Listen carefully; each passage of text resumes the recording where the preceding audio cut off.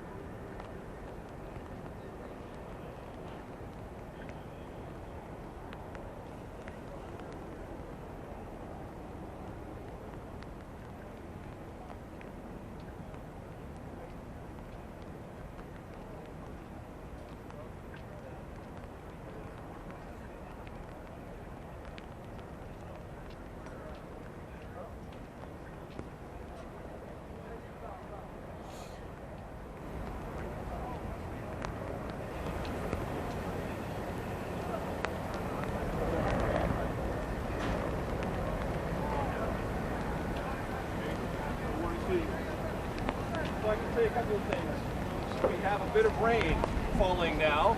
The weather forecast today said that would not occur until about 11 or 12 o'clock here in Washington. It's begun to fall now.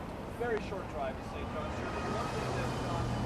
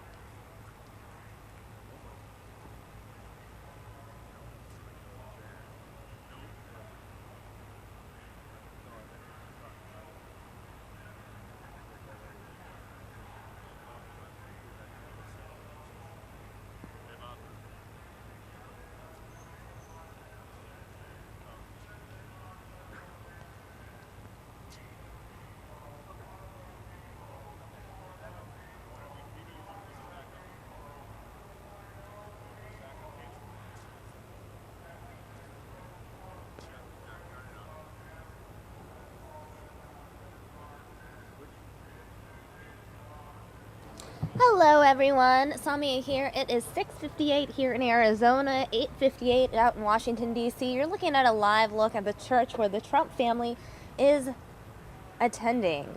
Again, Inauguration Day coverage has kicked off here on News Now. We'll provide you full coverage with nonstop commentary starting in just a few minutes. Thanks for joining.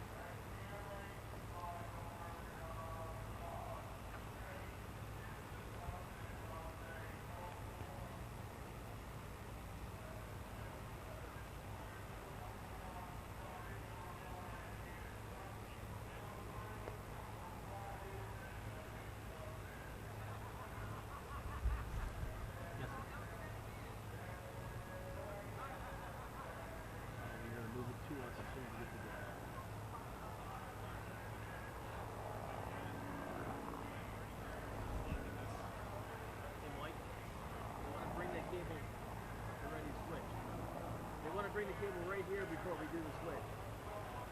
Spare. What? They want to have the spare right here. Oh, wait a minute. You're taking this?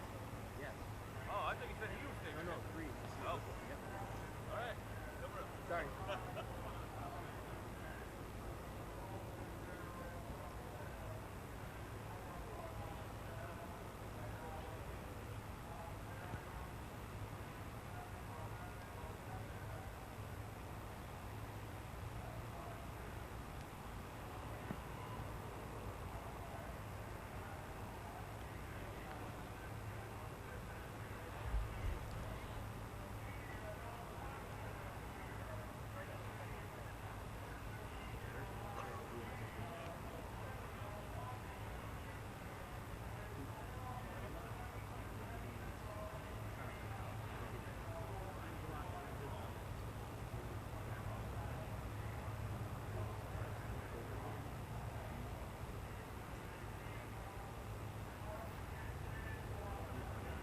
And I'm going to show you my shot right now for the left of it.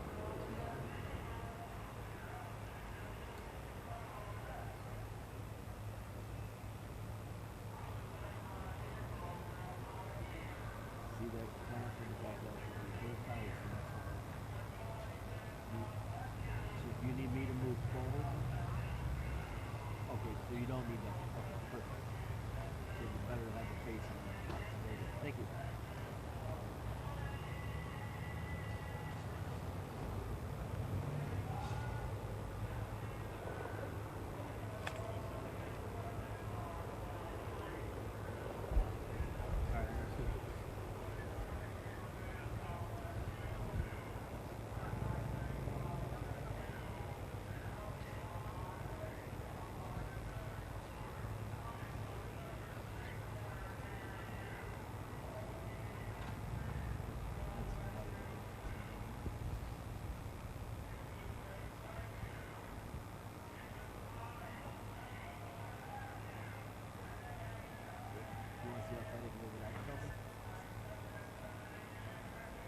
I moved down over about 10 feet.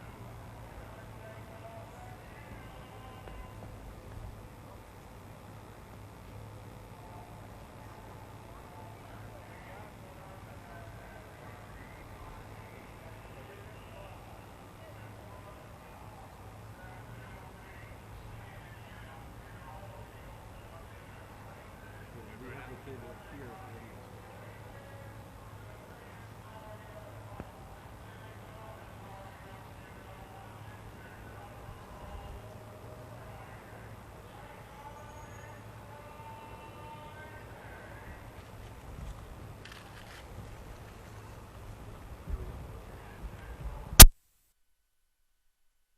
All right, guys. It looks like our feed, our shot from the church has shifted.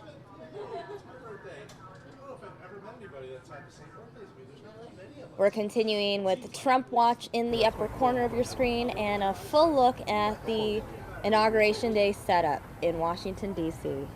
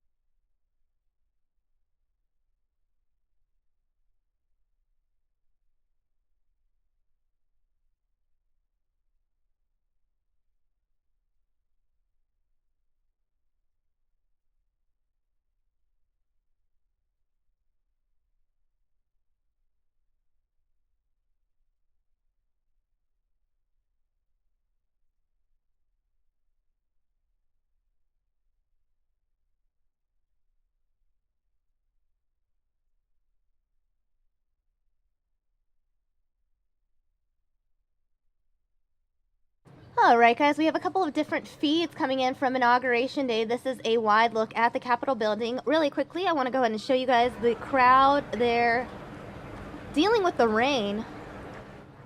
They don't care about the rain. They're just excited to see Donald Trump inaugurated as the 45th President of the United States.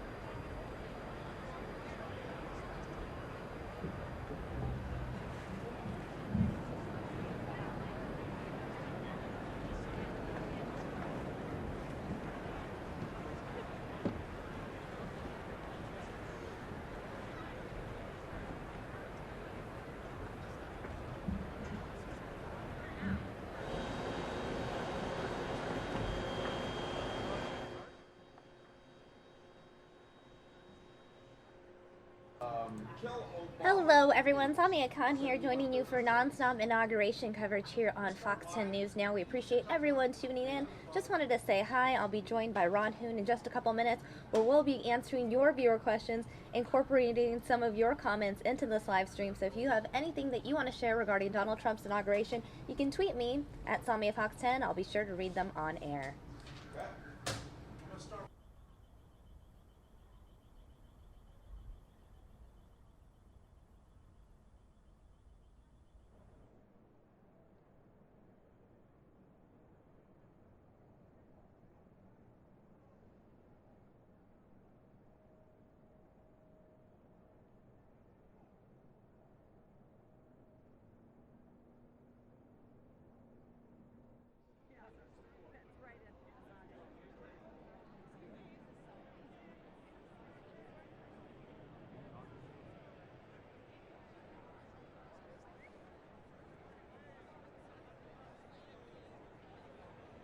what the actual strip. And I want to give a shout out to regular viewer Chris Lee, who already tweeted me minutes ago saying, "Morning, Samia. Exciting day ahead, Samia. Just hope it goes smoothly for Mr. Trump. We'll be following from Cornwall, England." Chris Lee, we always appreciate you tuning in, and we appreciate all of you guys that are joining us. Already 14,000 of you guys watching us live here on the Fox 10 News Now stream. We appreciate every single one of you. We're going to give you nonstop coverage of the Donald Trump inauguration here on News Now. Plus, if anything else happens, whether it's protests or any other sort of breaking news, we'll carry it for you here on this stream. Coming in from DC, the crowd.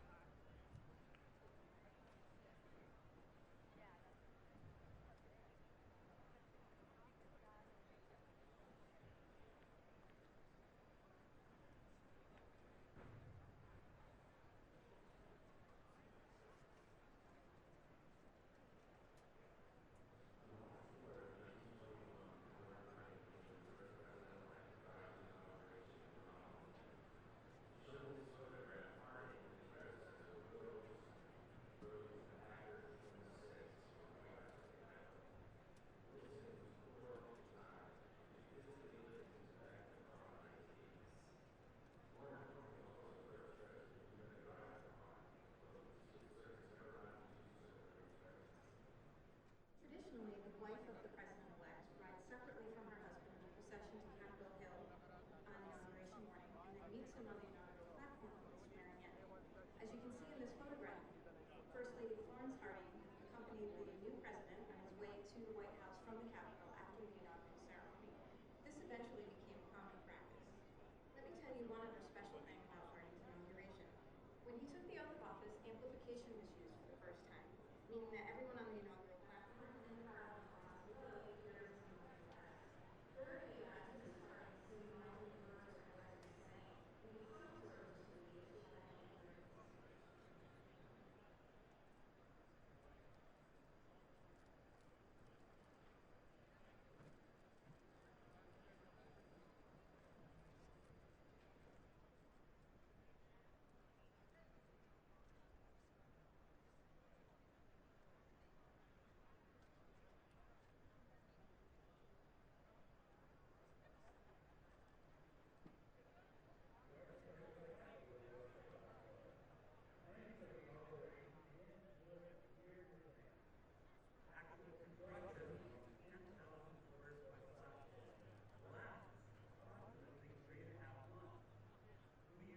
All right, joining me now for our nonstop inauguration coverage is Ron Hoon. Ron, we already have more than 16,000 people watching, and that's just on our YouTube stream. We also have people watching on our Facebook live feed as well. We appreciate everyone tuning in. I've already got messages all the way from the Philippines. Wow. Yeah. Well, there's worldwide interest. We found there was a phenomenon that we kind of honed in on very early on in this election.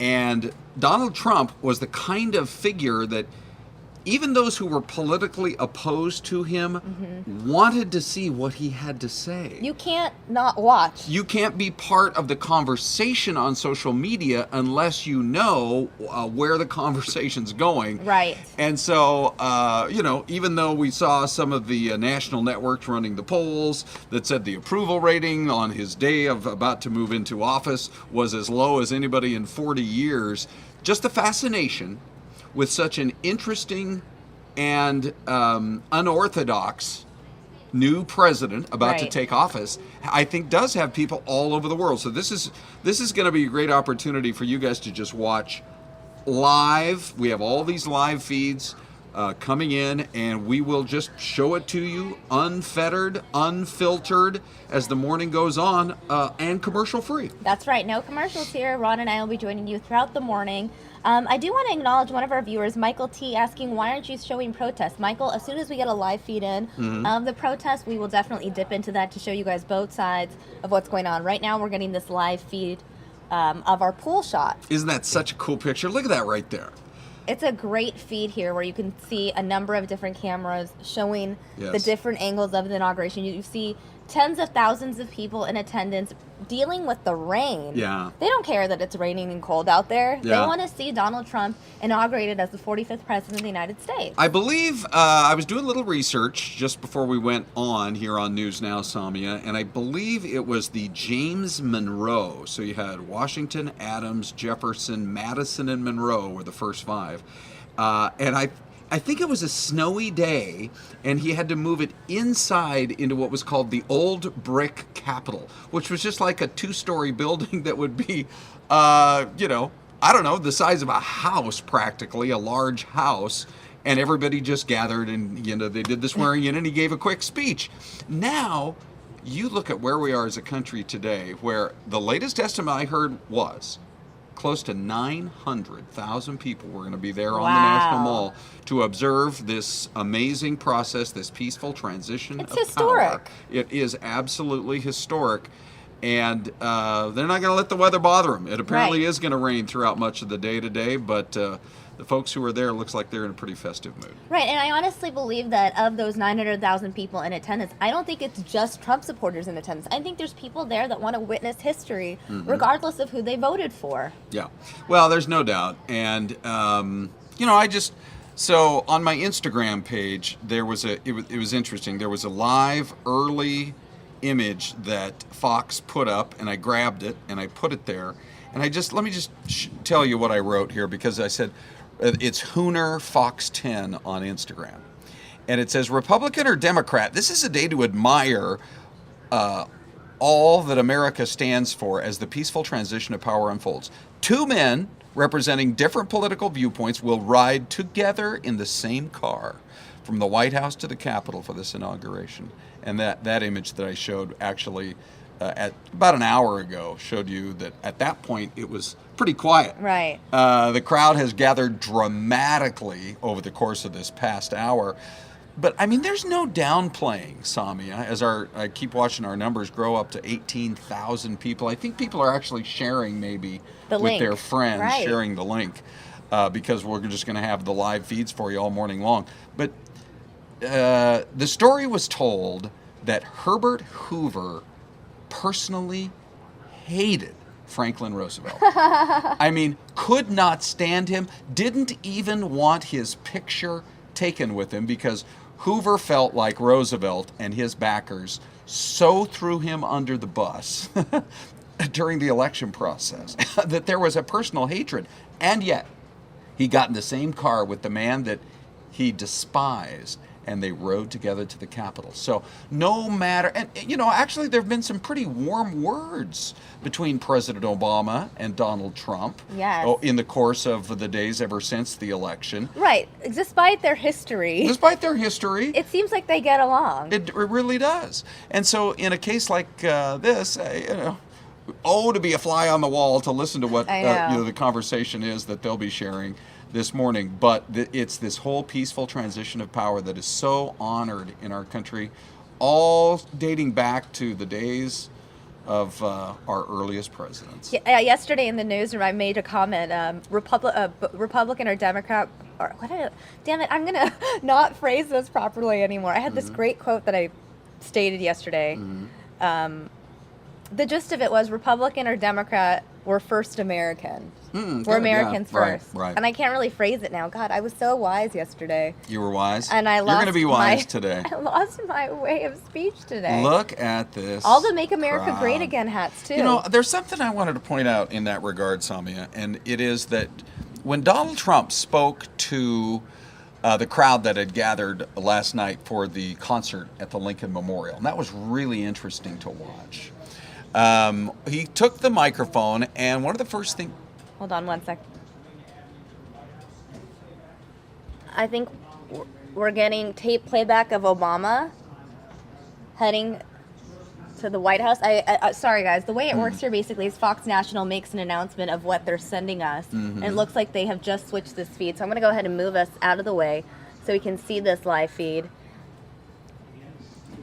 So it looks like he's right in the West Wing right now, there at the White House, and is expected to emerge in a few minutes. The church service, by the way, is going on at St. John's Episcopal Church, just blocks from the White House, which is a service that President Obama attended twice himself, 4 years ago and 8 years ago. We watched all of Donald Trump and the entire Trump family walk into that church about maybe 35 minutes ago.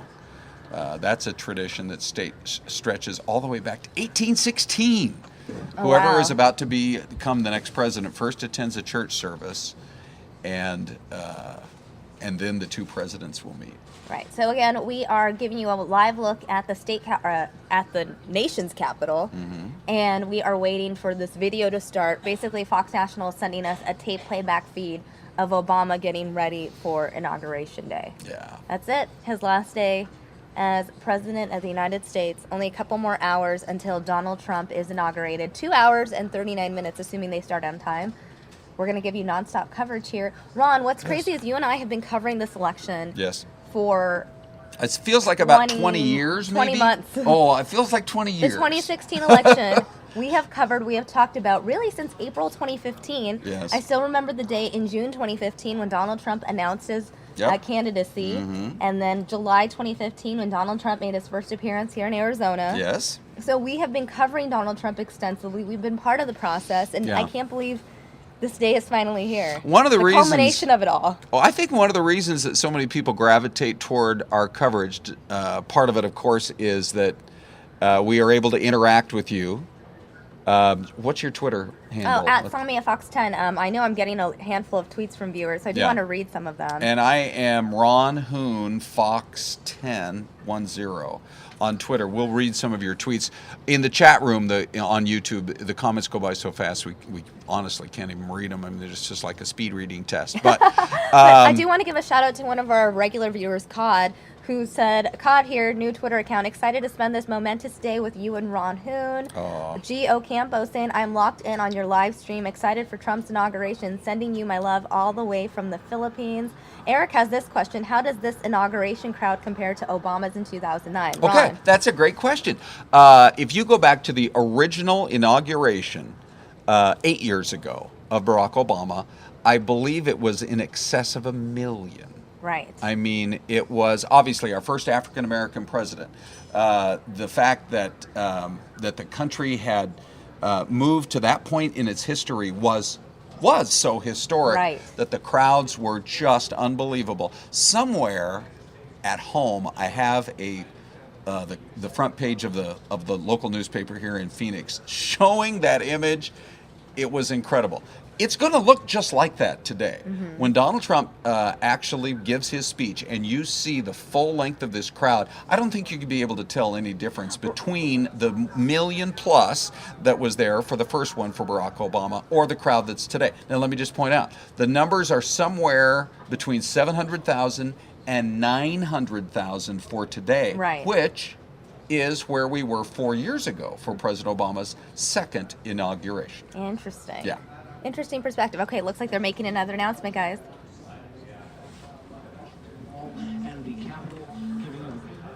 Oh, they're cutting away from this.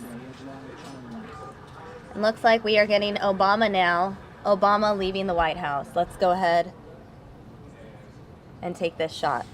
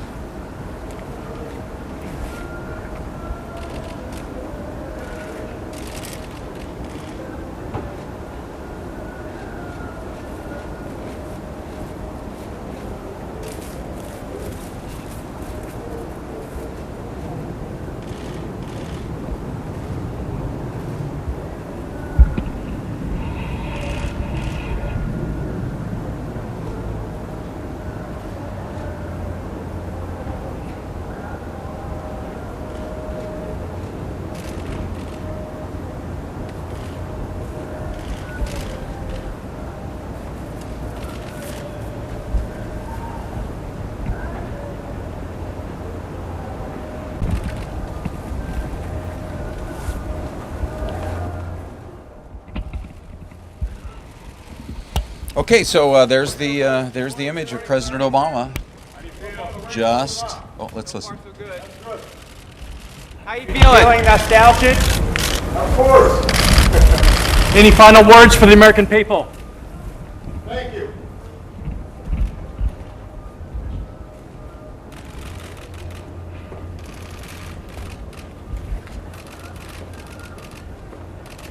Take care, sir. Thank you, guys. Part of you relieved President Obama?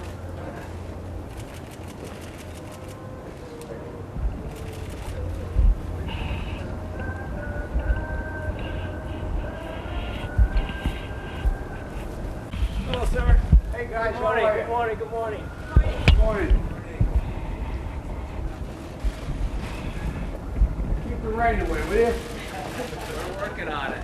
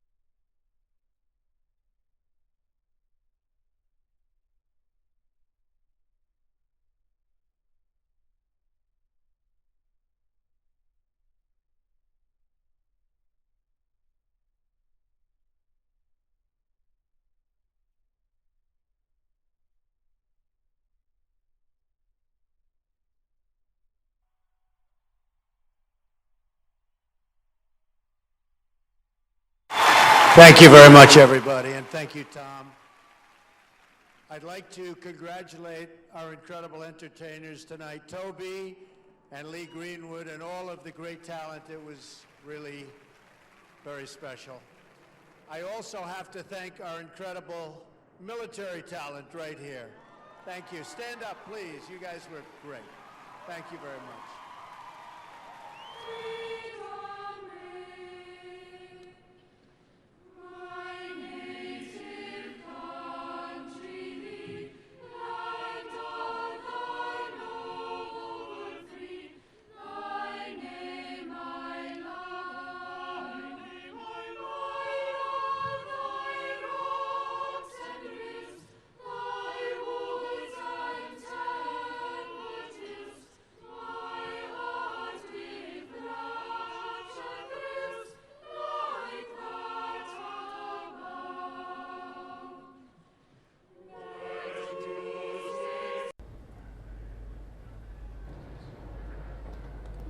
And now we have Donald Trump leaving the church. Donald Trump leaving the church now. A very special day for the Trump family.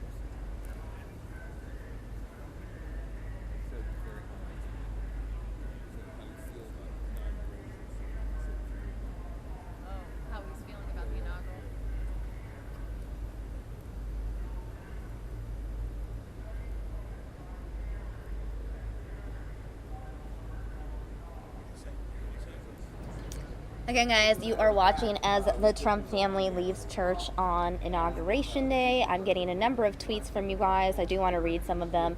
Michael tweeting us saying, watching live from Australia, looking forward to Trump mixing it up in the Oval Office. Good luck, America. Anthony Faleri tweeting me saying, enjoying your broadcast so far, no matter what the number are. Trump will boast that they were the biggest ever.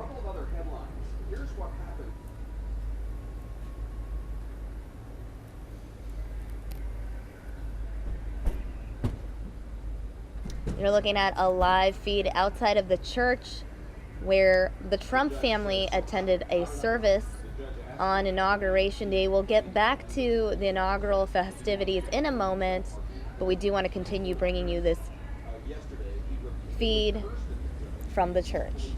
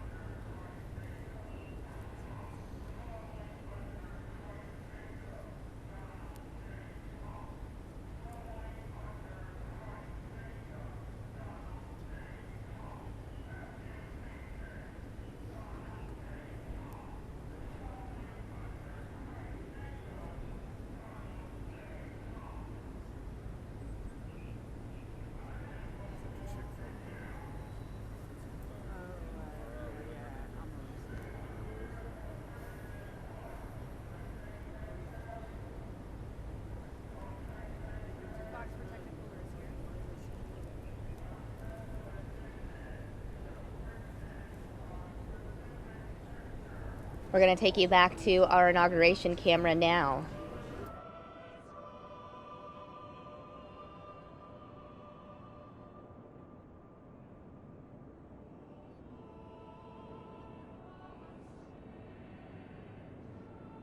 Okay, I'm disconnecting this from the camera and coming down.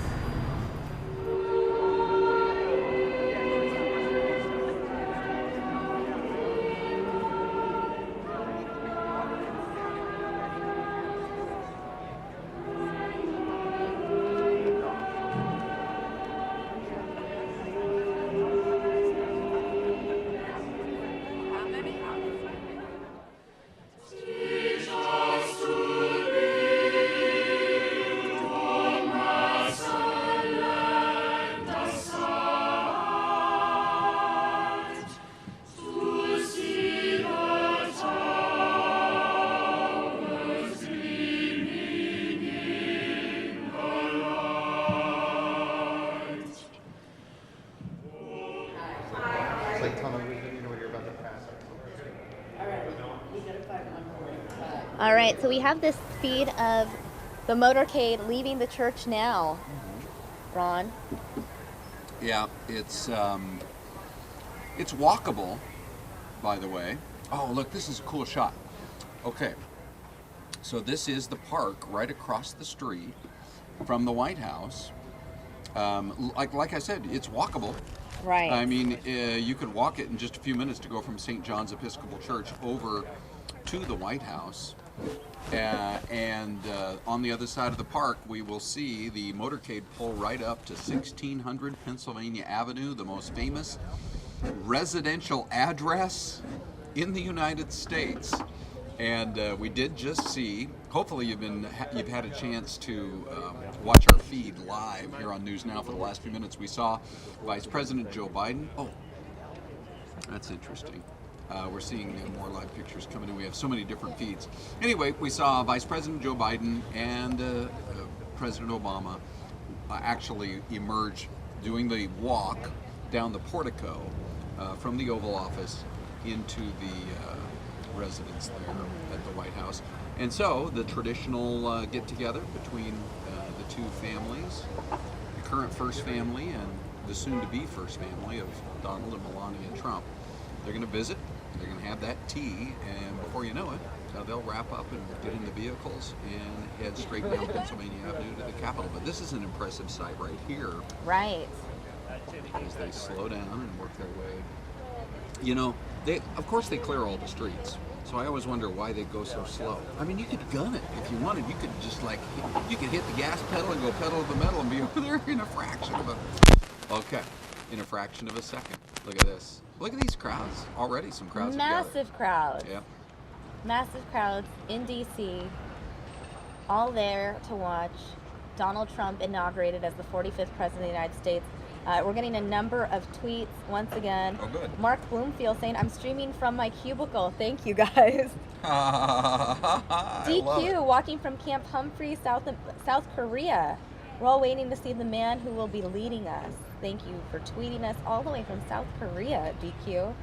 Haruna tweeting me saying, "It's a great day. I'm glad the I think there's a typo. 45th President of the United States, Donald Trump, is being inaugurated today. Please make America great again." Samia, so once again, you're getting your tweets and I'm starting to get some tweets in. It's Ron Hoon, Hoon, Fox 10. And let me just read a couple of them here. You had mentioned, I think, did you mention Kyle earlier? Just excited to watch the swearing in. Amazing to see a dream of so many Americans change to reality. Look at that shot.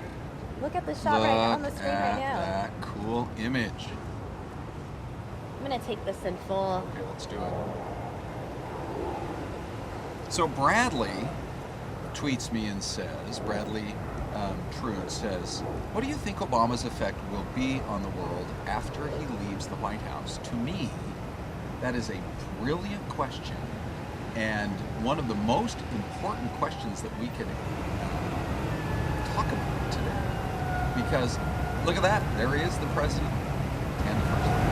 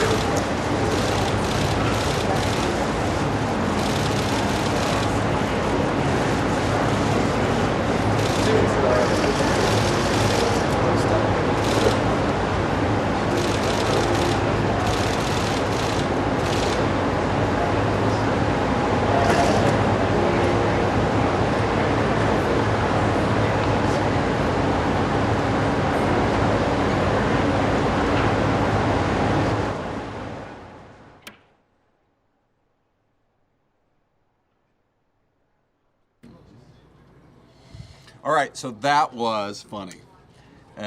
Just getting a chance to watch that. President Obama said something about protocol because the Trumps brought a welcome gift, right, to their little get-together with the president and the first lady. And they weren't quite sure, you got to have the traditional four-shot picture. They weren't quite sure where the president was supposed to go. Uh-huh. The president turned around and almost looked like he was going to hand it to one of the Marines. But, of course, they're standing at attention. And because you only have the four of them and the Marines right there, it was just a question mark for a few seconds as to where that gift was going to go. Because I don't think anybody thought, well, they were going to stand there, holding the present. So it looks like he just kind of walked back into the entryway there at the White House, where no doubt there were aides that were there ready to stand by. The thing that is so cool about this day, and the fact that you guys get to share this with us online here on News Now, either through our YouTube channel or a lot of people just grab the app, the Fox 10 Phoenix app. You put it on your phone, and you can carry us around all day long on your phone, the live, uninterrupted coverage. But, we're going to capture everything live and raw and unedited as it happens. Like 5 minutes, 10 minutes ago, when President Obama started walking down the portico there, you can see the photographer literally picked up his camera And the next thing you knew, it looked like it was pointing toward the ground because it's just a live feed, and we're going to have that for you all morning long. And that was another instance right there of nobody quite sure exactly what to do for a few seconds until they figured out, hey, somebody take care of this gift so we can get our traditional picture in, and then we'll go into the White House and we'll have our visit. They've got the tea all set to go. And now we're at the Capitol, where these live images are coming in from. We've got a cool shot from the White House and a cool shot from the Capitol all going on at the same time. It's such a historic day, Ron. I've been getting a number of tweets from viewers that are talking about how excited they are to be watching this historic day with us, Ron. Yes. People tuning in from all over the world. We just witnessed that historic moment here on News Now where the Trumps arrived to the White House. They were greeted by the Obamas, and now they're going to ride together. Yeah. Hey, I just want to read the coolest tweet that just came in. This is from Paula Johnson, who says, I'll be streaming this live in my classroom today. How cool is that? Wow. So we're honored. We're honored, Miss Johnson or Mrs. Johnson, that you're going to take our feed and present it to your students. We hope that when things really get going, that you're maybe you can feed us some questions or reactions from your students in the classroom. That's a good idea. And we will share our thoughts interactively here on our streaming service. That was the other point I was going to try to make, Samia, is we can be as interactive. It's all commercial free. It's all live raw feeds through News Now, our streaming news service out of Phoenix, Arizona, out of Fox 10 Phoenix. We can be completely interactive. So that's so cool, Paula, that you're doing that, and give us the feedback of your students. Ralph Crane is saying this is history in the making. And I did just want to answer the question from Bradley Trude from earlier. What'll be the President Obama's effect after he leaves the White House? You know, I think for a long time, a lot of people assumed that when his time in Washington was over, he would be moving back to his hometown of Chicago. There he could be in touch with the people who are going to be building his presidential library. Right. And it's not like, say, when Bill Clinton left office and you're leaving Washington to go to a smaller town like Little Rock, Arkansas. Right. You're still going to one of the major cities in the world of Chicago. But for whatever reason, over the course of the last several months, it became clear that President Obama has no intention of leaving Washington, D.C. They've already got a house all lined up. And it is going to be one of the great stories politically of this year to see how engaged he becomes. Look who's there. Laura I Bush. knew it. I was pretty sure Oh, look it at was that. the former First Lady. There he is. See, because here's George W. Bush, who decided to really step back from the Exactly. national stage. He did not engage in any sort of critical role or criticizing role of President Obama during his 8 years in office. They talk about this being the most exclusive club in the world. You know, the handful of people who are still alive who has served as President of the United States. And he has not played any type of critical role. President Obama gave us the heads up day before yesterday that if he sees things that he wants to comment on, he's going to. Right. He's not going to hold back. And that will be unusual. So we have, for the first time, a man with no political experience becoming president. Mm-hmm. He's a business leader in this country, not a political leader.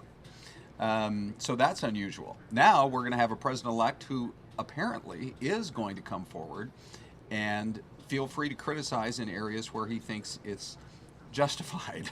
So things are constantly changing. We're seeing new things that have never happened before. I actually, if I had to answer that, if you had to pin me down, I would say that President Obama will not criticize as much as some people might think. And I'll tell you why. Why is that? I think it would lose its punch after a while. I think that he's going to watch and wait and see, and there'll be certain things. One of them is DACA. Right. For the Dreamers, the Deferred Action Enforcement Program that allowed people who came here as children, who were in the country illegally, to stay in the United States. I think if President Obama, or if President Trump were to issue an executive order rescinding that today, I mean this afternoon, Right. that would be something that President Obama would probably, President Obama would probably criticize. Now, here's part of the aspect of the day. President Obama and First Lady Michelle, do you know where they're heading right after all of this is over? Of course I know where they're heading. There you go. They're heading to my home state, Yes. California. They're Exactly. heading over to Palm Springs, which doesn't surprise me, considering all the rumors out there that suggest that that President Obama will eventually enter the tech field or Yes. launch a tech media company. I mean, Right. both of those industries, Yeah. really the entertainment industry and the tech industry, headquartered, at least here in the United States, in California. Sure. It's so interesting to see people who leave government service. What role do they want to play? This is a decision he's going to have to make. Right. Do you continue to, insert yourself into the political discourse, or do you take your resume? You've got to brush it up a little bit. Right. Maybe make a Apply couple of for some adjustments, jobs. right? I don't know if you still have to do the online thing, but anyway. Or do you take your resume and say, in reality right now, I could do just about any dream job in the world, because who's not going to hire the president? Well, and what's a bigger dream job than being president of the United States, though? Well, okay, so for example, do you think that when Condoleezza Rice left as Secretary of State and talked about how she wanted to be, remember, she loves football, she wanted to be the next NFL commissioner, I think she looked at it and said, that would be a cooler job than even being Secretary of State. Right, there are definitely some cool jobs, especially in the realms of sports and entertainment. They're more fun, Yes. less pressure, Yeah. less people hate you. You know? Right. I mean, there are definitely some jobs out there. Sure, if President Obama was like, you know what, I want to run Fox Studios. Sure. Is Yeah. that who a knows possibility? Who knows how that would work? Do you think he'll be out in Century City in Southern California at the Fox lot where all the Yeah. TV shows tape? Yeah, well, see, here's the thing. When you're already the leader of the free world and everybody's been at your beck and call. Oh, here are more live pictures coming in from there along The Capitol Hill. Here come the Trumps. To move us out of the way. Hmm. They've already arrived there at the Capitol.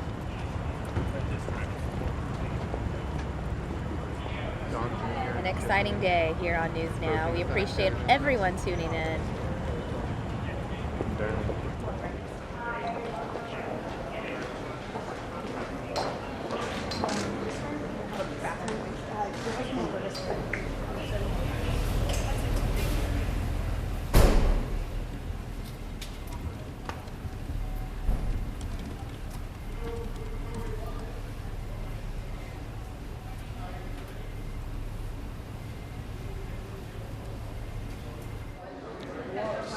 Okay, so they're going to switch in and out a lot now for the pictures inside the Capitol and outside the Capitol.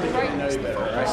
I do have to say, from watching our coverage 4 years ago and 8 years ago, all of our sources, all of our feeds, they do a really good job of going back and forth and showing us exactly what's going on at every moment from every angle. And you can see some of the power brokers here along with the Secret Service. Thanks. Walking through the halls of Congress. What? Well, everybody's got it.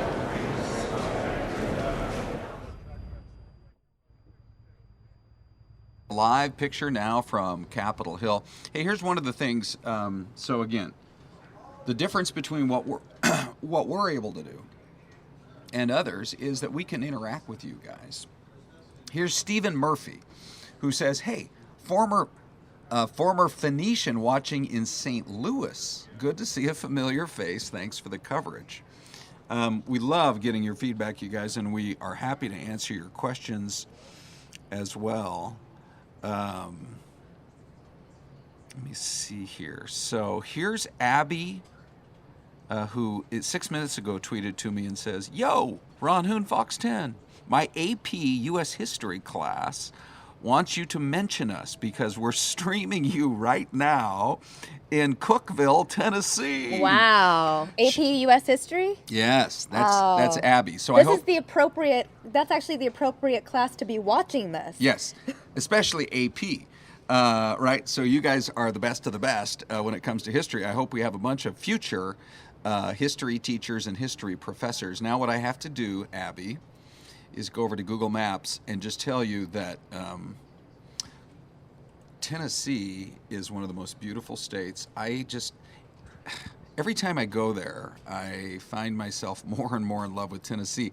I just, in this last year, went to Chattanooga and found it to be one of the most fascinating, beautiful, and historic cities. And from there, actually, I think I might have driven right through Cookeville, now that I think about it. Yeah, because we went up to Kentucky. So shout out to Cookeville, Tennessee, and the AP History class. We are really glad that you guys are watching us. And if you want to tweet a few questions our way, you can challenge us with your history knowledge and your love of politics, and we'll try to answer as many questions as we can. This is one of the coolest aspects of what we're doing, is that we are able to talk to students who really truly appreciate that you are watching history unfold, and you'll probably remember this very day for the rest of your lives. The fact that you were a senior or a junior, you were in an AP history class, and you got to interact with us as we all watch these live pictures unfold. So anything we can do to help you guys, let us know. We got 36,000 people watching from all around the world. I'm sure that number would increase. Viewers, if you like what you're watching, make sure to share our stream on your Facebook, on your Twitter, whatever social media you have. Maybe just text it to your friends. Yeah. We encourage you to bring in your friends, join us for this historic moment as Donald Trump is inaugurated as the 45th President of the United States. Yes, we just saw Kellyanne Conway there on the screen. Yeah, people, I think she's going to get a few comments on her outfit today. It's very sort of neo-patriotic, right?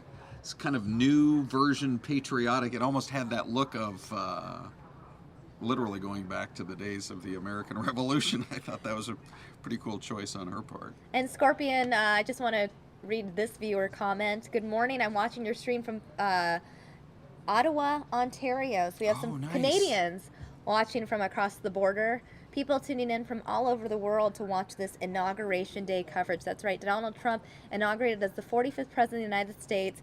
We are just 2 hours away from the official swearing-in ceremony.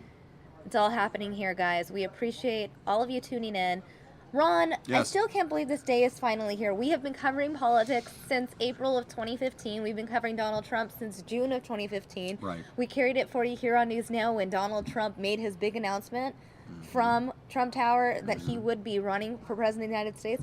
And back then, a lot of people didn't expect that he would be inaugurated come January 20th, 2017. A lot of people didn't think he was going to stay in the game, that he was just doing this for publicity. And once they realized the kind of support he was getting, there were still a lot of people that, despite the fact that Trump was getting support, believed that he wouldn't become the Republican nominee. Well, I think that I ran across an article yesterday, and it was from Associated Press, that said that Donald Trump, some people remember when he was in the Czech Republic in 1996, that he told people he would someday be the President of the United States. Wow. That was 20 years ago. Wow. And so... if you believe it, you can achieve it. Yes. There's the lesson there. Yeah, exactly. So apparently this has been a dream of his for a very long time. How far back does it stretch? Who knows? But how many little kids don't grow up in this country thinking, maybe someday I could be the person in charge. I could be the next president of the United States. Hillary Clinton, it turns out, was not meant to be that she was going to be our first female president. But that, I think, is probably going to happen pretty soon as these election cycles unfold. So boy or girl, man or woman, it's just cool to think about, when did that dream start for each? Actually, that would be a great book. If some historian, maybe it's you guys in the AP history class in Cookeville, Tennessee, if somebody sat down with each of the still living presidents and said, just tell me about the dream. Don't tell me about the campaign. Don't tell me about the last 2 years of raising money, all those kinds of things. Tell me about the day that you were in a political class and you thought I could do this when you were 14 That years could old? be me. Could it? No, I'm saying that's the thought that they had. Yes, that could be me. You know, Donald Trump is going to have 2 Bibles today. One is the Bible that belonged to Abraham Lincoln. Right. The other Bible was one that my understanding was given to him by his mom when he was 9 years old, after he completed a Sunday That's school right. class there in suburban New York. I think it was a Presbyterian church. And he, so it's so cool that he wants to connect with that part of his past as a 9-year-old. Here comes Kellyanne again. Kellyanne Conway, one of the most powerful political names in the country today. Right. A lot of people credit her as the person who really turned Donald Trump's campaign around, really Sure. shifted his message, Yeah. toned him down a bit, Right. and really made him more appealing to people that were maybe on the fence regarding whether they would vote for him or not. Yeah, I mean, those final weeks of the campaign, it appeared that it really was brilliantly run, and the multi-state strategy to go out there and win Pennsylvania and to win Michigan, because remember, that was, we're literally in the last hours of the campaign, and then candidate Donald Trump goes out to Michigan to stress one more time, you're looking at a state that has seen so many jobs lost. We're gonna bring them back. And that message played so powerfully in Michigan and in Pennsylvania. Those 2 states really swung it his way. I'm gonna look for a few more tweets here. I'm getting a ton of tweets from all over the world. It seems like everyone wants their country or their state to get a shout out. We have Mercy Lynn watching from Kenya. Wow. Yeah, That's pretty cool. Lily Valecki tweeting, watching live coverage of the inauguration from Sydney, Australia at 2 a.m. Oh, way to go, Sydney. Wow, and Colby Richard watching live in Coach Cox's world history class at Airline High School in Louisiana. Oh, that is just so great. So again, we want to thank all of you guys tuning in, not only here in Arizona, but all across the country and all across the world for the historic moment. We know that maybe not everyone tuning in is a Donald Trump supporter, Right. but we know that all of you are here to watch a historic moment. All right, so it's so cool that we're communicating with the kids in this one AP class in Cookeville, Tennessee. I just looked it up. Now I remember. You're really attached to this class in Tennessee. Now I remember because I left Chattanooga, drove up that highway, went through Sparta, and actually stopped and got gas at the Shell station in Cookeville, right where Jefferson Avenue crosses underneath the I-40 on the north side of the freeway. So I love Tennessee. Let's see what they're saying here. Let me zip over to the Twitter page and see. Wow.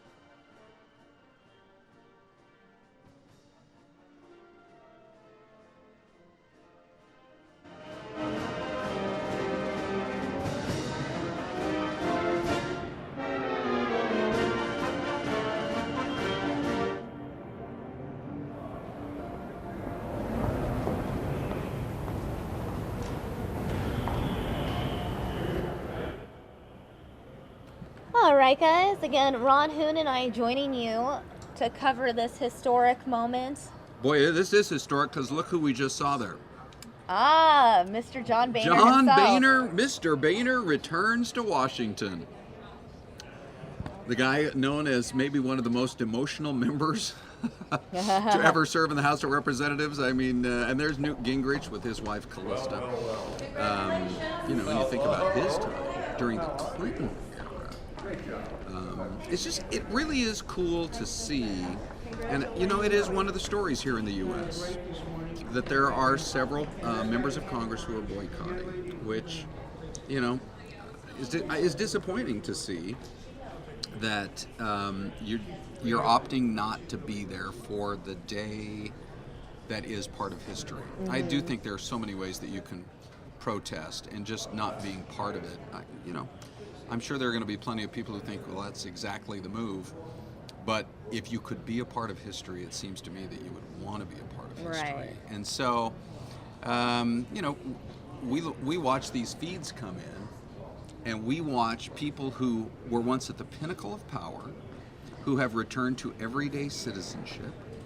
That's John Boehner. And there's John Boehner, for example. A lot of them keep dipping their toe in the political waters. But it is just, it's so cool to see Jimmy and Rosalind Carter. He's in his 90s. She's about 90. They're both in good enough health that they're able to be there. George H.W. Bush and his wife Barbara are both in the hospital. There's Newt Gingrich. Yep.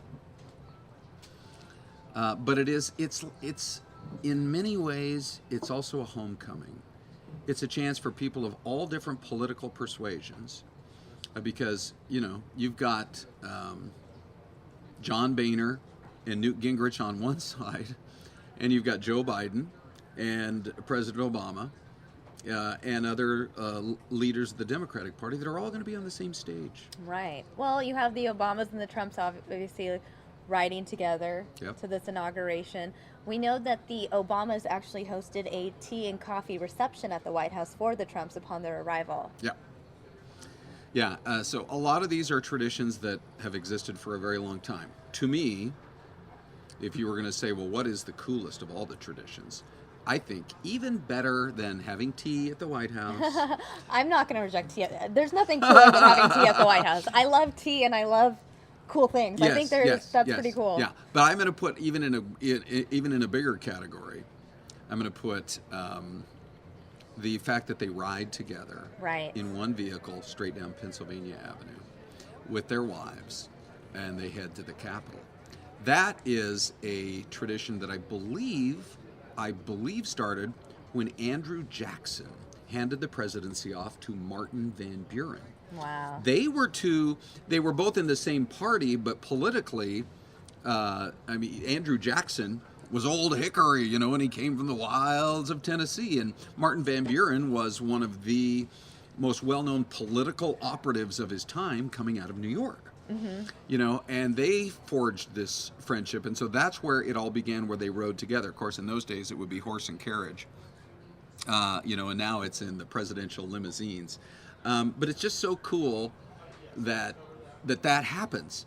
When you think about some of the, we were talking a little bit earlier about how Herbert Hoover probably didn't want to get in that car with FDR. They hated each other. Hoover especially hated FDR. But they got in the vehicle and they rode together. Who knows? Maybe they didn't say two words to each other. Right. Maybe they both sullenly looked out the windows. Who knows? They just did it for show. But the simple fact is, with a few dozen exceptions of certain people on Capitol Hill who are boycotting, the vast majority of people of both political persuasions are participating in this peaceful transition of power. And I do want to reiterate that what makes News Now a really unique stream is its interactivity. I know a lot of you guys tweeting about where you're watching. I want to make this more informative for the viewers. So if you are going to tweet us, I want you to tweet us what you liked about President Obama and what you're excited for with regards to President-elect Trump. We'd like to hear your thoughts, what you're looking forward to, your reflection on the last 8 years. So if you were an Obama supporter, let us know what you loved about him most. And if you're a Trump supporter, let us know what you're most looking forward to seeing from Trump in the next 4 years. Mm-hmm. So tweet us. Our names are on the screen. You can find us, and we'll read your comments here on News Now.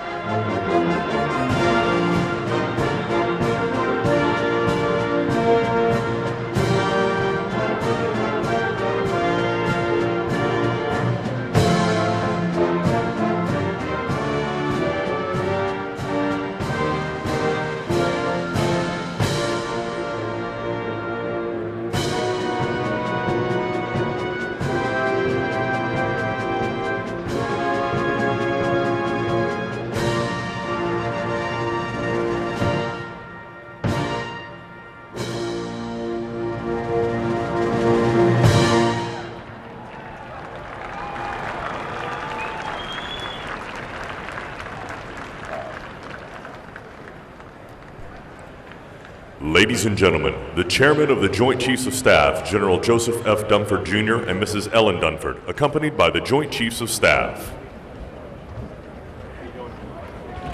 Good morning.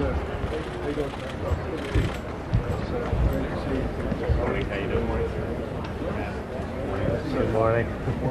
Good morning. Miguel. How are you? Good morning. How you doing?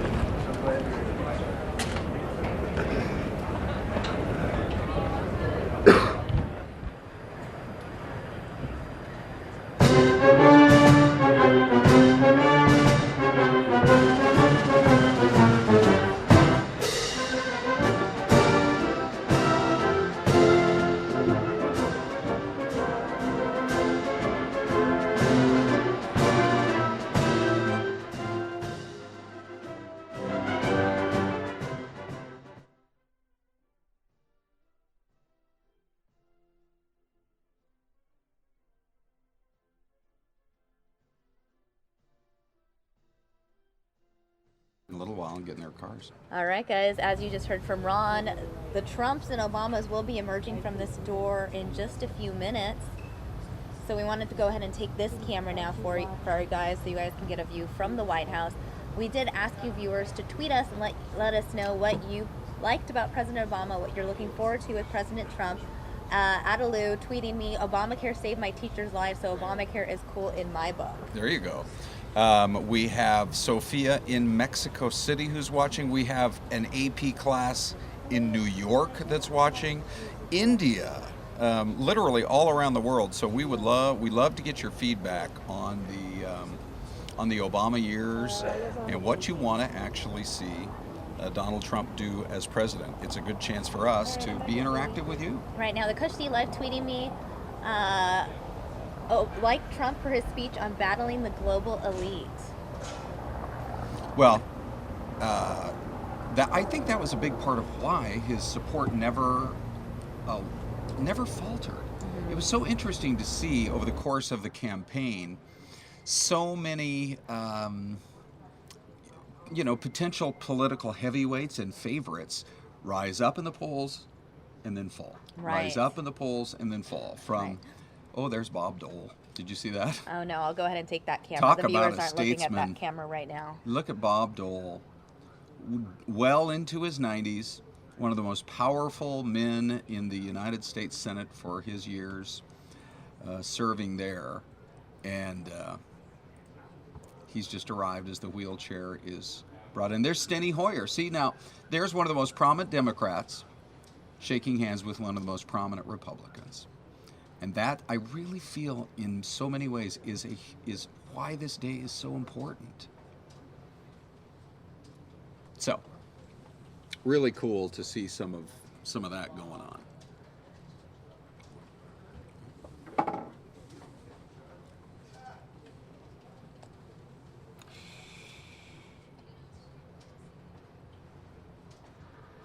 I want to read a few more comments coming in. This one coming in from Escobar Edwin. I liked about Obama that he tried to make a difference, and I'm excited that Trump will make a change in the trajectory of the United States. Okay. We are really loving your feedback from Tokyo, from Queens, New York, which was the last president to represent New York before Donald Trump. Isn't that interesting? We've got a president who did not carry his home state. Wait. Oh, there we go. You're looking live at Bill and Hillary Clinton. This was one of those unique cases where it really didn't matter who won the election. They were going to represent New York State. Either way. Yeah. Either from Chappaqua Speaking or of New York, from Manhattan. Right? What a fitting question. Well, clearly the most, probably the most well-known New Yorker up till now to serve in the presidency has got to be Franklin D. Roosevelt. I mean, when you consider that that man was so popular, he was elected and then reelected 4 years later, reelected 4 years after that, and reelected a third time, a total of 4 presidencies. That, by the way, is a really cool place to go spend a day, is the Franklin D. Roosevelt Home and Museum in upstate New York on the shores of the Hudson River. We were talking earlier about when does this dream first enter, when does it first enter your head? And you got to believe for Franklin Roosevelt, it was as a young man, when he originally, his thought was he would sail great ships because he watched them going up and down the Hudson River as a boy. But at some point, he got himself involved in politics. His distant relative, Teddy Roosevelt, had already been involved and had served as president. And so from New York, we see, some of the biggest political names ever. And now Donald Trump is the latest.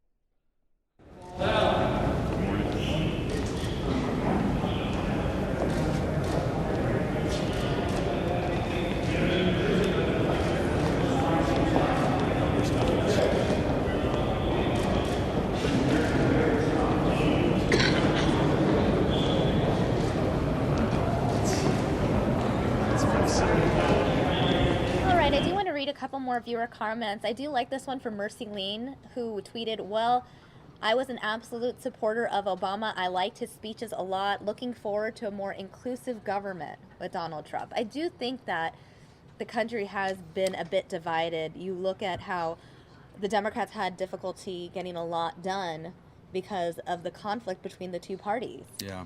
And now we're going to have a more unified government because the president and Congress all run at least by the same party. Keep in mind that Donald Trump has said that he wants to, very early on in his presidency, institute a program that liberal Democrats love. And yet he was voted into office through Republican support primarily. The polls showed not a lot of Democrats voted for him.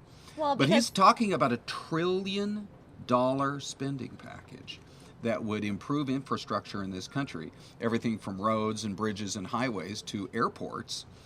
And he's got the support of Democrats on that. He may have to bring the Republicans around. Well, but at the same time, if he rescinds some of President Obama's executive orders, which is likely to happen, the Democrats won't like that at all. The Republicans will cheer him on. So he has to ply these waters. Well, let's keep in mind that Donald Trump used to be a Democrat. Yeah, he used to be a Democrat, then he's a Republican. I always truly believe that Donald Trump was more of an independent, and he chose to run on the Republican ticket. But I do believe that he, supports some Republican ideals, supports some Democratic ideals, and I think it might be nice to have a president that thinks from an independent point of view. I think so too. And we would love to get your input on that. Do you guys think that President Trump will pretty much play it right down the middle, or will he adhere mostly to Republican ideals, or will he surprise us in some ways? Because he's talking about being an inclusive country. Will he surprise us in some ways with ideas that generally would be more of a democratic approach? Some of the feedback we're getting from you guys on Twitter, from Rossville, Indiana, to Goa, India, and we've got Raghavir who says, I wonder, here we are watching from India, I wonder what India-USA relations will be like from now on. Interesting. I do want to read this comment. Dylan Grigor tweeting us from Romania saying Trump is a little rough, but he says it as he sees it, and he throws political correctness out the window. That's refreshing. And I think that was his appeal initially. That was something that a lot of people look forward to. I'm going to go ahead and take this shot now. Ladies and gentlemen, former Vice President Dan Quayle and former Vice President Dick Cheney, accompanied by Mrs. Marilyn Quayle and Mrs. Lynn Cheney. The White House for minutes ago, President elect Trump not left the White House yet. Good, clean feed of that. So basically, I think we are seeing the motorcade actually kind of work its way up there right toward, trying to see if that's more on Capitol Hill or more right up in front of the White House. By the way, it kind of looks like the area outside the White House, but don't quote me on that, guys. That would make more sense, wouldn't it? Is that Dick Cheney there? Sure. And his wife, Lynn Cheney, the former vice president, a proud Wyoming resident wearing that cowboy hat from his days there. To answer, we want to be as interactive as we can. And so to answer the question from Raghavir earlier, I actually think USA-India relations, on the one hand, will be pretty strong because Donald Trump is a businessman. Mm-hmm. And he realizes that you've got to have a great relationship with India. 1 billion people there. Because that is as fast a rising economy as you're seeing it. I know China gets more talk. Right. But India, the economy of India just continues to boom. And so it's important for us to have good relations with that country. I mean, there's 1 billion people in India, much larger population-wise than our country. However, Donald Trump has made his top priority bringing jobs back to America. And a lot of jobs end up in India. A lot of those jobs end up in India. So I actually think the Indian economy at this point is strong enough that it could withstand the removal of some of those jobs from India coming back to the USA. And why not when you've got an economy of 1 billion people with standards of living rising there. But you could see some job losses. You could absolutely see some job losses coming out of India, as I do think one of the first things Donald Trump is going to try to push through is this tax on products that are made in other countries that are sold here. Speaking of India, there is Nikki Haley, the South Carolina governor, and the new, or soon-to-be, U.S. ambassador to the UN. I made that transition because Nikki Haley is of Indian descent. Yes, exactly. And I wanted to go ahead and show you guys this feed as well as more people arrive at the inauguration. Again, we are about an hour and a half away from Donald Trump being sworn in as President of the United States.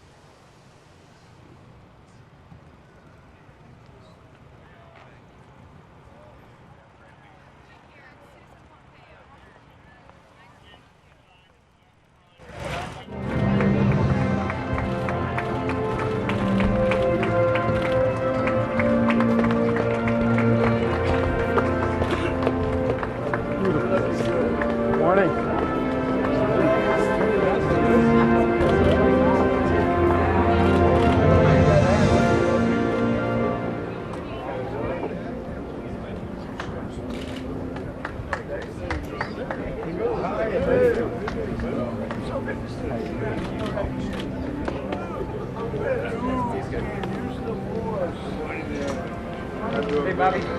Hey, Chairman.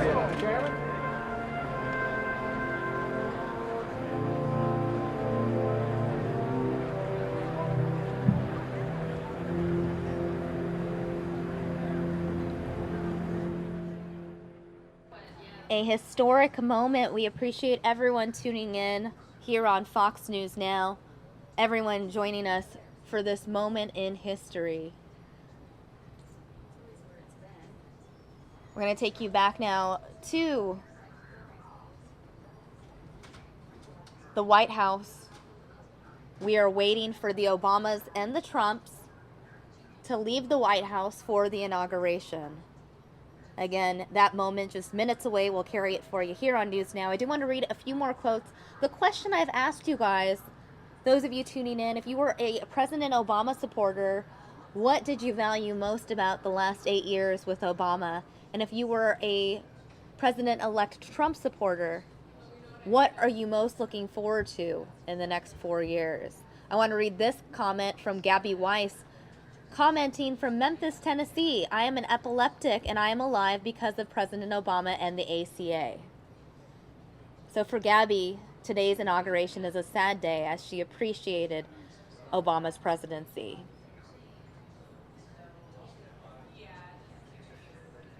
Meanwhile, Gerardo Rodriguez tweeting me, Trump is a man that will change the states and the world leaders for goodness.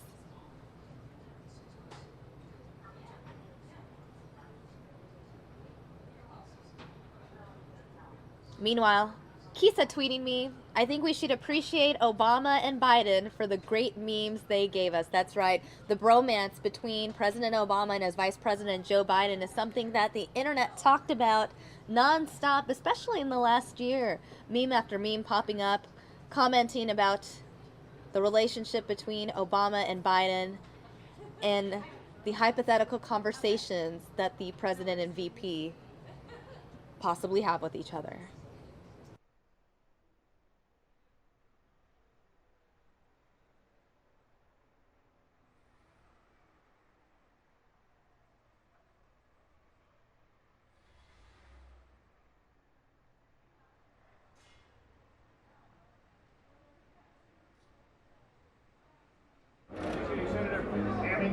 Nice day today. Good day. Good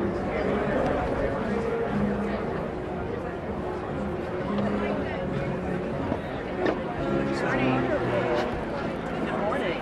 Is this good angle for you? This angle for yourself.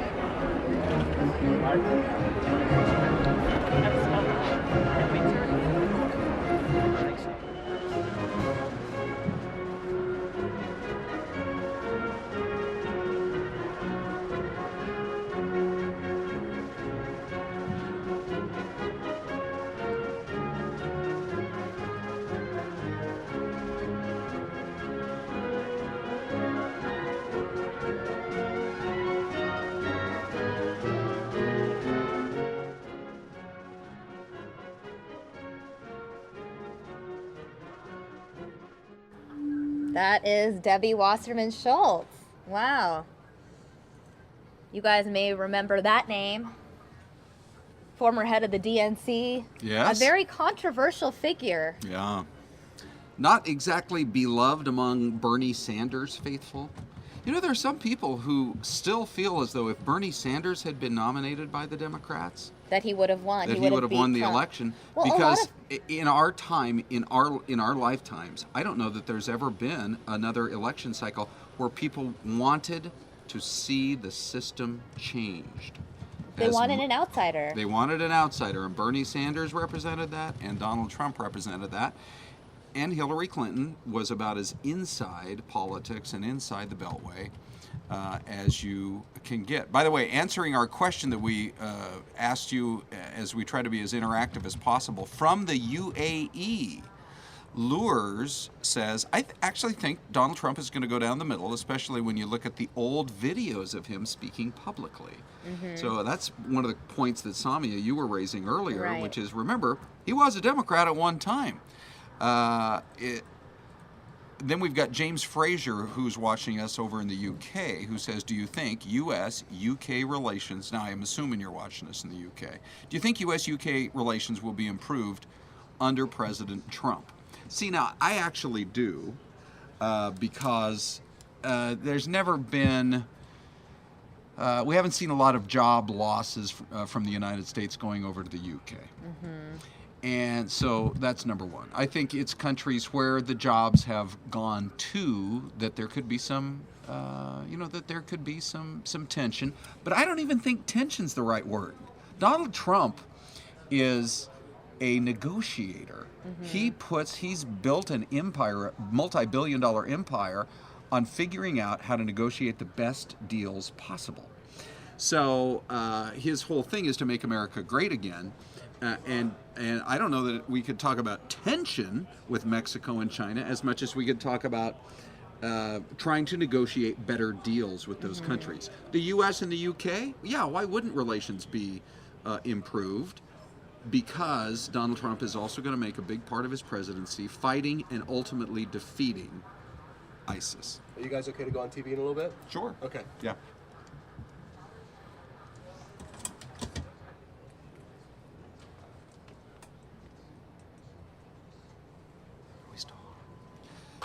And so, that is one area where the UK has, you go all the way back to the original Gulf War to remove Saddam Hussein from power, and then the fighting in both Iraq and Afghanistan, and the UK has always been one of the United States' strongest partners. And if this fight against the Islamic State takes on the proportions that some people feel it could during the Trump years, an improvement of relations between the United States and other countries would make sense, and strengthening ties with our good friends would make a lot of sense. It's going to be an interesting next 4 years, Ron, I will say, especially coming from a media perspective. Donald Trump has just brought so many people into the political world in terms of just having interest in politics. I think there are a lot of people out there that maybe weren't interested in politics before the 2016 election. But now Donald Trump, I think because of his celebrity and his name, initially just got so many people attracted to following all of this. Now he's making headlines on a daily basis with Twitter, things like that. I mean, what are you most interested in seeing? I just want to interrupt for half a sec. Okay. John McCain just walked in. On the other picture, he is going to continue to play. Oh, there's Bernie Sanders. And right before Bernie Sanders, we saw John McCain. He's going to play a powerful political role in the coming years because John McCain is thought of as a maverick. Right. And so he already said yesterday he still wasn't 100% sure he was going to vote for Rex Tillerson for Secretary of State. John McCain needs to be courted by the president-elect, by Donald Trump. And it is also interesting to see Bernie Sanders there because if anybody represents the opposite political viewpoint, it's Bernie Sanders. And Bernie Sanders chose not to boycott. Right. Bernie Sanders did choose to be there. And important that he was, because this was a man who for a while there, if he could have picked up a couple of more primary wins, had a real shot at becoming the Democratic nominee. And could have been on that stage in a completely different position as we see more people coming down the steps there at the Capitol.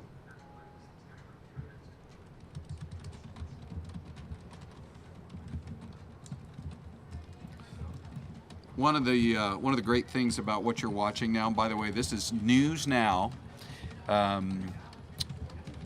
We feed to you live through YouTube and on our website, which is fox10phoenix.com. We are a streaming news channel coming out of the Fox television studios in Phoenix, Arizona. And literally people watch us from all over the world. They grab the app, they put the... Hang on one quick sec. Yeah, Troy. Mm-hmm. Yeah, no, we can hear you. We've got... Okay. Yeah, we're hearing our television partners chatting with us at the same time as we watch the Supreme Court, members of the United States Supreme Court come in, one after another. And this, again, is just part of watching the political process. There's Cory Booker. the New Jersey senator that some feel might be a future presidential candidate. Do not be surprised if even by 2020 we see his name start to emerge, Samia, Cory Booker, as people are saying there needs to be a new generation of leaders within the liberal wing of presidential politics in the United States. I mean, Bernie Sanders is passionate and fiery. But he's also in his 70s. He's in his 70s. Hillary Clinton, at about the same age. Now, here's Elizabeth Warren, and she's a little bit younger. We see Joni Ernst there, one of the leading Republicans in the Senate. We see Bill Frist, such an interesting character. Oh, I feel like we're blocking his head, but anyway. There we go. There he is. Such an interesting man because of all of his years in the United States Senate representing Tennessee. We know we have a lot of folks watching in Tennessee. Our AP students watching there in Tennessee this morning in a history class, or an AP history class. But he's also a doctor. And so Obamacare, what is the future of Obamacare? And we've been getting feedback from people on Twitter this morning saying, I've seen both sides of that argument argued on our Twitter feeds this morning. I'm Ron Hoon, Fox 10, and we are reading your tweets, where one person said, Obamacare saved my life. Right. And somebody else said, I am so excited to see Obamacare go by the wayside, because a lot of smaller business people have felt like it's been a real burden, and just individual people who had to go into the exchange. By the way, Arizona as a state, we saw the largest increase in premiums of any of the 50 states in the United States. So it's controversial here, and we realize it's controversial where some people absolutely love it in parts of our country, and other people want to see what the replacement is going to be and are sure looking forward to it. So, Samia, you know what I think? We saw Elizabeth Warren and we saw Cory Booker and we saw Bernie Sanders. Right. All in the last 5 minutes. Could those be the three who battle it out For the next 4 years? for the Democrats 4 years from now? You think Bernie Sanders will still be in the mix? I think that it's very hard when you feel like you got that close. To not try again? To not try again. You've had your appetite whetted, and especially when you feel like you were in the right.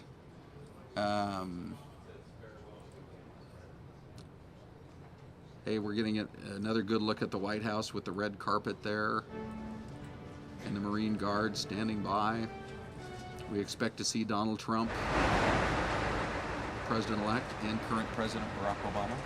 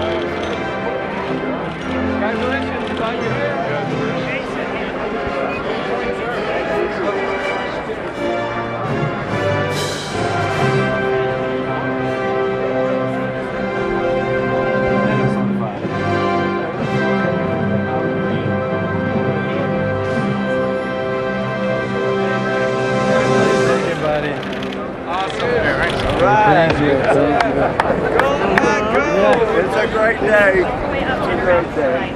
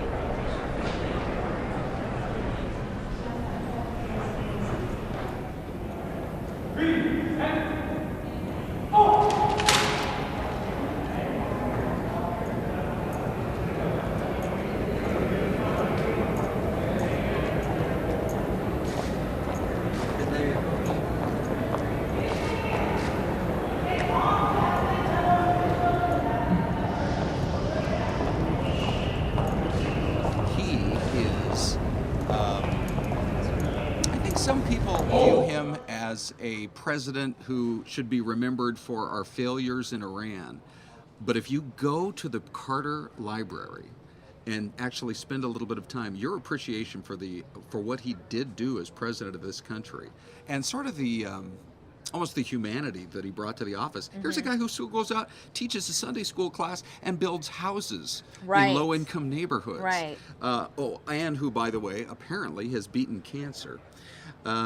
So we are seeing, this is what's so cool about what you're watching live on News Now and right here on Fox 10. Except for a few dozen people who chose to boycott.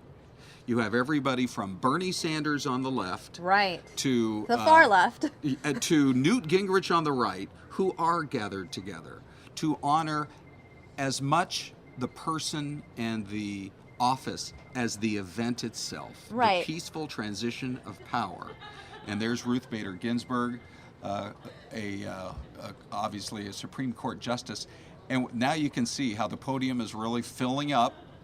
And those are the seats you want to have. We saw Bill and Hillary Clinton. By the way, we saw Cory Booker, the New Jersey senator. We saw Bernie Sanders. We saw Elizabeth Warren. We saw our own senator, John McCain, as well. We saw John McCain, who's going to be... John McCain is only going to be more powerful in the next at least 2 years, if not longer, because he is considered a maverick. And we wait to see just what sort of a political role John McCain will play in trying to maybe bring Democrats together. So now we also have some images coming in. Interesting. Are these protesters? Is I this believe the women's so. march? No, this. Yeah, no, I think these are just some protesters who have gathered there on the streets. Right. Who looks like they are headed off, probably in the direction. But keep in mind, the security is so intense anywhere near the National Mall that any efforts they made might try to make to get in there are going to be thwarted, because I don't think you're even going to be able to get close. The security lines were intense already at 6 o'clock this morning. There's President Carter again. When he hits 100, he needs to write a book. How I live to be 100, because he's gonna. Maybe it's his positivity and his optimism and his personality. Yeah, I think absolutely. Giving to others. Maybe that's the key to happiness, Ron. Yeah, we should point out they did change the rules. They were at one point saying no umbrellas, and they finally changed the rules because they realized it was going to be a rainy day. We have the first ladies emerging from the White House. You're looking live now at these images. It's Melania Trump.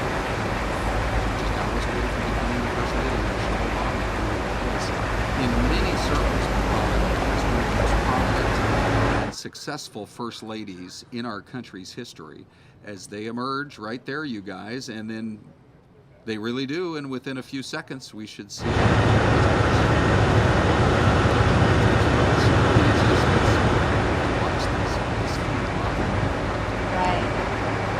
We appreciate everyone tuning in. Yeah. What is it called?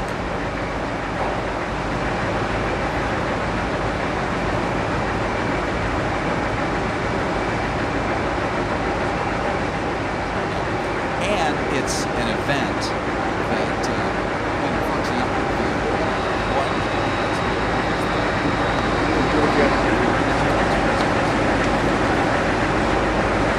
on the right-hand side,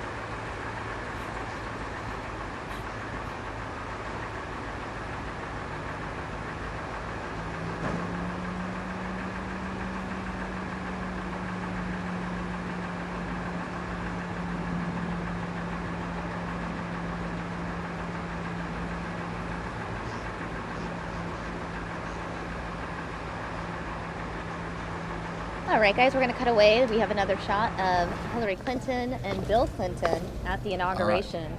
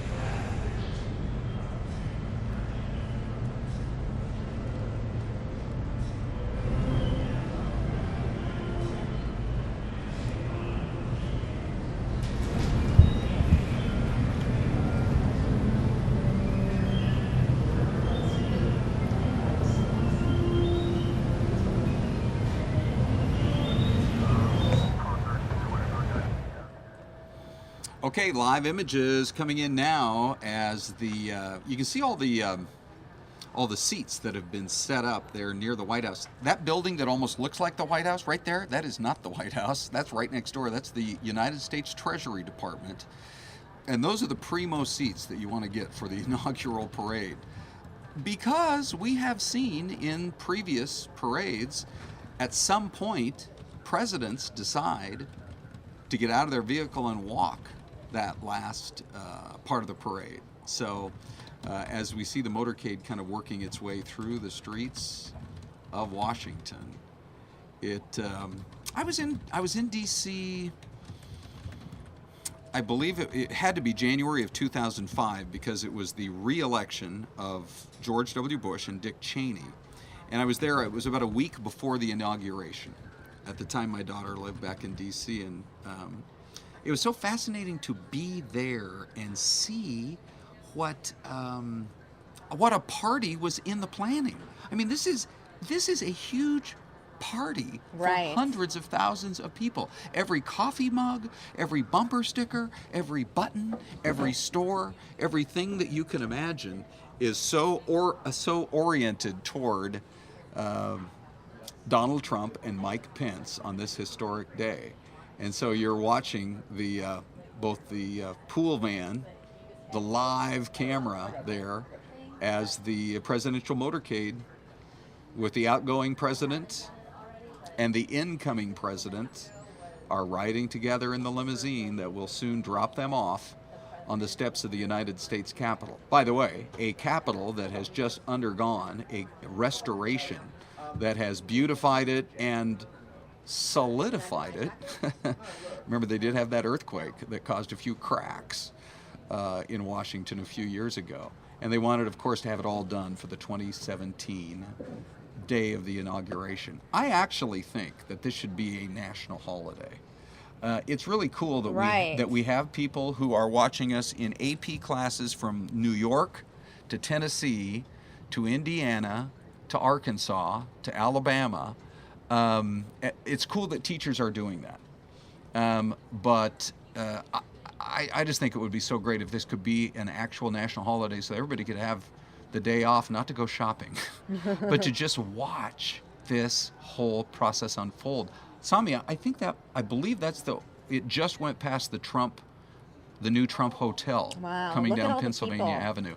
They're moving at a pretty good clip now. They sped up just a little bit. And you're exactly right. Yeah, there are a lot of people who are How many cars are gathered there? In that motorcade? Yeah. Gosh, it looks like close to, I mean, if you're including the law enforcement vehicles and Secret Service, Right. probably over a dozen. So this is our live streaming coverage of News Now. It is our streaming news service originating from the Fox Television Studios in Phoenix, Arizona, and we've got all the live feeds coming in. Look at that shot right there. The presidential motorcade working its way down.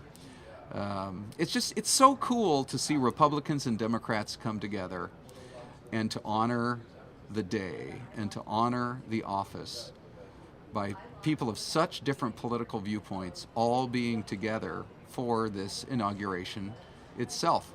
It's also pretty fascinating from a historical perspective to think about, a lot of people feel as though our country is maybe more divided than it's been in a very, very long time.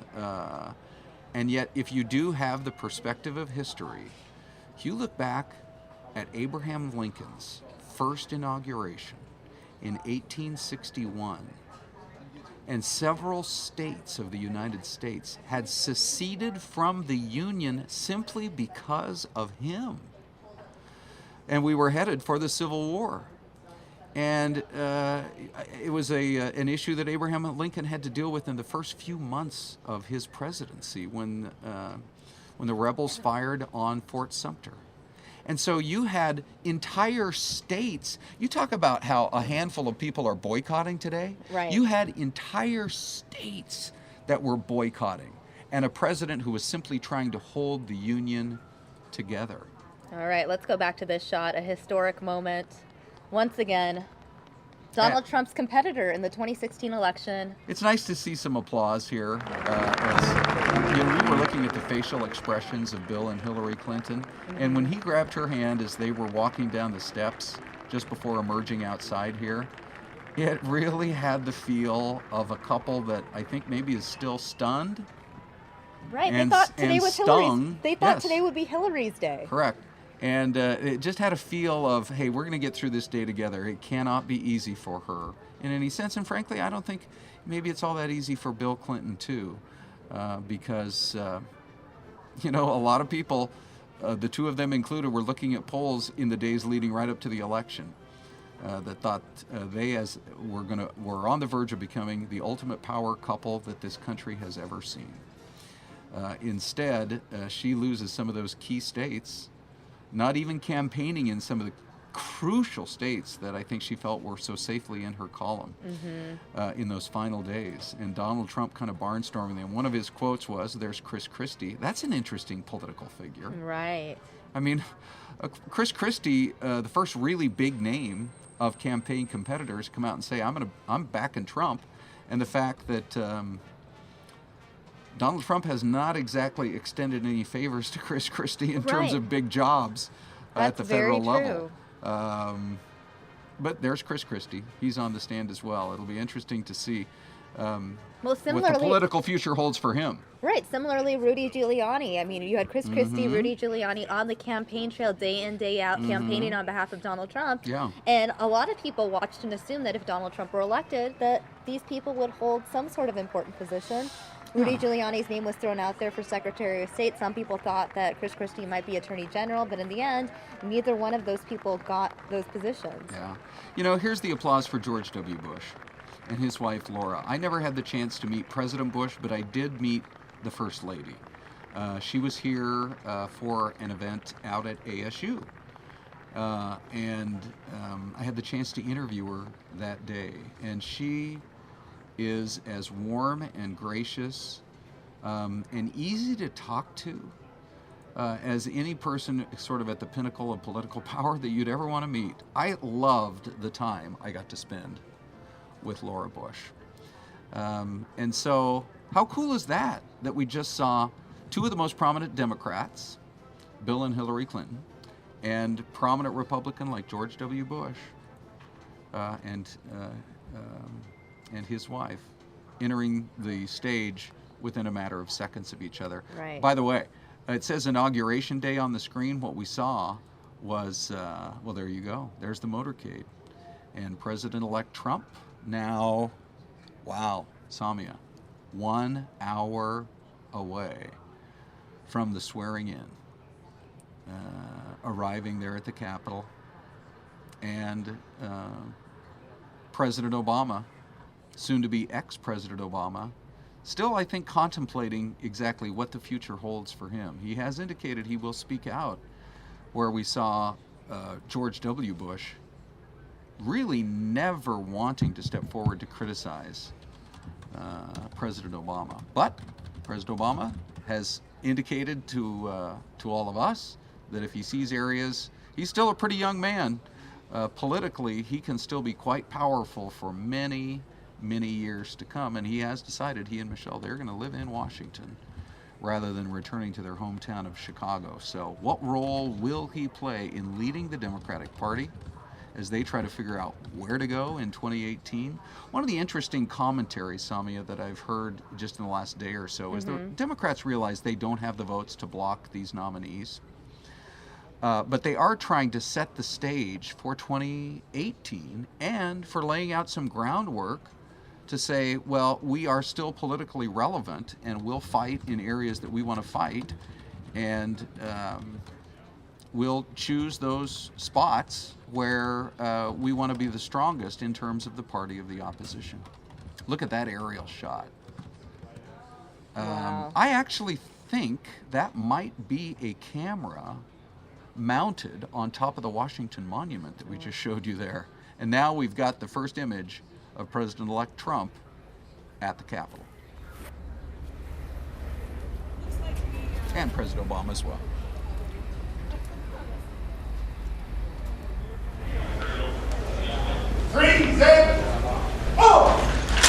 Ladies and gentlemen, the children of Vice President-elect Pence. Thank you, sir.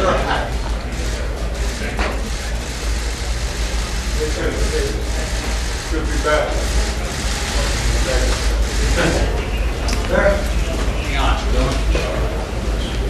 Hello. Hello, everybody. Are you going to reverse the immigration order in the next few days? Congratulations, sir. That's right. Thank you.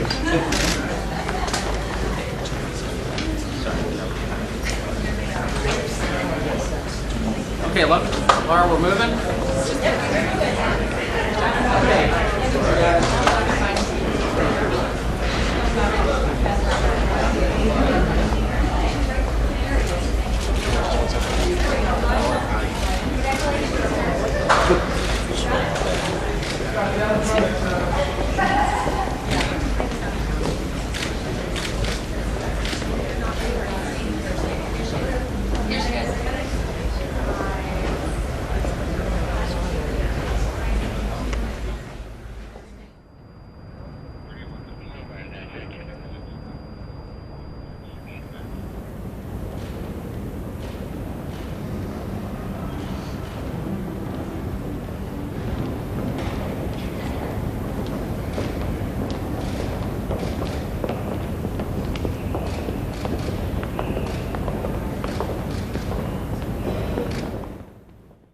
The Trump family officially making their way. Yes. It's in the inauguration stage. You got to believe this is a pretty overwhelming moment for the Trump family. And there's Barron. Good old Barron. The youngest. The youngest. And the one that will actually live in the White House eventually. Yes. Yeah. And here comes another shot of Ivanka. You've got Eric, Tiffany, Don Jr. These have got to be some pretty cool and overwhelming moments for them. Right. You know, I noticed, and you probably heard our audio feed a minute ago, President Obama, gave a little wave and how's everybody doing, that kind of a thing. There's no pressure on him whatsoever. No pressure at all. Right. I mean, and Donald Trump, on the other hand, him. Donald Trump has got to have at least a slightly elevated heart rate right. going on right now, as you are now about 55 minutes away from becoming the leader of the free world. And the heavy burden that places on you. And we have seen it time and time and time again, how much a president ages, especially during 8 years in office. And I do want to reiterate, we have so many different cameras, so many different angles, courtesy of Fox.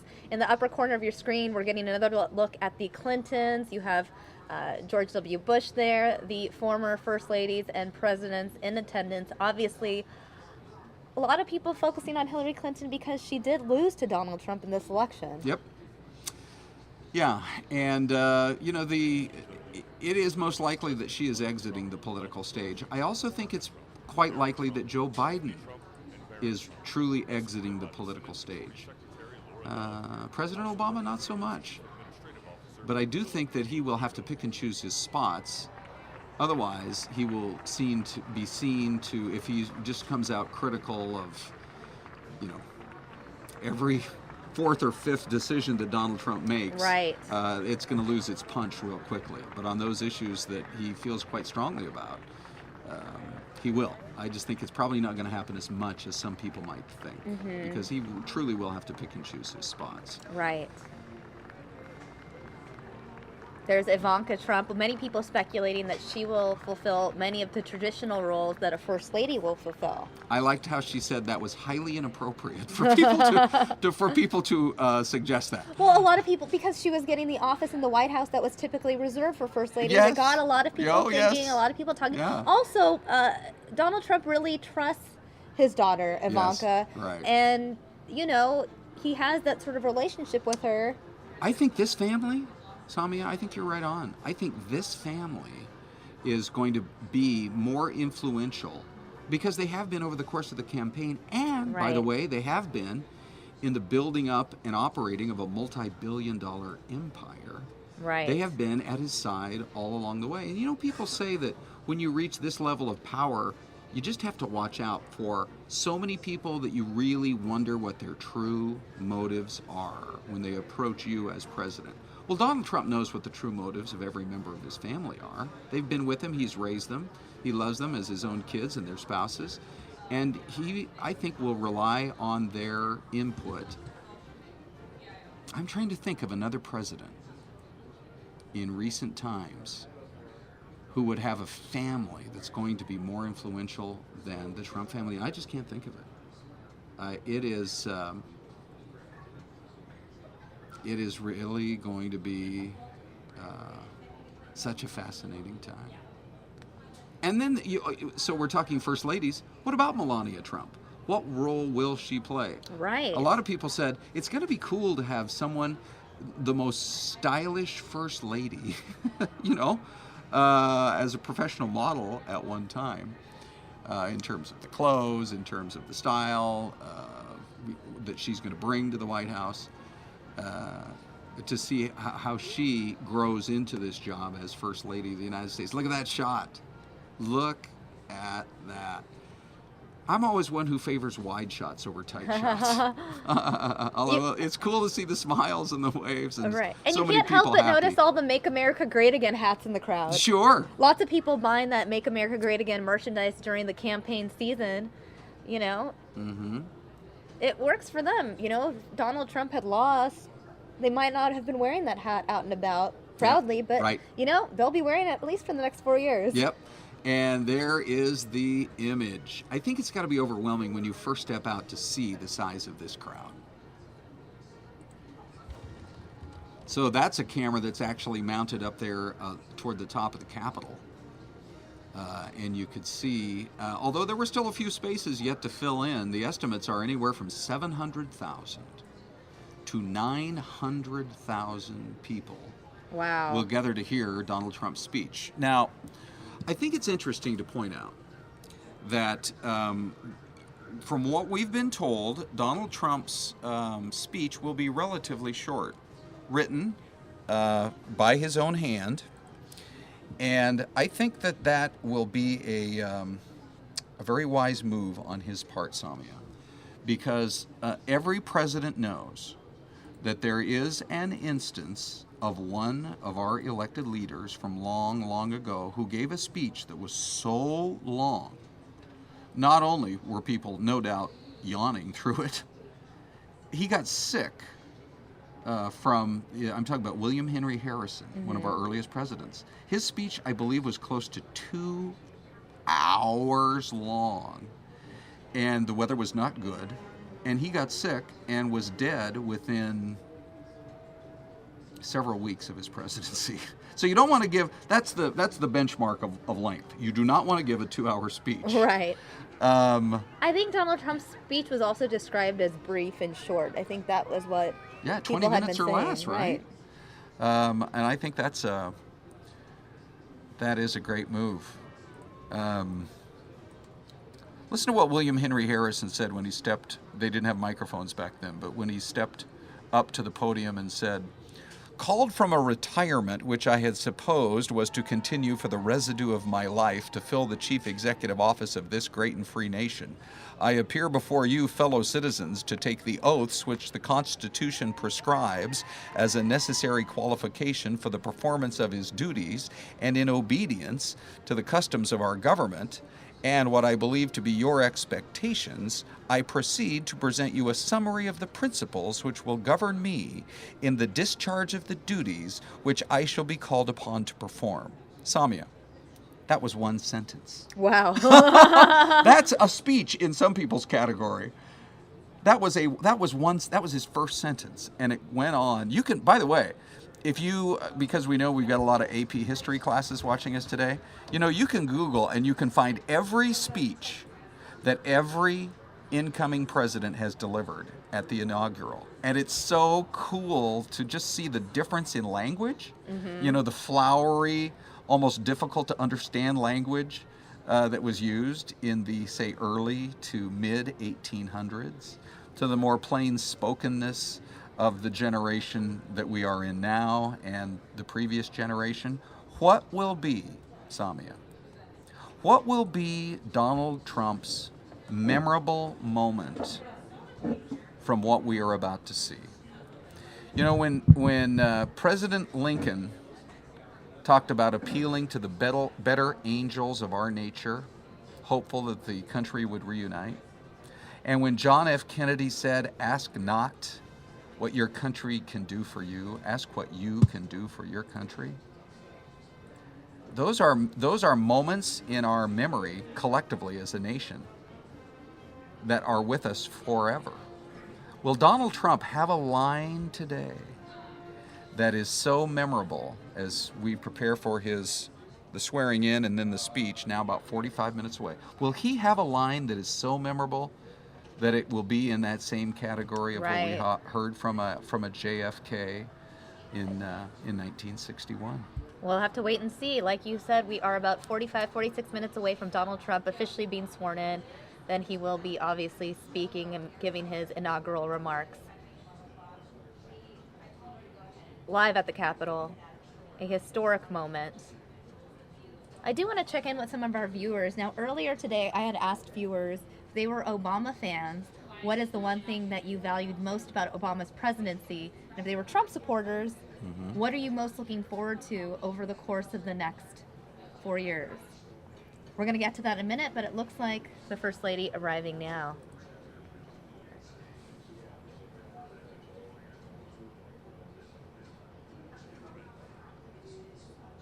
Speaking of the Obamas. Kind of interesting that there's that much space in time. I mean, the president and the president-elect arrived several minutes ago, and now we finally... I know. Well, I'm sure there's so many people greeting them, wanting to take pictures, shaking hands. Yes, you are. There's the formality of it all. If you see someone you're not going to ignore them. Yep. I do want to read this comment, though, fitting because we're looking at Michelle Obama on the screen. Renee Carbajal saying, "The Obamas represented the U.S. with class and dignity. The progression of our society is his biggest impact." Wow. We are... Part of, I think, what is so interesting for News Now, this streaming news channel that we have, is that it's popular around the world. Right. Here's... So from Portugal, we hear, even though I have doubts about Trump, I think the Portugal-USA relations will remain good and positive, says Mandy. We've got Josh and Jared and Brandon watching in Kansas City, wondering how the future is going to go. From all the way in Bangalore, India, We have Ashu talking about how his sister voted for Donald Trump. And now, how about this? This is really interesting. Here's Kisa.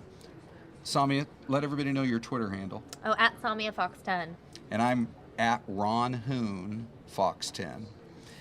Kisa says, do you think that Donald Trump will make ID mandatory in the United States? She says, in the Czech Republic, everyone has it from the age of 15 on. Why is it such a problem in the USA? Now, that's a fascinating question. That's interesting. You can go choose to get a driver's license. But you're not forced. You're not forced to. But I think that gives Americans that sense of independence. It is part of what makes up our whole national culture. If you so choose to never drive a car, or you so choose to never leave the shores of this country to travel anywhere else, and you don't need to or want to get a passport, you don't have to. I think it does appeal to that sort of independent stripe of Americans. Right. But that's that a great freedom, that concept of freedom. It is a great question. You know, mandatory ID in, here we think of the nations in Europe and the Czech Republic. Actually pretty good friends with the United States. And what a beautiful city, Prague. And you think about the revolution that happened there in Prague, the Velvet Revolution and the bringing of freedoms to that country in 1989. And our revolution happened in 1776, so long ago. And history so fresh, I think, and so raw there in the Czech Republic. All right, so there's Joe Biden. I do think that I haven't seen any popularity polls for Joe and Jill Biden. But I think if they gave one, I think they'd be off the charts. 90% minimum. 90% minimum. Republicans, Democrats, no matter what your political affiliation is, I don't think you can deny the Biden's likability. Yeah. Nick Shepard is watching all the way in Australia. It's 3 o'clock in the morning, and we've got folks in Australia watching. Dale's been watching from the UK and says, I voted Brexit. Here's to great change in the world. And there were people, not a lot of them, Samia, but there were people after the Brexit vote, and call me a political nerd if you want to. I believe you have on certain occasions. But I watched that BBC coverage late into the night on the Brexit vote. And there were people who said, pay attention to what is happening in the UK, because just months ahead of our election, that gives you a heads up to the sort of the way the political winds are blowing. And it turned out to actually be that way. I mean, there were a lot of people in the UK who said, I'm voting for change. By the way, you got a new prime minister out of it. The very next day, David Cameron said, I'm stepping away. And we have a new president and a new political philosophy that has come from the, quote, drain the swamp attitude that Donald Trump has promised to bring to Washington, D.C. And speaking of what Donald Trump will bring to Washington, D.C., I do want to check in with our viewers again who are tweeting us about what they look forward to most in the upcoming Trump presidency, what they loved about the Obama presidency. I want to read this comment from Anthony Fileri. The Obamas gave us all, especially minorities, a true example of a family. I pray Trump gets us term limits in Congress. Now that's an interesting topic as well. The fact that, you can just keep running for Senate, as we've seen here in Arizona. And I do see a number of people that don't want there to be this option of just being a lifelong politician. Yeah.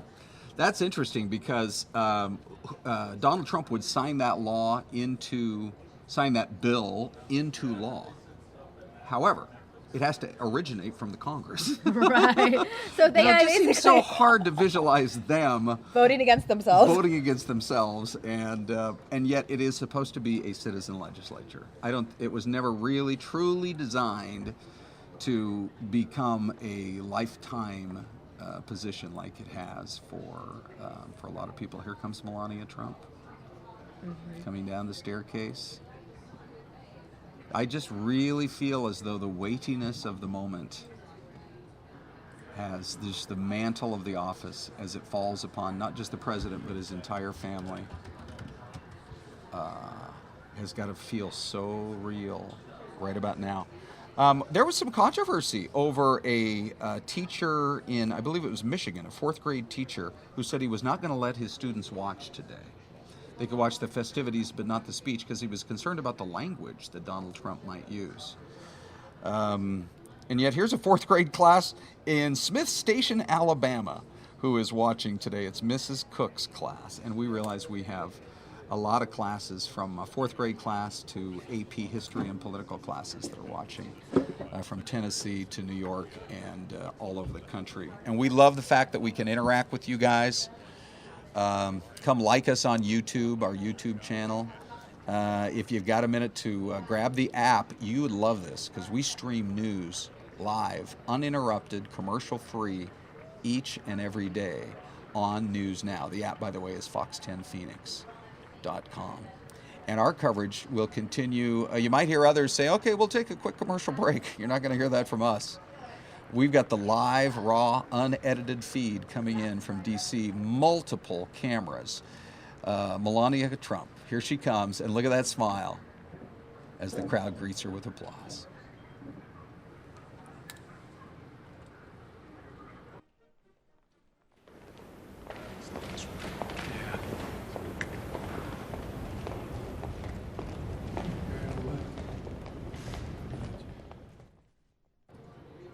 Now, the final minutes of Barack Obama's presidency and Joe Biden's vice presidency. Again, Donald Trump being sworn in 38 minutes. Yep. They're going to run this one right to the clock. A lot of people sometimes thought, why do we have to wait so long for this latest presidential news conference? Or for this appearance or that appearance. And George W. Bush was known for the most part of running things right on time. President Obama took a little bit more time, to prepare for some of his events. But this is an event, well, it's basically required by the Constitution. It's going to happen on this day, it's going to happen at this time, and they run everything to clockwork. And here are two men who developed such a friendship during their 8 years in office. Remember that Joe Biden was a presidential candidate himself at one time. Right, and some people speculated that he'd run in 2016 as well. You wonder. Many people believed he would. You wonder if he could have won that presidency. A lot of people are saying that. He's an insider too. And this was the year of the outside change agent. If there was any insider that could have done it, I truly believe it was Joe Biden. Think about it. He had that blue-collar, middle-class appeal. Yep. He would have won those states that were traditionally Democrat that went Republican this time because they were so concerned about lost jobs. I really think that he connected with that audience. And even though he went to those areas to campaign on behalf of Hillary Clinton, sure, people showed up to watch him speak, but at the end of the day, they liked Joe, but perhaps they weren't as inclined to support Hillary Clinton. And they're just showing us Jill. It's like they're zooming in on Jill Biden at the very moment that you're talking about the Bidens. And there they are. I mean, Joe Biden, it's all, we'll never know. But Joe Biden could very well have brought Pennsylvania back into the Democratic column. He's a kid from Scranton, PA. And he was so proud of the fact that he was from a working class neighborhood and from a blue collar town like Scranton. Here come the president and president-elect.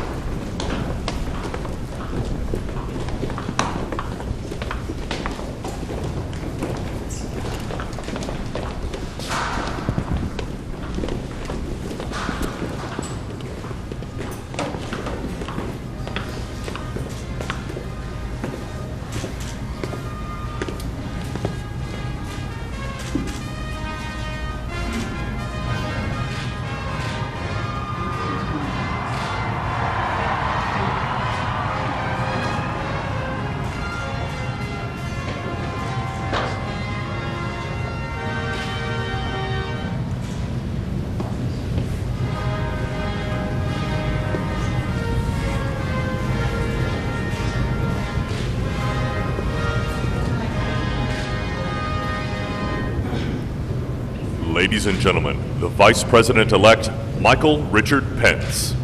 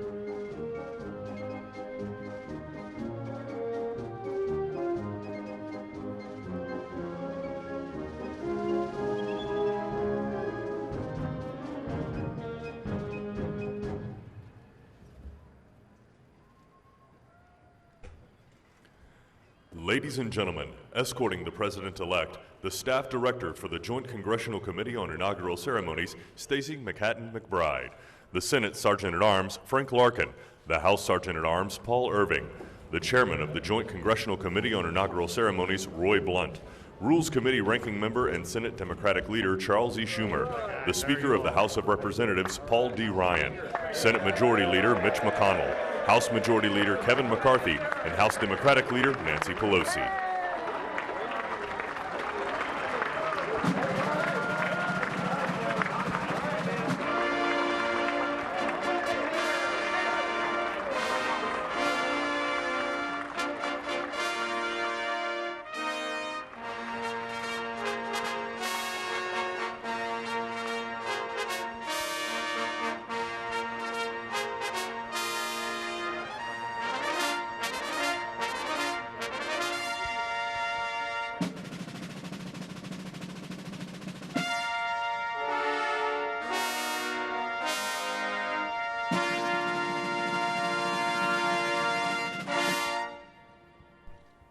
Ladies and gentlemen, the President-elect of the United States, Donald John Trump.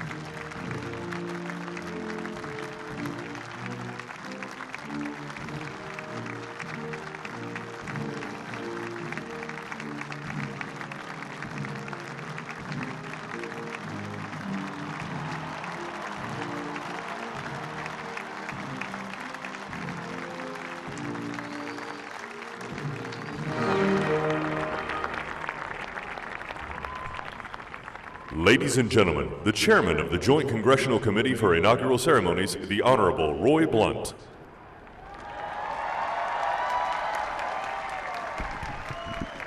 Thank you all. If you have a seat, you can sit down. Mr. President, Mr. Vice President, Mr. President-elect, Mr. Vice President-elect, Ladies and gentlemen, welcome to the inauguration of the 45th President of the United States of America.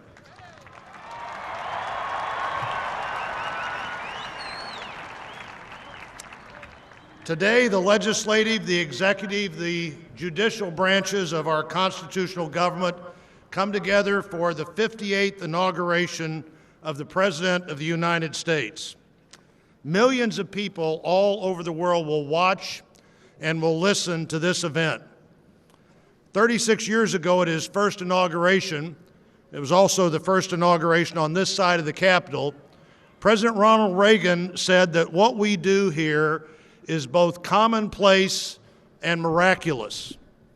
Commonplace every 4 years since 1789, when President George Washington took this exact same oath. Miraculous because we've done it every 4 years since 1789, and the example it sets for democracies everywhere. Washington believed the inauguration of the second president would be more important than the inauguration of the first. Many people had taken control of a government up until then, but few people had ever turned that control willingly over to anyone else. And as important as the transfer of the first transfer of power was, many historians believe that the next election was even more important. When in 1801, one group of people, arguably for the first time ever in history, willingly, if not enthusiastically, gave control of the government to people they believed had a dramatically different view of what the government would, should, and could do. After that election that actually discovered a flaw in the Constitution itself, which was remedied by the 12th Amendment, Thomas Jefferson, at that inauguration, beyond the chaos of the election that had just passed, said, "We are all Republicans, we are all Federalists." After 4 years of civil war, Lincoln's second inaugural speech tried to find reason for the continued war when he pointed out that both sides prayed to the same God.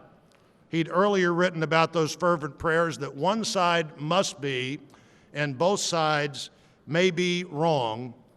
But in 1865, he looked to the future, and the memorable moment in that speech was "with malice toward none and charity for all." In the middle of the Depression, the country was told that the only thing we had to fear was fear itself. And President Kennedy talked about the obligation in democracy to country. The great question that day was, ask what you can do for your country. So we come to this place again, commonplace and miraculous, a national moment of celebration, but not a celebration of victory, a celebration of democracy. And as we begin that celebration, I call on His Eminence Timothy Michael Cardinal Dolan, Reverend Dr. Samuel Rodriguez, and Pastor Paula White Kane to provide readings and the invocation.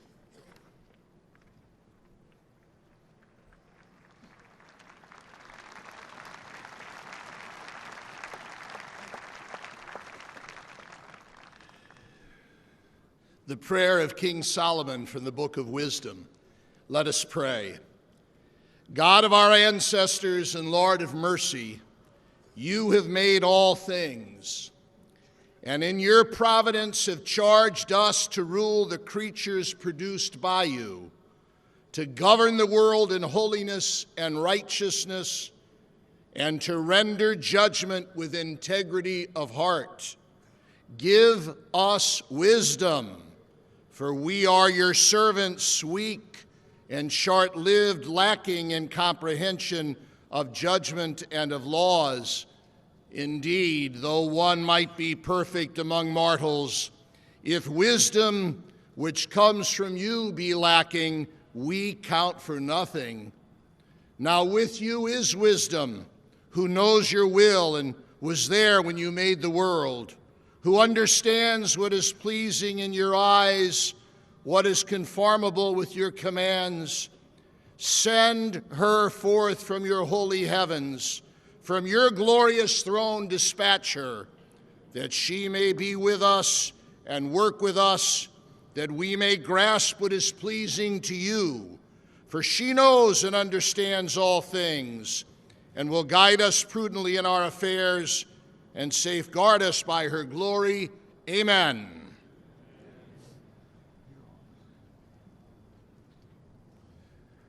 From the Gospel of Matthew, the 5th chapter. God blesses those who are poor and realize their need for him, for the kingdom of heaven is theirs. God blesses those who mourn, for they will be comforted. God blesses those who are humble, for they will inherit the earth. God blesses those who hunger and thirst for justice, for they will be satisfied. God blesses those who are merciful, for they will be shown mercy. He blesses those who are pure in heart, for they will see God. God blesses those who work for peace, for they will be called children of God. God blesses those who are persecuted for doing right, for the kingdom of heaven is theirs. And God blesses you when people mock you and persecute you and lie about you and say all sorts of evil things against you because you are my followers. For you are the light of the world, like a city on a hilltop that cannot be hidden. No one lights a lamp and then puts it under a basket. Instead, a lamp is placed on its stand where it gives light to everyone in the house.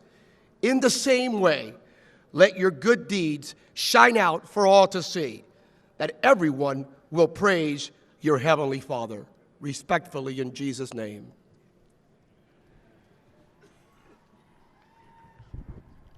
We come to you, Heavenly Father, in the name of Jesus, with grateful hearts, thanking you for this great country that you have decreed to your people. We acknowledge we are a blessed nation with a rich history of faith and fortitude, with a future that is filled with promise and purpose. We recognize that every good and every perfect gift comes from you, and the United States of America is your gift, for which we proclaim our gratitude. As a nation, we now pray for our President, Donald John Trump, Vice President Michael Richard Pence, and their families. We ask that you would bestow upon our President the wisdom necessary to lead this great nation, the grace to unify us, and the strength to stand for what is honorable and right in your sight. In Proverbs 21:1, you instruct us that our leader's heart is in your hands. Gracious God, reveal unto our President the ability to know the will, your will, the confidence to lead us in justice and righteousness, and the compassion to yield to our better angels. While we know there are many challenges before us, in every generation you have provided the strength and power to become that blessed nation. Guide us in discernment, Lord, and give us that strength to persevere and thrive. Now bind and heal our wounds and divisions, and join our nation to your purpose. Thy kingdom come, thy will be done. The psalmist declared, let your favor be upon this one nation under God. Let these United States of America be that beacon of hope to all people and nations under your dominion, a true hope for humankind. Glory to the Father, the Son, and the Holy Spirit. We pray this in the name of Jesus Christ. Amen. Ladies and gentlemen, the Missouri State University Chorale.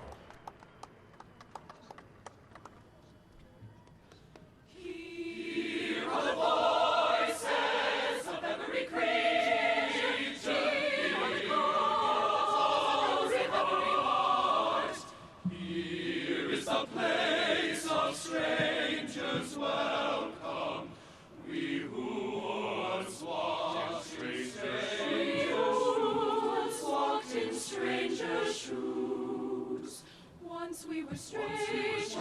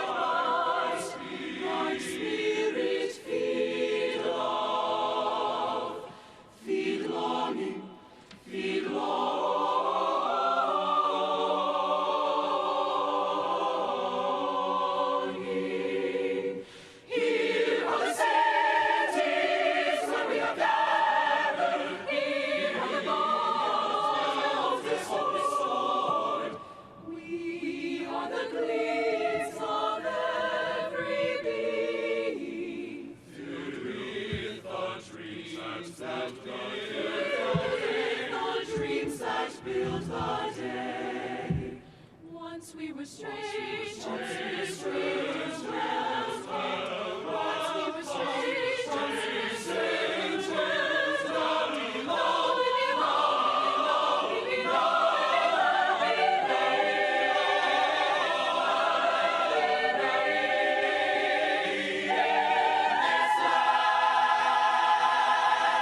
Keep faith, guard mind, take heart, guard spirit, take heart, guard spirit, take courage, keep watch, belonging.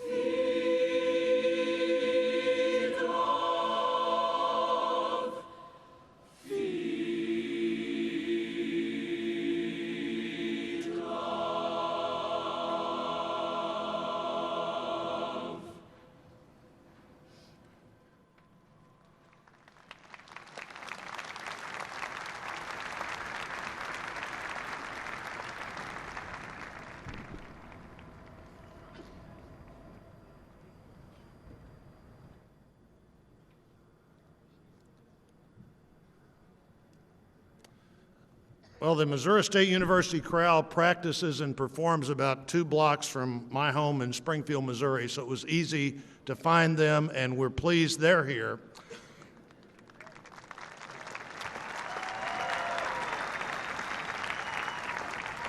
It's also a great opportunity for me to introduce my colleague, the Senator from New York, Chuck Schumer.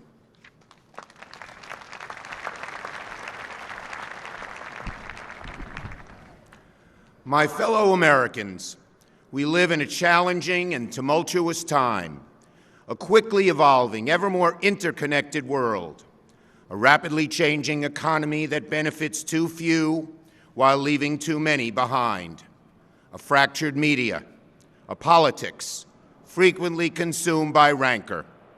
We face threats, foreign and domestic. In such times, faith in our government, our institutions, and even our country can erode.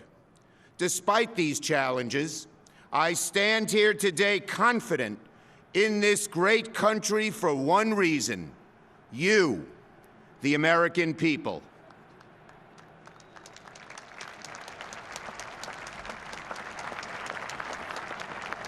We Americans have always been a forward-looking, problem-solving, optimistic, patriotic, and decent people.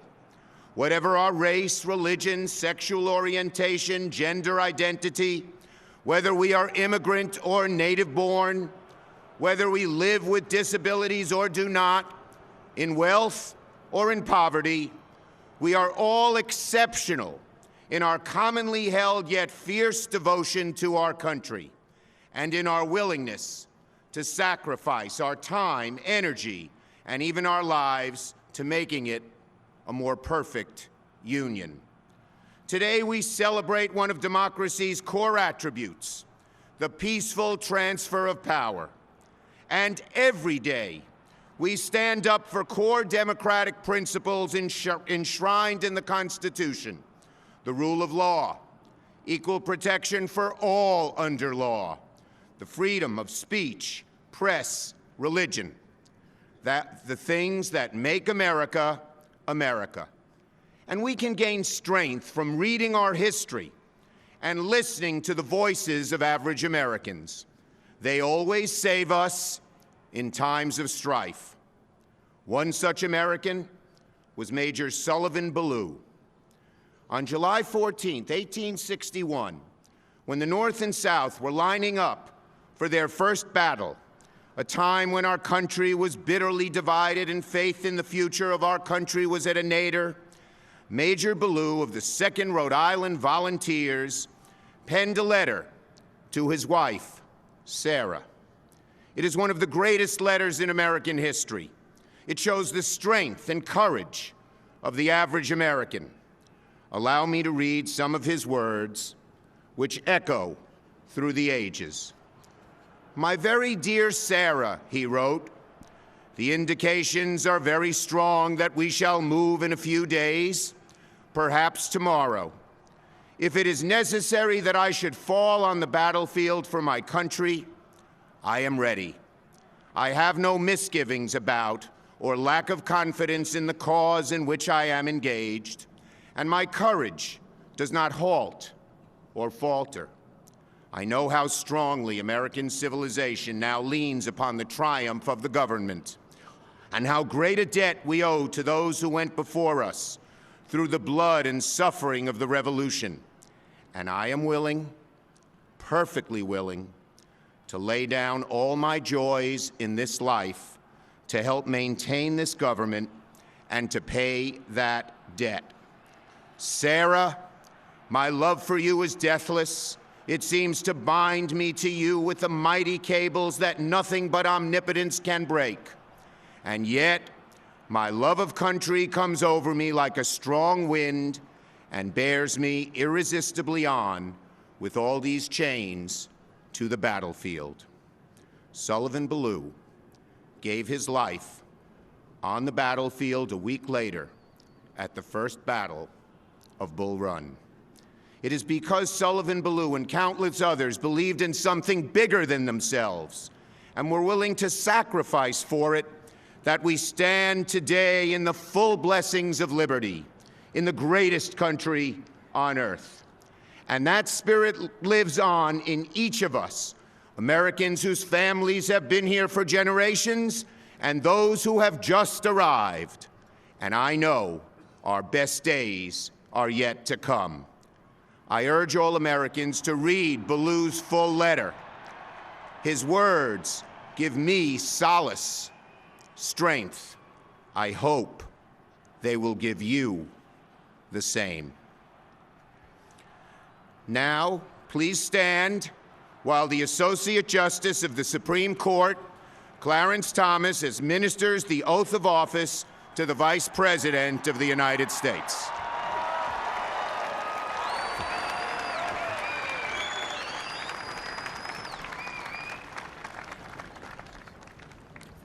Place your hand on the Bible. Please read.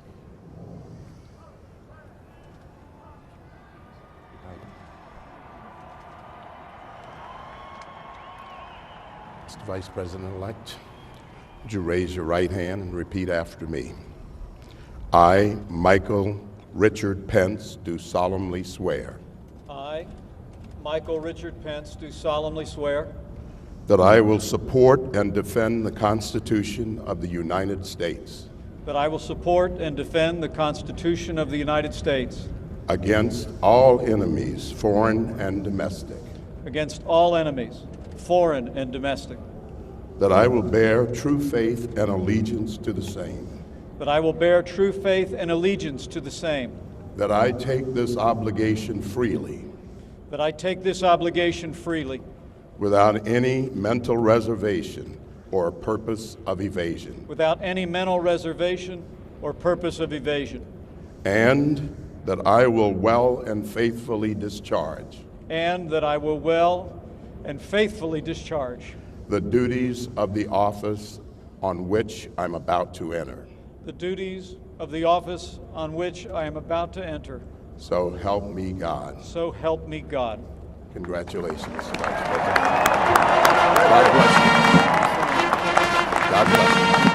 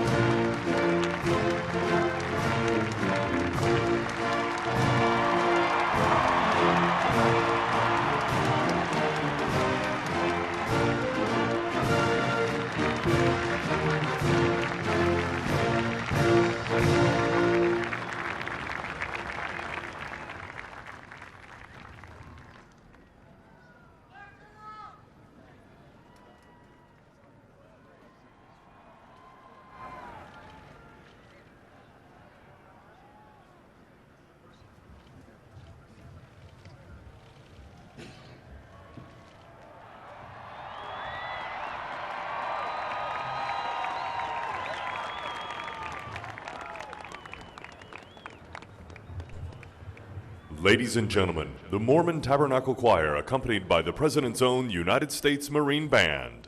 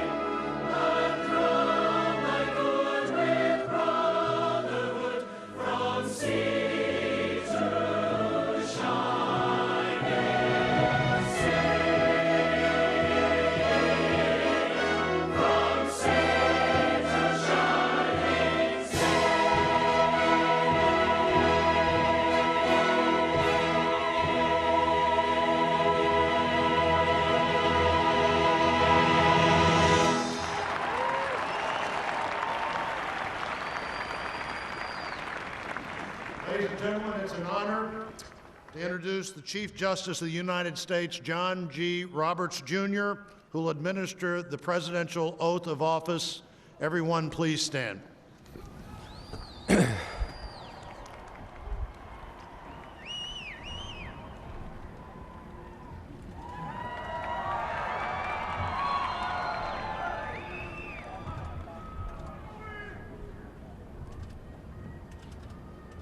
Please raise your right hand and repeat after me. I, Donald John Trump, do solemnly swear.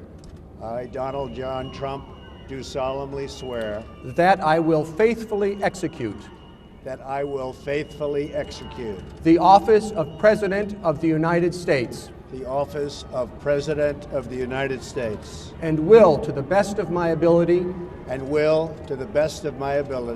preserve, protect, and defend the Constitution of the United States. The Constitution of the United States. So help me God. So help me God. Congratulations, Mr. President.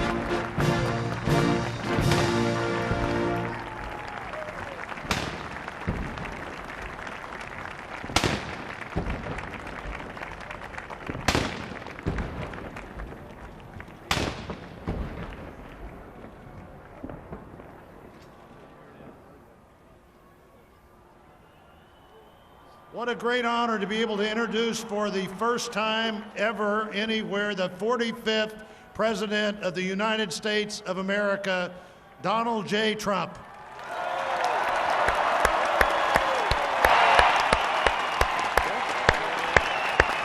Did I get that one right, Tony?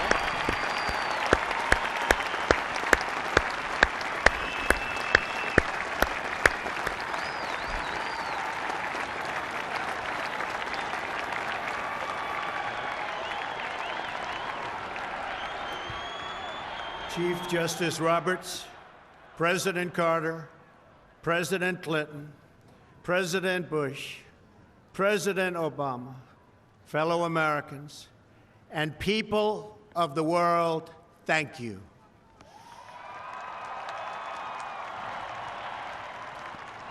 We, the citizens of America, are now joined in a great national effort to rebuild our country and restore its promise for all of our people. Together, we will determine the course of America and the world for many, many years to come. We will face challenges. We will confront hardships, but we will get the job done. Every 4 years, we gather on these steps to carry out the orderly and peaceful transfer of power. And we are grateful to President Obama and First Lady Michelle Obama for their gracious aid throughout this transition. They have been magnificent. Thank you.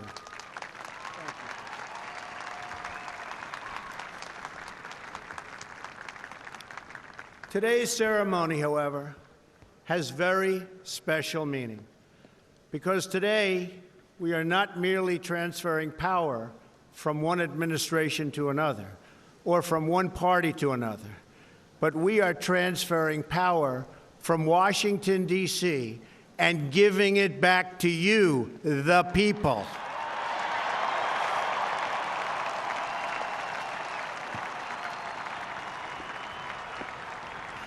For too long, a small group in our nation's capital has reaped the rewards of government while the people have borne the cost. Washington flourished, but the people did not share in its wealth.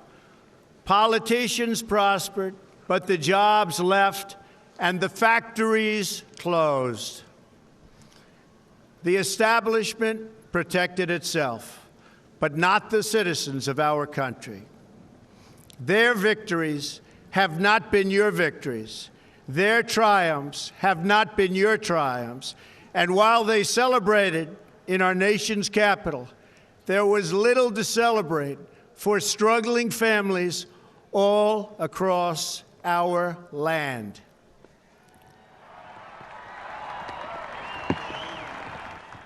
That all changes starting right here and right now, because this moment is your moment. It belongs to you.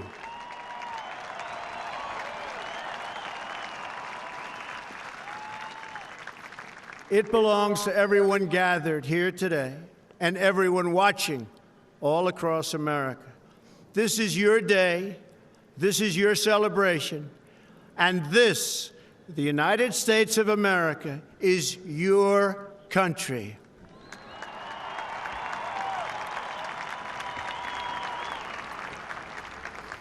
What truly matters is not which party controls our government, but whether our government is controlled by the people. January 20th, 2017 will be remembered as the day the people became the rulers of this nation again.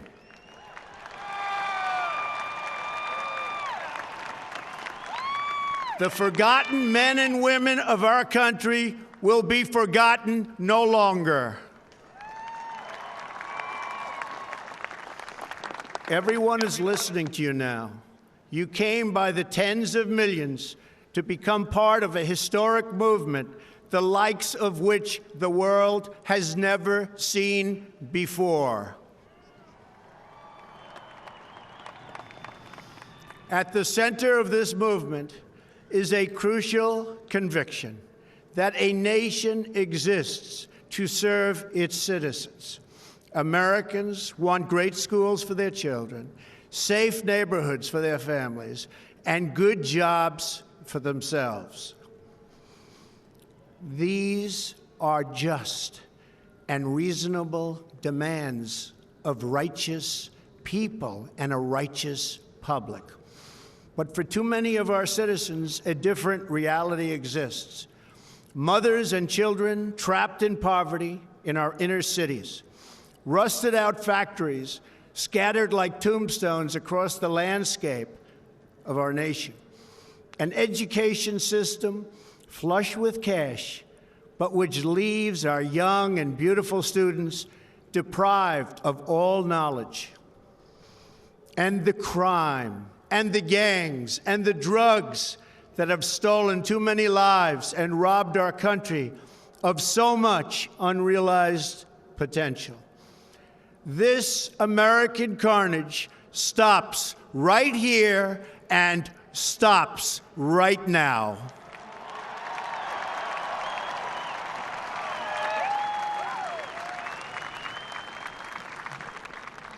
We are one nation, and their pain is our pain.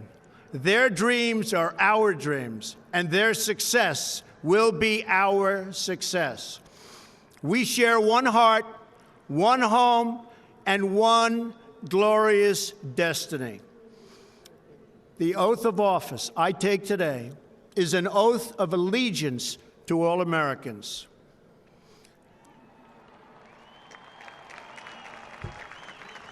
For many decades, we've enriched foreign industry at the expense of American industry, subsidized the armies of other countries while allowing for the very sad depletion of our military.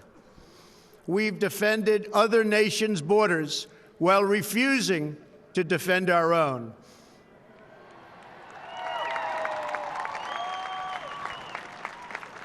And spent trillions and trillions of dollars overseas while America's infrastructure has fallen into disrepair and decay.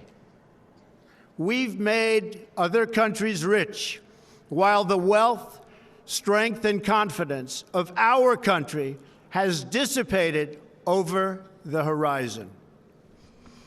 One by one, the factories shuttered and left our shores, with not even a thought about the millions and millions of American workers that were left behind.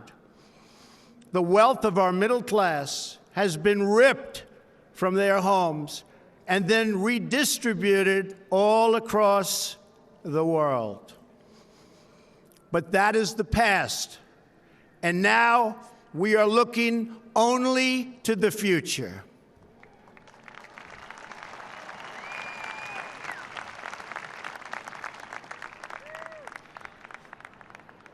We assembled here today are issuing a new decree to be heard in every city, in every foreign capital, and in every hall of power.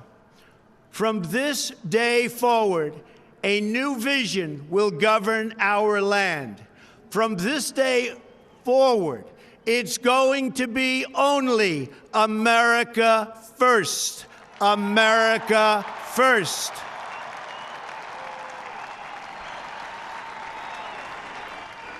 Every decision on trade, on taxes, on immigration, on foreign affairs will be made to benefit American workers and American families.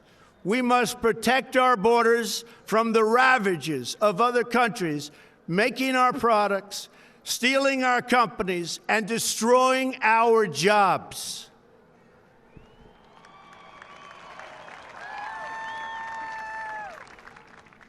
Protection will lead to great prosperity and strength. I will fight for you with every breath in my body, and I will never, ever let you down.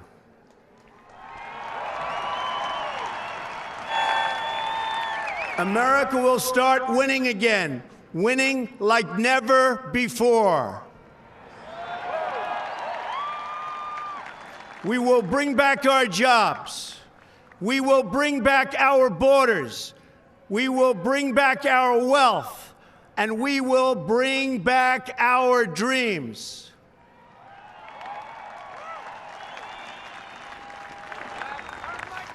We will build new roads and highways and bridges and airports and tunnels and railways all across our wonderful nation.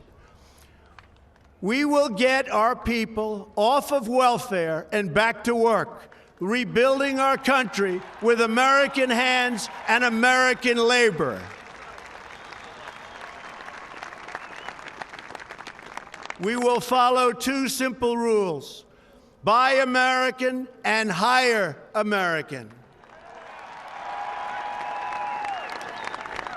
We will seek friendship and goodwill with the nations of the world, but we do so with the understanding that it is the right of all nations to put their own interests first.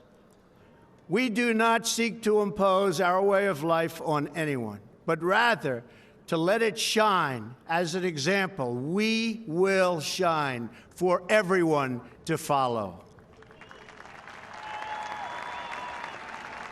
We will reinforce old alliances and form new ones and unite the civilized world against radical Islamic terrorism, which we will eradicate completely from the face of the earth.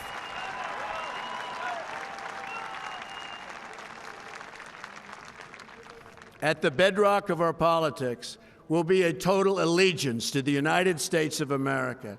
And through our loyalty to our country, we will rediscover our loyalty to each other. When you open your heart to patriotism, there is no room for prejudice.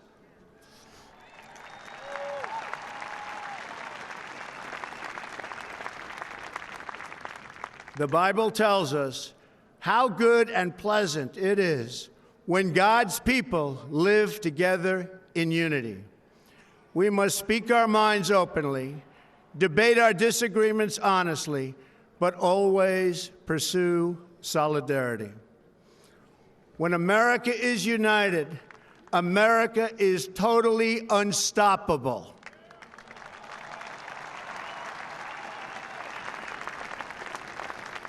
There should be no fear. We are protected, and we will always be protected. We will be protected by the great men and women of our military and law enforcement. And most importantly, we will be protected by God.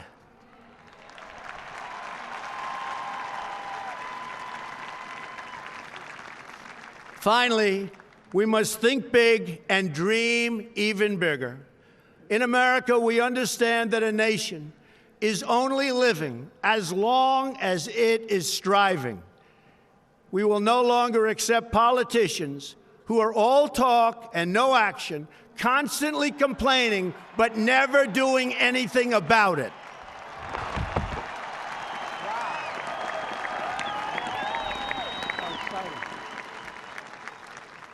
The time for empty talk is over. Now arrives the hour of action.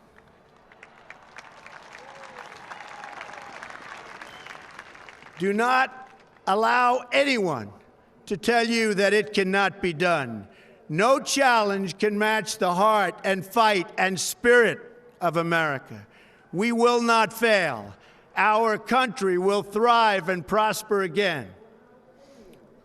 We stand at the birth of a new millennium, ready to unlock the mysteries of space, to free the earth from the miseries of disease, and to harness the energies, industries, and technologies of tomorrow. A new national pride will stir our souls, lift our sights, and heal our divisions.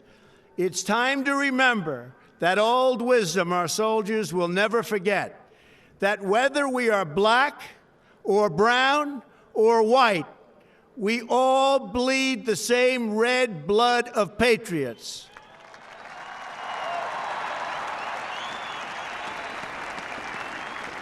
We all enjoy the same glorious freedoms, and we all salute the same great American flag.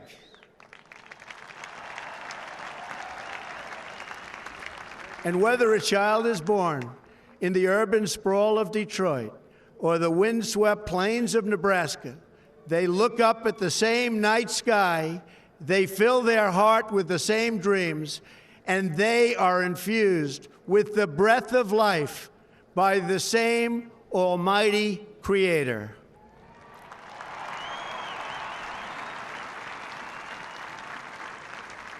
So to all Americans in every city, near and far, small and large, from mountain to mountain, from ocean to ocean, hear these words: you will never be ignored again.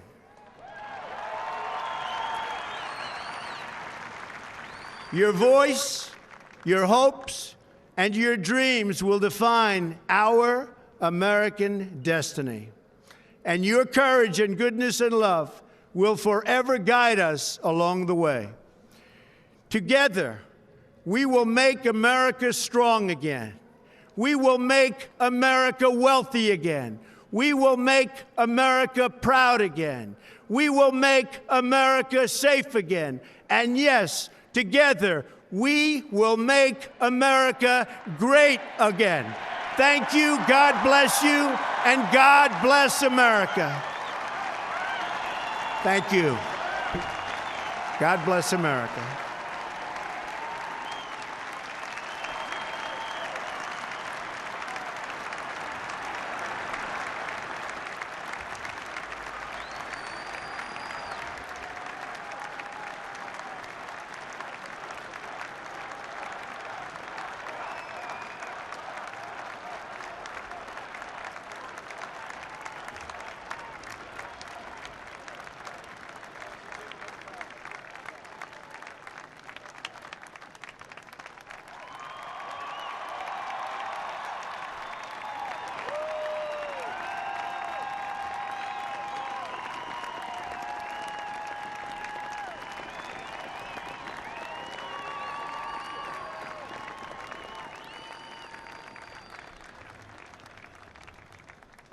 At this time, I call on Rabbi Marvin Heyer, Reverend Franklin Graham, and Bishop Wayne T. Jackson to provide readings and the benediction.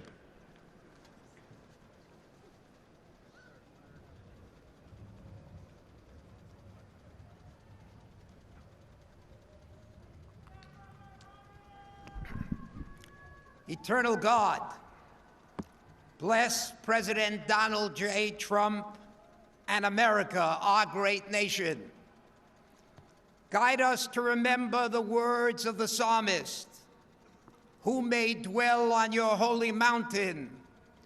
One who does what is right and speaks the truth. Who knows that when you eat the labor of your hands, you are praiseworthy, that he who sows in tears shall reap in joy, because the freedoms we enjoy are not granted in perpetuity, but must be reclaimed by each generation. As our ancestors have planted for us, so we must plant for others. While it is not for us to complete the task, neither are we free to desist from them. Dispense justice for the needy and the orphan, for they have no one but their fellow citizens. And because a nation's wealth is measured by her values and not by her vaults, bless all of our allies around the world who share our beliefs. By the rivers of Babylon, we wept as we remembered Zion. If I forget thee, O Jerusalem, may my right hand forget its skill. The doer of all these shall never falter. May the days come soon when justice will dwell in the wilderness and righteousness will abide in the fertile fields, and the work of righteousness will be peace, quietness, and confidence forever. Amen.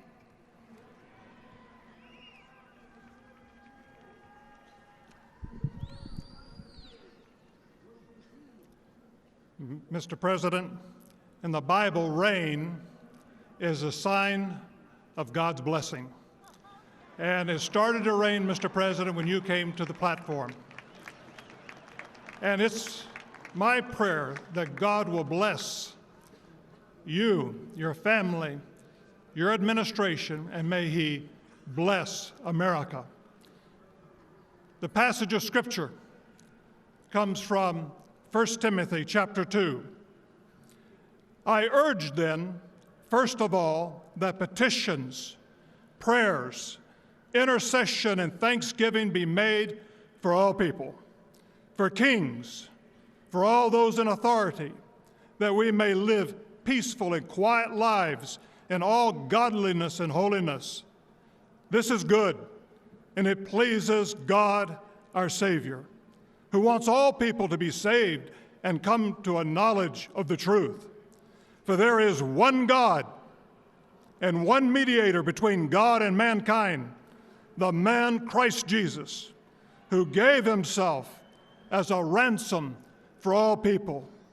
Now to the King eternal, immortal, invisible, the only God, be honor and glory forever and ever. In Jesus' name, amen.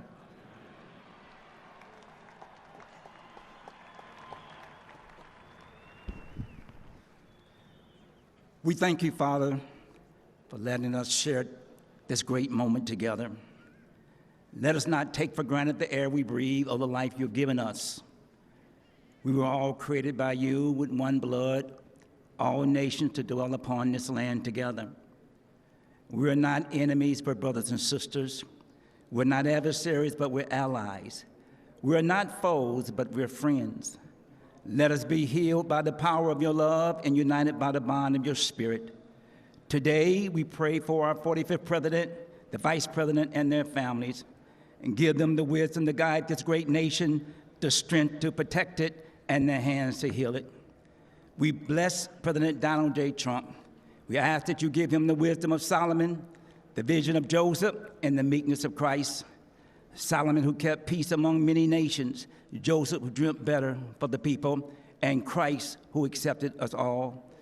O Lord, mend our hearts and stitch together the fabric of this great country in the spirit of the legendary gospel songwriter Mahalia Jackson. Oh, deep in my heart, I do believe the Lord will see us through. I do believe we are on our way to victory. I do believe we will walk hand in hand. I do believe we shall live in peace. I do believe. Oh, deep in my heart, I do believe America we shall overcome. May the Lord bless and keep America, make his face shine upon us, and be gracious unto us, and give us peace. In the mighty name of Jesus, amen. Ladies and gentlemen, please welcome Jackie Ivanko, accompanied by the President's own United States Marine Band. Please stand for the singing of the national anthem.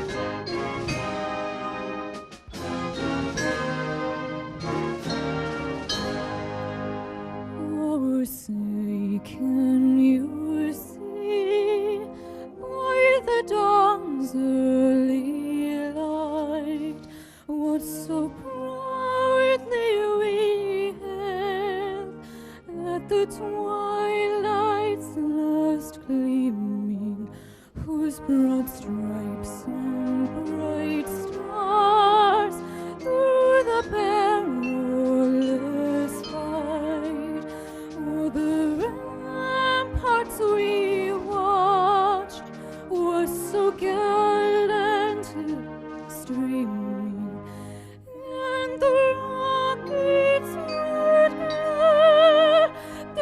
songs bursting in air gave birth through the night that our flag was still there.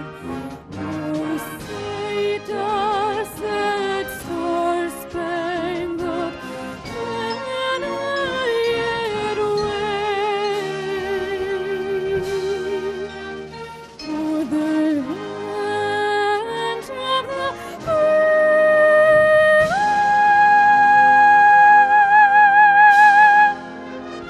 the home of the brave.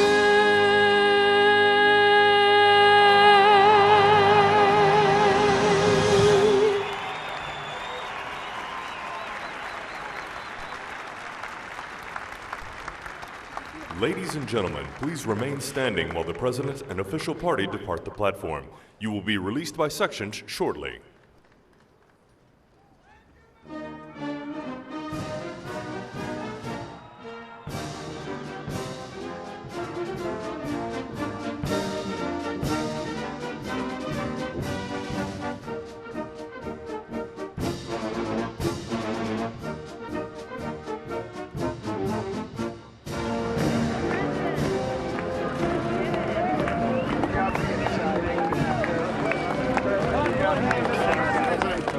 Congratulations.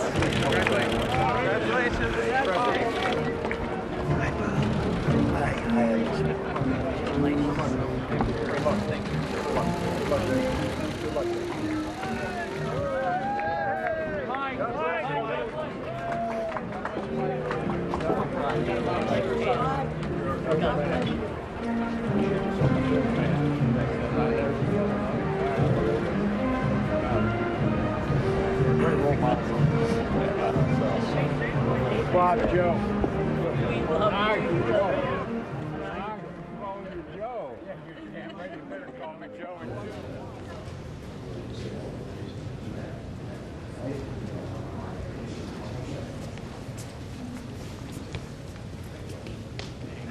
I don't do anything now. I'm going to keep you.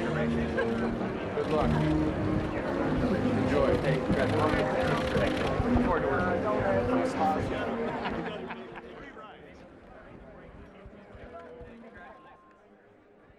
Joining me now once again for inauguration coverage is Ron Hoon, Hillary Clinton on the screen now. We just watched as President Trump was There just you go. inaugurated. Yep. You know, we were sitting here talking about how the speech seemed so short, and then we actually went back and checked. President Obama's speech was only about 4 or 5 minutes longer than Donald Trump's. It did feel pretty short. Okay, there's Jason Chaffetz. That's interesting. That's very interesting. He is, if there's any single voice up on Capitol Hill that's been kind of moving forward with the Hillary Clinton investigation, it's been that congressman that she just took a moment to shake hands with. Interesting. Jason Chaffetz. It is so interesting to have the Hillary Clinton cam here on Inauguration Day, considering the 2016 election. It's not typical that you see the competitor, the person who was defeated, in such a prominent way during the inauguration. Right. Now, let me just say one thing right off the top here. You'll get a lot of talking heads on some of these national channels that'll take forever to give you their opinions, but we want your opinions. We have, just by virtue of the fact that Sami is on Twitter and I'm on Twitter, and we know we've got people watching, over 100,000 people watching all over the world, from fourth grade students in the South to AP classes, history classes watching in Tennessee and New York, to viewers around the world from Scotland to India to the Philippines. Right. So now what we want to do is read some of your feedback and actually have a chance to interact with you right away, kind of on what your first take was from the speech. Right. So if you guys want to react to the speech, give your analysis, your thoughts on the speech, you can tweet us, either Ron Hoon Fox 10, Sami at Fox 10. I'm going to go out and say that it sounded a lot like many of Donald Trump's speeches that he gave on the campaign trail, but a bit toned down. Typically when he's on the campaign trail and he has all the fans and supporters in the crowd, you know, he kind of speaks more conversationally. Yes. This time he sounded much more presidential, much more professional, but the topics that he touched upon were still the same issues that he discussed time and time again on the campaign trail. I think there were no surprises in hinted there at all.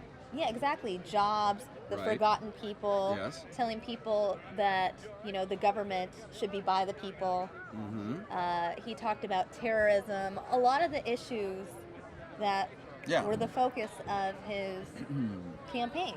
Okay, so here are a few quotes that sort of stood out as we were watching. Early on, he said, "What truly matters is not which party controls our government, but whether our government is controlled by the people." January 20th, 2017 will be remembered as the day the people became the rulers of this nation again. We're going to watch to see how DTS, hashtag DTS, starts to unfold. Drain the swamp. I mean, he promised that things would really change, dramatically change. And so one of the first things we're going to watch for is whether or not he issues any executive orders right now from the, I shouldn't say right now, I mean there's a lunch and there's a parade, there are a few things that actually need to get taken care of. But in terms of what happens over the balance of the day, will we actually see news headlines emerging from the Oval Office? Because there is about a 3-hour window there, from around 4 this afternoon until about 7 o'clock this afternoon, or this evening, when the inaugural balls begin, where he could get right to work and create all kinds of headlines in that regard. Who knows? I am still just so fascinated to see a lot of these shots that are coming in from the inauguration. So many people coming together, Republicans, Democrats. We're looking at, it looks like that was just the back of Bernie Sanders. We saw Elizabeth Warren earlier. Now you have Rick Perry. We're looking at so many prominent people in government, whether they're Republican or Democrat, coming together to witness, like you said, the peaceful transition of power. It's a monumentous occasion, and it's so interesting to just people watch here. You know, there's Kellyanne Conway. Great hat. I really like her hat. I just saw my first Green Bay Packer hat. For all you Wisconsinites who are watching us. I prefer Kellyanne Conway's hat. As a Cardinals fan, we're going to support Kellyanne Conway's hat instead. All right, let's go to the feed and see what you guys are saying on Twitter. Again, it's Ron Hoon Fox 10 and Samia Khan Fox 10. Thanks for following no us. In my oh Fox no, it's account. just Samia Fox 10.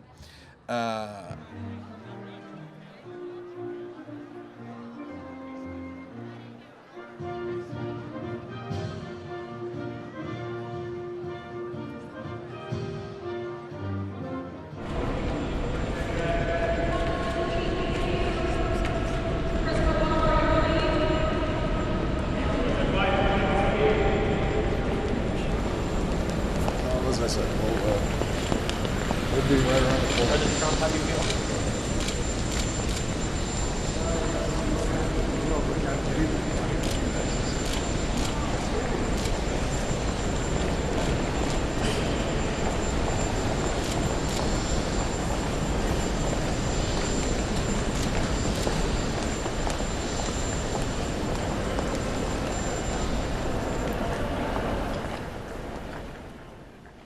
And we just witnessed another historic moment. That first walk together. President Trump and President Obama walking together following the inauguration and swearing in of Donald Trump. Oh, there, by the way, is a look at the helicopter. So Marine One, we will see, it won't be too long before we will actually see now ex-President Obama boarding the helicopter, heading off to Joint Base Andrews.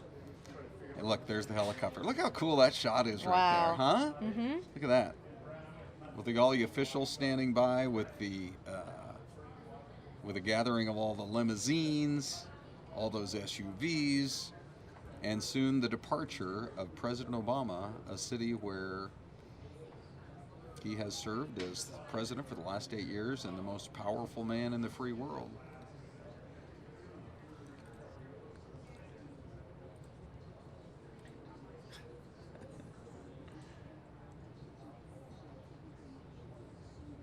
There you have Paul Ryan, Nancy Pelosi, Representative Kevin McCarthy from Central California, I might add, Bakersfield. I did interview Kevin McCarthy years ago during my reporting days in Bakersfield as a young, early 20-something. Yeah. Okay, so here comes some reaction. Here's Goose3223, who says it was a great speech.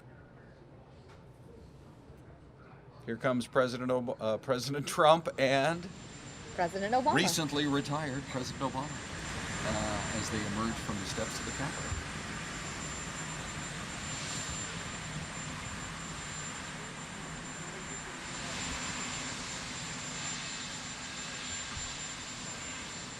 Also, Vice President Pence.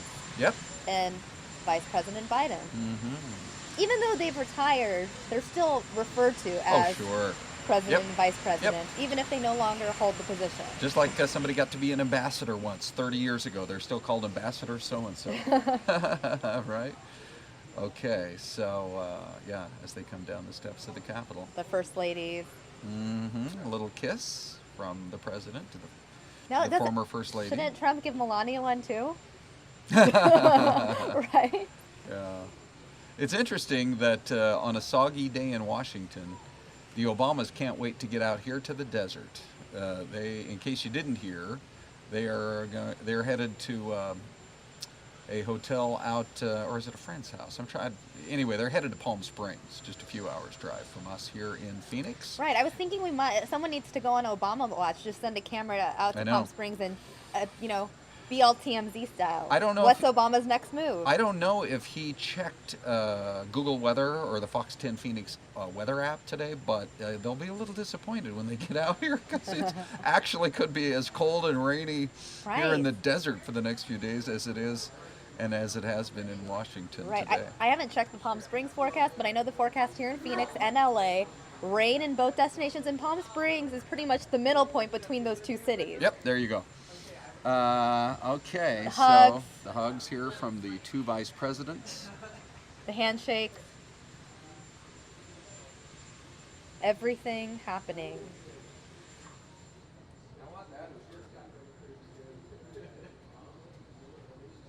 The official moment. You know, when Joe and Jill Biden get in that limo, I bet the first thing they want to do is just sort of celebrate and get ready to go on. We don't know where they're going on vacation.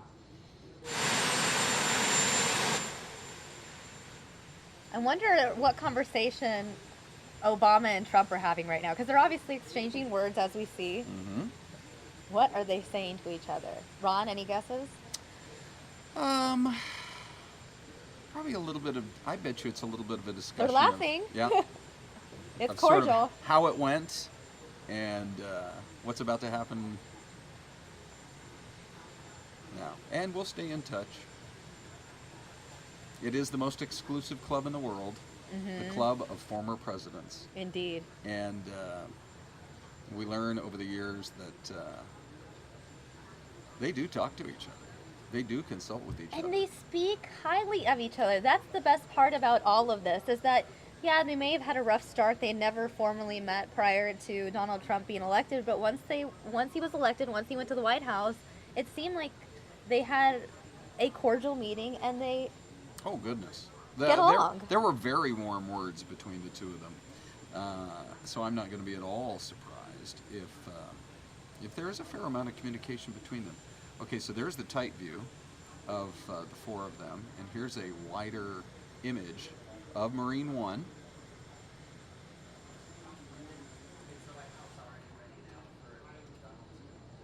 And there's the incoming and the outgoing president about to depart. Probably going to be a flyover, right? A circle around the Capitol, a circle over the White House. I mean, that's what I'd do. I'd say, hey, let's take her for one last spin around the city. It's interesting that they are leaving to go to Palm Springs, but that's going to be brief, and then they're going to be right back in Washington. The Obamas in their new place. Right, Tasha still has school. Yeah. Well, it's the same reason they're keeping Barron in New York. Barron and Melania are staying in New York at least for the next few months in Trump Tower, because he still has school to complete, and they're not just going to yank him out of school to live in the White House. Not yet, at least. Right.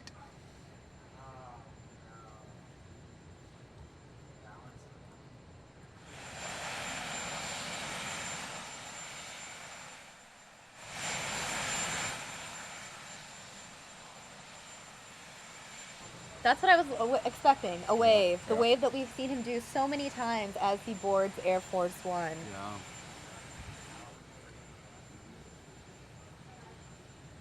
Wow.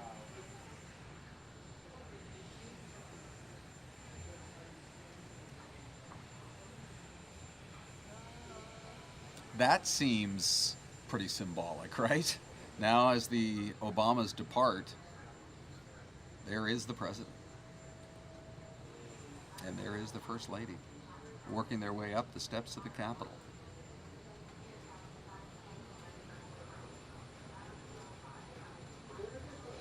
So there is a luncheon that happens inside the Capitol. It's 12:42 in the afternoon there.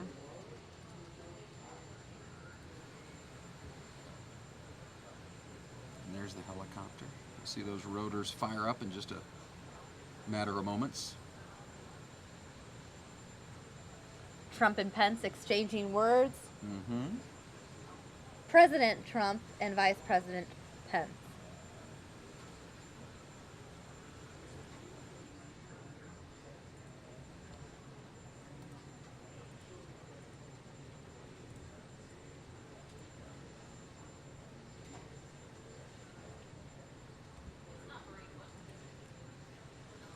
A few other quotes from the speech that are among those that I think people will be remembering. He said, "There should be no fear. We are protected, and we will always be protected. We will be protected by the great men and women of our military and law enforcement, and most importantly, we will be protected by God." As I have been looking, oh, there you go. They're just seconds away from liftoff. That's been one of the things that we've seen in the feedback. Several people said they appreciated the fact that President Trump referenced God in his speech multiple times. Mm-hmm.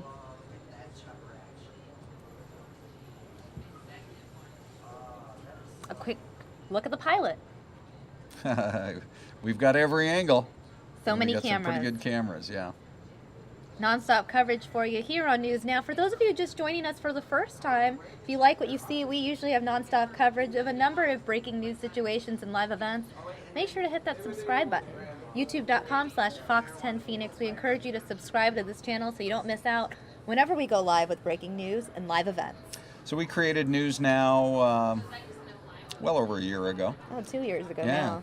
Are we at our 2 year? We're pretty close anyway. Over 2 years. Are we? Okay. Mm-hmm. And I know, time flies when you're having fun. you know, it Ron. really is. And so we have this streaming news channel, and we hear from people every day from all over the country and from around the world. And we appreciate you joining us literally by the tens of thousands. Come back on future days, because Sami and I used to sit around here and say, well, once the election's over, then what are we going to talk about? Well, politics, I really feel, is only going to get more interesting. Here it is. Here's the actual departure of Marine One.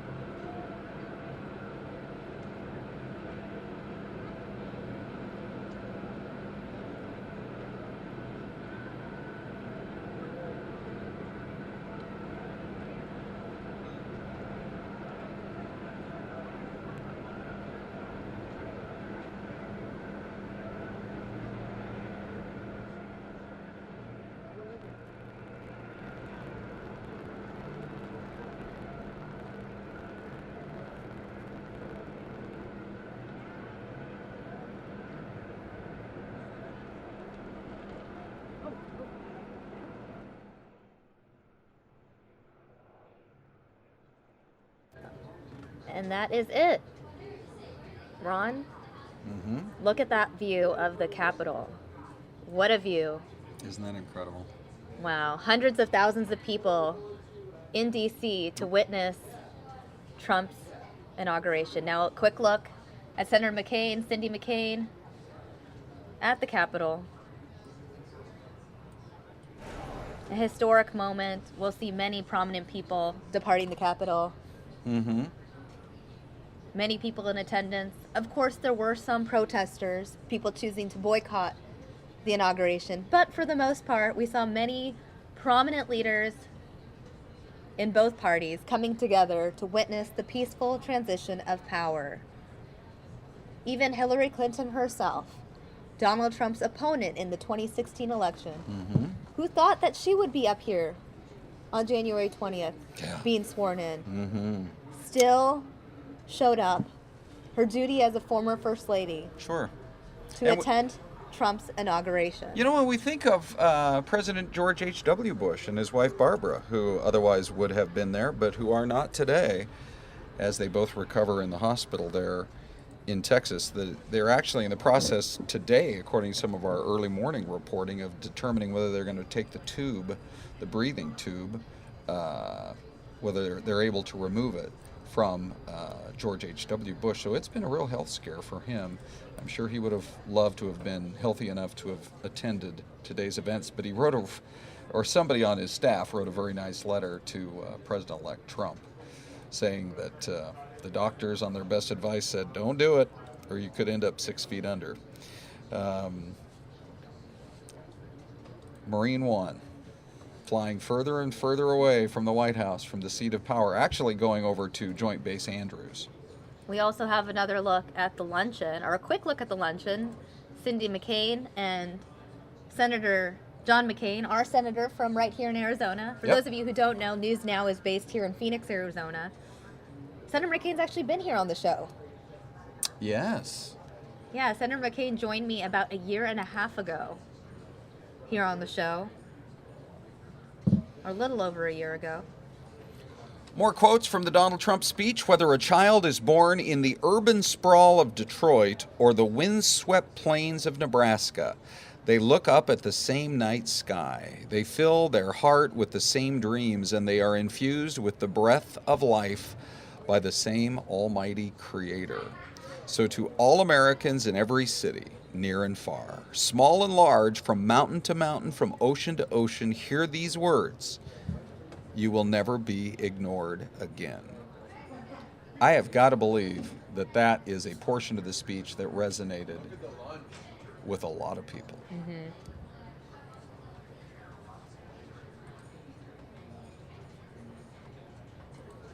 Again, we are giving you guys a live look at the Inauguration Day lunch setup there. Many prominent leaders will be in attendance there. We just watched as the McCains arrived there. And we'll be bringing you nonstop coverage of, obviously, all of the Inauguration Day festivities. We showed you the swearing-in of Donald Trump. We showed you Trump's speech. And in just a couple hours, we're actually going to have the live feed of the Inauguration Day parade. So make sure to stay with us throughout the day. Stand by. It looks like we're getting another announcement. Oh, Joe Biden about to, how about that? Take the train back to his hometown. So why don't we go ahead and show you guys this. Joe Biden taking that train back. I think the vast majority of senators and representatives there on Capitol Hill return to their districts every week. But boy, Joe Biden made it a point to do that. And when you come from Delaware, it's a pretty... trying to guess how long of a trip that would be by train. It can't be more than a couple of hours to get from, actually I bet you could do it in well under 2 hours. So he and Jill Biden depart. And I truly believe this is pretty symbolic. I do believe that Joe Biden's days in the political arena have come to an end. We are going to hear more from President Obama in the coming weeks and months and years. I don't know how much more we're going to hear from Joe Biden. And he's a man who I think a lot of people feel a lot of sympathy for with the loss of his son during these last few years. Right. And his son, Beau Biden, losing his battle to cancer. Yes. Now, reportedly, Beau Biden had told his father prior to his death that he wanted him to run for president. But when the time came, Joe Biden couldn't muster up the strength to do it, considering the emotional loss that he had just gone through. Yep. Okay, here's, this is fantastic, the tweets that you're sending to us. Here's O'Dane Houghton, who, by the way, is watching in Jamaica. And he said, I think President Trump's speech just now really connected to a lot of Americans. That's why he's the president.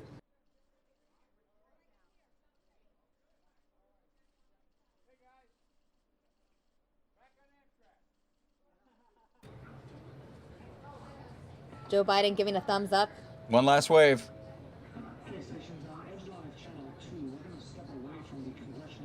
Wow. Do you think that's a train that anyone can attend, or is that a private train? It seems like a private train. That's a great question. I bet you, I don't see anybody else boarding except just this particular party. So I don't know. I wouldn't be surprised if it was a train that they had already swept everything else, locked down, nobody else gets on, and we're going to depart once we get the Vice President aboard. Now, live images coming in from Joint Base Andrews.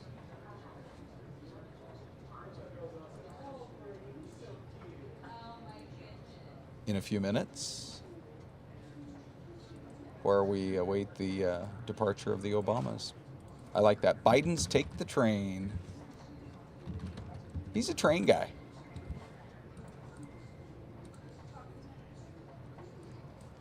I bet one thing that he and Jill Biden are really happy about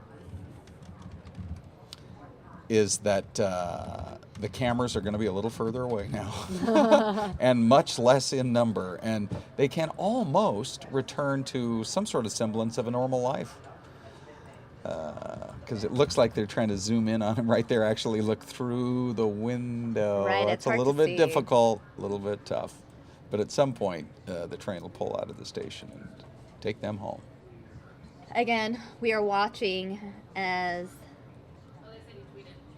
the Bidens depart for Delaware.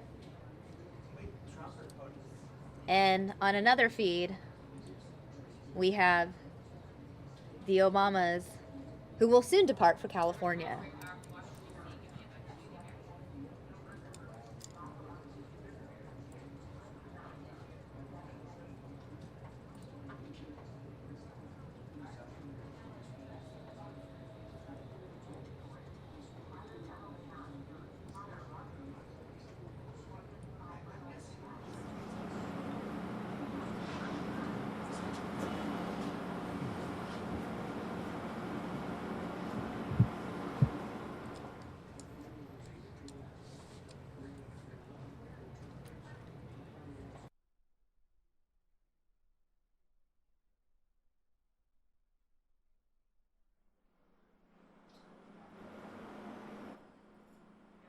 The Bidens are on the train, and the Obamas are about to get on the plane.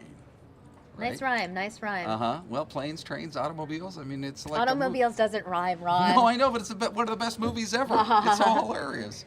Fair. And a day that we've seen a lot of goodbyes. There was a video as we watch Marine One arrive at Joint Base Andrews of Michelle Obama walking through the White House one last time that I saw yesterday with the dogs. Just had to be a kind of a surreal type experience that the place that you've called home for the last 8 years isn't yours anymore. Right. A surreal feeling. I really think. Yeah. Yeah.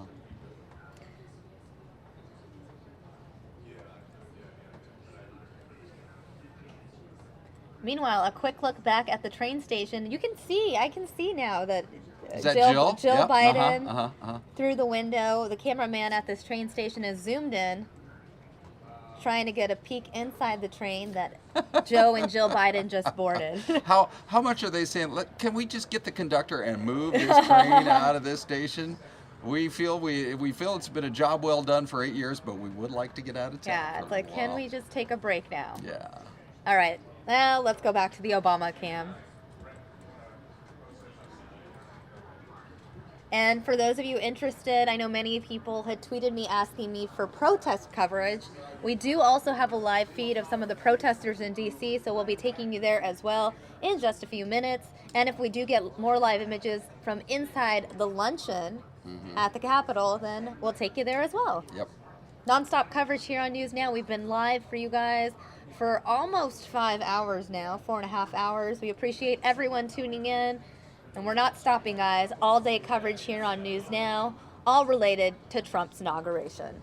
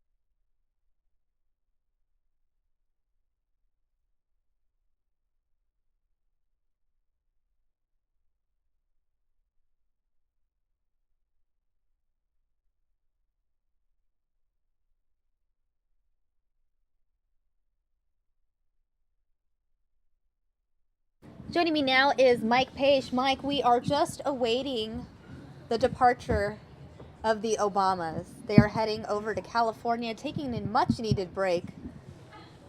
Except Palm Springs, normally a great vacation destination. High likelihood there's going to be rain this weekend. Yeah, there could be a lot of rain there this weekend, and it's going to be interesting to see here if there's a little, I don't know, ceremony with some of his former staff members as well at the hangar, because that's what something George W. Bush did with his. Interesting. Yeah, so we'll see if that happens. Bill Clinton did that for his former workers as well. So we'll see if there's going to be a little ceremony going on as well. Right. Or if they'll just get right on the plane and head to Palm Springs. Take a nap. I wonder what they did in those final moments in the White House last night. Oh, you know what? I take a tour around it, just look at it one more time. I mean, it's not. I'm sure they still get access to it in the future, though. Whenever they feel like they can just probably request to stop by. Sure, but it just won't be the same, Right. Just won't be that same feeling that they had for the last 8 years. Right.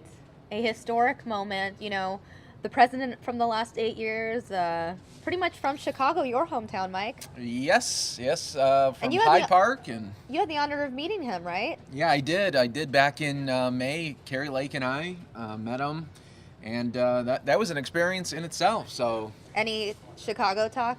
No Chicago talk. No Chicago talk. It was all business. Well, it just happened so fast. Right. They bring you in, they bring you out. Okay, here we go. I want to know where the kids are. Sasha and Malia? Yeah, where are they? Studying for another exam, perhaps. And for those of you who don't get that reference, during President Obama's farewell speech last week in Chicago, where Sasha started trending because we saw Malia in the crowd, but we didn't see the younger Obama daughter watching her father's farewell address. And it turns out it was because she had an exam the next day. Yeah. Or a school project. Something related to school that she couldn't get out of. They couldn't even give a presidential note. We're going to need a doctor's note. Yeah. Okay. What about Dr. Jill Biden? Yeah. Does that count? Wow. So a historical moment that we've been all watching together. Been watching this all unfold live right now and Fox 10 News Now stream. Right. And, Mike, for you and I, we really have been covering this election for a year and a half. So this day, this moment is the culmination of everything we've done here on News Now. Sure. Day in, day out. We've covered campaign event after campaign event, town halls, rallies, meet and greets, visiting the local restaurant. We've seen everyone from Mike Huckabee eating at the fair to Hillary Clinton trying boba tea for the first time. To John Kasich just really chowing down on some Italian food. Right. I mean, we've seen it all. We've brought you nonstop coverage here. Many of you guys tuning in have been loyal viewers over the course of the last year and a half. Some of you just meeting us for the first time here on News Now. We appreciate you guys tuning in as well. It's really an exciting day here at News Now. You pinned it perfectly with the culmination. I mean, this is what it's all been leading up to. You figure all those town hall meetings, all those different campaign events have come for this very moment when Donald J. Trump, now 45th President of the United States. Right. I'm going to go ahead and change the lower third since we've now cut away from... See, this is what I was talking about, kind of the... this is the hangar, correct? Oh. So this is a lot of the staff members now that they get to say their their final goodbye before the Obama and go away. So I guess that lower third is still appropriate. Oh yeah.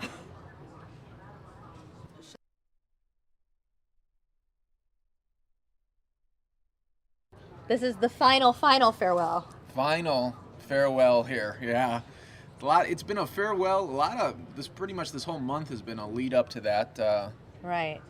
President Obama had the big speech a couple weeks ago in Chicago with his farewell address, and so many different cameras. So we have Obama at Joint Base Andrews. We also have the luncheon in the corner of your screen. I'm going to put that up for a little bit so viewers who are looking to see the who's who of the Republican Party can play that game in the corner of your screen. And then in another feed, we haven't even taken you guys there live yet because we have so many other feeds. There are some protesters on the streets of D.C., so we'll get to that in a few moments. But right now, the focus is on President Obama and, of course, the luncheon, the inaugural luncheon. yes, and then after that, we'll have the parade, and then it will be back to business. But, it's a holiday in D.C. today, so all the federal workers have the day off. They've only had a 3-day week this week because of Martin Luther King holiday as well.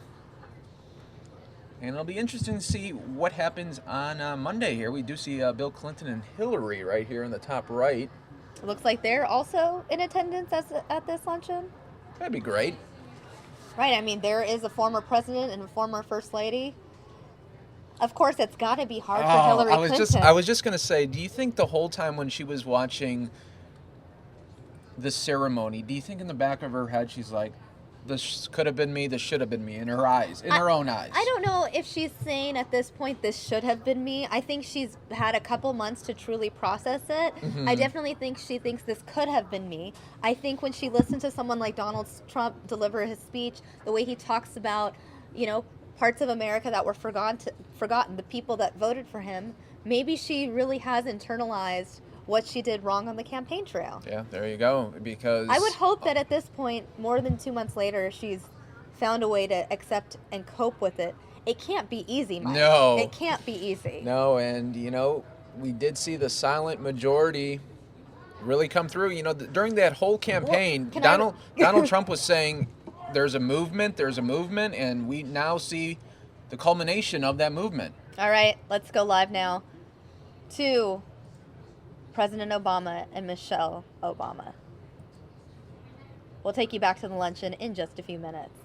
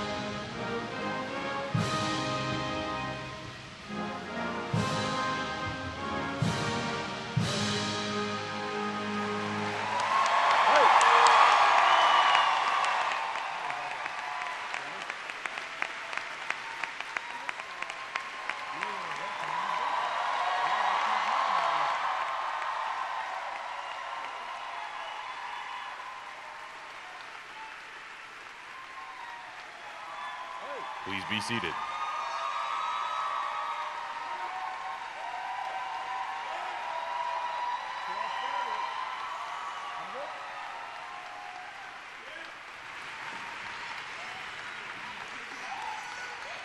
Hello, everybody.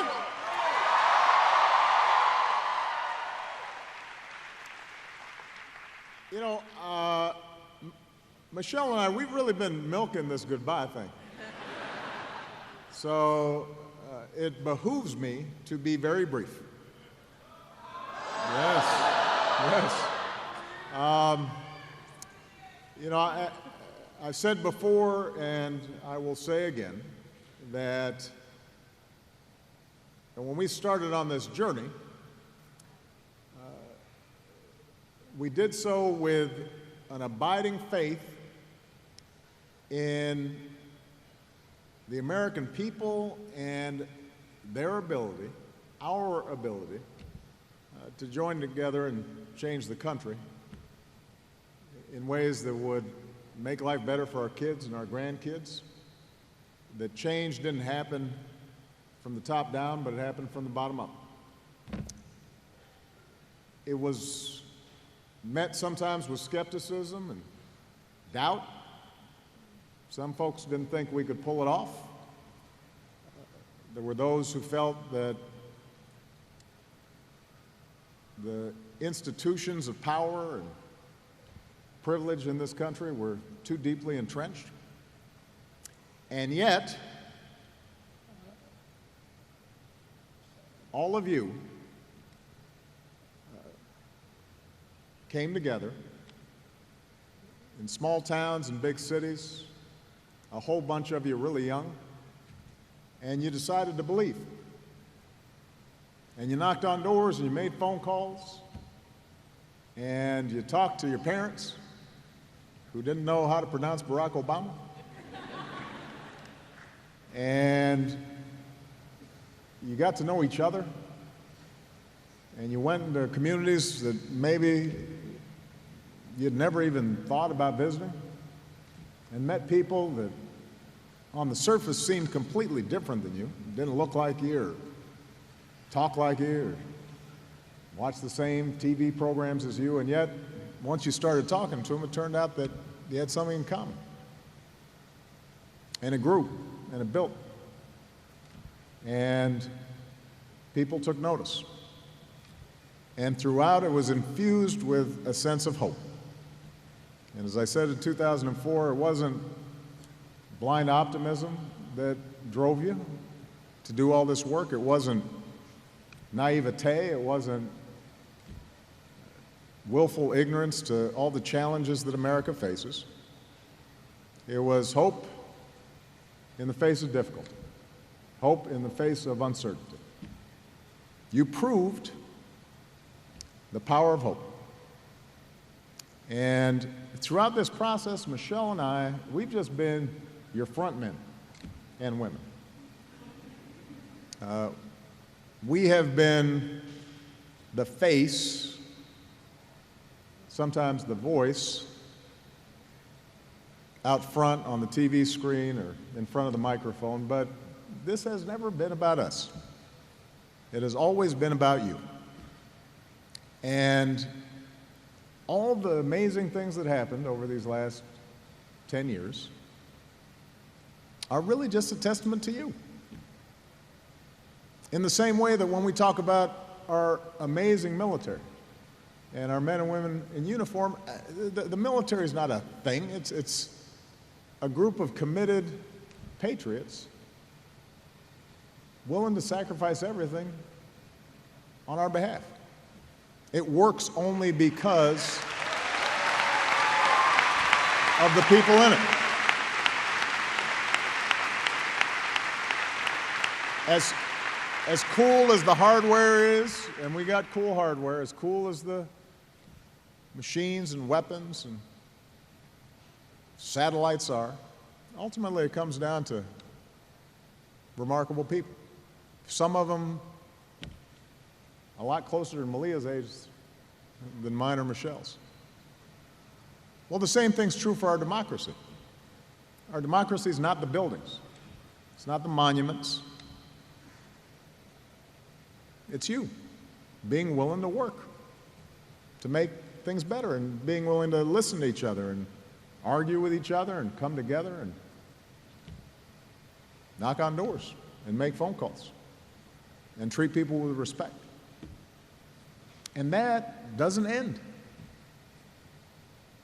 This is just a little pit stop. This is not a period, this is a comma in the continuing story of building America. So, to all of you that have put your heart and soul, not just into our campaigns, but into making schools better, making sure our veterans got the care they needed, making sure that we left behind a planet that is safe and secure for our kids, making sure that hardworking people had a ladder of opportunity and could support families. For all of you who have just done amazing, remarkable work, most of it unheralded, most of it without fanfare, most of it without you getting any word of thanks, we could not be prouder of you. I could not be prouder of you. This has been the privilege of my life, and I know I speak for Michelle as well. And we look forward to continuing this journey with all of you. And I can't wait to see what you do next. And I promise you I'll be right there with you. All right?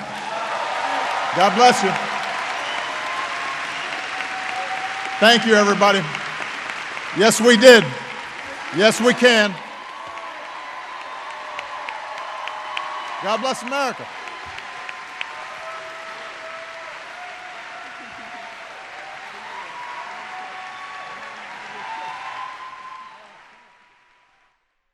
That was President Obama speaking to former staff one last time before departing for California. We're going to take you full now to Donald Trump signing executive orders.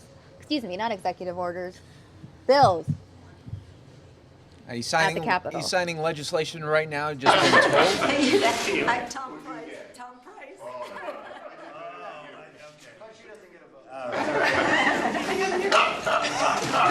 Look at it. Did you get Tom Price? Yeah. You know, he's going to be terrific, and he's going to get approved, but I'll give you a different one. Come here.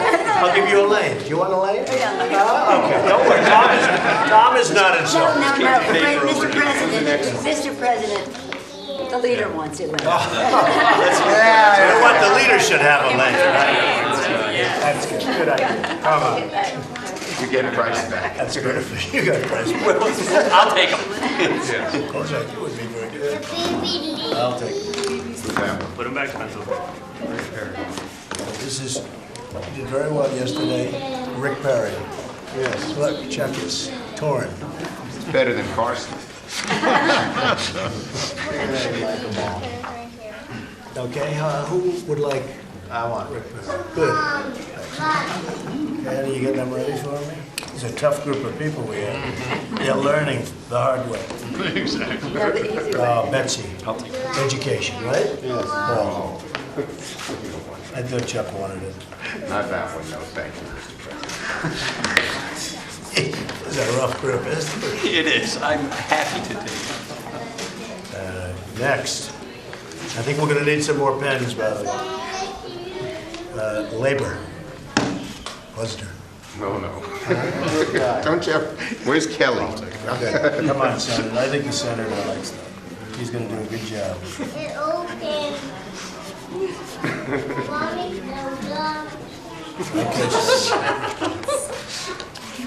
It makes me feel okay. So it's great.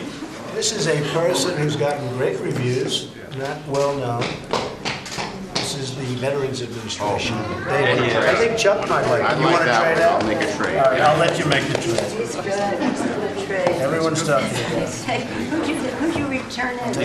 I traded Carson for the veteran. Oh, that's a great Thank you. Good pen. It's a good one. This is what a lot of people are going to want, John Kelly. Oh, yeah, he's a good one. Good man. He's a good man. Chuck, you're going to put the cap on it. You're going to get your shirt stained. This has got to help me hammer in a nail. Yeah, I know. I'm always out. Come on. John Kelly. No, just pull it off. Pull it off. Oh, Ryan, you should get something here, right? Come on, Ryan. It's John Kelly. It's a very non-contact. Close it, Ryan, so it gets stained. You getting some more pens back there? This is fun. These are. Oh, Dan Coates. So who's? It's an equal number for the cap. I think Dan. I think Dan is. Vice President should get Coates. I think Dan is a good man, right? I'll get into it. If we run out of pens, we'll just use the same. I have to recycle a couple pens. So does anyone know what I like? Good negotiator. Good trade negotiator. Looking forward to meeting her. I'm going to empty their pockets. I'll tell you, Chucky's a great trade negotiator. We need that. I like what I've read. Smart. But I have a pen. Mike Pompeo. Great. Strong. They tell me he's going to be approved momentarily, but you never know. That's right, isn't it, Chuck? Nancy. Depends how you defend. One never knows. Soon.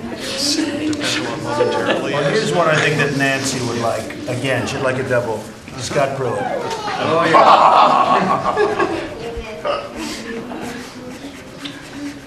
I'll say he's Noki. Scott is going to do a great job. Absolutely. Speaker would like that. Oh, well, I think. He's still working the pen. He's still working the pen. Todd just won the World Series with his team and the family. He's going to be helping Wilbur. Oh. Wilbur. Deputy Secretary of Commerce. I like Wilbur. So we're doing undersecretaries? Vincent Viola. Everybody likes Vincent. Secretary Brown. Vinny Viola. You like him. I like Vinny. I support him already. I can't get too many pens. No, you're only getting the one. Yeah. We got to keep it. Symbolic of all of the signatures. Jay Clayton. He's going to be fantastic. SEC. Head of the SEC. Great lawyer. Congratulations. Linda McMahon. Terrific woman. You went a long time for this. Small business.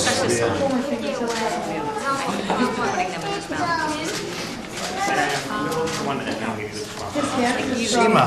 You know Seema? Mike, that's your person. Very talented. Indiana. Nikki Haley. I think Nikki's going to do a good job. Great job. Taking enough pictures? You can give a few more out, just save one. Okay. One more time. Okay. We're running out of people to give it to. Here, two more. You have two Nikki Haleys. Is she applying for two positions? You want a second one? I'll sign it just in case. Maybe there's two positions. Okay. Terry Branstad, the governor, longest serving governor. And China loves him, and he loves China. Yeah, recycle. He's a good man. You'll get that. I was hoping he would get natural resources because he's for the renewable fuel standard. Well, I'll tell you, he's a terrific guy. Longest serving governor. Longest serving governor, 24 years, longest in history. Wind and corn. So here's one that's not at all controversial. David Friedman from New York, who you must know, right? I never met him. Never did. You sort of said that about me. I didn't say that. I said never took me to dinner before he died. David's going to do a great job. Back there. Good. Somebody. Okay? Thank you. Here. One more. Okay. One more. Who's left? Your check. Proclamation. Proclamation. Proclamation. Okay? Day of National. What is it? Day of Patriotism Proclamation.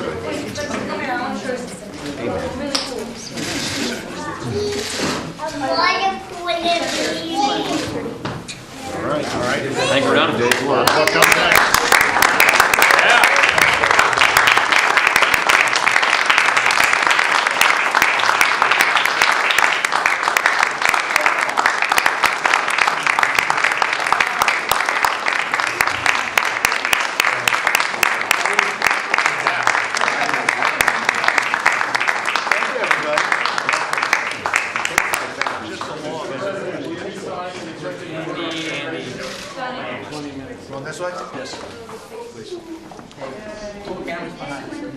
The proclamation. Oh, that's it. You got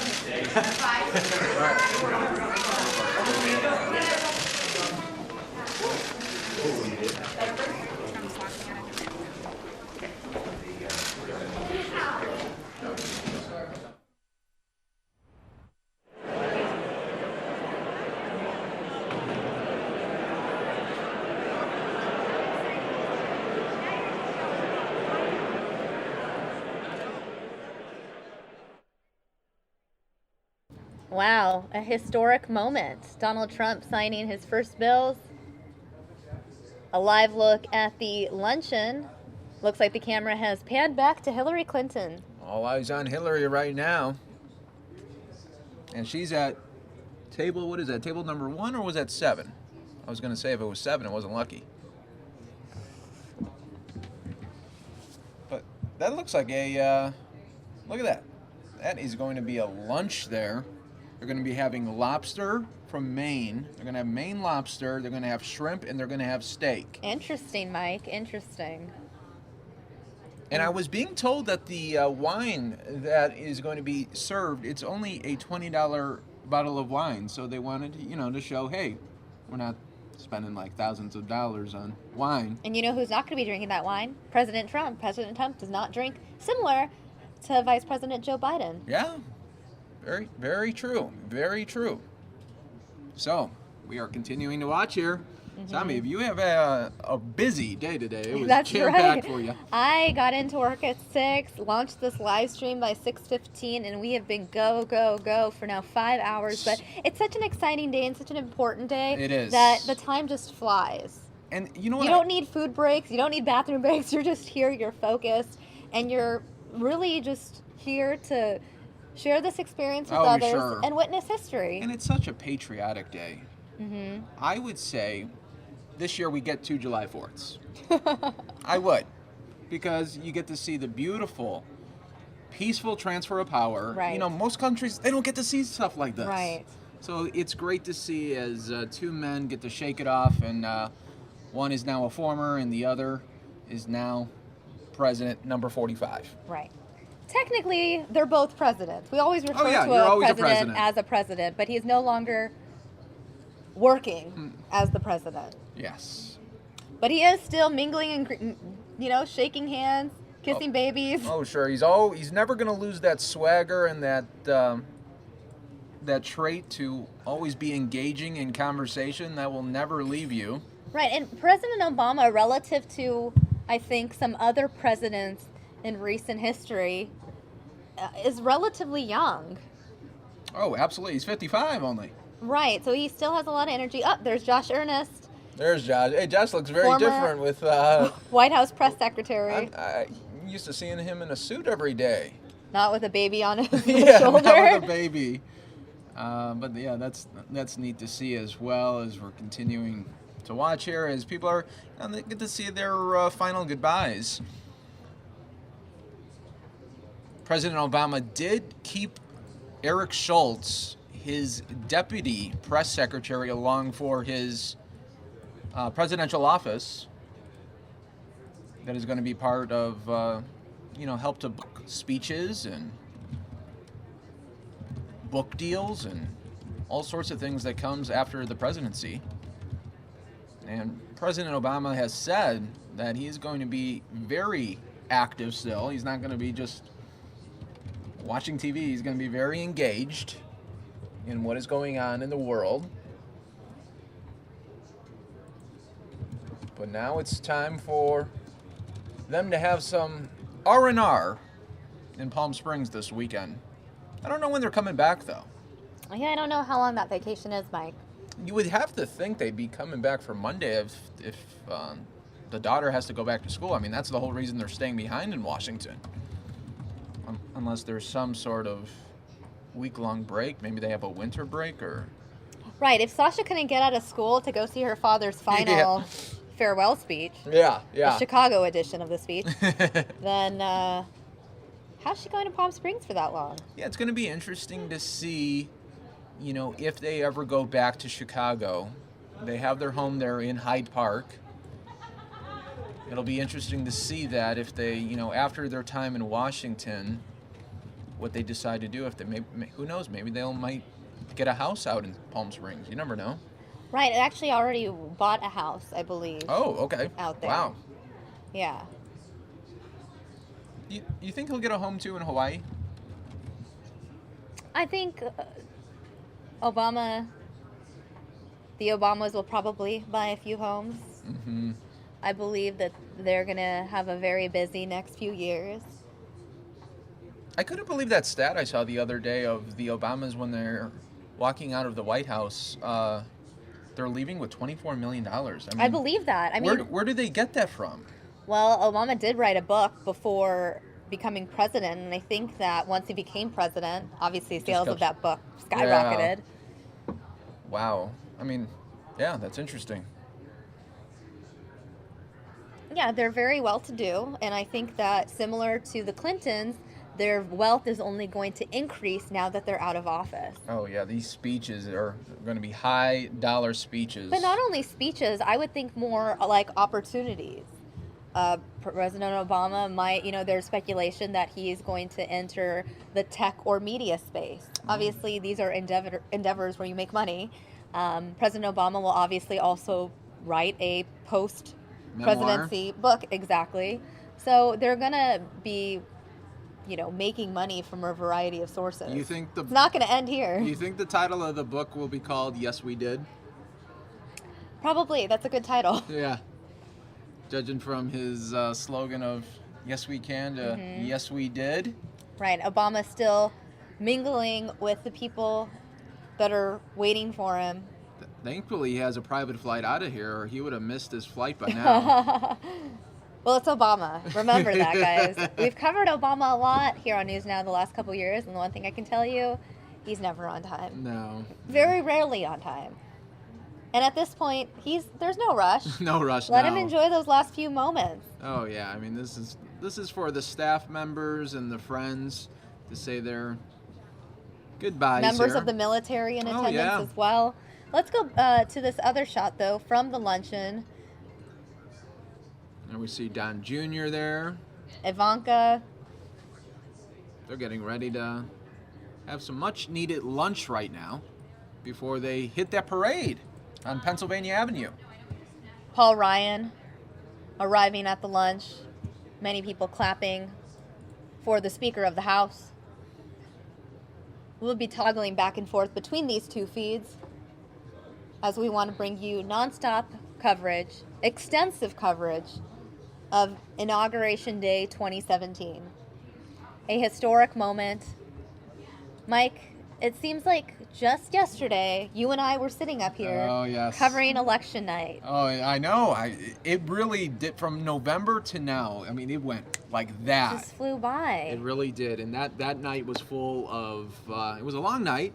It was a long night. It was a long, we didn't know. You were here till late. 1:30 here. 1:30. So that was interesting. But that's also because Donald Trump didn't speak till 1 a.m. Arizona time. Yeah, but you know what? At the time, it was like, you weren't tired at all. It was such adrenaline for the very, special time. Right. So it looks like they might be approaching. Okay. They'll what be boarding. once was referred to as Air Force One. Air Force One is the term when it's the current president. Current president, but now it's just a government plane. Official government plane. They still have the red carpet out there for him. And you see the Marines there. Are they lined up to say their goodbyes as well?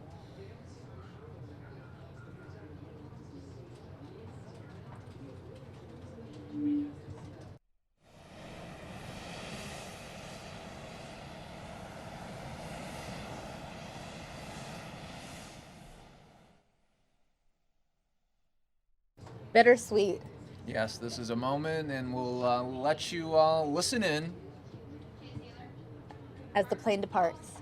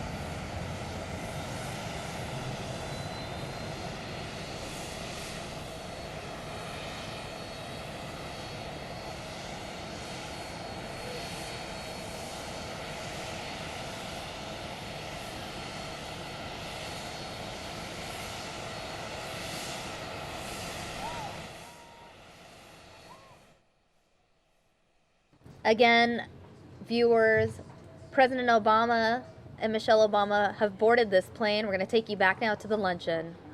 Donald Trump and Melania Trump, President Trump and First Lady, arriving, making their grand entrance at the inaugural luncheon.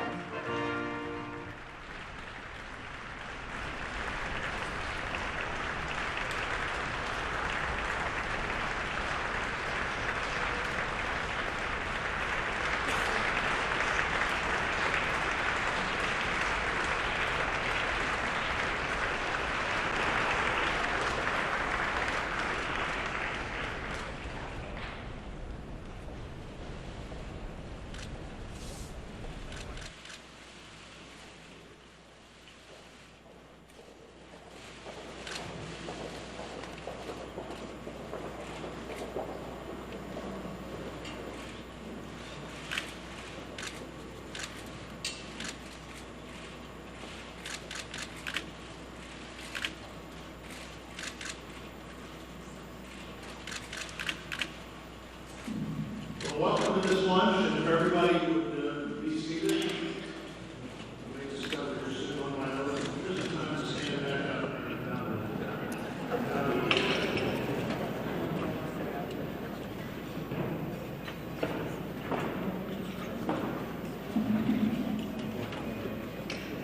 So, Mr. President, I've now got to say twice officially. Mr. Vice President, honored guests, welcome to this inaugural luncheon. The Joint Congressional Committee on Inaugural Ceremonies has been pleased to host this lunch at least since 1953 with President Eisenhower. In 1981, President Reagan's first inauguration, the lunch took its current form and moved to this grand hall, the National Statuary Hall, which served until 1857 as the chamber of the House of Representatives. The statues that line the walls of this room are placed throughout the Capitol, and they recognize important figures in our national history. The collection in Statuary Hall doesn't change very often, but actually since this lunch was held the last time, it's had several additions. Rosa Parks is now in Statuary Hall, and she is, of course, seated rather than standing, as she should be.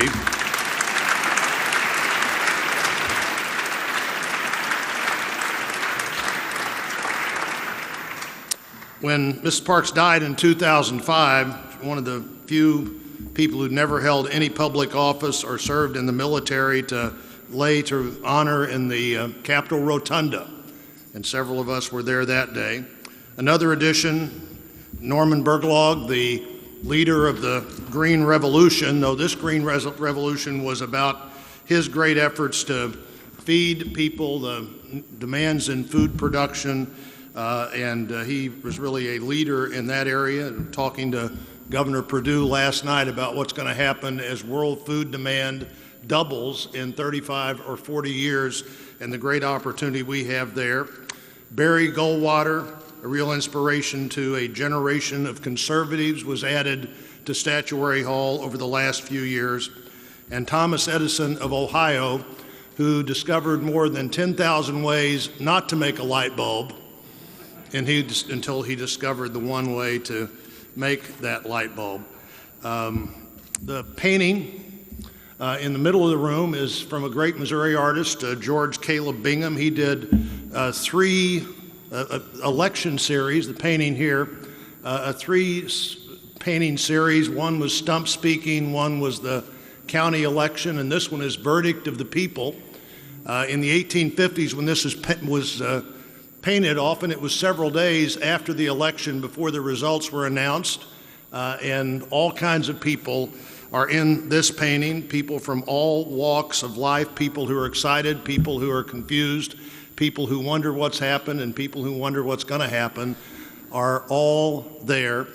Actually, he painted this painting about the same time that in this very room, some of the least successful debates in the history of our country were being held. And of course, that we paid the price for not being able to find solutions. You know, one of my favorite statues in the building is in a room that I have here in the Capitol right now. I had it in the whip's office when I was the whip in the House. And it's one of my favorites because nobody knows who it is. And I don't mean nobody here can guess who it is. I mean nobody knows who it is, and nobody's known who it was since about 1930. Couldn't have been in the Capitol building more than 100 years before people began to wonder, who is this person? And I think it's a great reminder that what we do here is a lot more important than who we are. So we have work in front of us. It's a wonderful opportunity. It is a great day. And I'm asking Barry Black, the chaplain of the Senate, to come and give us our opening prayer.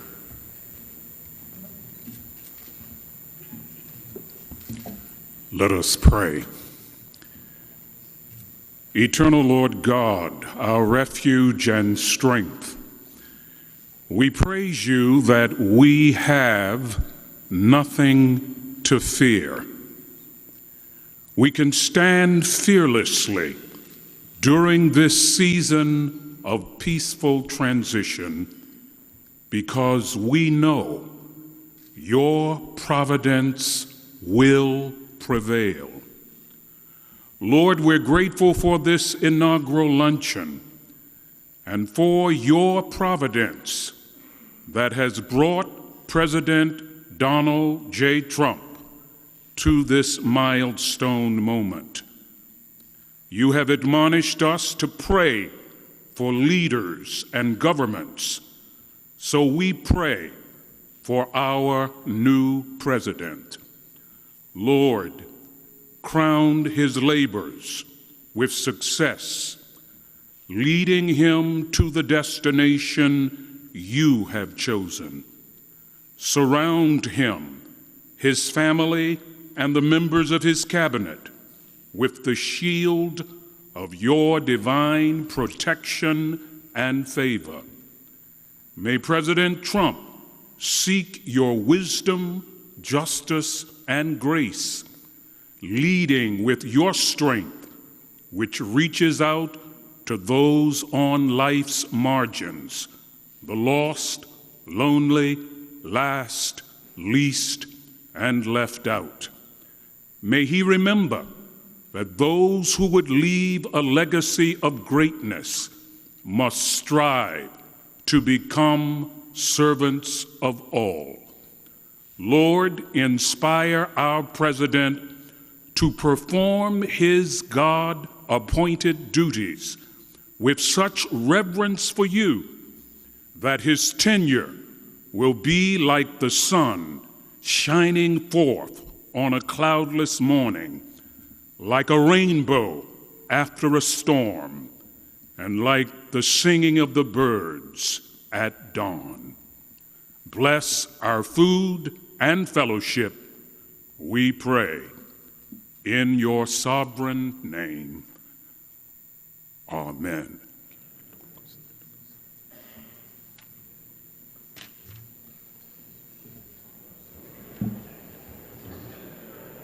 Lunch will be served.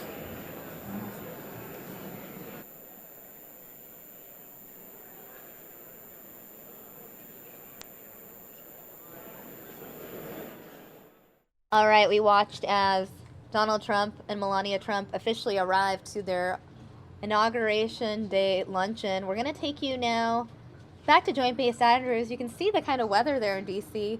President Obama, Michelle Obama, leaving D.C. Off to California, Mike. Off to California right now. Vacation is official.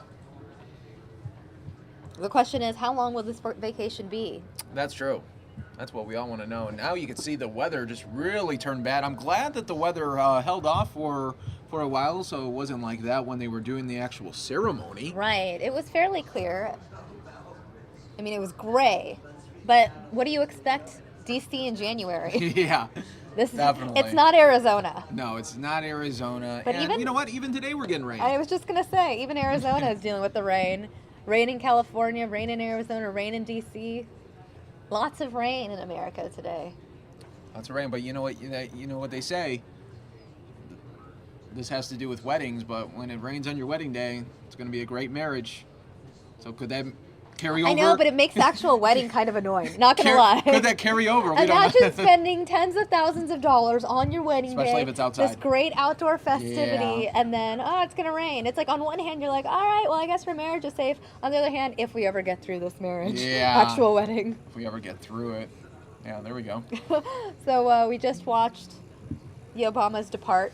Yes, we did, and their vacation has officially started. That must have been, can you imagine last night for the Obamas? I mean, it must have been surreal going to bed knowing, okay, this is my last sleep at this place, and in the morning and the afternoon, we're going to be out of here. Mm-hmm.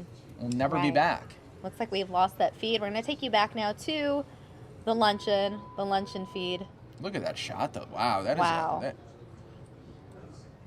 Our cameras today have just been absolutely so artsy today on this very busy day for Inauguration Day, the 58th inauguration.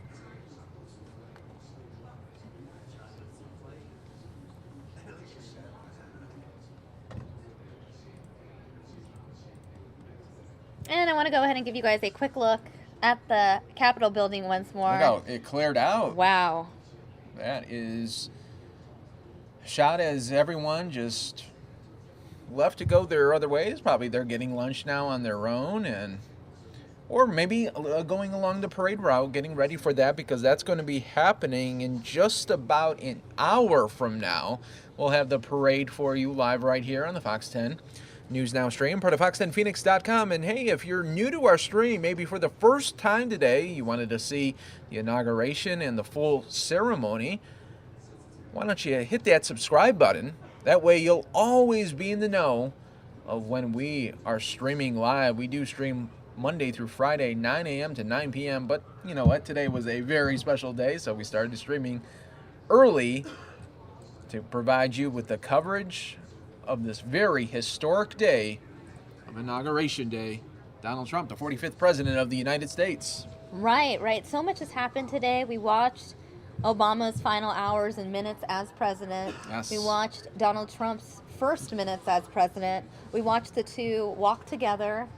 He accompanied Obama as he departed for Joint Base Andrews. They stood there on the steps, speaking with each other. We wondered what the two were saying to each other. What do you think, Mike? Well, I believe President Obama was telling Donald that if you ever need anything, just give me a call.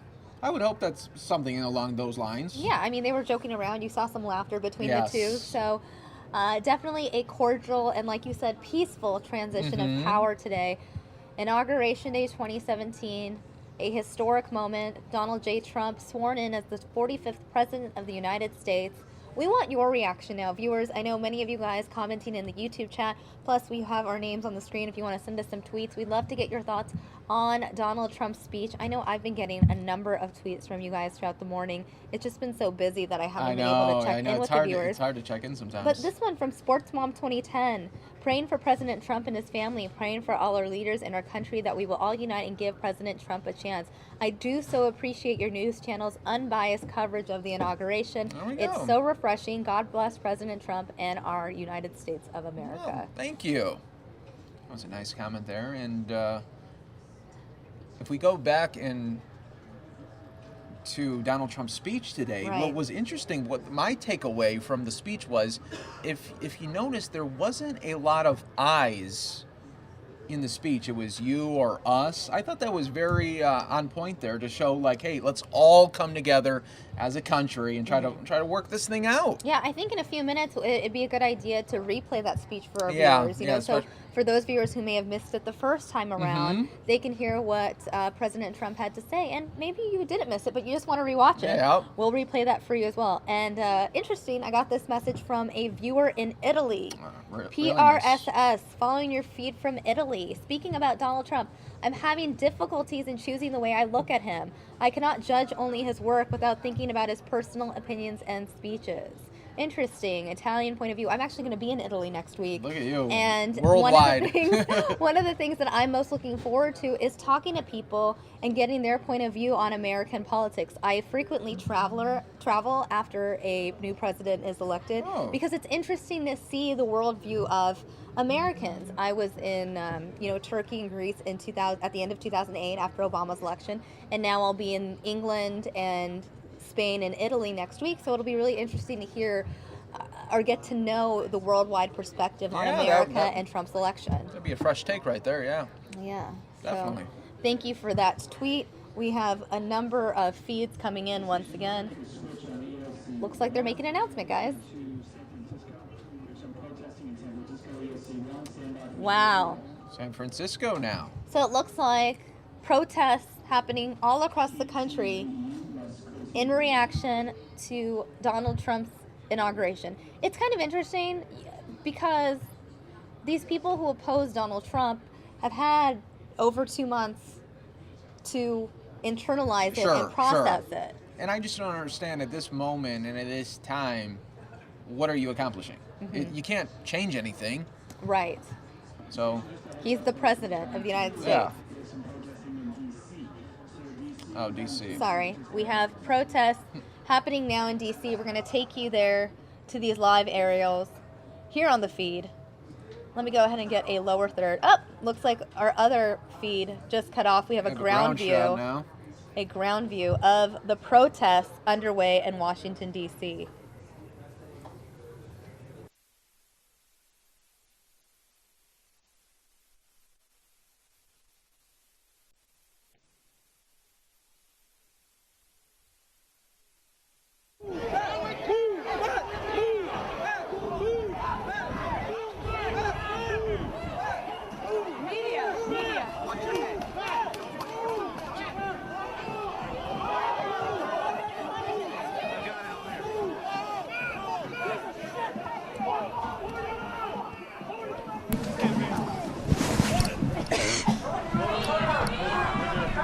Hold on. Where's Swizzy?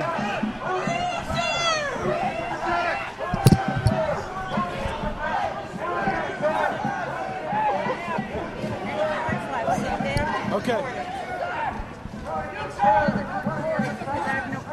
Okay. Get ready.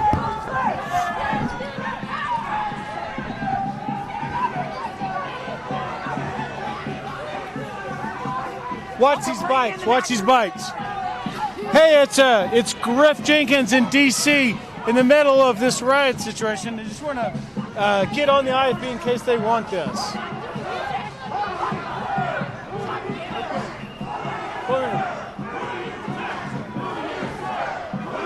Thank you. What's your name again? Frank. Craig? Frank. Greg. Frank. F-R-A-N-K. Frank. Sorry.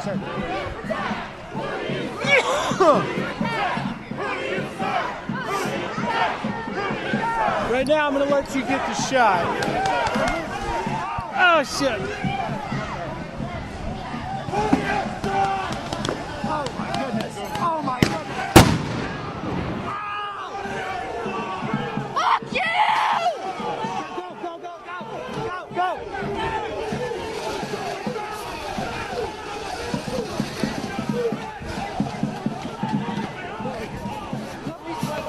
Are you okay, Cappy? I'm okay.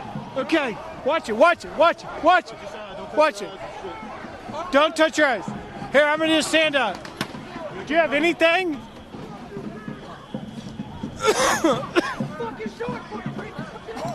Are you okay? Are you okay?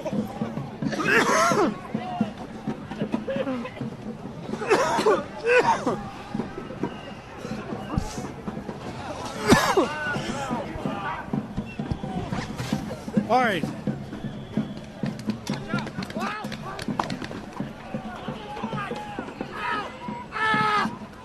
Are you okay? Rubber? It's a rubber bullet. It's a rubber bullet. Can you, do you have anything on the card? If I give you a stand up?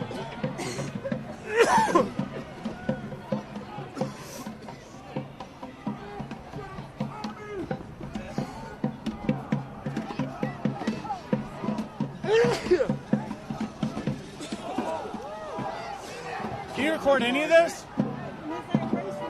Okay, we have to erase one. Watch it. Watch out. Watch out. Watch out.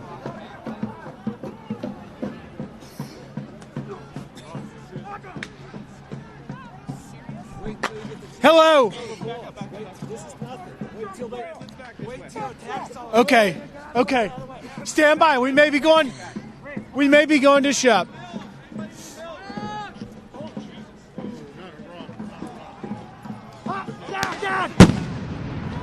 Okay, stay with me. Stay with me. Watch her. Just watch her. If I get hit, it's okay.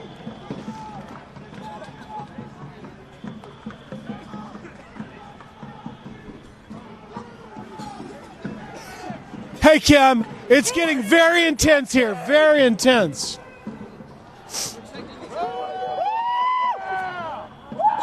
You got it. Yeah, eat it. Okay, okay. You got it.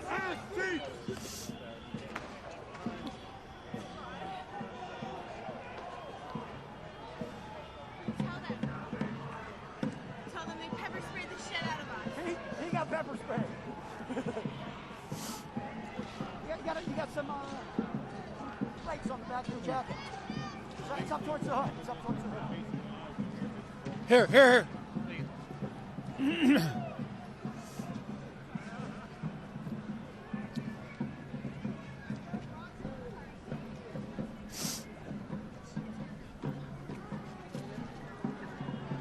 Okay, get close. He's coming to me. Coming to me. You got it. Stay here.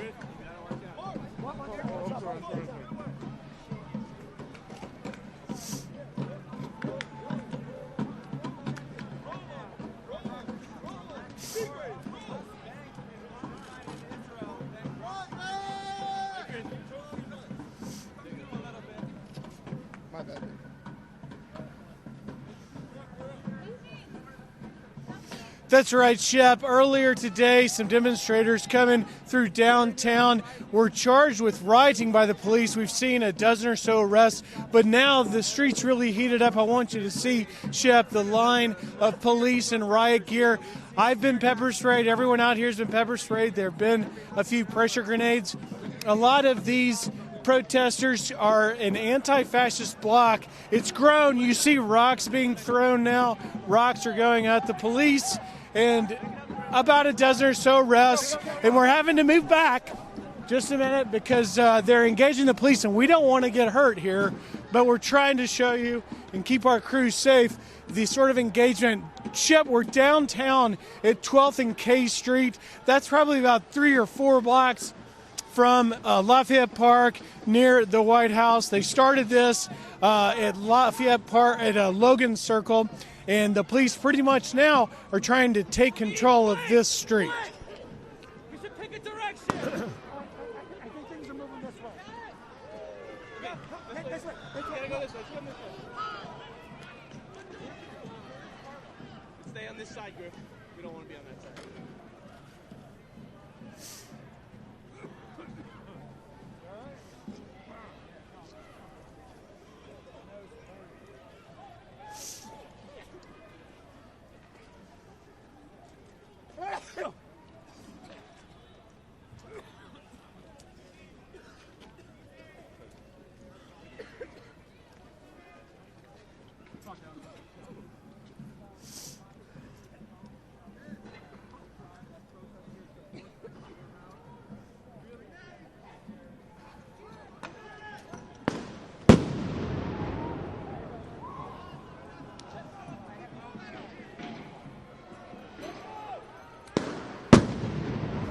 Okay, we'll keep you going. It's going to keep going. It's going to keep going. That was a pressure grenade. There's pressure grenades, and they're pretty much in full-on engagement. Yeah, you and me both. They're throwing another one.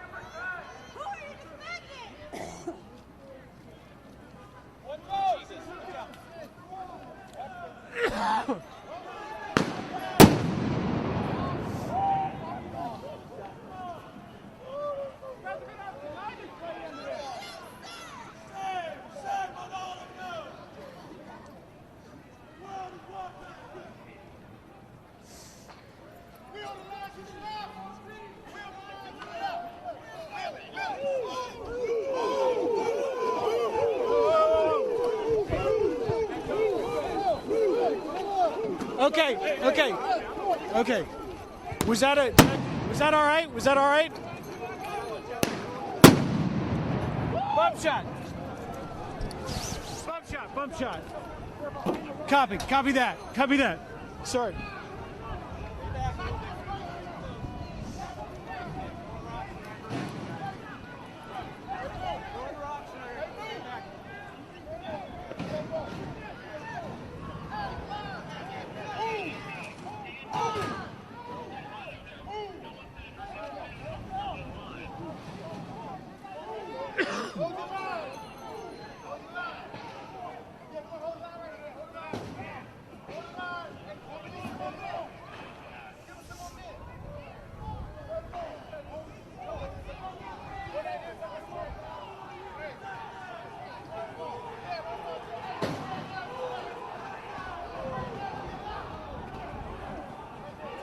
They're taking our bump shots.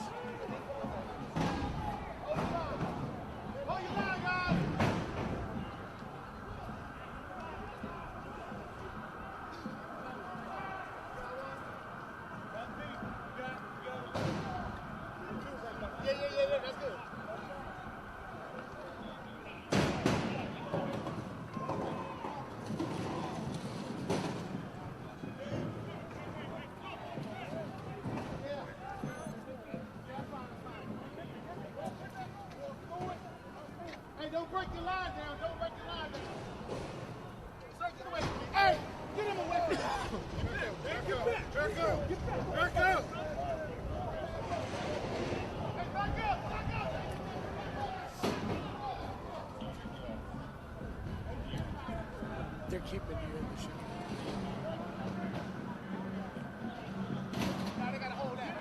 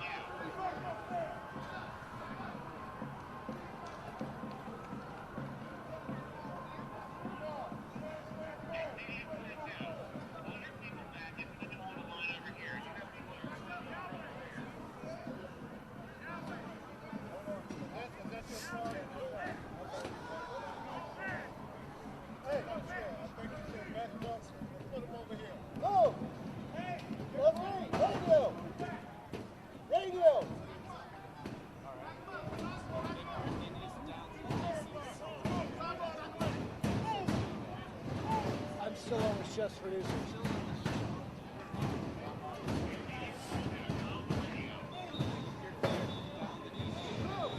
Are you sure? I don't know that one. Huh? Drop off there, go to this email. Wait, drop off? Yep, Drop? Drop off, and then dial 202. Here, hold on.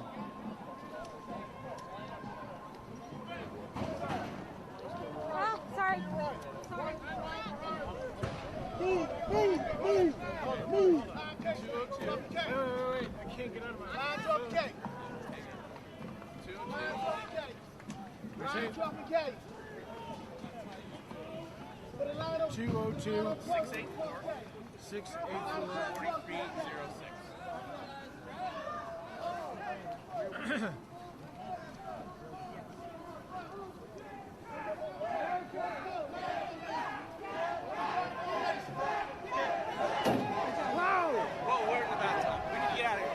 Get back. No. Yes, I have you. Yes, I have you. Hey, Jed.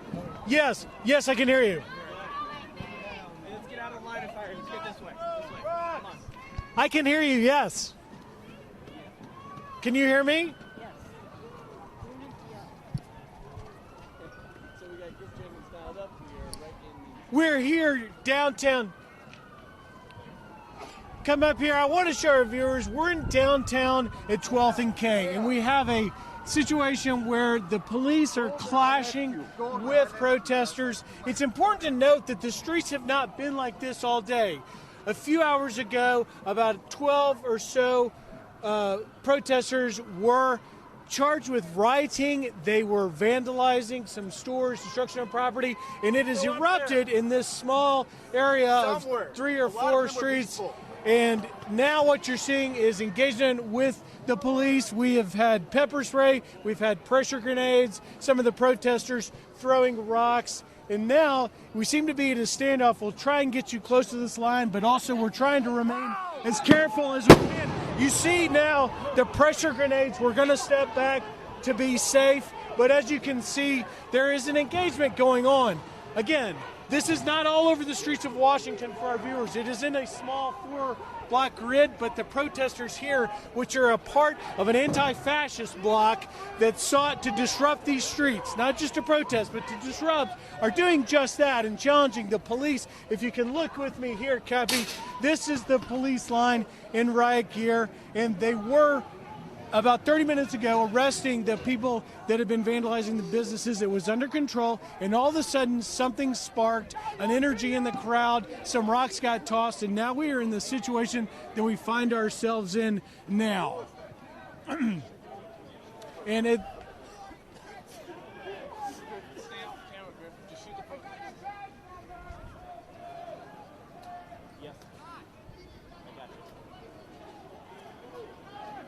It did happen after the inauguration. The original rioting, excuse me, we're just going to stay down. Cappy, come back this way so you do not get hit. This, to tell you the size of crowd, it's not a large crowd. It really, truly is not. It's about 200 to 300 protesters, but some of them are very committed in confronting the police, and rocks are being thrown here as you turn around. You see these pressure grenades the police are using to try and thwart the protesters from throwing a rock. Again, we're at 12th and K, so we're about 6 blocks from the White House. We see over there some serious engagement. The protesters getting up there, throwing their rocks, and then retreating. And the police now trying to maintain control. They're just using a little pepper spray. Here comes the bomb. Okay, we're going to be very careful of that. These are pressure grenades. They're not explosives. It's not what the military uses. No one is being terribly hurt, but as you see, they are indeed very loud. And, well, we want to show you this because, again, there was a discussion and a real intent on behalf of some of the protesters to simply disrupt the streets and challenge law enforcement. And that's what you're seeing here today. But honestly, the police have used some restraint based on what I've seen in Ferguson, covering Baltimore. We've not seen protesters being beaten in the streets, but we have seen about 25 arrests so far.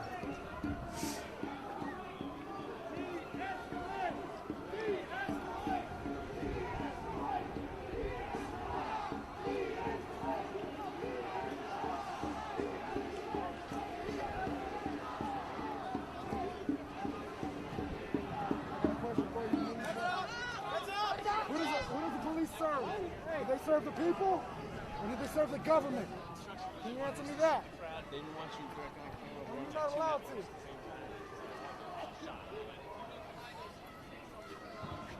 We're clear for now, but I think we'll stay. You just keep me posted.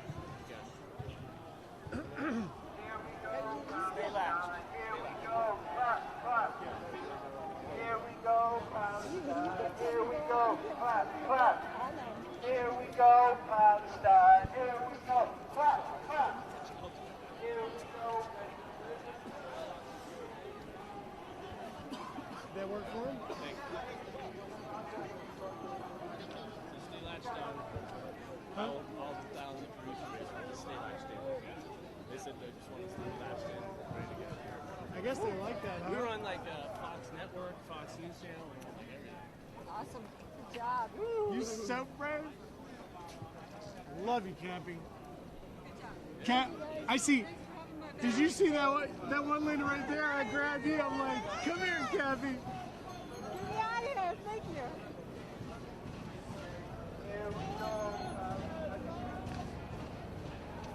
That's going to be more viral than my Screw the President clip.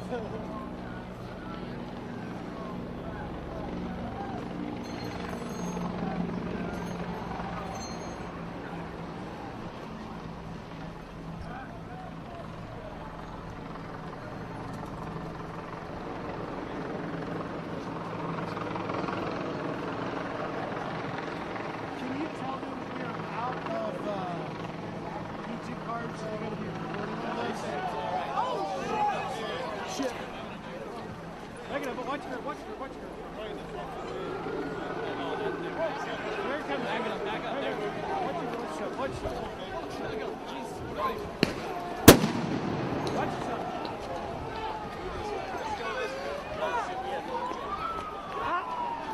Whoa.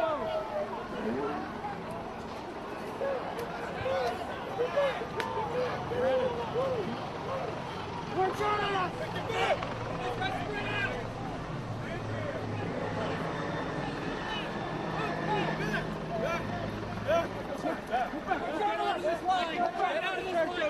My girlfriend. Kevin. Hold on. You're attached.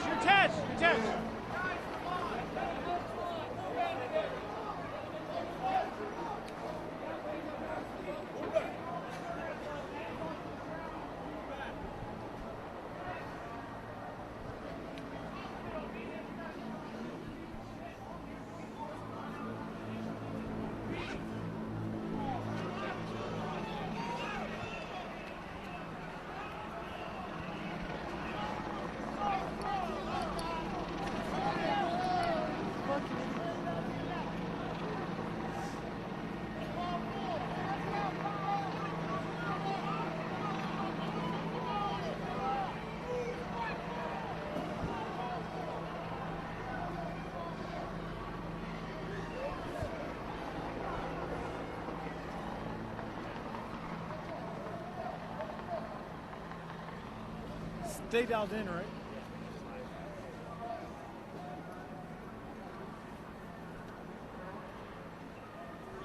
So that's what they were taking us on network and cable. Were we calm enough?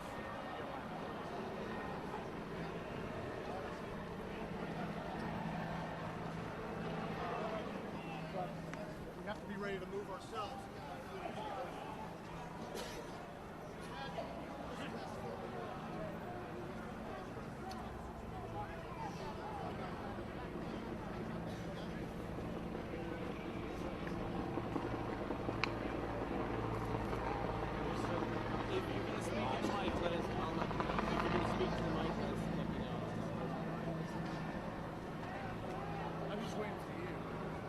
You do cues.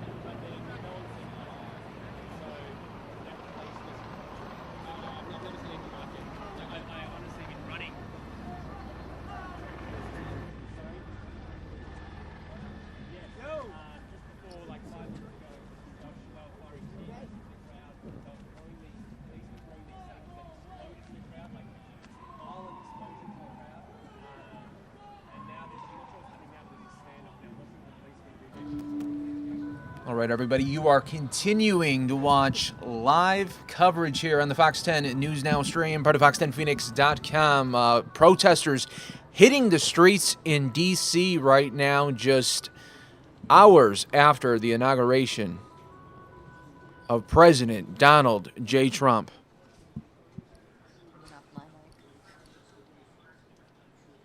We did see it was getting very chaotic there moments ago as the flashbangs were being heard. There is going to be a parade in less than an hour here. So the main cause is to get these people away from the route, get them as far off the route as you can, let them still protest in a contained area. We did see from some other videos today that some protesters started blowing out windows and shattering windows. So that's never good. As we're continuing to follow live here on the Fox 10 News Now stream, we do appreciate you guys joining us live here. Hey, when breaking news does occur, we've got you covered. If you haven't already done so, hit that like button, hit that subscribe button. That way you'll always be in the know when we're covering breaking news for you here. Viewer discretion is advised during this protest moment, though. We don't know what could happen.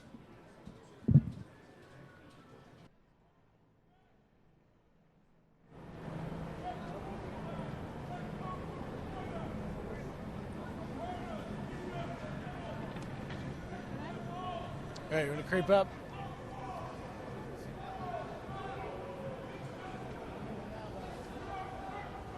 Protester. Yeah.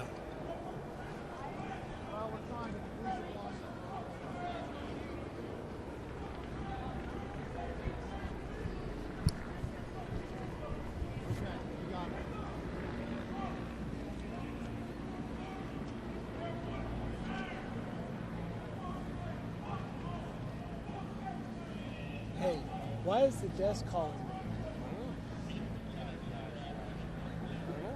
We're all dialed in here. Are you on with the desk? I'm on with the controller.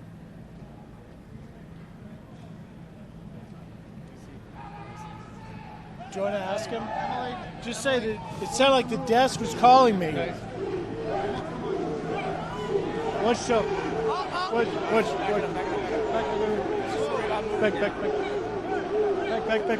Back.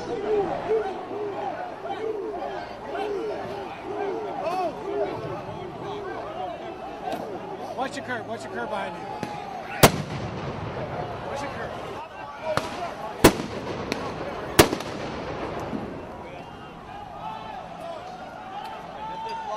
This is live from the thing.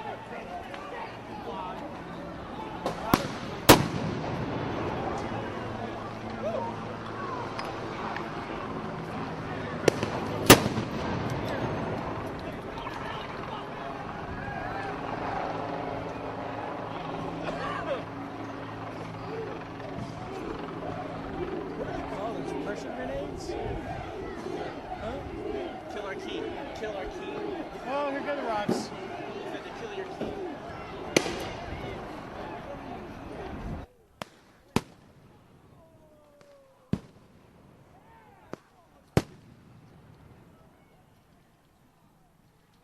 A lot of pressure grenades. Let's move this way a little bit. Move this way, guys. We're like in the fire. Well, it's escalated a little bit. What are we near? What is that up there? McPherson? We're near 12th and K, 13th and K. Is that Like McPherson? that's where they had the Wall Street protest, right?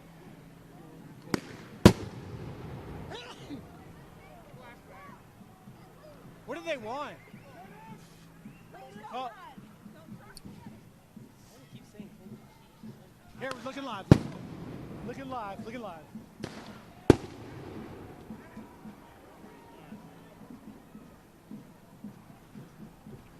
Yeah, hey, Brett, we're here. It continues.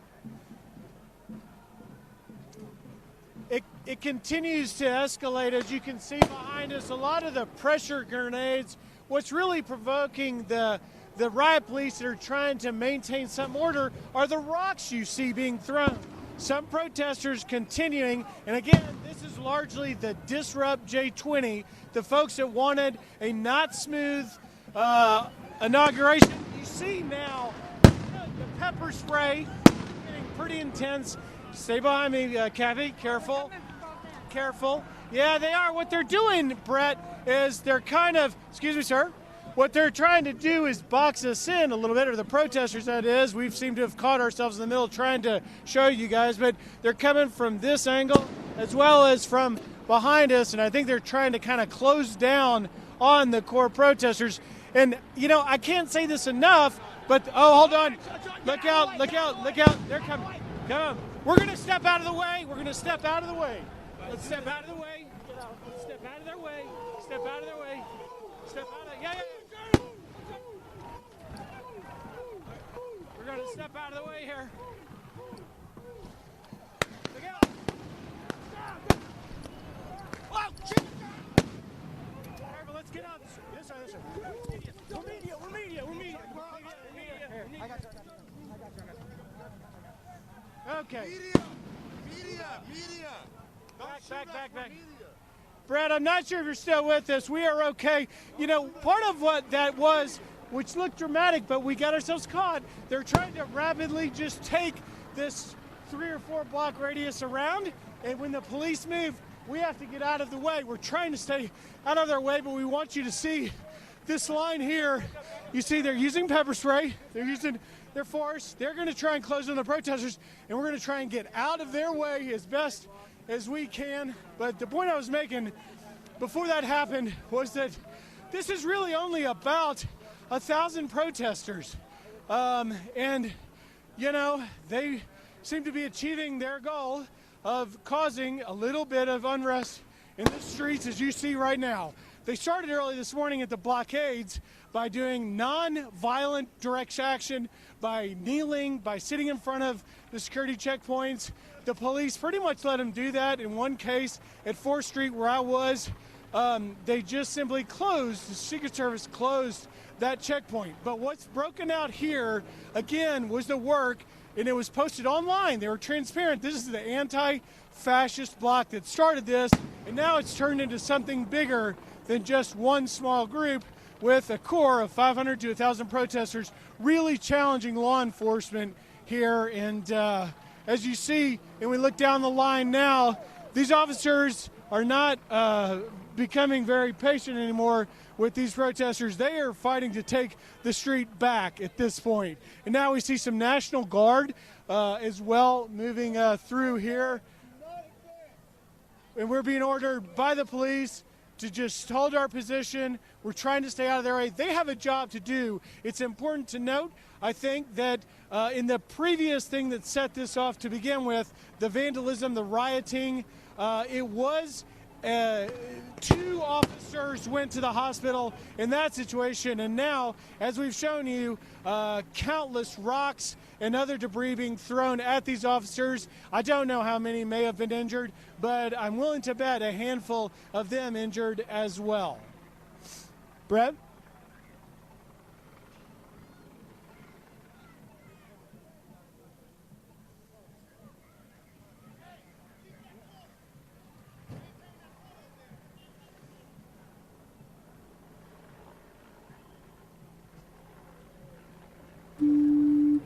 All right, folks, you are continuing. Watch live here on the Fox 10 News Now stream, part of fox10phoenix.com, as protesters taking to the streets here. We don't know how much longer these protesters are going to last. We have a parade scheduled in about a half an hour. We know that they want to try to stop that parade. So far, 90 arrests have been made in D.C. with these protesters.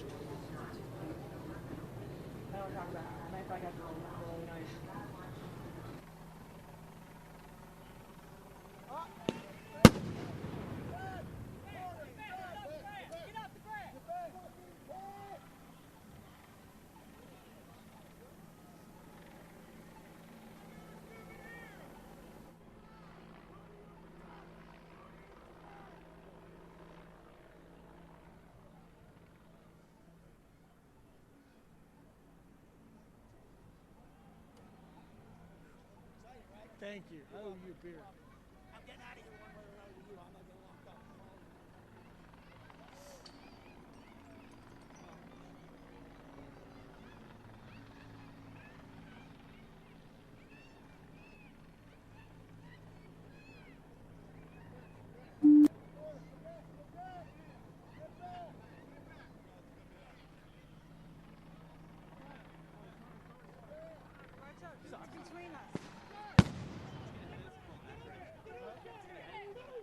Let's get ahead of it. Let's go. Oh, go. All right, back up, please, please. Careful, careful.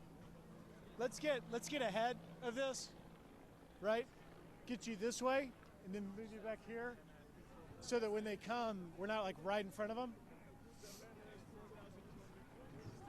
I think. Okay,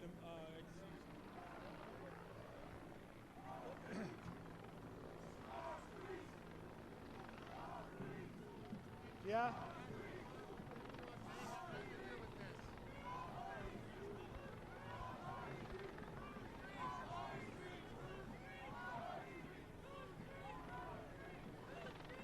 All right.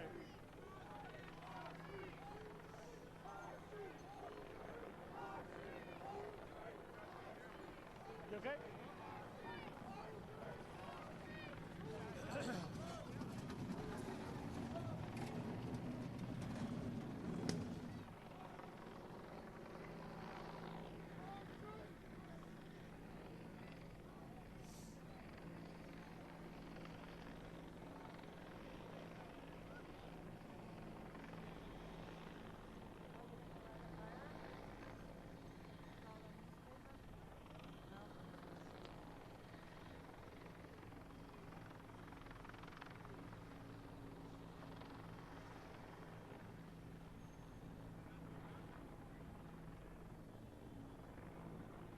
They're setting a little bonfire over here. Oh, fire? Let's go that way. They're just gonna move us that way anyway. Might as well get ahead of them. It's a bonfire.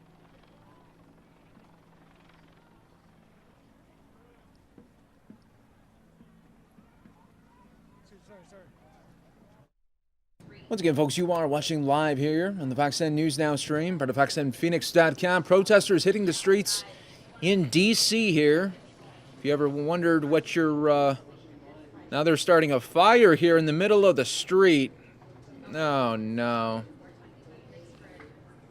So now they're starting a small garbage fire.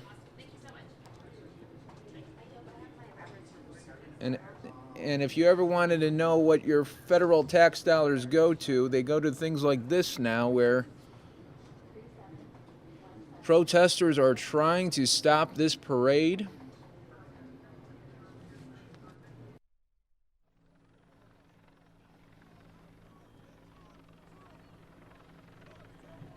Is that McPherson? Is that McPherson?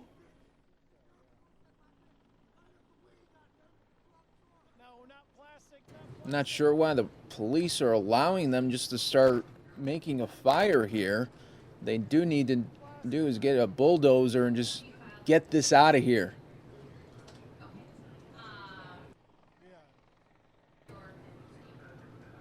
Get the bulldozer and get it out. But you can see it's starting to get bigger now. We're going to see what's going to happen here to disperse this crowd of professional agitators.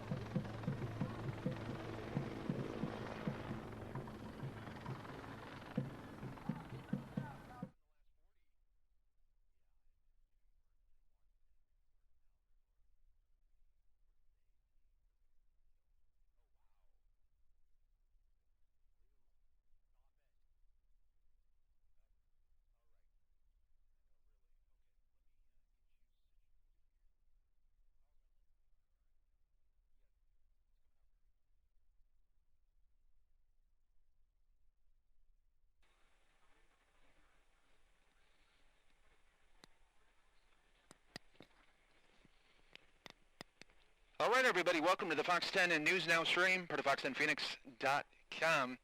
You can see we have changed our direction here. Now we are in San Francisco with protesters, and on the phone here we do have a reporter, William Stevens. William, what's going on here? Hey, it's quite a mayhem pretty much here. People are just lining up in, I want to say thousands, and upon thousands on the Golden Gate Bridge. And as you know, as the stuff that you guys are seeing in Washington, violence flared after somebody was reportedly wearing a Bernie Sanders shirt and then having a Hillary Loves America shirt. Oh, wow, wow. These people are, well, lack of a better word, they're going nuts. They're going nuts. What is done is done. I mean, I'm not saying, who I'm affiliated with or who I went for, but I'm going to tell you right now, you guys, this violence needs to stop. End of story. There's a report of, according to the Associated Press, that one is dead in Washington, D.C. due to a stabbing. Wow. These people are flaring out. They're dressed head to toe. I think these people in San Francisco, I don't know how close you can get right there. I mean, do you see some of the people that are dressed up in, like, some of them that are in black? Yes, we do see that in black.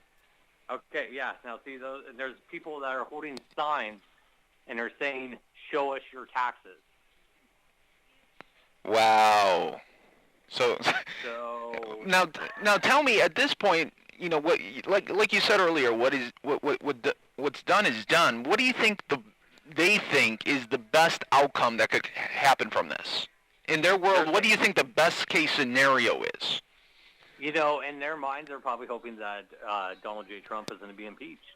They're going to think that, like, oh, he can be impeached within 3 months of office, or he could just, do like a type of, I think I was reading something. I don't know if this is accurate, but I had read that, like, Rosie O'Donnell, as you know, both her and Donald have feuded for many, many years. She says, like, let martial law take over. Oh, wow. Yeah, I know. It's becoming to the point now where the administration has to be thinking, okay, do we even go along with this parade? That's what I'm wondering, too, because I have a news buddy as well that's involved with me, and we work together. That he actually works for ABC News, but I was asking him, are you guys safe? He goes, not really. Oh, yeah. That parade is supposed to get underway in the next 20 to 25 minutes.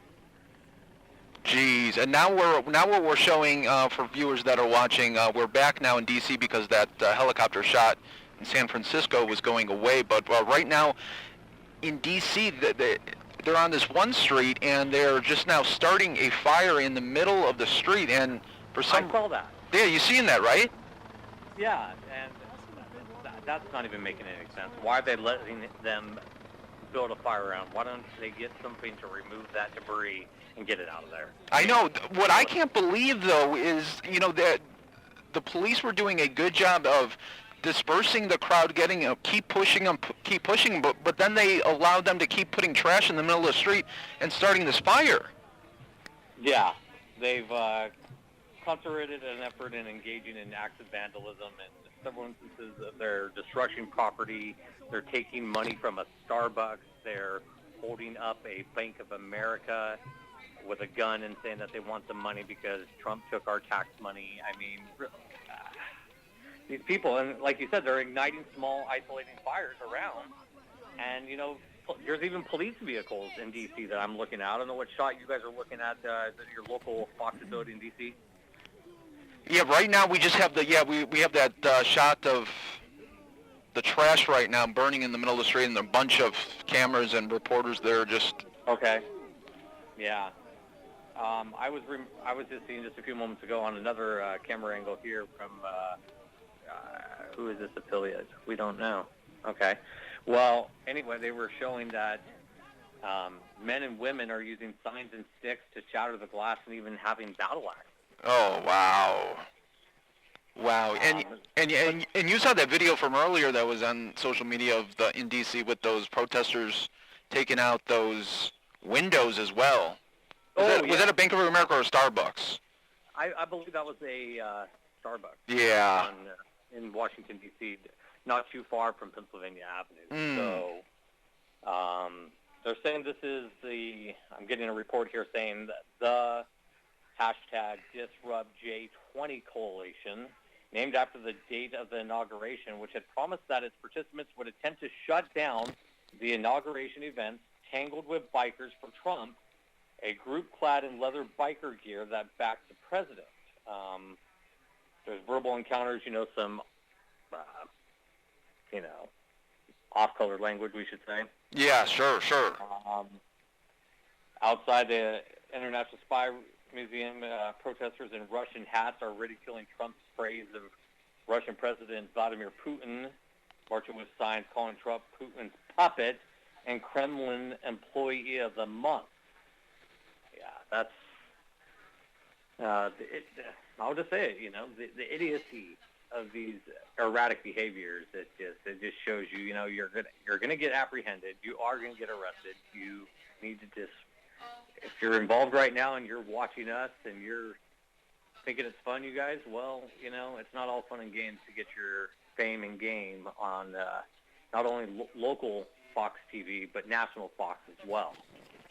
Oh, sure, and we heard just moments ago that about 90 arrests so far in D.C. Do you know how many arrests possibly in San Francisco? I'm hearing 5. But Okay. I can't confirm that yet. I have heard 5. I can check back with you guys in just a short while, and we can try to get some actual numbers as they become available. Great. And now we're seeing also the parade route that is expected, because we're about 15, 20 minutes out from the parade starting, and when earlier in the week when I saw that there was going to be rain in the forecast, I was like, oh, maybe that's a good thing maybe that'll alleviate some of the pressure on the protesters. Maybe they won't all come. Yeah, that's what I'm hoping.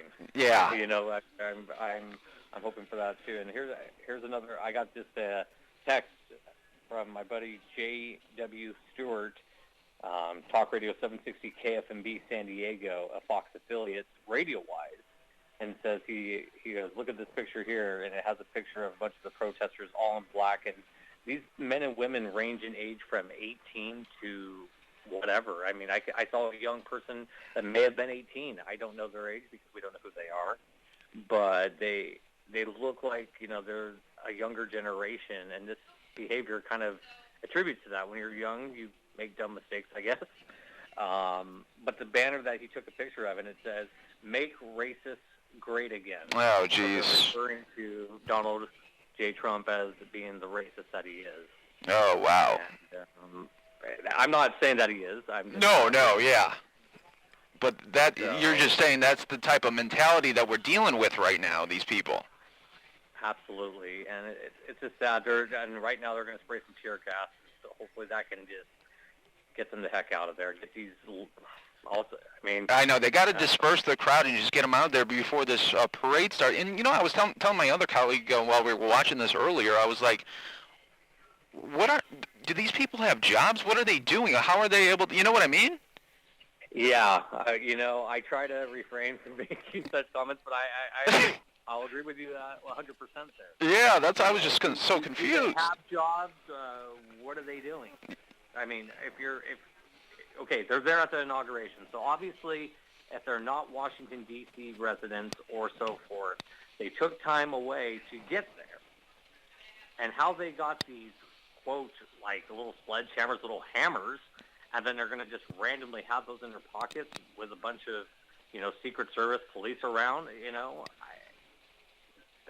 I'm kind of dumbfounded on that, because I would think like most of the shops around there would be closed. Oh, sure. Yeah, you thought. Definitely. I mean, it's not a national day of not working, because you and I are working tirelessly around the clock here. But, if you're around that area and you're an employee of that area, or the idiocy, it's just making me sick. It's making me just ill feeling of how much hatred, we got to put our political opinions aside and move forward. It has happened. I don't know if you guys had a video earlier, but we saw a video of even Mrs. Clinton. She was actually giving Donald a side little tap on the shoulder and shook his hand. She actually did it. Oh, I know. Yeah, I mean, with these people, they need to see stuff like that and realize that this was a peaceful transfer of power, and hopefully do that. But what we're going to do now is show the parade route. We're going to step away from the protest coverage and get everyone ready for the parade that is expected in about 10 minutes. But thank you so much, William Stevens, for calling and giving us an insight.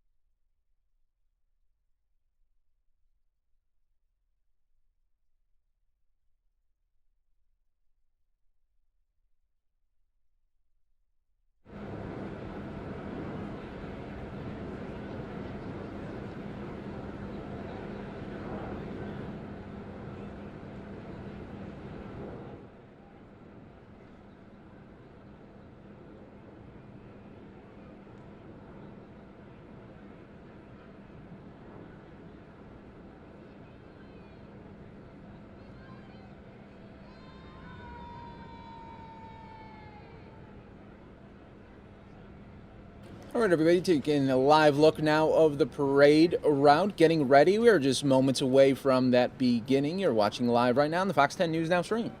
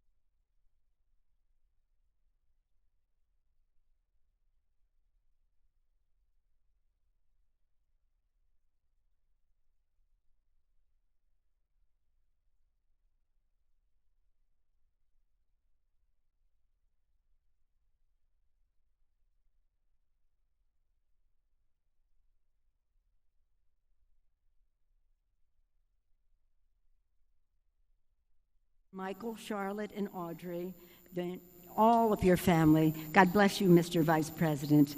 And remembering that this flag that we pledge to every day for liberty and justice for all is our calling. I look forward to working with you. Now it's my honor to present you with this flag.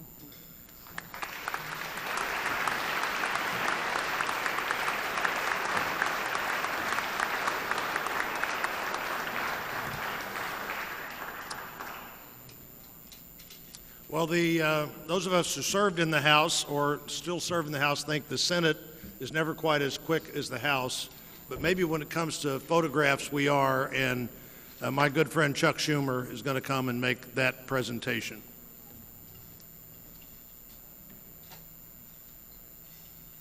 Well, thank you, Roy. And first, let's have a hand for Roy. He did a great job, he and his staff, on this inauguration. Now, Mr. President, earlier this year, Iris and I were truly blessed. We watched our older daughter, Jessica, marry the boy of her dreams. We are so happy. That's when I learned, though, that nothing's official until there's a photo of it. So, Mr. President, now it's official. I present to you the photograph of your inauguration.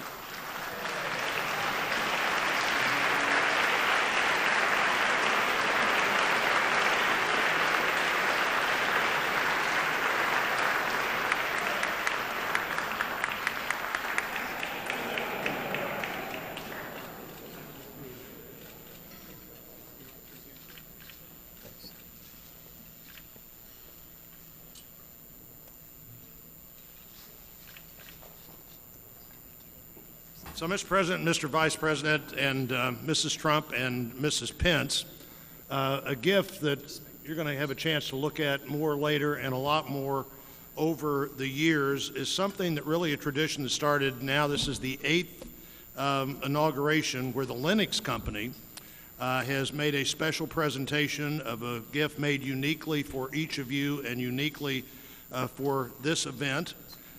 This year, the company proposed and the committee determined that the bowl they had in mind was something that you would value for a long time. The one that the President has and the First Lady has is an etching of the White House looking directly across at the Jefferson Memorial, and the one that the Pences will be presented with and have at their home would be the Capitol looking down at the Lincoln Memorial. The artist who was with us the other day talked about trying to capture LaFont's design for the city as well as how this city came together.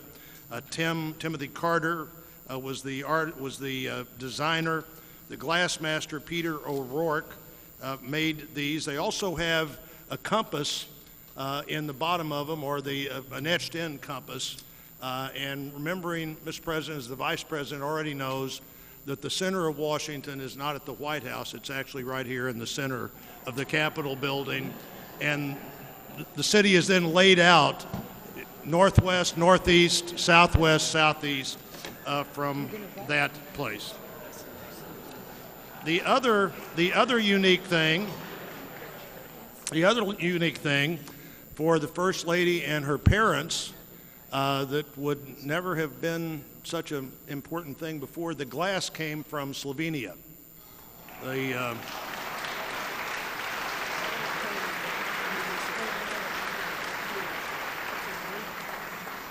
The designer thought that the best glass in the world for this particular design, which he began to work on last summer, was glass from Slovenia. Maybe he knew something that none of us quite knew for sure at that time. I'd now like to have the toast to the Vice President and the President. And the Speaker and I both served with Mike Pence, so it was a challenge for me to give up this moment. But Mike Pence, a man of the House, the Speaker of the House, will bring that toast, and then the Majority Leader will come and toast to the President. And Mr. President, if you have anything to say at the end of those remarks, I'd also like to say, so I don't forget to do it, thanks so much to the staff that made all this effort happen today.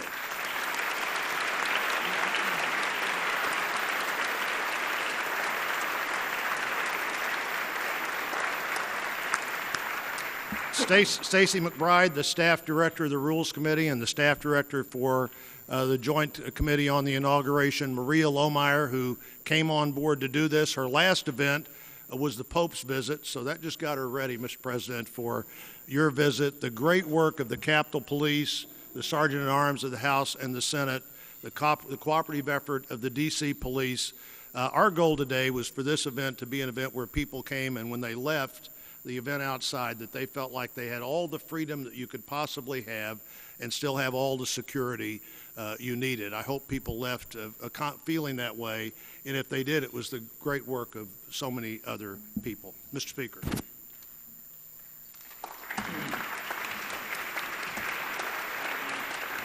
Thank you, Roy.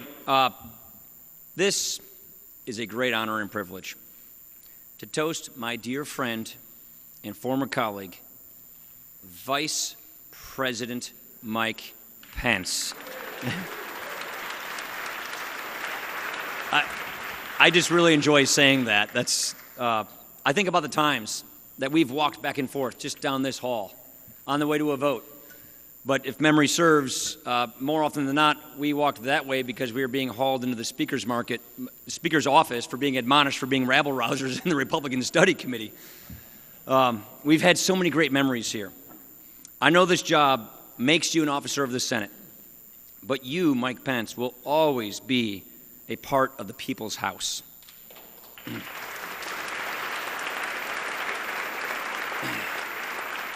We talk about our two bodies quite a bit, and if I had to use a sports analogy, I would say we play rugby, they play golf.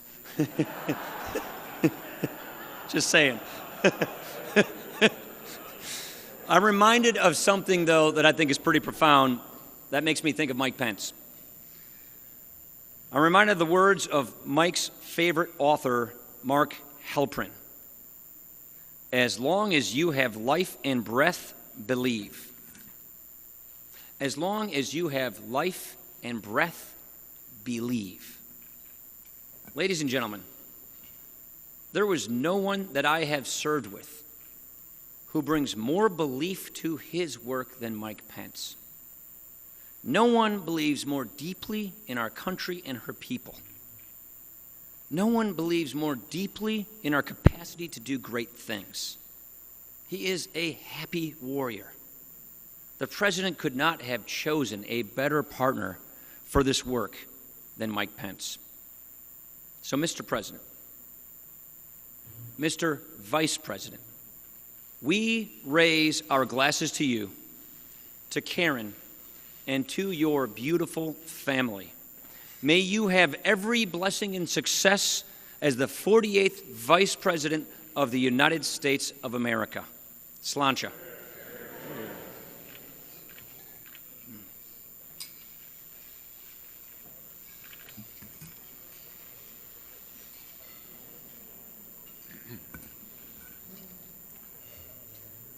Well, the theme of today's inauguration is uniquely American.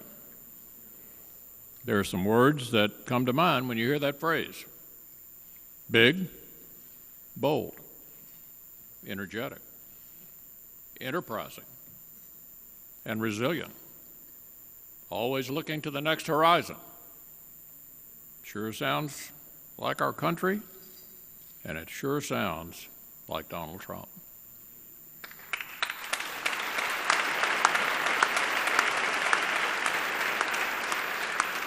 Our president has surmounted formidable challenges getting to this moment. He's been underestimated often, but he never let it stop him from succeeding. We're wishing him similar success as he turns to the charge of governing. We face many challenges, but we've been challenged before and emerged stronger. We live in changing times, yes, but some things endure, and we celebrate one of them today. This inauguration is a reminder of our common story as Americans. And on this most uniquely American of occasions, I ask you to stand and join me in raising a glass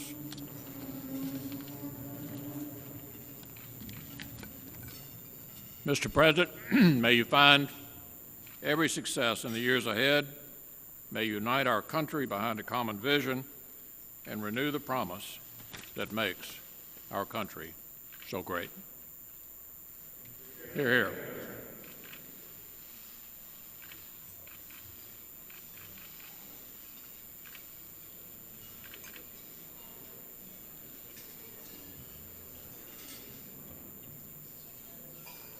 Mr. President.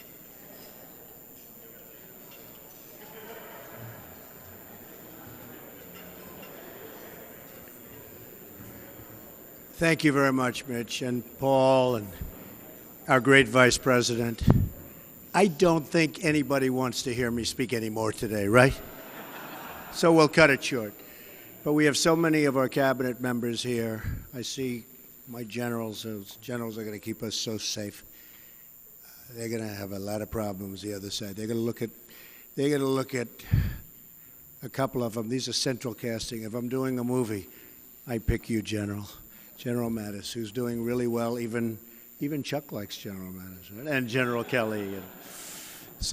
And we had a very interesting talk. Kiddingly, he thinks we're doing great at the cabinet level, but we're going to do just fine. We're going to do just fine. But you know, I'll tell you, there is something that I wanted to say, because I was very honored, very, very honored, when I heard that President Bill Clinton and Secretary Hillary Clinton was coming today, and I think it's appropriate to say, and I'd like you to stand up. I'd like you to stand up.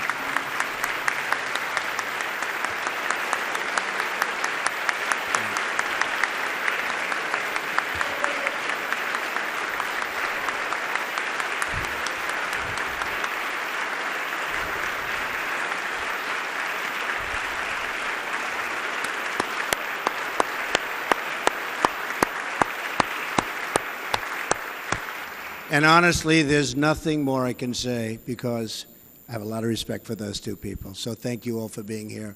And we're going to have 4 great years, hopefully, of peace and prosperity. We'll be working very, very hard. Our cabinet's lined up and ready.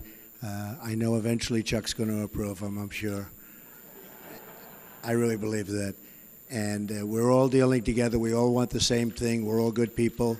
Whether you're a Republican or Democrat, doesn't make any difference. We're going to get along. Again, thank you very much. It's an honor. And Roy, you have done a spectacular job. You and Tom Barrett. And I want to thank you. Your wife. Thank you. Thank you, everybody. Thank you. Thank you very much.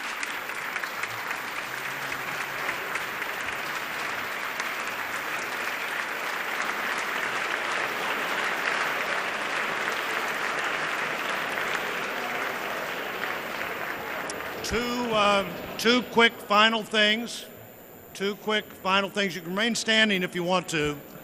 Shh.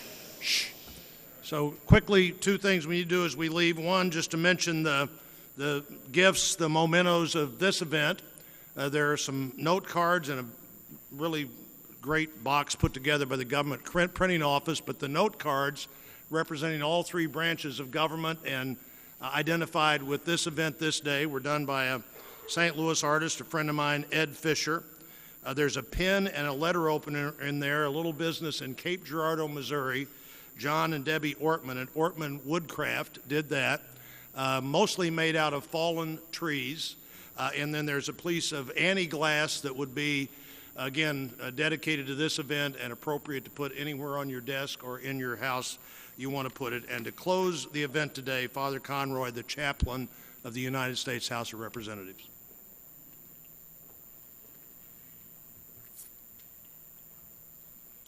Let us pray. As we leave this place, we give you thanks, O Lord, for the meal we have shared and for those who worked hard to prepare and deliver it to us. May we be always grateful for the kindnesses we receive. We thank you as well for the celebration of this day, when our nation once again models for the world the greatness of peaceful transition of power. We ask a special blessing upon our new president, Donald Trump. Give him an understanding heart to discern between good and evil. May he be strengthened in his work and grow in understanding as he proves ever attentive to the American people. We pray that he might become his best self. Bless as well all those who are in place to exercise power in our nation. Save them from seeking those things eschewed by Solomon: long life, riches for self, and the lives of enemies, and impel them to seek the gift of discernment so as to understand justice. Lord, may the people of this nation stand with our President and all our leaders to face any challenge, endure any difficulty without fear, learn how to accept every success and every failure with grace, and support our President and leaders with encouragement and prayer. Now, as we move forward this day and through all days, may all that is done be for your greater honor and glory. Amen. Ladies and gentlemen, please remain at your seats as President Trump, Vice President Pence, the Joint Congressional Committee on Inaugural Ceremonies, and the official party depart National Statuary Hall.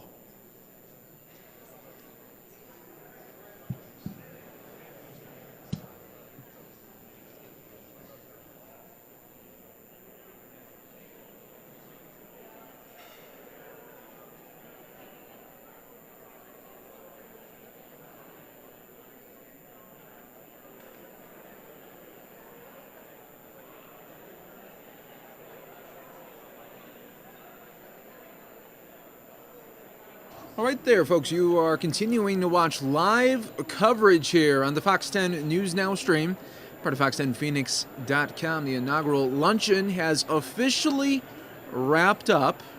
You can see President Trump there thanking supporters and the First Lady as well. We saw Bill Clinton there as well, former president. And now, in about a little bit, the parade will start.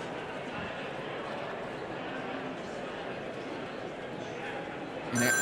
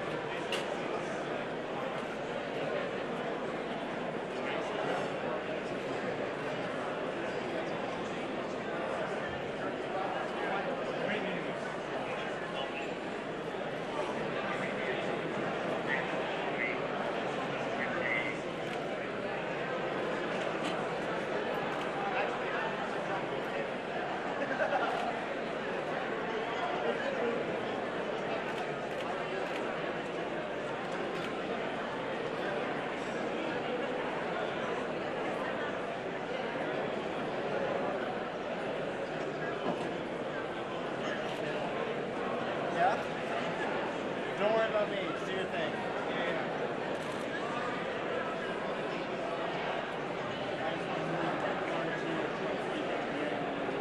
Yeah. I'll send the rest of the questions to Paul. Exactly.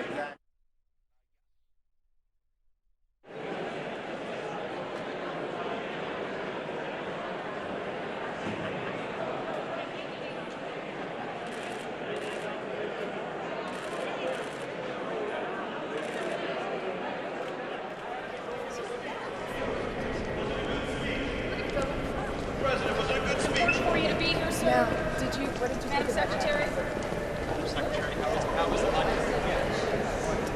Just 1 second.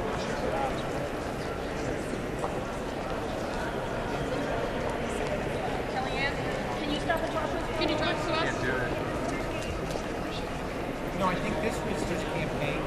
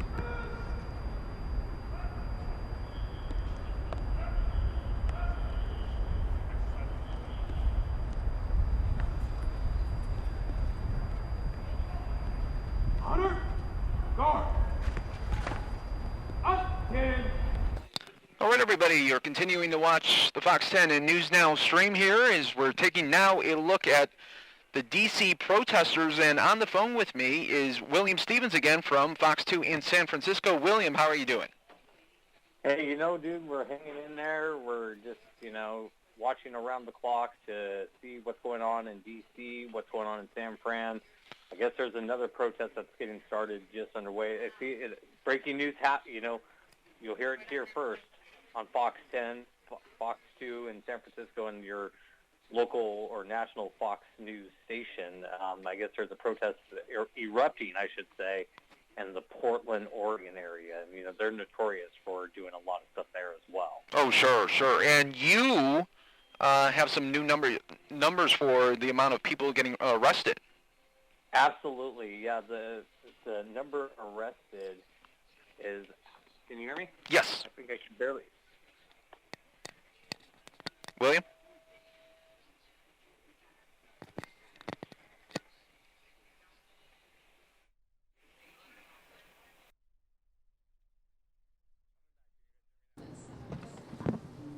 William?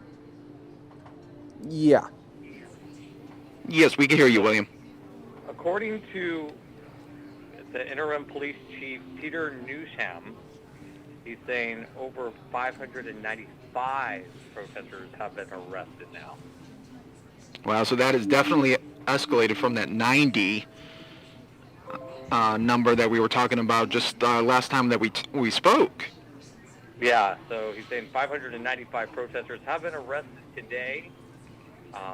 As we both know, some lighting fires in the street, others are smashing windows, throwing rocks, trying to hold up a bank, smashing a Starbucks, much more. But he did say something very important, that he says out of the thousands of protesters are out in the nation's capital, most of them are not causing any trouble, actually. And for as far as the parade that is getting underway very, very shortly for President Trump, the parade route is fine.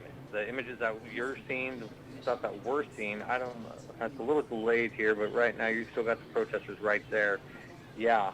As far as that goes, where that's located in Washington, D.C., is actually several blocks away from the parade route that he was saying. Okay, so that's a good thing, because now the shot that we are looking at, as you can see too, looks a lot more controlled now. It doesn't look as crazy as it was, the last time we spoke. Yeah. So that looks like they're kind of finally maybe calming down, maybe just a little bit there. Do you have any shot of I think it's like camera 2, camera 3, is that fire still going? Oh, yeah. Now, I wish we still had that shot, but we lost that shot where I don't have where that fire is still going. But we could see in the top right of your screen, too, folks, for you just joining us here on the stream, you are seeing now the motorcade being taken away from the Capitol there, where they just enjoyed a lunch. The luncheon is wrapped up, and like you were saying earlier there, William, that parade is expected to start very soon now. Very, very soon. Oh, there's a protester right there now. And they're panning away from that. It says, Trump lost, all lives matter. Okay. Well, you're making... Oh, there's a guy kicking. Do you see that? Yep. Guy on the far left right there, he's kicking someone. Yep. Yeah, they're standing on top of a trash barrel right there, or whatever that is. I think that's a trash bin, I should say. Yeah, he's kind of out of the shot right now. It would seem at this moment that, a lot of times we've been seeing these protesters, not just today, but from different Trump rallies throughout the campaign season. And what it would seem what happened was there was no clear objective or leader, so they would kind of get to an area and say, what now? Exactly. And that kind of it appears to be like what we're watching right now, where they just don't have a firm plan on what's going on. Yeah, they just, there's a guy, I think that's another field recorder there on this phone. Yeah. Yeah, he's a field recorder, I believe. or just a cameraman. We'll give him credit for whatever he is. Shot, buddy. And yeah, like these people are just walking around. There's a guy that has like a one of those masks that you put on if you're ill. Oh, sure. And some people in the chat are saying, well, if this is going to be the situation, why don't they just cancel the parade? And that could be an option too. But then you're totally giving them all the power, saying, look what we could do. We could shut down. You're not going to cancel the parade. They're not going to cancel the parade. Yeah. Unless there's an act of terrorism, heaven forbid, that should not happen. Mm-hmm. I'll say that loud and clear. Or a credible threat, then yeah, they would. But I think these people just, they're making their stance, and I'm reading some of the chat here. Rest in peace, William. I'm not in Washington, you guys. Yeah. William is talking to us from San Francisco. He's on the other side of the country. Yeah, I mean, I had a chance to go, but I had some travel issues that came up, so I'm not there. I mean, I wish I could be, but personally I would have loved to have seen an inauguration. I've never witnessed one in my entire life, and what an honor that would have been. But, things do happen. So, no, there is no rest in peace, William. I am alive and well. You are not hearing a recording. This is all live. Phoenix, you guys. The beautiful city of Phoenix, I should say. Oh, yes. Today And how are you guys out there as far as your Texas? Well, the weather seems like it's much like today in D.C. I mean, it's at 50 degrees here, but we do have some rain in the forecast for today and tomorrow, so we're not sunny skies like we normally are about 300 days out of the year. And as far as, what about protesting and everything? How is that for you guys? That's been really good. We haven't really heard, there was a couple, we had, maybe a couple. Hold on, what's this guy doing? Maybe 100 here, but. What do we got this guy doing here? He's got a little rope he's tying around his fingers. Yeah, let's see. I'm not sure. They're panning down here. Okay, it's his earpiece. Okay, well, that's kind of interesting. I just he was spindling around with some things around his fingers. Oh, sure. Like his media credentials, and I'm like, okay, what's this man doing here? you just never know, because I'm a very observant person.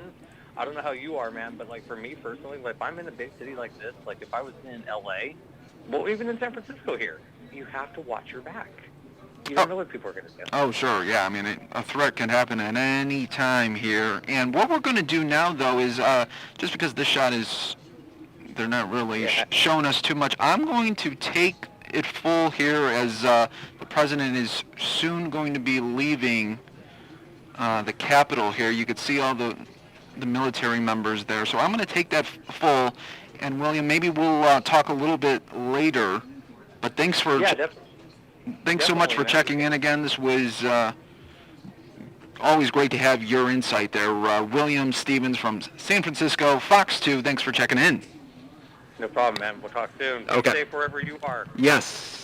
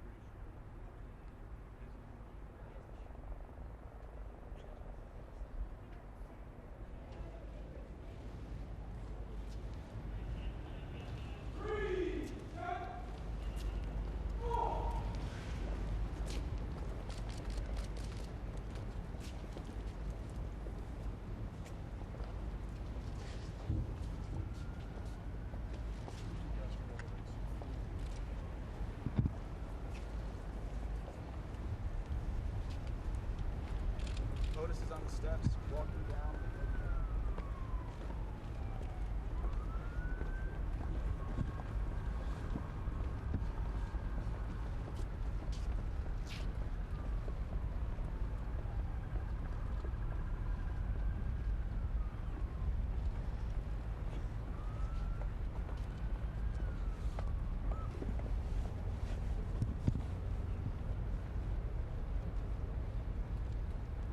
Order!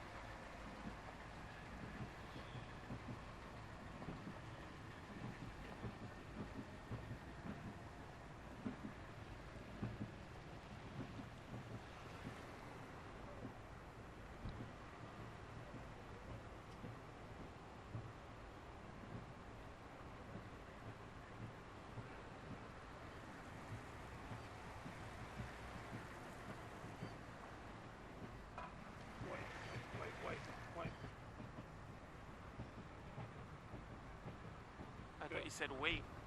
So.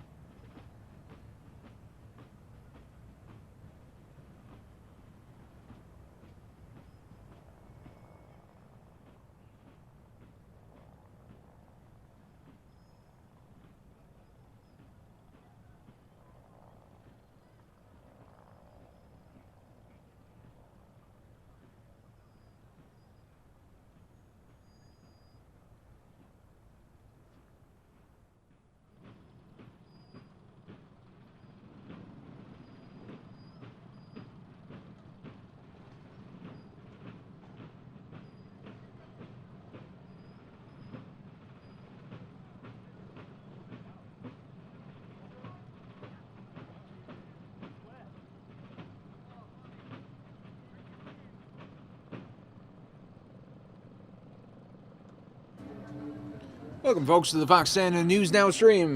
Part of fox10phoenix.com as we are taking a look at the start of the parade.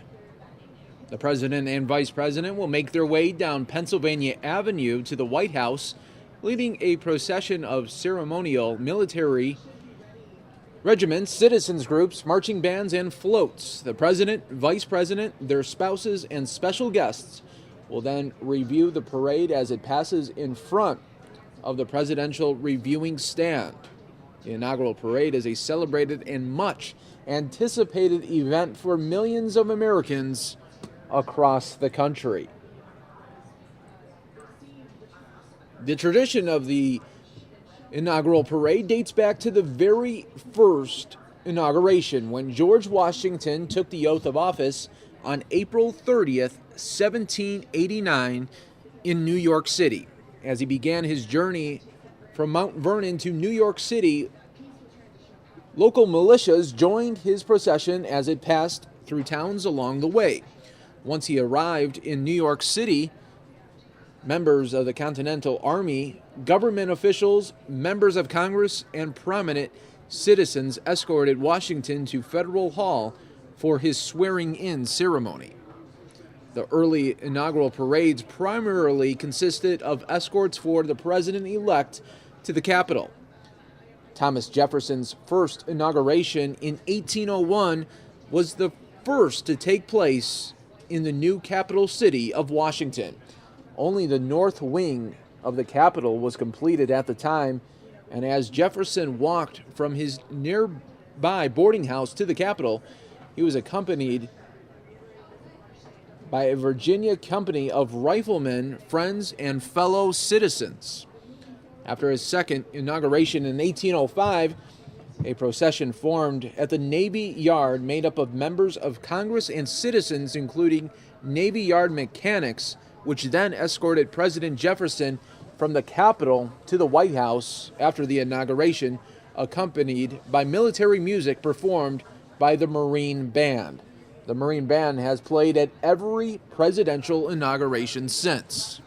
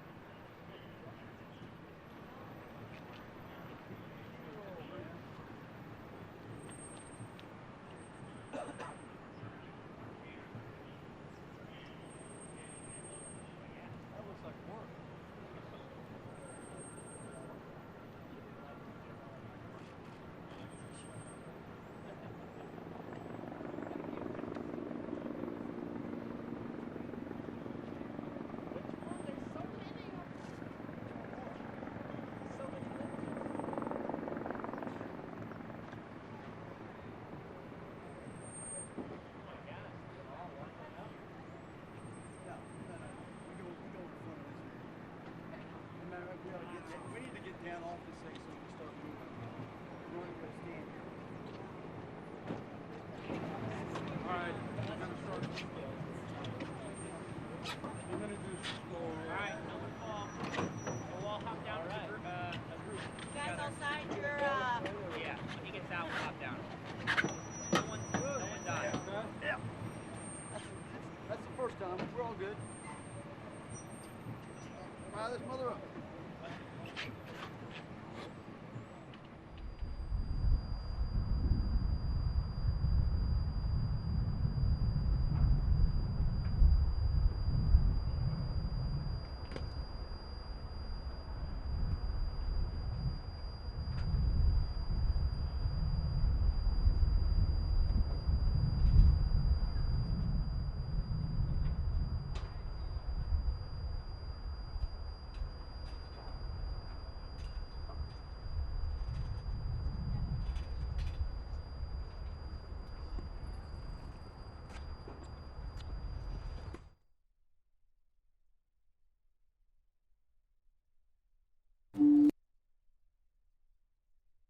All right, folks, we are continuing to watch the parade get started. You are watching the Fox 10 News Now stream, part of fox10phoenix.com. If you haven't already done so, maybe you're new to the stream today. You just caught us by wanting to watch coverage of the inauguration. Why don't you hit that subscribe button?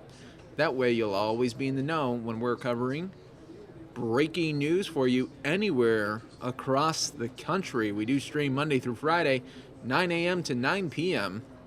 And we'll also be here tomorrow for you for those women's protest rallies across the country. We will be providing coverage there for you as well. To give you a little bit more history of the inaugural parades, the first organized parade occurred in 1809 at the inauguration of James Madison. A troop of cavalry from Georgetown escorted him to the Capitol. After taking the oath of office, Madison sat in review of 9 companies of militia. Future inaugurations saw these military escorts grow more and more elaborate. William Henry Harrison's parade in 1841 featured floats, and for the first time, military companies from outside the Washington, D.C. area accompanied the president-elect to the Capitol. Citizens clubs, political clubs, several military bands, and groups of college students also marched in the parade, setting future precedent. In 1865, during Abraham Lincoln's second inauguration, African Americans marched in the parade for the first time. 4 companies of African American troops, a lodge of African American Odd Fellows, and African American Masons joined the procession to the Capitol and then back to the White House after the inaugural. In 1873, President Grant started the tradition of reviewing the parade at the White House after the inaugural ceremony, shifting the focus of excitement to the post-inaugural procession rather than the escort to the Capitol. In 1881, President James Garfield reviewed the parade from a specially built stand in front of the White House. Reviewing stands were also erected along Pennsylvania Avenue for visitors. In 1897, President McKinley reviewed the parade in a glass-enclosed stand to protect him from the cold and possibly harsh weather.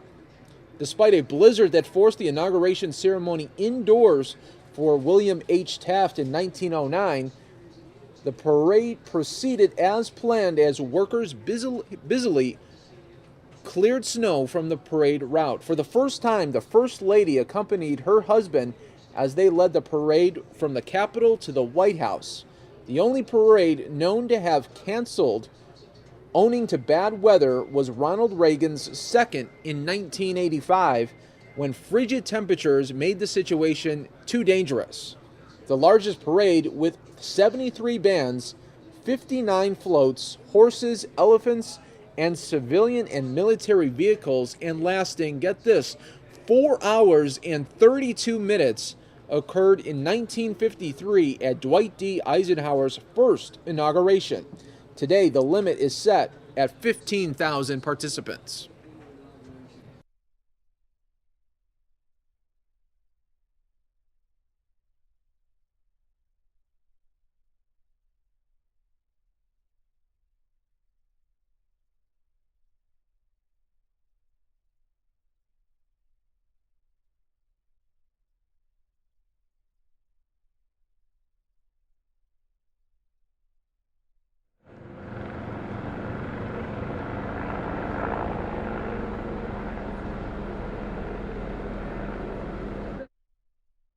All right, and everybody watching on Fox 10 Phoenix Facebook Live, hang on just 1 second as we have to restart the feed on Facebook Live. So it'll be going out, but we'll be right back with more coverage of the parade. For everybody watching on fox10phoenix.com, nothing will change.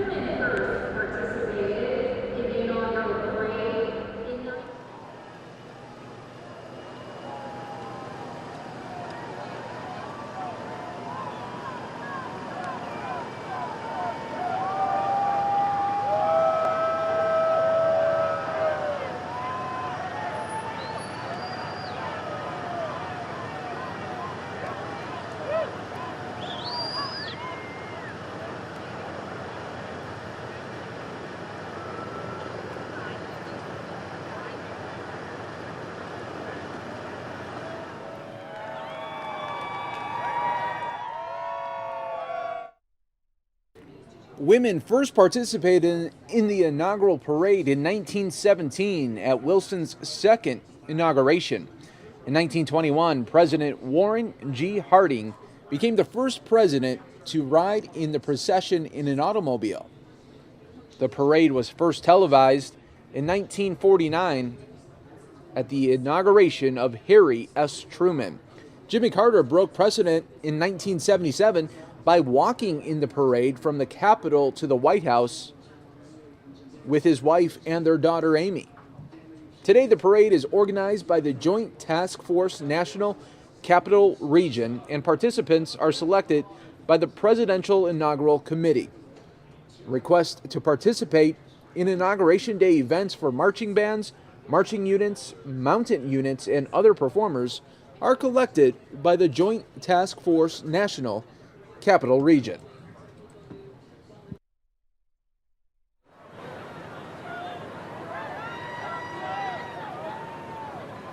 The Vice President of the United States, Michael R. Pence, and Karen Pence.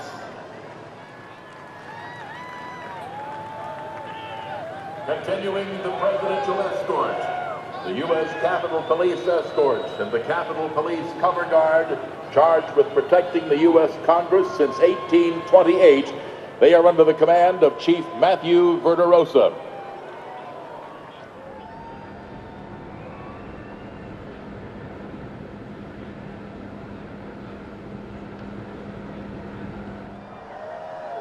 Ladies and gentlemen, the Joint Congressional Committee on Inaugural Ceremonies. The members are Chairman Senator Roy Blunt, Senate Majority Leader Mitch McConnell, Senator Charles E. Schumer, Speaker of the House Paul D. Ryan, House Majority Leader Kevin McCarthy, House Democratic Leader Nancy Pelosi.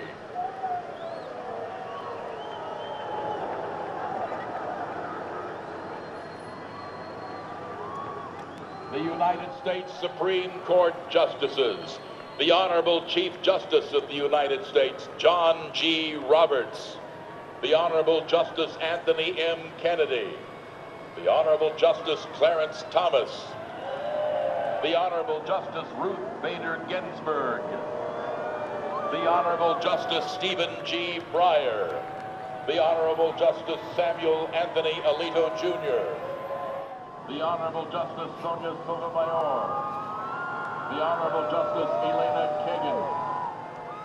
Ladies and gentlemen, the Mayor of the District of Columbia, the Honorable Muriel Bowser. And bringing up the conclusion to the presidential escort is the U.S. Park Police motorcycle element. They will be followed by the U.S. Park Police color guard and mounted units.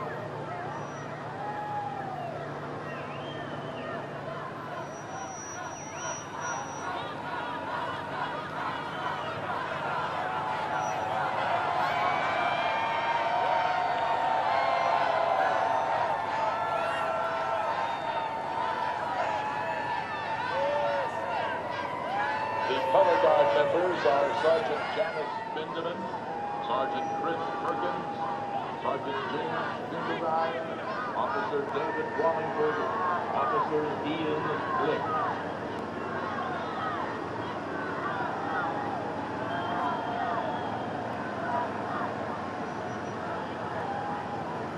The U.S. Park Police escort is being led by Chief Robert D. McLean.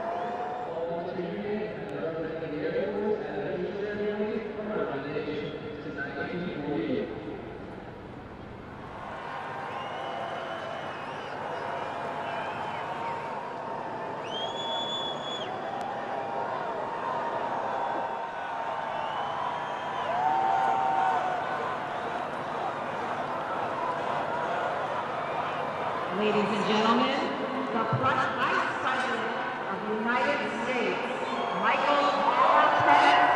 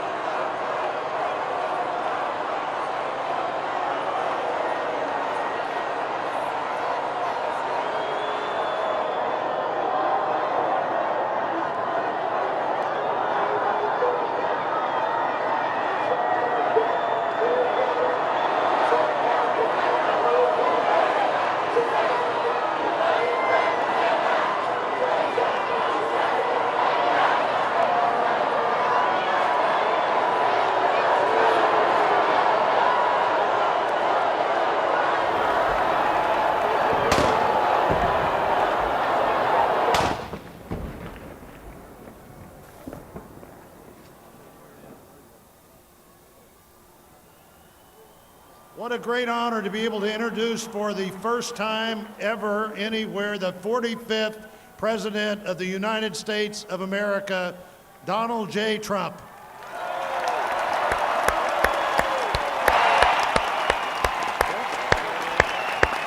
Did I get that one right, Tony?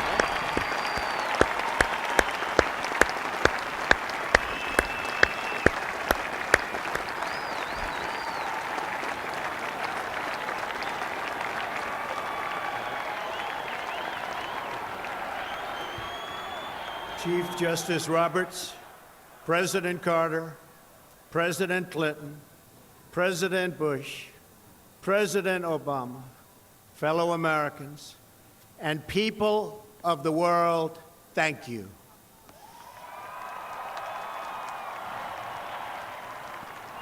We, the citizens of America, are now joined in a great national effort to rebuild our country and restore its promise for all of our people. Together, we will determine the course of America and the world for many, many years to come. We will face challenges. We will confront hardships, but we will get the job done. Every 4 years, we gather on these steps to carry out the orderly and peaceful transfer of power. And we are grateful to President Obama and First Lady Michelle Obama for their gracious aid throughout this transition. They have been magnificent. Thank you.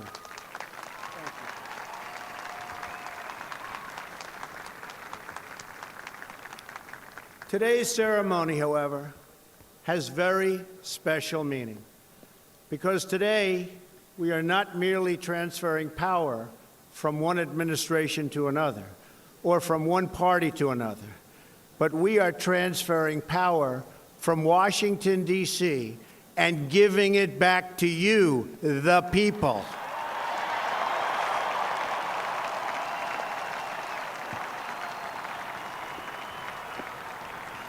For too long, a small group in our nation's capital has reaped the rewards of government while the people have borne the cost. Washington flourished, but the people did not share in its wealth.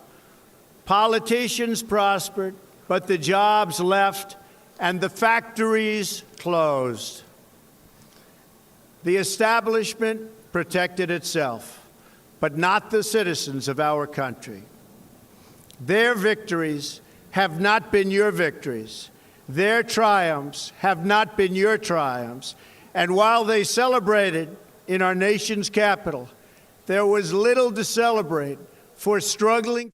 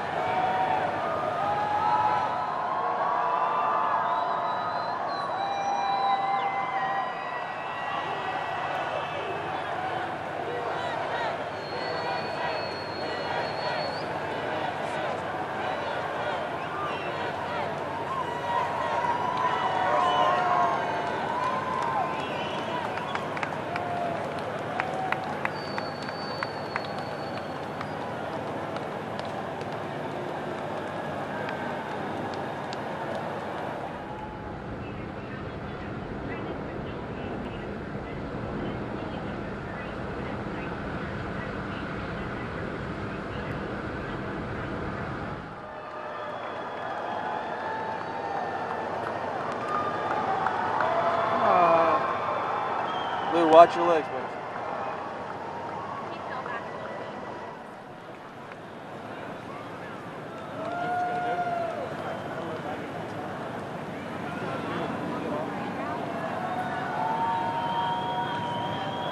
Ladies and gentlemen, the President of the United States.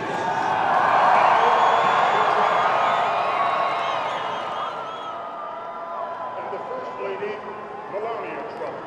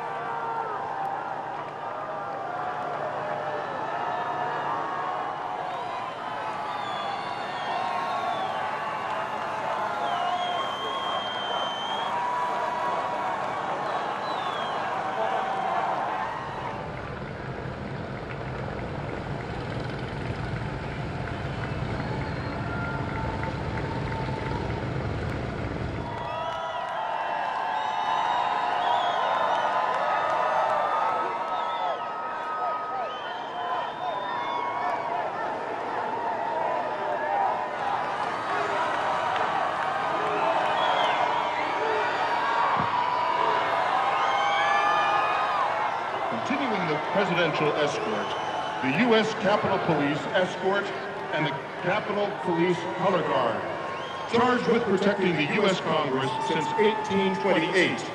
They are under the command of Chief Matthew Verdosa. Ladies and gentlemen, the Joint Congressional Committee on Inaugural Ceremonies.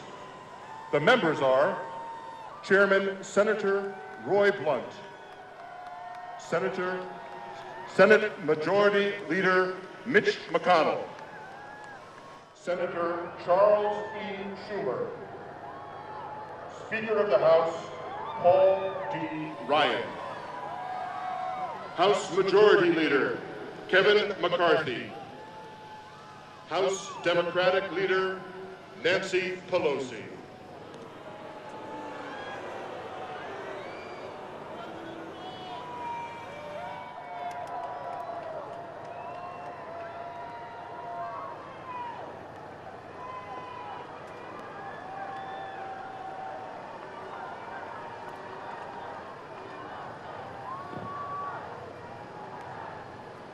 The United States Supreme Court Justices. The Honorable Chief Justice of the United States, John G. Roberts. The Honorable Justice Anthony M. Kennedy. All right, folks, in the upper right, we are going to show you, unfortunately, some protesters that have now started a fire on a street in D.C. Let's show that to you in the upper right here.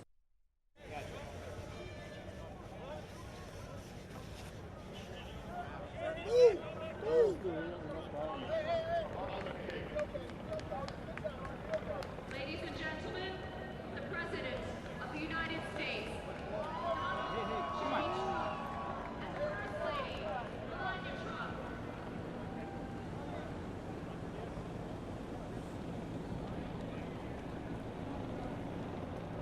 The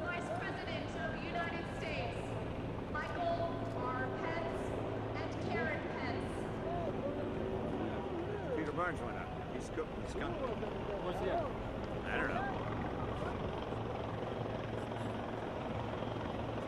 It sounds like he's up.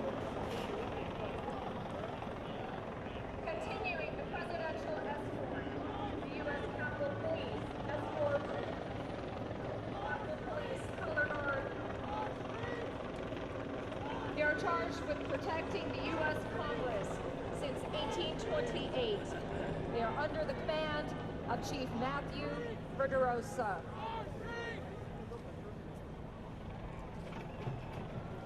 Ladies and gentlemen, coming up 15th Street. All right, so it sounds like you guys took Peter Barnes. The joint.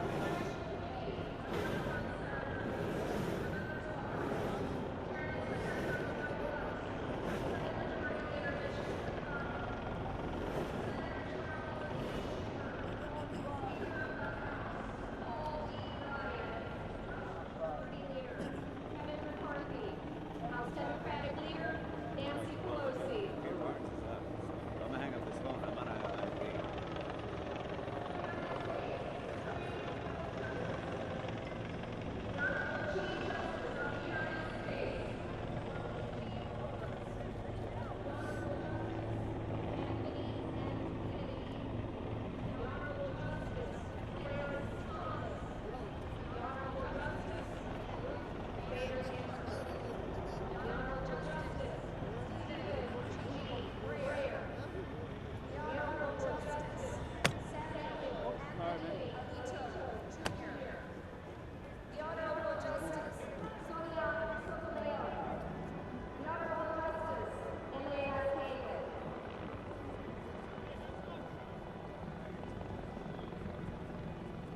And ladies and gentlemen, the Mayor of the District of Columbia, the Honorable Muriel Bowser.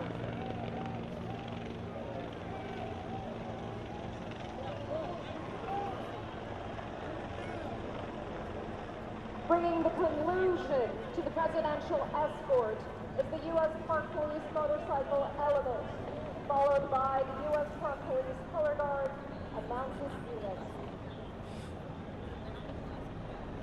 The color guard members are Sergeant Janet Benjamin, Sergeant Chris Perkins, Sergeant James Hildar, Sergeant Walsh,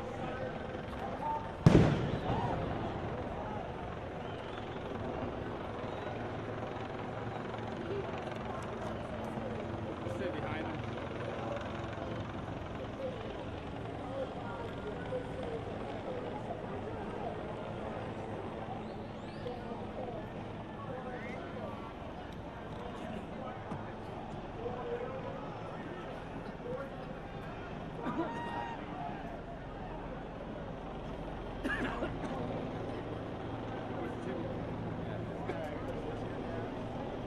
What?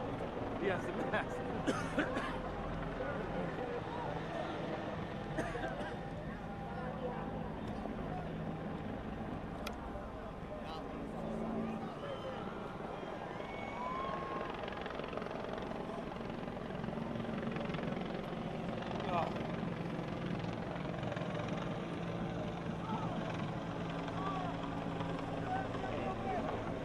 I'm still here. They just like took the original flashbacks. This is still live. I don't know if you're watching on the close. Okay, this is still live. Okay, we're hooked up.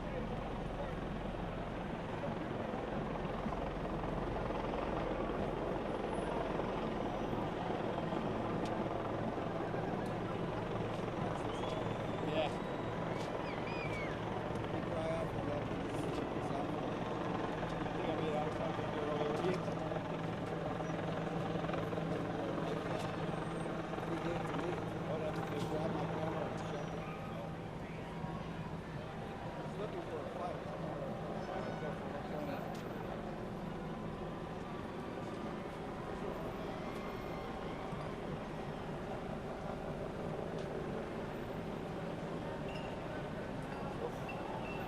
Projectiles.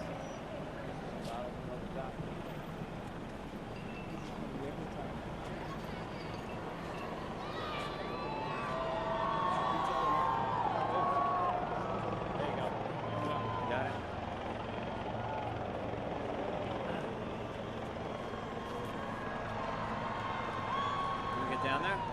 Sure, we just gotta stay off the sidewalk.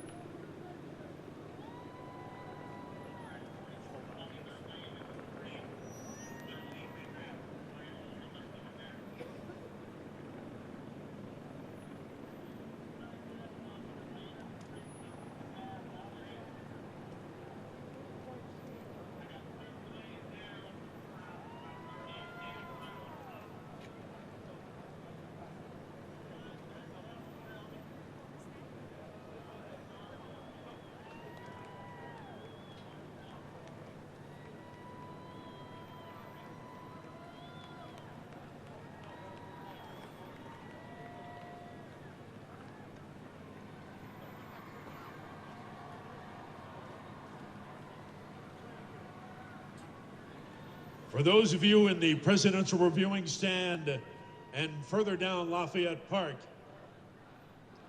he's almost here. Keep your eyes peeled.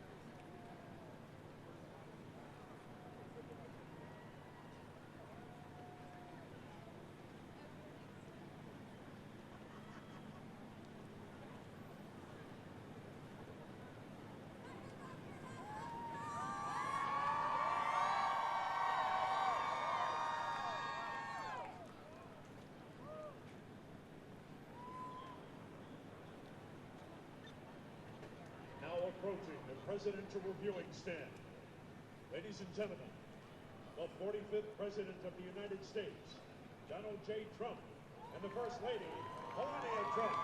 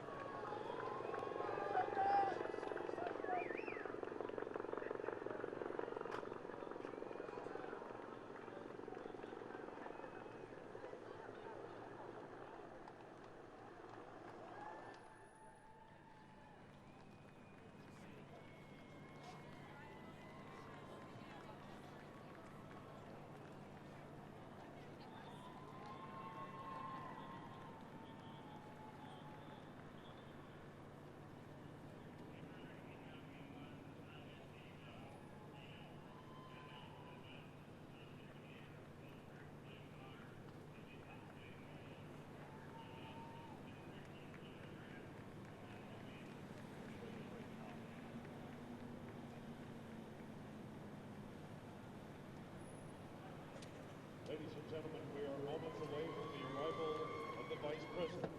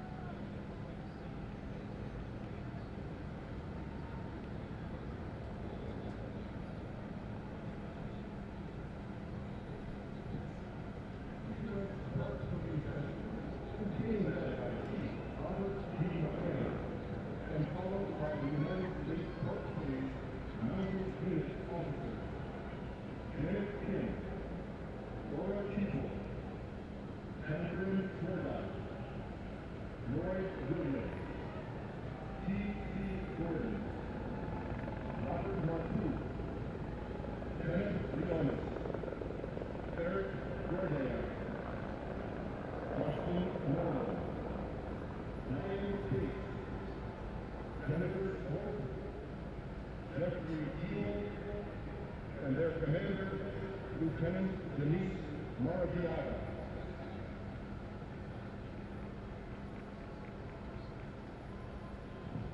The parade will continue in a few moments.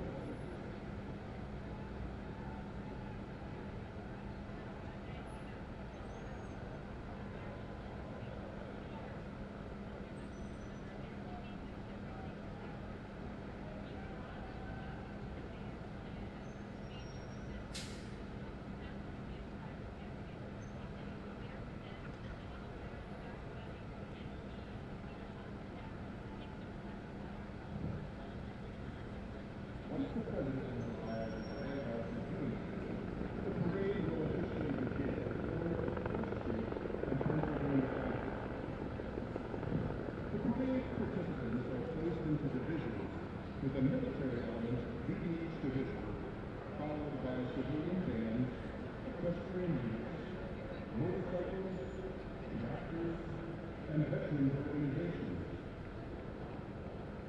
The Joint Task Force National Capital Region collects, compiles, organizes, and offers historical perspective concerning the parade participant applications to the Presidential Inaugural Committee. They then choose the parade participants.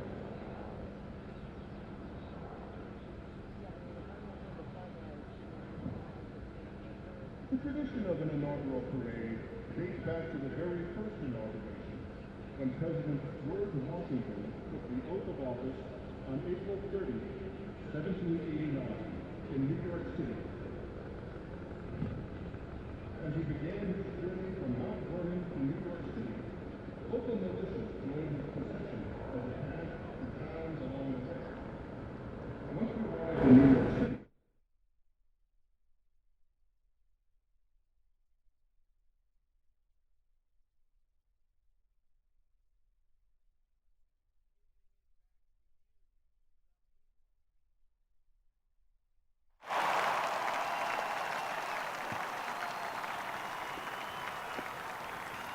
For too long, a small group in our nation's capital has reaped the rewards of government while the people have borne the cost.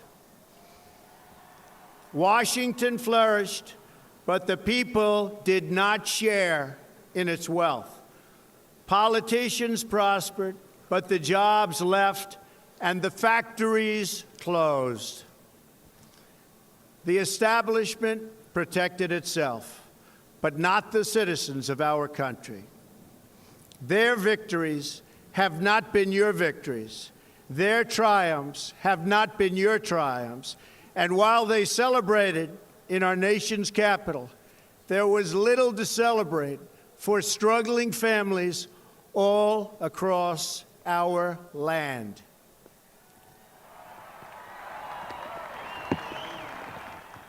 That all changes starting right here and right now, because this moment is your moment. It belongs to you.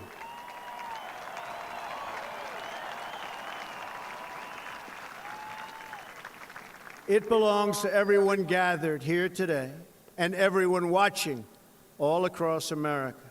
This is your day. This is your celebration. And this, the United States of America, is your country.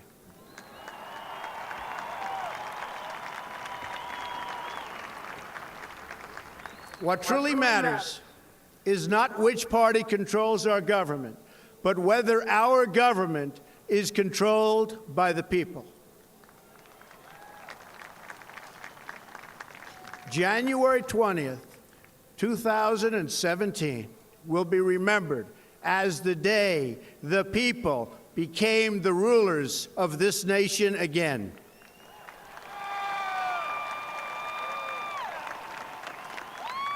The forgotten men and women of our country will be forgotten no longer. Everyone is listening to you now. You came by the tens of millions to become part of a historic movement, the likes of which the world has never seen before. At the center of this movement is a crucial conviction that a nation exists to serve its citizens. Americans want great schools for their children, safe neighborhoods for their families, and good jobs for themselves. These are just and reasonable demands of righteous people and a righteous public. But for too many of our citizens, a different reality exists. Mothers and children trapped in poverty in our inner cities, rusted out factories scattered like tombstones across the landscape of our nation, an education system flush with cash, but which leaves our young and beautiful students deprived of all knowledge. And the crime, and the gangs, and the drugs that have stolen too many lives and robbed our country of so much unrealized potential. This American carnage stops right here and stops right now.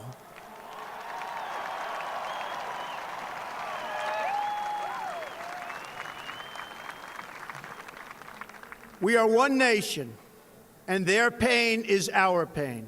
Their dreams are our dreams, and their success will be our success.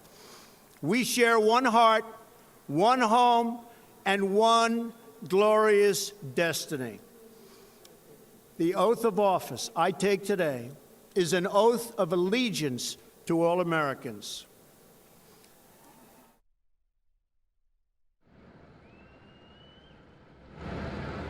The officers in today's parade are Janet Kidd, Laura Teagle, Catherine Swarthout, Laura.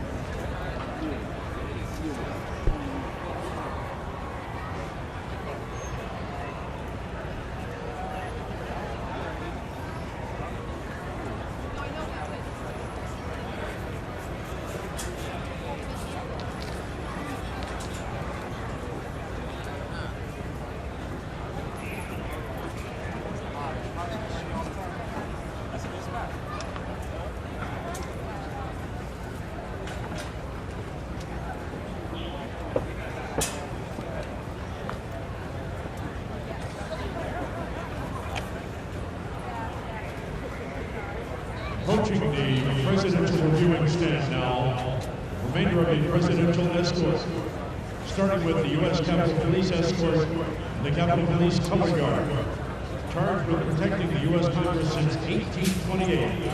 They are under the command of Chief Matthew Riverosa.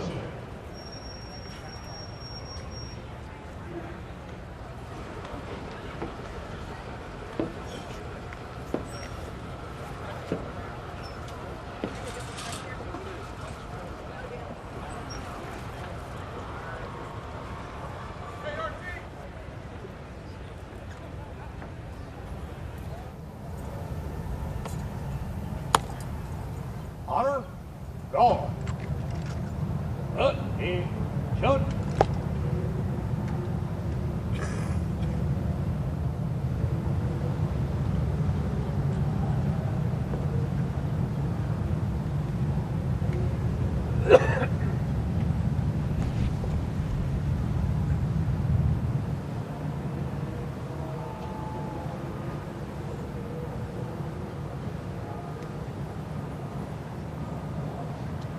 Ceremonial at ease.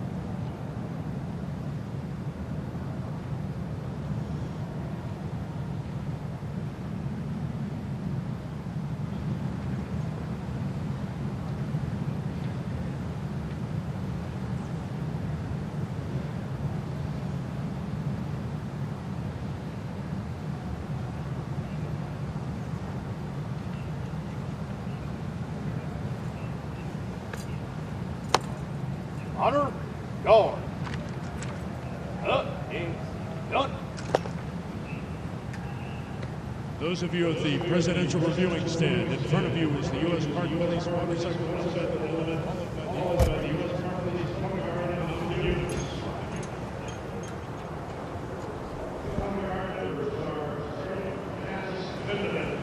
Sergeant Chris Harkins. Ceremonial at ease.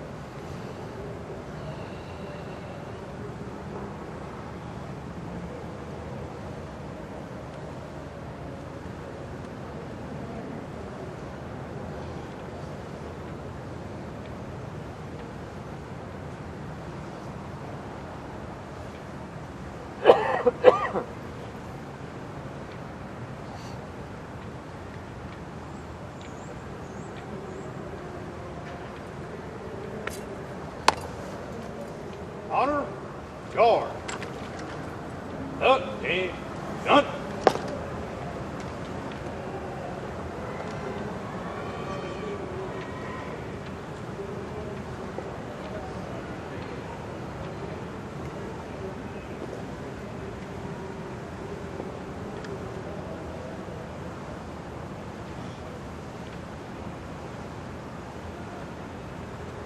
Ceremonial at ease.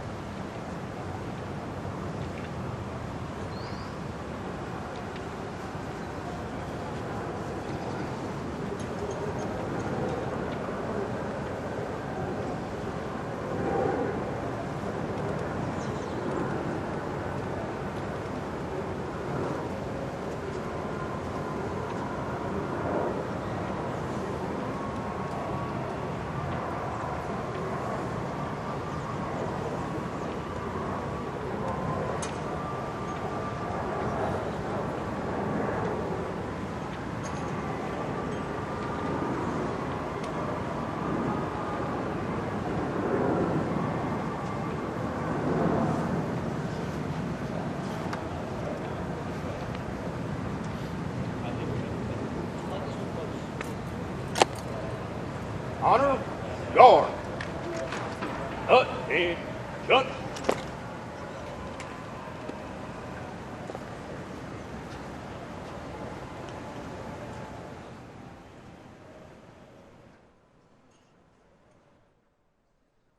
All right, everybody, your host, Mary Kate Gaffney, here with you right now, and we're giving you guys a live look here at the White House. Let's take you to that parade in this other shot here. Let me pull this up. Coming up in just a few moments, I'm going to have Fox 10 anchor Carrie Lake up here with me to discuss this day in history. Thanks for watching with us here on the Fox News Now stream. We're going to give you continued coverage for the rest of the day and evening. Stick with us.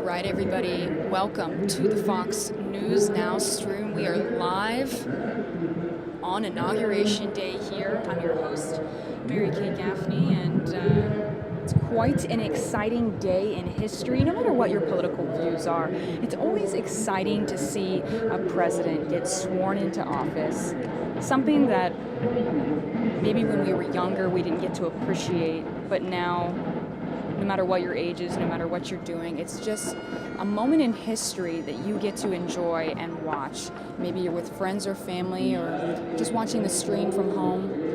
We appreciate you joining us. We just showed you the inaugural parade. You can see people are still out there right now, parade's still going on, and we also have a live shot of the White House as well.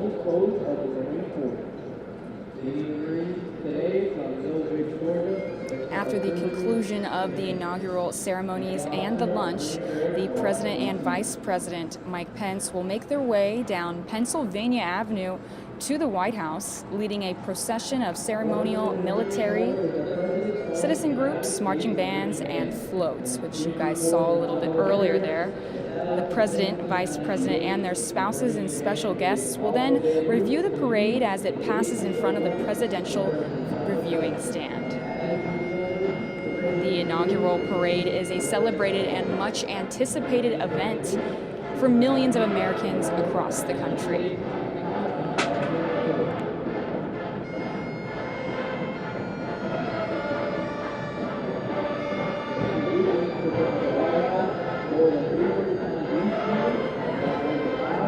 The tradition of the inaugural parade dates back to the very first inauguration when George Washington took the oath of office on April 30th. Let me put in the upper right-hand corner, too, for you guys, the look of that White House right now.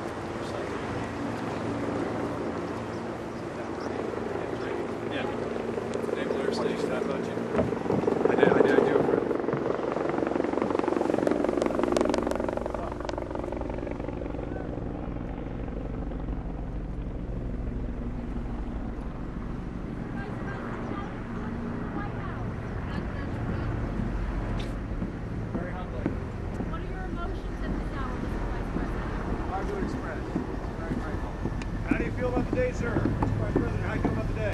Very humbling. We're very grateful. Thank you, sir. Mr. Vice President, how are you?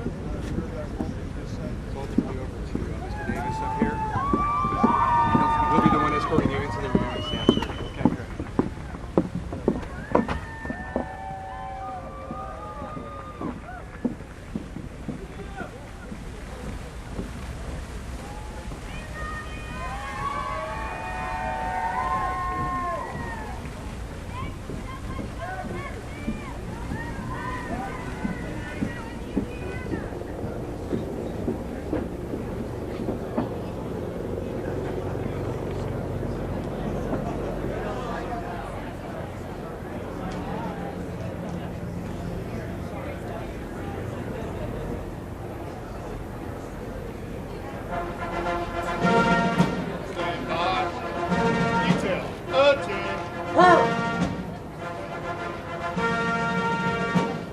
Ladies and gentlemen, the Vice President of the United States, Michael R. Pence, and Mrs. Karen Pence.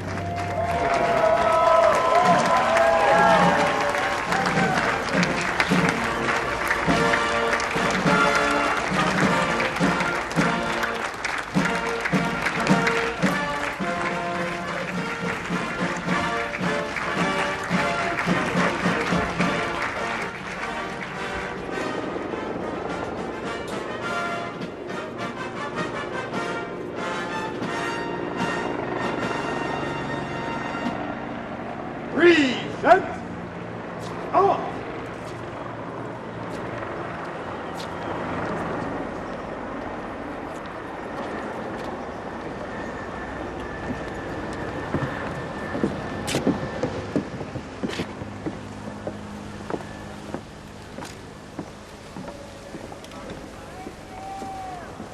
Mr. President, how does it feel to be the 45th President of the United States?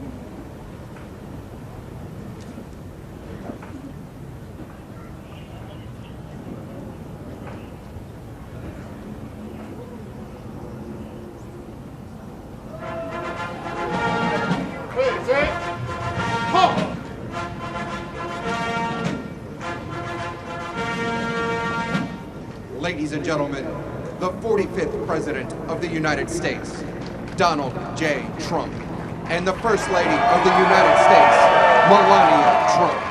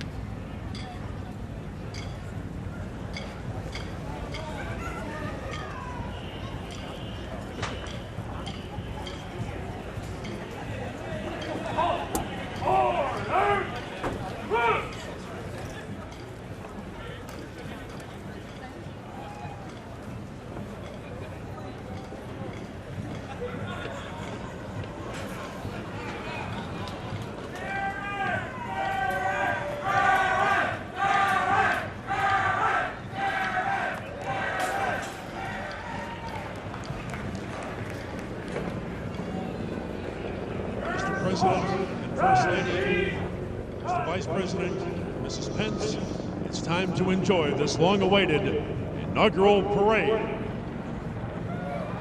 Now to tell you more about our units, our DOD announcer, Marine Corporal Alex Smith. Leading the United States Army units in today's parade is the Army Staff.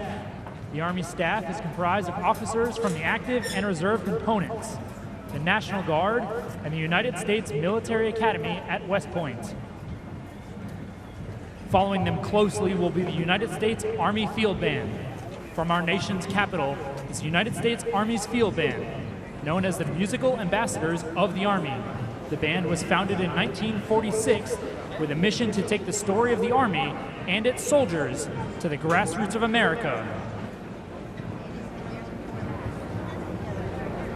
These musicians travel 40,000 miles around our nation each year, perform more than 500 concerts for more than 1 million people. They are the military's most traveled band.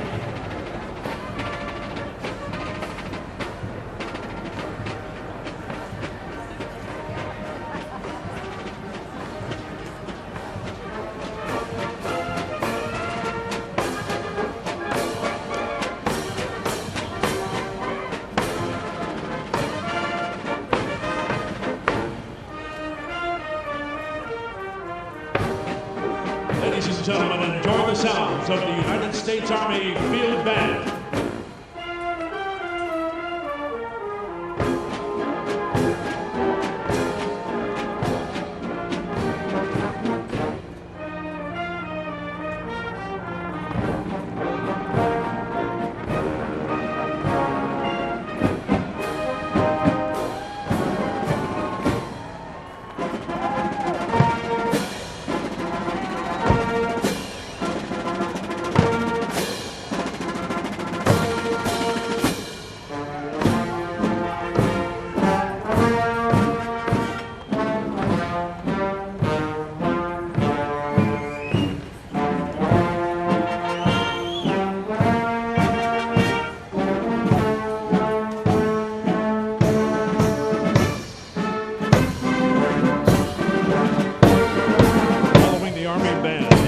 States Military Academy members, these young men and women represent the 4,400 cadets of the United States Military Academy at West Point, New York.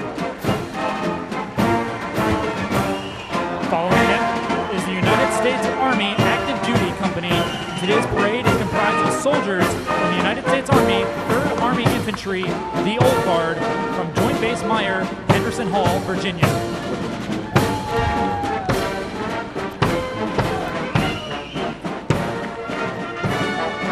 Ladies and gentlemen, next is the United States Army Color Guard from the United States Army 3rd Infantry Regiment, the Old Guard from Joint Base Meyer, Henderson Hall, Virginia. Staff Sergeant Justin McBride, Specialist Joshua Herndon, and PFC Michael Mulligan.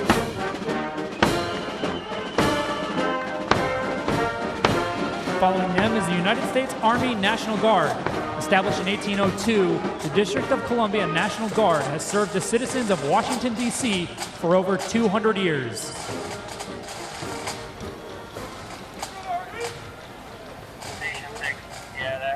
And the next group of fine young men and women of the United States Army Reserve 3rd Transportation Brigade. The Expeditionary Command marching in today's parade represents the 205,000 soldiers who currently serve in the Army Reserve.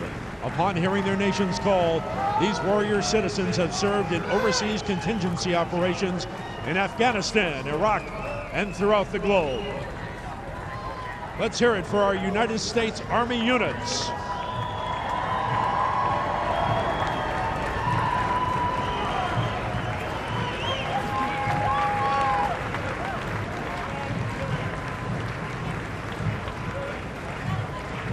Approaching the review stand, it's the NYPD Emerald Society Pipes and Drums. They've performed internationally in Ireland, Canada, Australia, Germany, and Switzerland. They've had the distinct honor to perform at the 75th commemoration of the attack on Pearl Harbor, Hawaii. Ladies and gentlemen, the NYPD Emerald Society Pipes and Drums.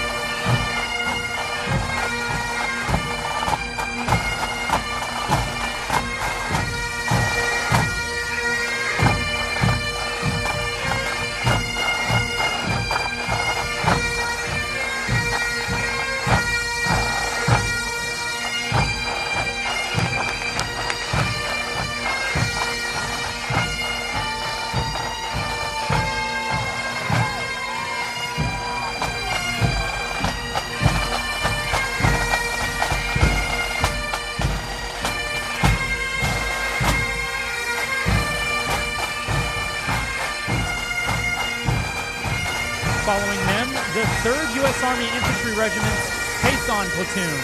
They execute joint military and full honor funerals for all military branches that operate within Arlington National Cemetery. They are the only equestrian-focused unit that uses horses daily to accomplish their missions.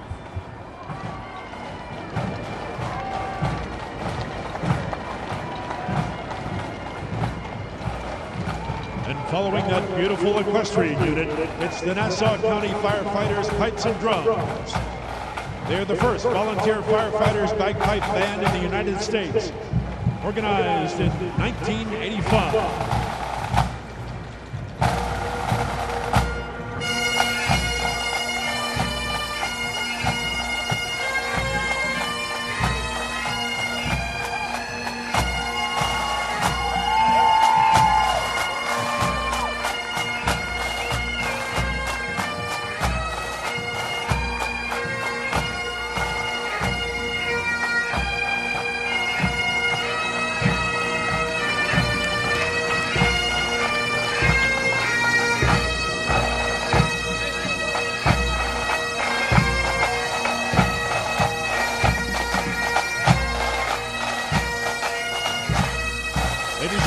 we are honored to have 6 veterans representing the Wounded Warrior Project marching in the parade today.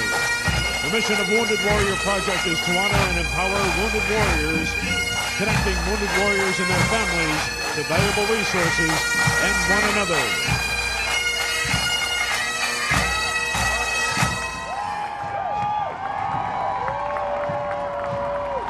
And from right here in Washington, D.C., the Disabled American Veterans, instrumental in the creation of the American Veterans Disabled for Life Memorial. They've been serving disabled veterans for nearly a century, helping 1 million veterans and their families each year. Let's hear it for the DAV.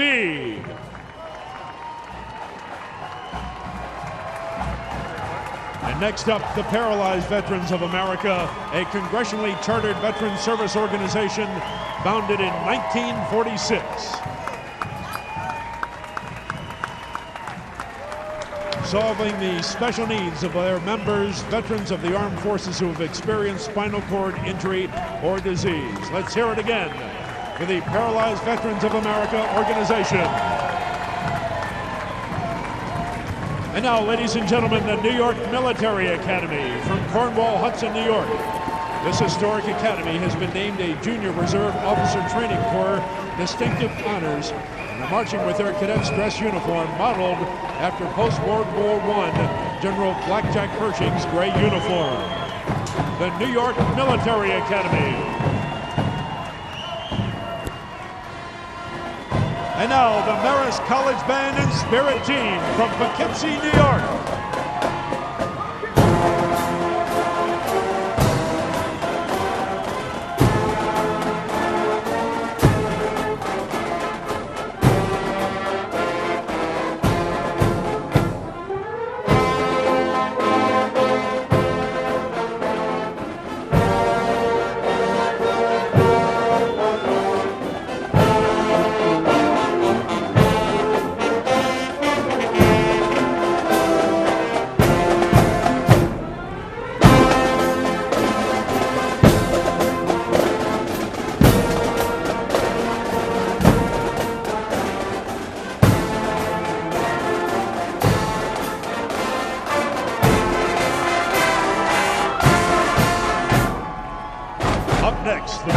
Elite 4-H Equestrian Drill Team from Burlington, Kentucky. Ranging in age from 9 to 61 years old, some of their members are carrying flags representing the armed service branches of their fathers and grandfathers. This is their very first inaugural parade.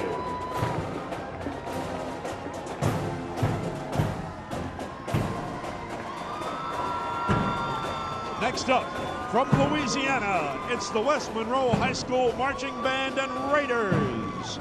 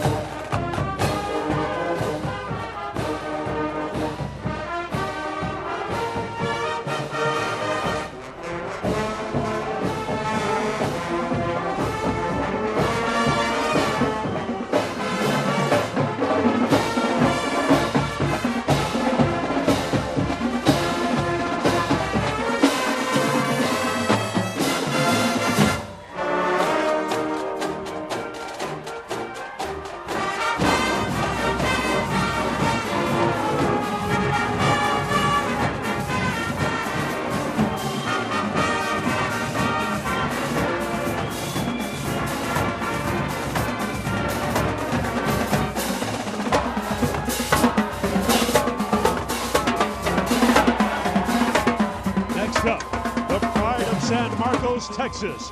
These are the Texas State University Strutters. They are selected as the first U.S. dance team to perform in the People's Republic of China. The Texas State Strutters have also represented Texas State University and the city of San Marcos in the America's Got Talent program on NBC. The Texas State University Strutters are led by Tammy Fife.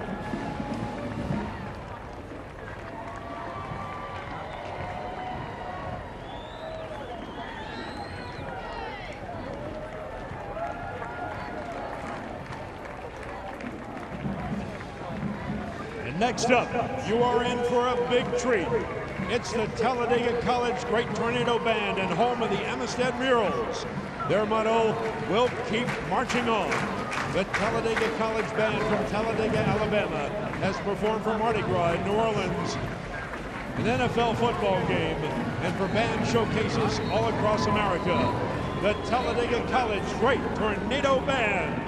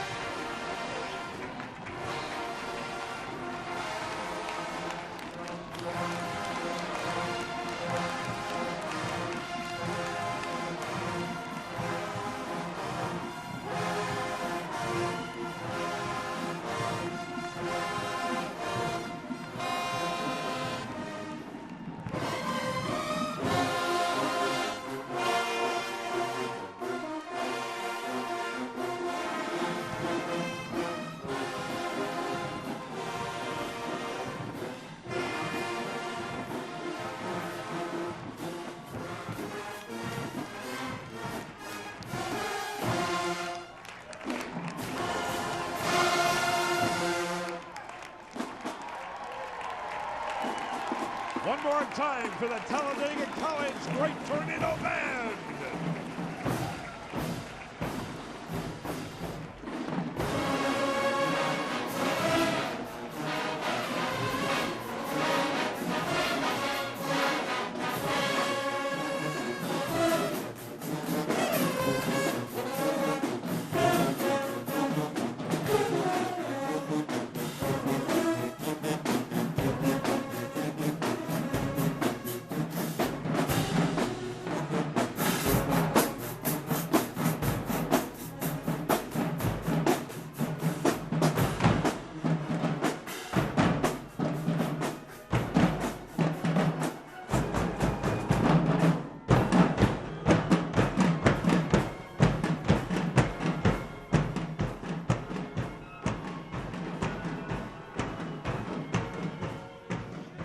Rounding out our Section 1 is the Boy Scouts of America National Capital Area Council.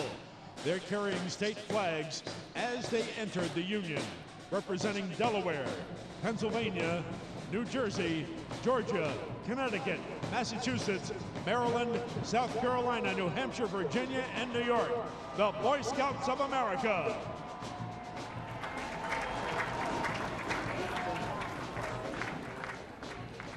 And now, ladies and gentlemen, with our next unit, we turn once again to our DoD announcer, Marine Corporal Alex Smith. Coming up next is the United States Marine Corps Staff Element. The United States Marine Corps was created by a declaration of the Second Continental Congress on November 10, 1775. Established in 1801, the Marine Barracks, Washington, at 8th and I Streets, Southeast in Washington, D.C., is the oldest post of the Marine Corps.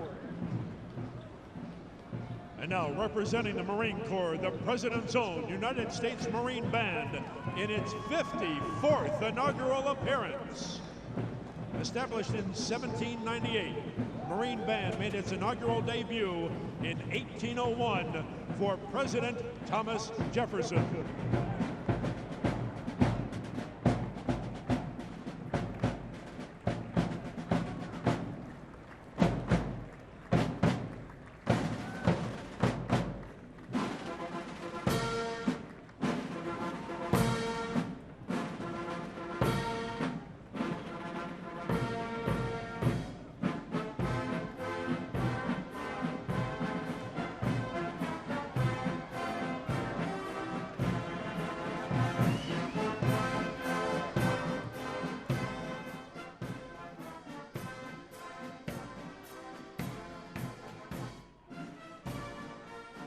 All right, everybody. Well, I have Steve Kraft up here with me right now, and this has been quite a crazy day. I think you were up here with Samia earlier, did you not? Were you up here with Samia earlier reporting about this? Or Not your today, first time up not here today, but many times during the campaign, for sure. Yeah. So this is something that I think that it's so exciting to see, no matter what your political views are, just because it's a day in history, and it's just, I think it's really cool to watch. I do too. I mean, just to see a peaceful transfer of power, that makes me proud every time I see it, because it's a really precious thing. A lot of countries don't have this kind of transfer of power. They have riots, and they've got civil wars, and they've got coups, and stuff like that. Yeah. Or they have people who refuse to leave the presidency, and they're president for life, and then there's a bloody revolution to get rid of him, and then someone else takes over and becomes a dictator. Yeah.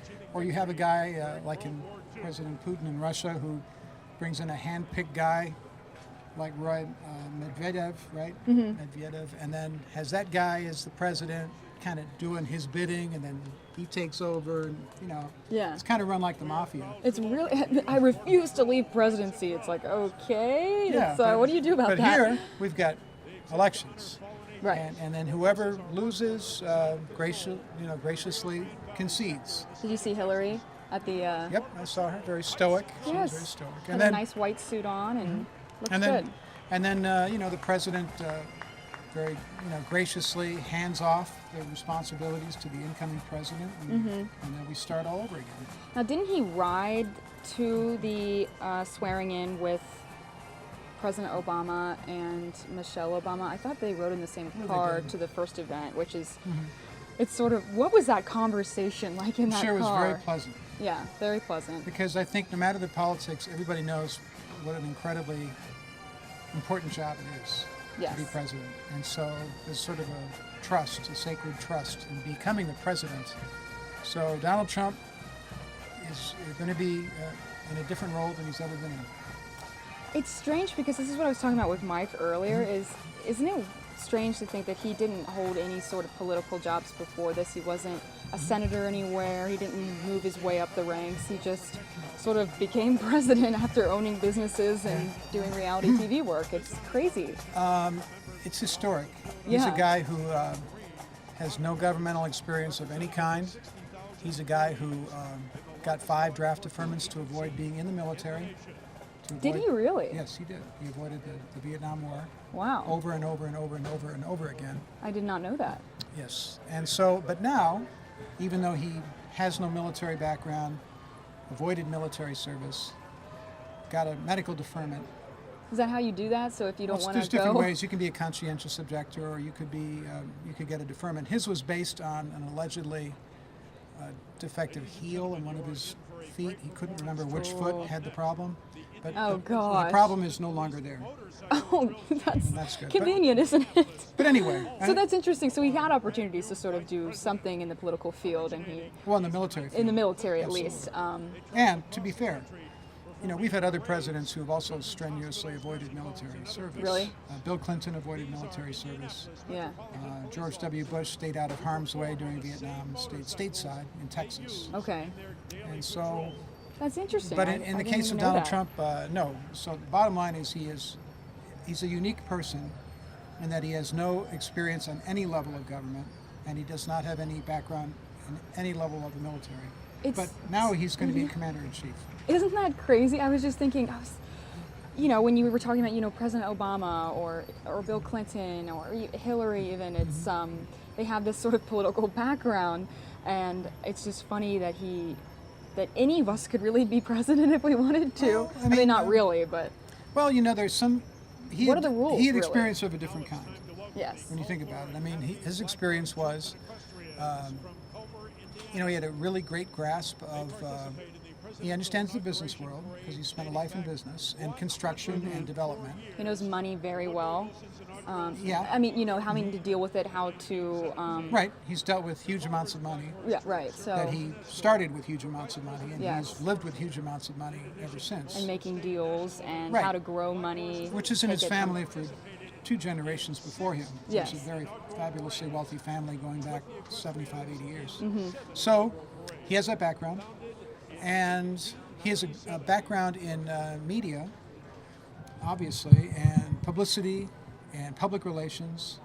He understands how to get the attention of the public. Absolutely. And those are important. That's an important skill set that he has.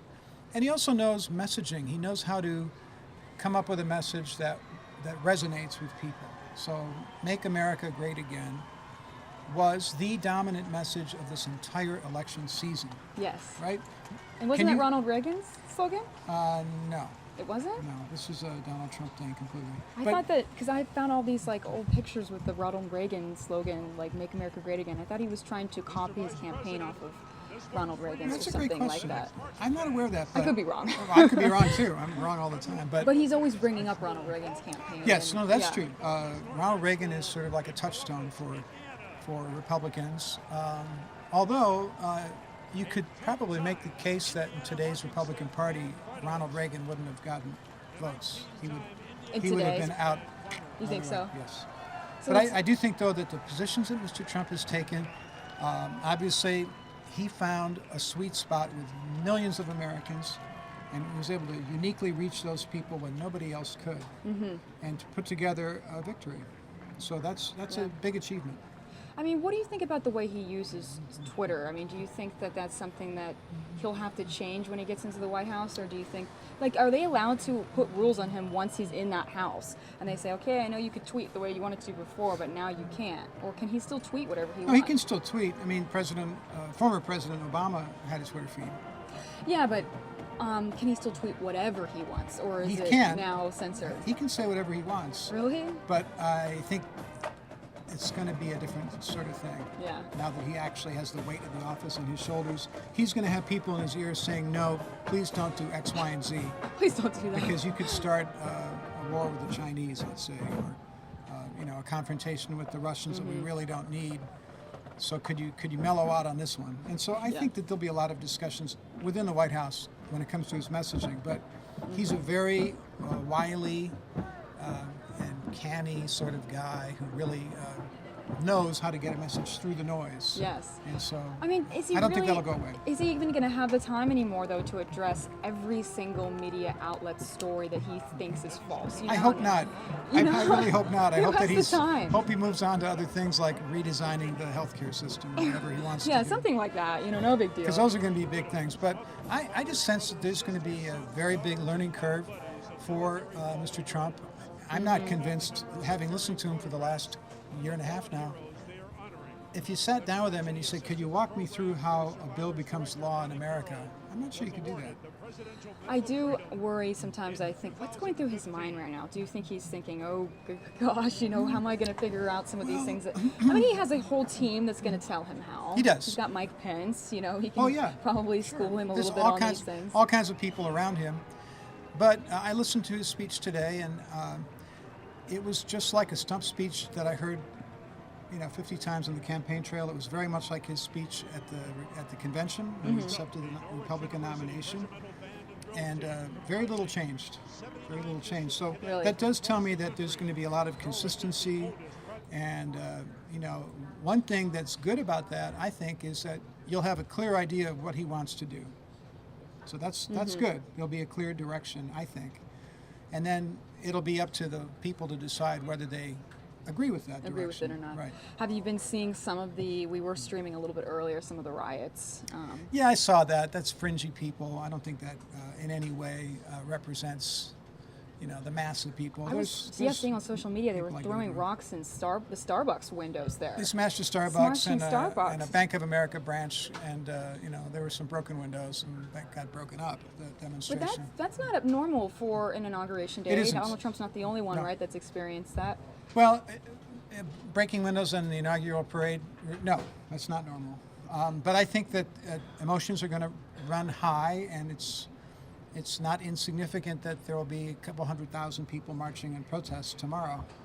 Right, but they did have protests during Nixon's and during Bush's, right? They did, yeah. So, I think... But not the day after the inauguration. Oh, the day after. Okay, yeah, because there's going to be the women's march tomorrow, right? So that's a pretty big That's true. statement. So I do think that, who knows? I mean, my personal feeling is let's give him some space and see what his plans are. And I think everybody's hoping, no matter, I talked to both parties today, Democrats and Republicans. And what was that like? The Democrats, of course, lost, and they were, we respect the process. We think it's great that we had this peaceful transition of power. As Americans, we're all pulling for Mr. Trump to have a successful presidency, and that was their way of looking at it. And they said, good. but if we disagree with him, we're gonna fight him.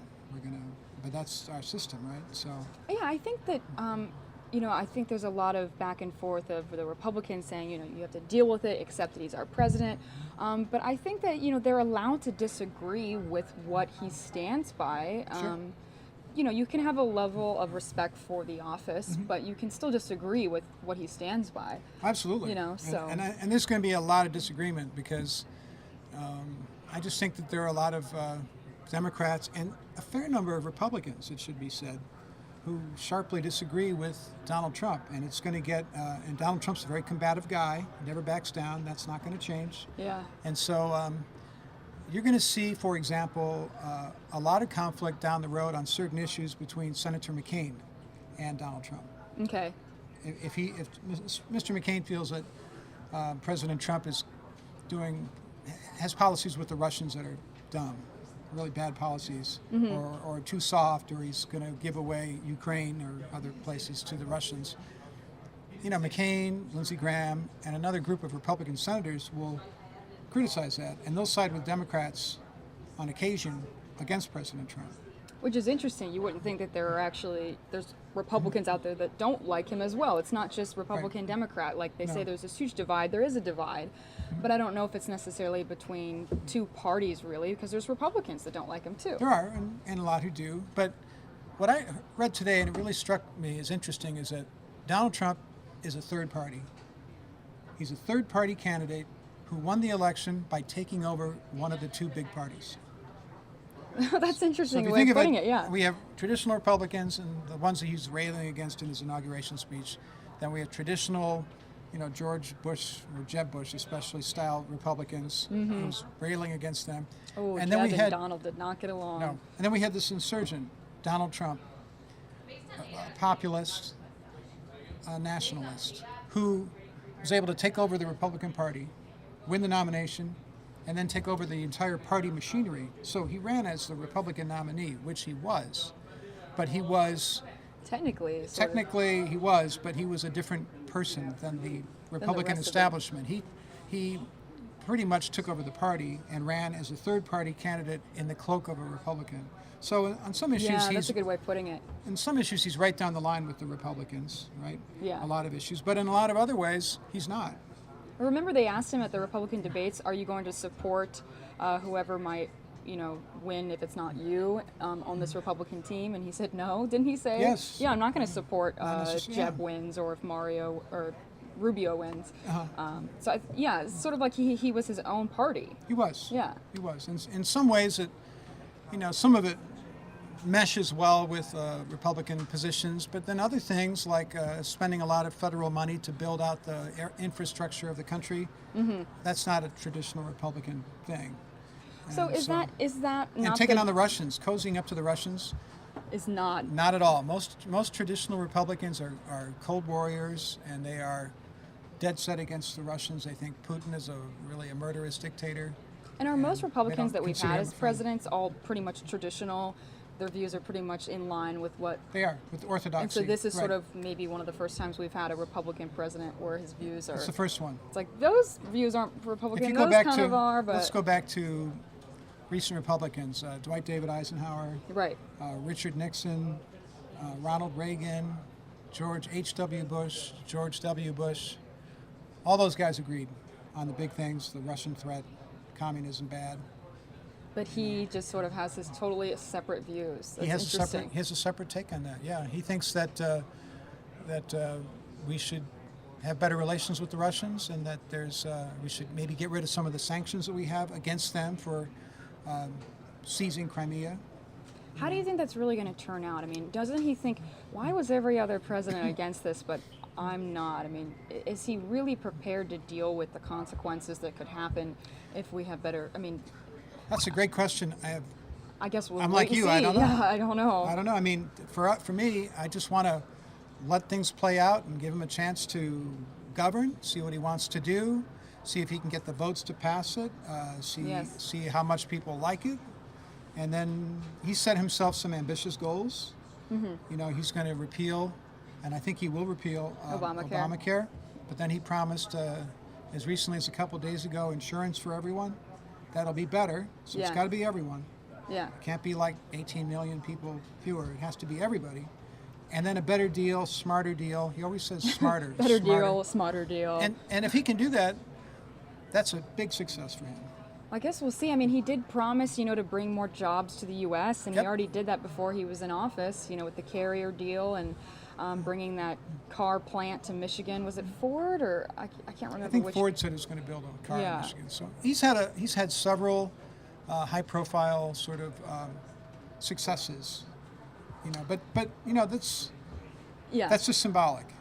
So in 4 years, voters are going to say, okay, well, I was working at a Target or whatever, and I'm making $12 an hour. Am I now making $21 an hour in a manufacturing facility, or am I still in the service sector? Mm-hmm. And if enough people get out and get to that better job, whatever it is, in whatever field, that'll be a feather in his cap. And what do you think about him saying he wanted to help improve inner cities, and he had Steve Harvey at Trump Tower, and then Steve Harvey really got a lot of backlash for going and meeting with Donald Trump. Trevor Noah had a whole segment on it making fun of, Steve Harvey for doing that, and, for being there on Martin Luther King Day. I think he's got a very long way to go to repair the inner cities. Well, just sort of his relations with a lot of voters in the inner cities. He didn't get many votes there. But there's always an opportunity. It's a clean slate, right? And this is the one day every 4 years that everybody, in my opinion, ought to be an optimist and all be on the same side and hope that this works out somehow. And the other interesting thing will be we've got all these checks and balances in our country, which is a great thing about it. So sometimes it's hard to make things the way you want them, but it's also kind of hard to screw things up, which is good. That's always good, right? Because there's so many other checks. Yeah. He's got to get budgets through Congress. He's got to get the Senate to confirm. So it's not just, nominees. I want this, and No, this. It's not going to be like what he's used to. Right. No, and that's a big change. So he does have latitude to make executive orders, and he'll do plenty of that starting tonight, probably. Mm-hmm. But in significant ways, there are people who restrain his power. And most significantly, we're going to have in General Mattis a Secretary of Defense who can say no to him, and who can ultimately say, look, if you keep making these decisions, I'm going to quit. What if that happens? I mean, what if, because he's not used to being told no, I feel. So I just wonder what's going to happen when he feels very passionate about something and Mattis or whoever it is says, no, I don't agree with it. Well, how's that going to go down? I have no idea. Yeah. I don't know. And I don't know what he's, from my position, just sitting here as a reporter, having traveled around and watched him and attended events he was at, I really don't know how flexible he is to deal with these types of situations as they change. So we'll see, I guess. It's just interesting because what a life that he's leaving behind, where he was, the boss of his company and had all these real estate businesses, and he still has them. Oh, so he still has them, but he's not really in control of them, right? His kids handle them. Who really knows? But he won't even really have that much time, even if he wanted to run both presidency and his businesses. He really wouldn't have time to deal with it anyway, even if he was I don't secretly think trying to still run those businesses. But, it's just interesting because, he had that big desk in Trump Tower, and he's making all the shots, and no one has to say no to him. Where now it's very different. He'll never be alone, when he goes out to dinner or anything ever again. Wow. Isn't what a that change just in your strange? Life. Wouldn't that feel weird if you became president? It's something that I think is very Why do people want to tempting to people, but then, at the end of the day, I would not like that. Because a lot of celebrities say they hate being celebrities for the fact of the paparazzi. And now you're a celebrity forever. A celebrity forever, and you're never really ever going to be alone the rest of your life. You're never really alone. Don't they? I think they even have cameras in the Oval Office. Like I think that they're constantly watching you, listening to you, even in your own home, which is I would not enjoy. And then he's always, he's always in danger in a way when you think Yeah, about it. you have always to have be. You have to- to have Secret Service guys around you. I went to a book signing like, I don't know, probably 10, 12 years ago for a story at a Costco here in the Valley. Yeah. Former President Jimmy Carter, who I'm sure all of our viewers really detest, was there. He had a book and people were all lined up and whatever. So, but even that guy who had been out of office for a very long time, 25, 30 years when I saw him, still had... Secret Service? Yeah. Wow. I mean, so that's with you forever, really. I mean, right. President And your Obama will still family. need it, and yeah. Oh, yeah, absolutely. And your he will. family too, yeah. Just thinking about, and he's, his extended family as well, Ivanka and her kids and her husband And his 10-year-old. And his 10-year-old, and What a drag maybe that would even be. his ex-wives, right? Do you think they would need protection? Oh, absolutely. So it's just The whole crew. that's a lot of people to protect that aren't all living in Washington. Melania is still Right. going to be in New York with Barron on Monday, right? Isn't Right. she going back to New York with Barron? Mhm. I finish out school. Yeah. So, I mean, that's a lot of different eyes and different places that you're going to need. And I couldn't imagine always knowing that I'm in danger. Like, even watching him when he got out of the car at the beginning of the parade to wave, Uh-huh. I was feeling You're always nervous. kind of nervous, right? You feel nervous, and I can't imagine always. So it's almost worse than being a celebrity, because with the celebrity, they just want to get your photo. But with this, they want to get your photo, and you're possibly in danger as well, and they want to get a quote from you and everything. It's Right. Well, do we have any Yeah. good comments here from anybody that we can actually read on the air, so to speak? Yeah. Chad saying, isn't Hillary supposed to win by a landslide? A lot of people saying, not my president. That's sort of the slogan of the protests, is not my president. Chat's Okay. moving pretty fast. We've got about 19,000 people watching right now. No one is telling the chat to shut up. We're telling these two commentators to shut up. Thanks, Tenor. Hey, we're busy interrupting their performance. commentating here. Someone's saying, build that wall. Speaking of building that wall, that's when is that another- going to happen? That's a great point. Yeah. Thank you very much, guys. And there are a lot of really good comments that... Yes, thank you for commenting, everyone, for watching. And everyone's opinions are accepted here. I love reading all the opinions here. I They just are don't. moving I like so reading. fast. I like reading the when people The have nice a serious. ones, Yeah. yes. The insult stuff is a waste of time. But anyway. For building the wall. Yeah, that's a great point Yeah. people are making. Yeah, John just saying, I want that wall. Well, that's a key thing, right? That was the very Yeah. first promise President Trump made, and that is build a wall and have Mexico pay for it. So that has to happen. That's part of, I almost think that's the second most popular term of Make America Great Again and we're going to build a wall. He said that so many times throughout his campaign. And remember he said he met with the Mexican president and he said, yeah, I had a great meeting. They're going to pay for the wall. And then the Mexican president came out and he was like, I never said that. We're not paying for the wall. It's like, I still don't understand who's paying for this. When is it happening? Well, in order for the president to be successful, he has to build a wall, and he has to have Mexico pay for the wall. Yes. Because if America built promised the wall, it would be what was it? How many dozens or I don't even know how many $1 billion it was. It was a to huge build amount. a massive wall like that It's on a the border. 2,000-mile wall. Yeah. So if we've had to pay for that, that would be the complete opposite of what he was promising. well, the job of humble scribes such as myself will be to keep track of the promises and to see if the president's making it happen, right? Yeah. So we'll see if he What are stands the by. promises that matter to you that he said? The promises that matter to me, that we're going to defeat ISIS for sure, and I think Good point. Hillary said that too. I think that's a pretty important promise. I remember at the beginning of his campaign, he said, I'm going to start by cutting off their access to the internet, which I'm not sure how you can do, but that would be one main way to really So shut them national down. security, that's a big area, right? Yeah, national security. I don't know if the wall is not that important to me, but it'll be interesting It's to see if important he to the does it or people not. who voted for Donald Trump. It was a big deal.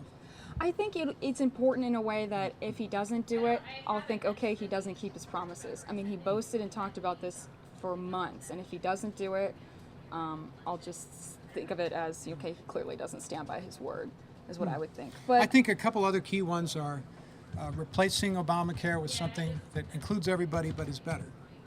yes, that's an important one too. That's a big deal. I'm trying to think of what else And maybe getting people better jobs. better jobs, cutting the deficit. What else did he promise? Well, airports being a third world country. He said he wants to make our airports better. He said, have you been to LaGuardia lately? It's like a third world country. You know what? I think he's right.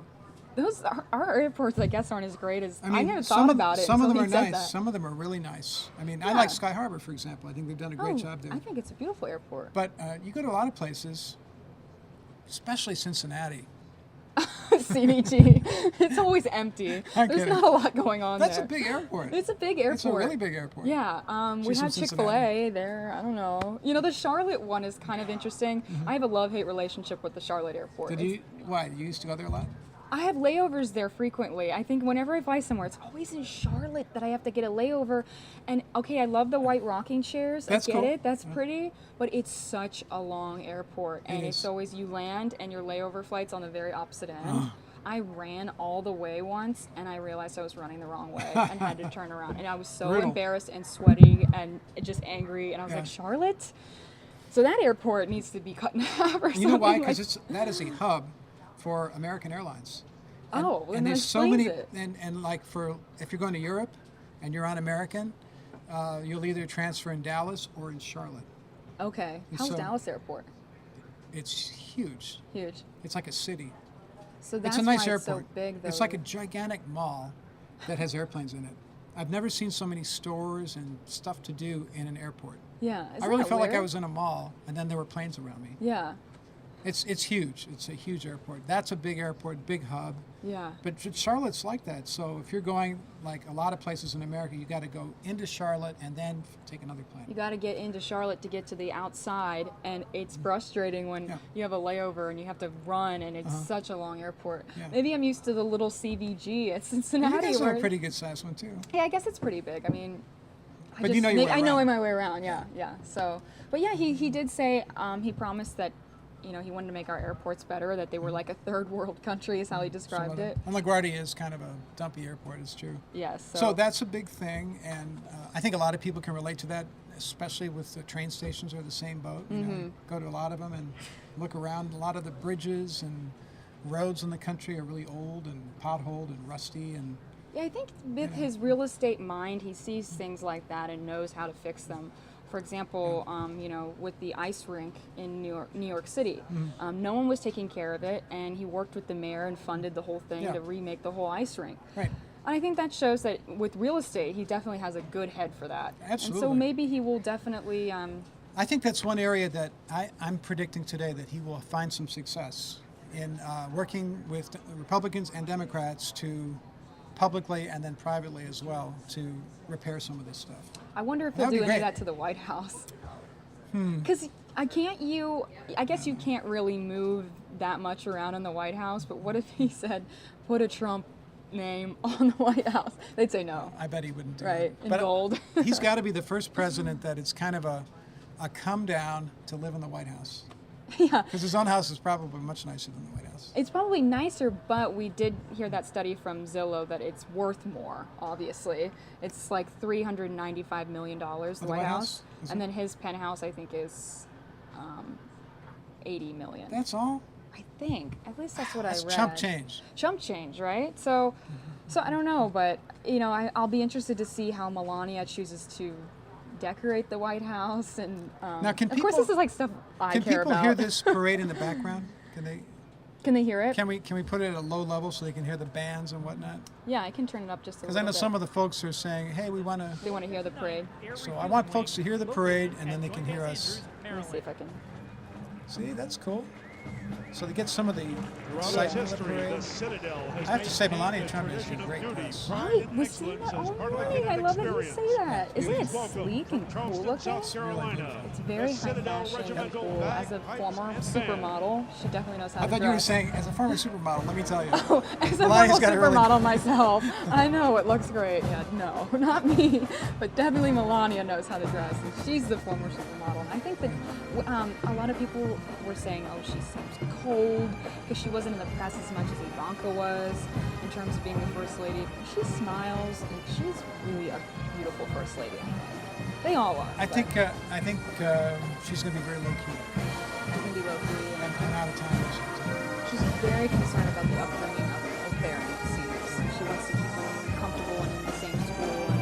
hard to leave a school when you're that age. Well, I think Some to parents me, would say too bad. to me, Ivanka's That's what everyone's saying. Even though it's his daughter, she's basically going to take on that role. and that's not the first time that's happened. I mean, it's happened. Oh, really? Who else was sort of taking on the role of first lady? I mean, Chelsea Clinton came out a lot. Obviously, Hillary was the first lady, but sometimes, because, you know, Barack Obama's kids didn't come out and talk to the press ever, really. You know, they were younger. But Ivanka, I think, does a really good job. I think she's going to be doing a lot of the things that First Lady does.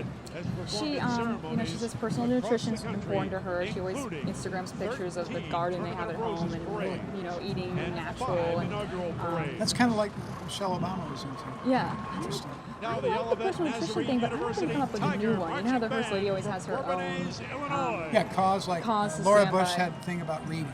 Reading, yeah. And Nancy Reagan was just say no to drugs. Say no to drugs. And what was Jackie Kennedy's? I can't remember This Jackie's. unit was the lead band in the I don't know, 2016 Lady London Bird New Year's Johnson's Day was Parade. Keep America Beautiful. Like, so people Oh. did glitter and all that kind of stuff. See, that's nice. I know. Betty Ford. That's another Republican president I forgot, by the way, Gerald Ford. Okay. And were his views pretty traditional? Absolutely. Like, yeah. Completely. What was his wife's? Betty Ford. Well, you know, the Betty Ford Center. Oh, yeah. So she did a lot for people who had addiction problems. Oh, right, the Betty Ford Clinic. Yeah. So she was very influential. You know, it's interesting because Melania actually came out and said... These are some great bands back there. Yeah, let's play the music for everybody because I know everyone wants to hear the music now. They're going to get these commentators off here so we can hear the music. Should we start singing? No, we won't start singing. Well, thank you, Steve. I appreciate you coming up here with me. We're going to be live at 5, right? Yeah, and we talked to Republicans who are super stoked about the election. We talked to Democrats. Our next unit in the blue is the military kids overseas. They represent students from DOD overseas. Perfect. And what's your Twitter handle so people know to follow you? SCraftFox10. Follow him, guys. All right, you guys, I'm going to take us off the screen here and turn up the music. Students, 2 active duty military members, 2 military spouses, and 2 DOD EA teachers.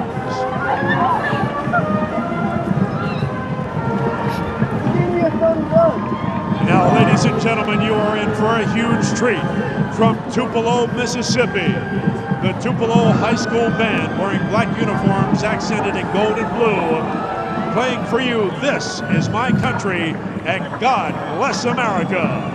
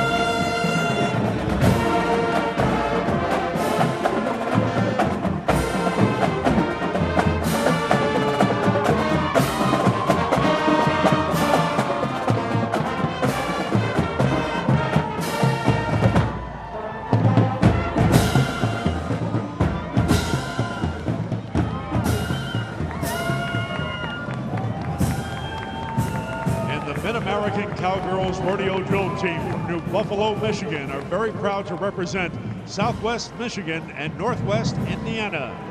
The Cowgirls riding today range in age from 10 to more than 50 years old. They're not riding in parades. This group of ladies enjoys speeding around an arena to a choreographed routine and presenting the flags at rodeos and other events. Thank you, Cowgirls, so much.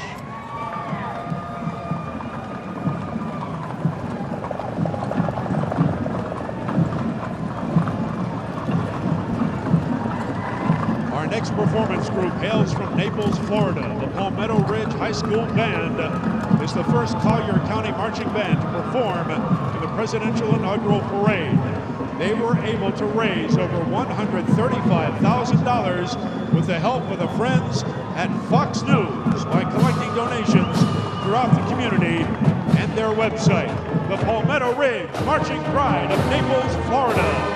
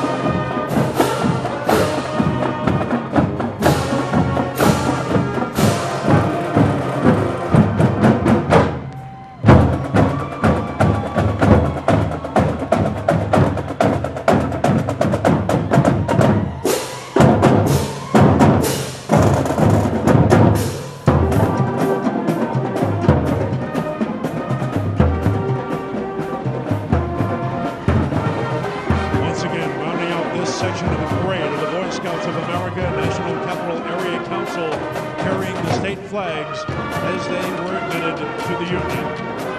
Representing Kansas, West Virginia, Nevada, Nebraska, Colorado, North Dakota, South Dakota, Montana, Washington State, Idaho, and Wyoming. Once again, the Boy Scouts of America National Capital Area Council and their great flag bearers participating today. Leading off the Coast Guard is the staff element, followed by the United States Coast Guard Band.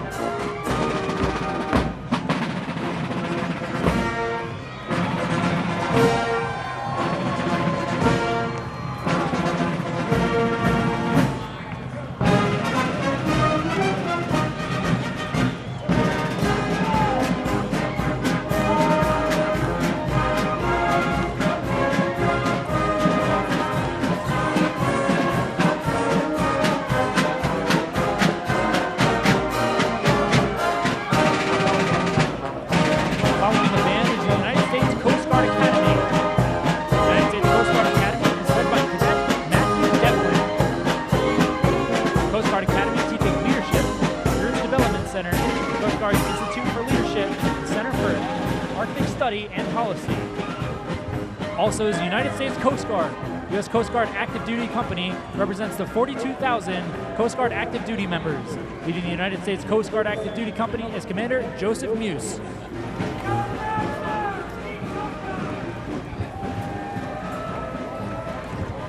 Also is the United States Coast Guard Reserve. The Reserve component is represented by members of Coast Guard headquarters. There are 3,860 military, civilian, and contractor men and women who do work at headquarters every day to support the execution of all 11 of Coast Guard's statutory missions. Following them is the United States Coast Guard Color Guard, coming from Alexandria, Virginia, and carrying the National Ensign and Coast Guard standards are the United States Coast Guard Ceremonial Honor Guard.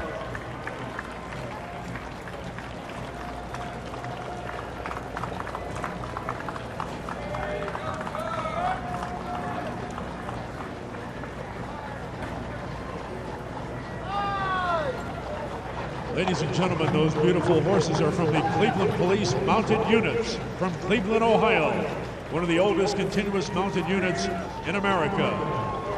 Their first inaugural parade was in 1921 for President Harding's inauguration.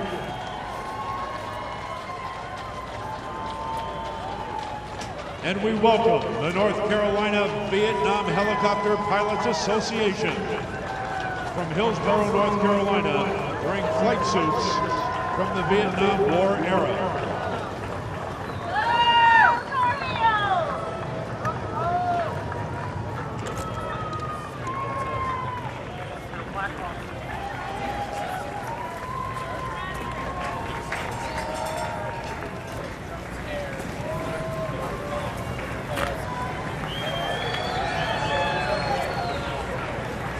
By the way, this unit's costs have been paid by parade participants. This is the third presidential inaugural parade this unit has participated in.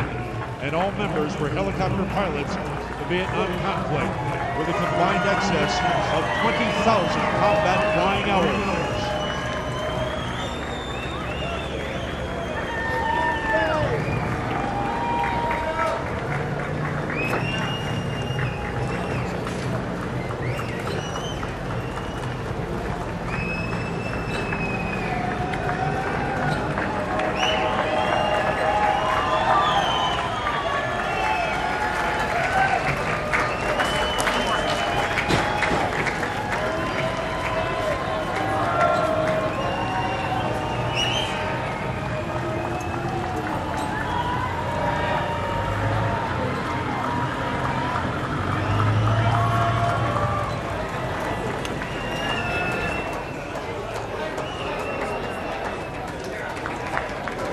As these Vietnam helicopter pilots pass, let's hear it one more time for these true American heroes.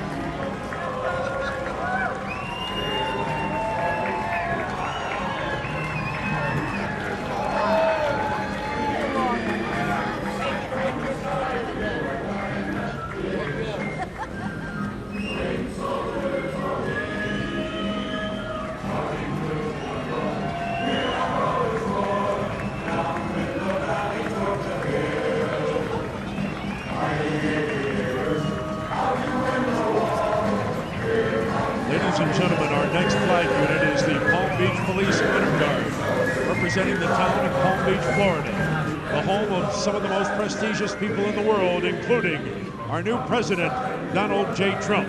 Sponsored by the Palm Beach Police Foundation, they are honored and privileged to be participating in this inaugural parade, the Palm Beach Police Honor Guard.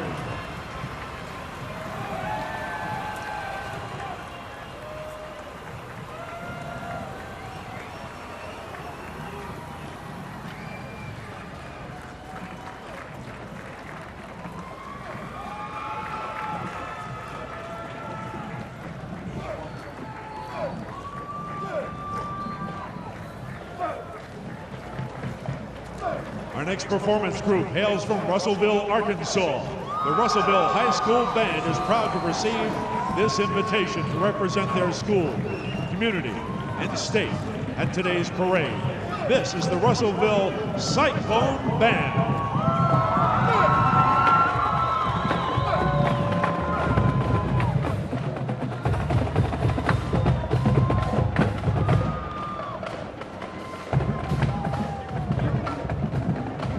Count them all, 180 members.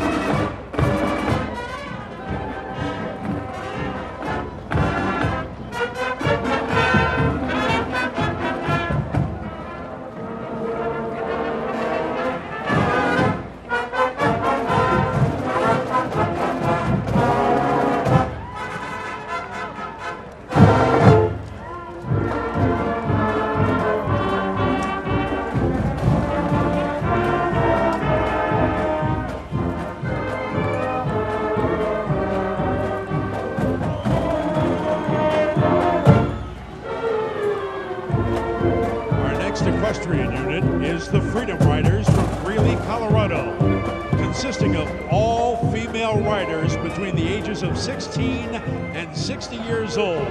They've participated in 2 previous inaugurations for Presidents George W. Bush and Barack Obama. They were the featured opening act for the World Show finale of the American Point Horse Association in Fort Worth, Texas. Look at these beautiful equestrian units. Let's hear it for the Freedom Riders.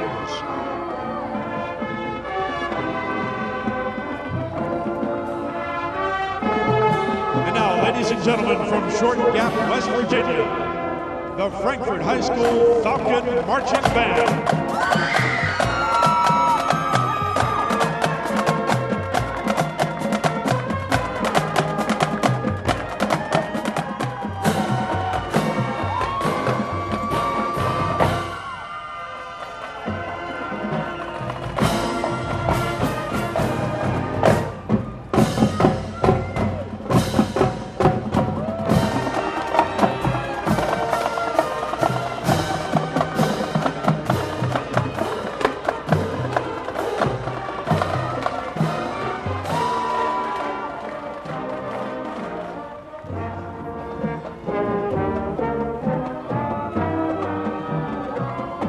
Ladies and gentlemen, once again, the Boy Scouts of America National Capital Area Council, representing state flags and territories as those states and territories entered the Union.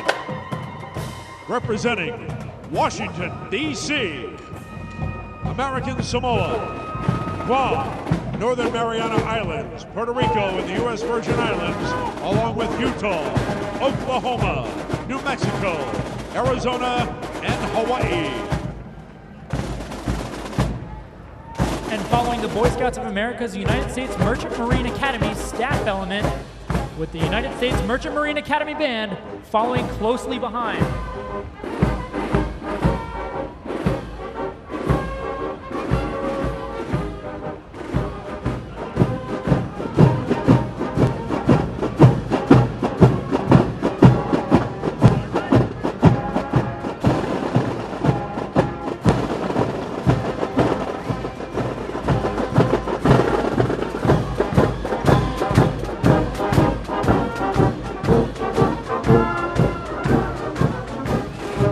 Following the Merchant Marine Academy Band is the Merchant Marine Academy Color Guard.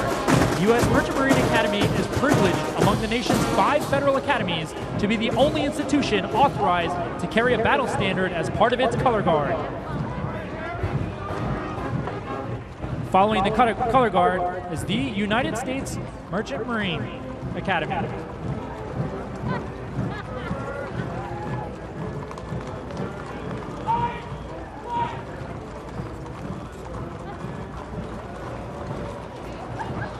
This is the 1st Troop, Philadelphia City Cavalry, from Philadelphia, Pennsylvania. They've served in every major American conflict, from the Revolution through the global war on terror. Each ring on the unit's guide on marks a battle in which this historic unit has fought. The unit's men are cavalry scouts assigned to the U.S. Army's 1st Squadron, 104th Cavalry Regiment in the Pennsylvania Army National Guard, and this is the oldest company-sized military unit in continuous service to the Republic.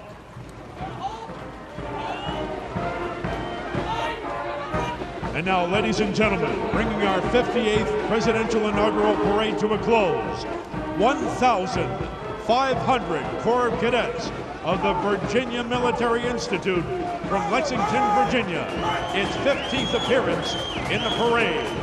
Let's hear it for these wonderful folks from VMI.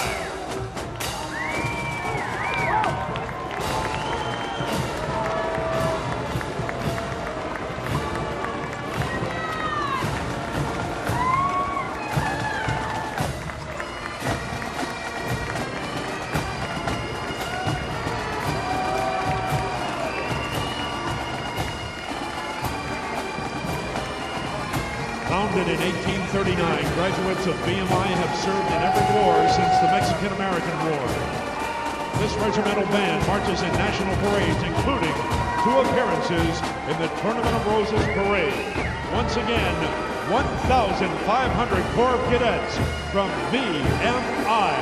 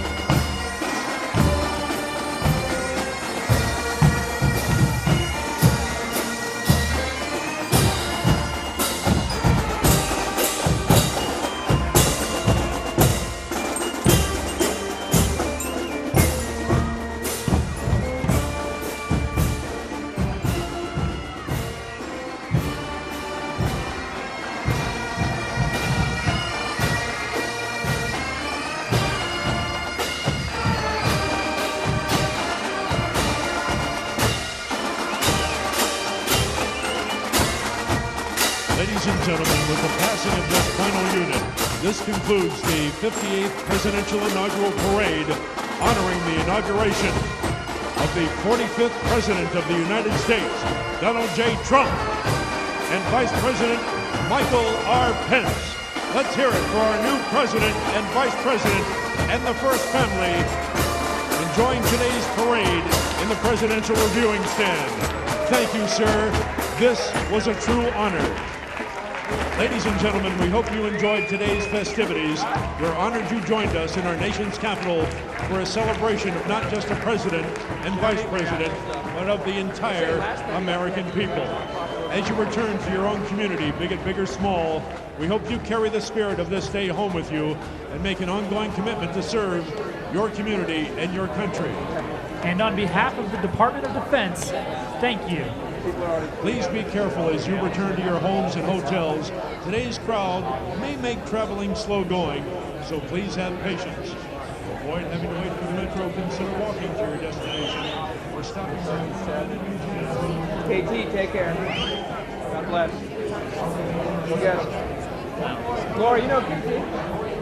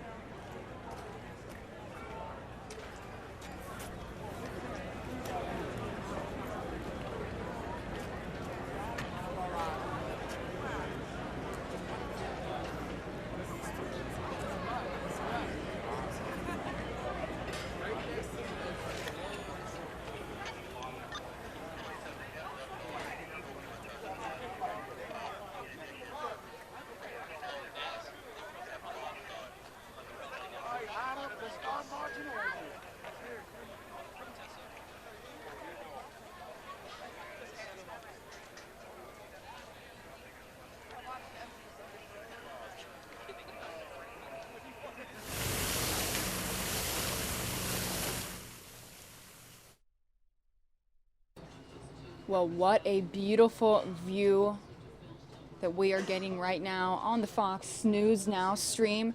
I'm your host, Mary Kate Gaffney, and I appreciate you guys watching with me this special day in history.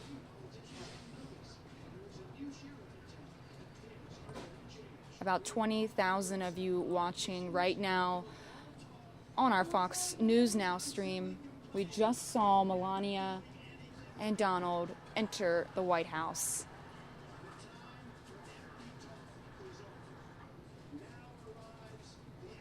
There are still some protests going on as well in Washington. We'll take you there in just a few moments.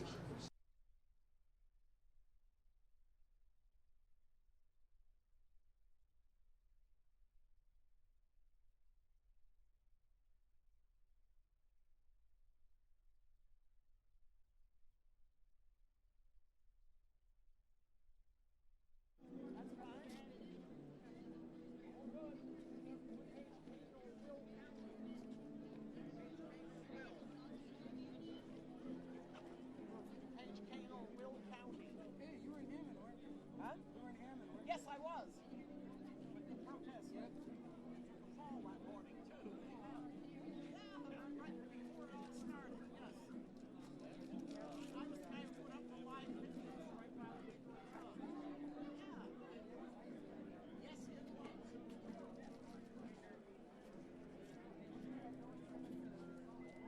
No, they didn't. I was so afraid they were going to give you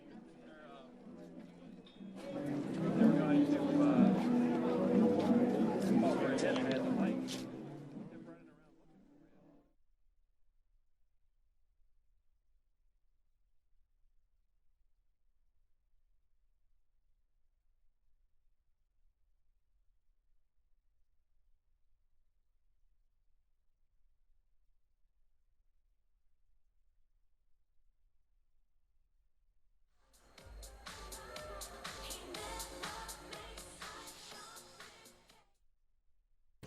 Bear with me here, you guys. I'm trying to find the best feed to show you guys right now on the Fox News Now stream. We have those protests, but it looks like the camera's on the ground right now, and I don't want to make you guys just stare at people's feet, so we're going to wait until we find a better feed. This is all live still, though, on the Fox News Now stream. Thanks for joining me.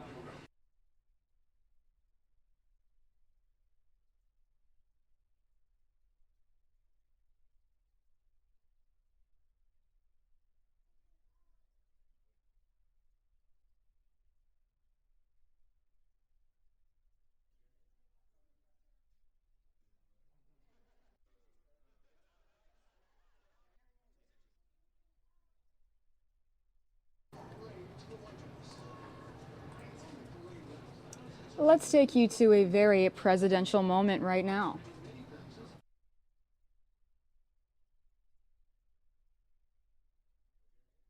Hi.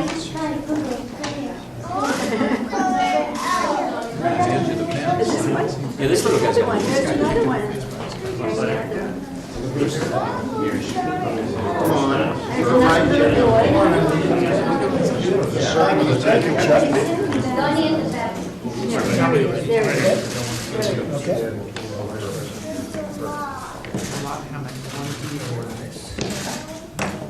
Does everybody know what this is? The waiver. It's the Mattis waiver. It's the waiver. It's the waiver for General Mattis, which we have to sign that. I know that. Before, and then they'll. I thought it was healthcare, we're gonna get Chuck to sign that. Where would you like me to sign this? You just sign it Just underneath. any place you want. As long as it's signed.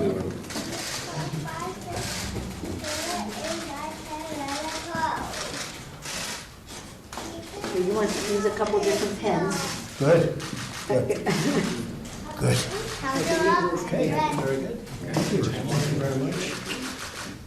Who's got more to say? So this is General Mattis, and that was a popular decision by everybody. Thank you, Chuck. That's your first law. That's it. General Mattis is our first signing. It's great. Okay, and we'll take that pen with it. And this one I'm signing quite a few times, folks.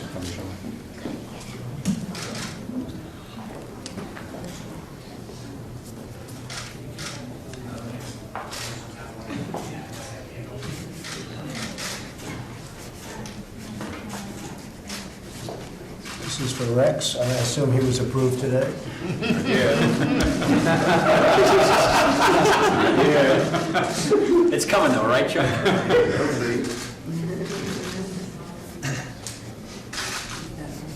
It looks like you added some letters into your name. It's hard to copy. That's the only thing.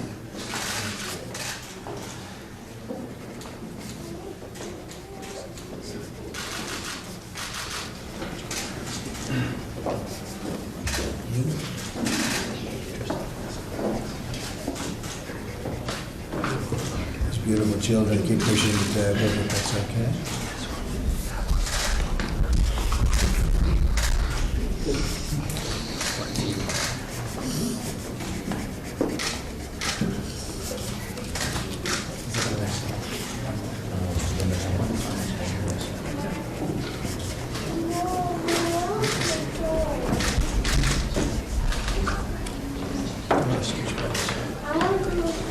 You get another stack coming. Yeah, I'd like to give some benzo. The government is getting stingy now, right?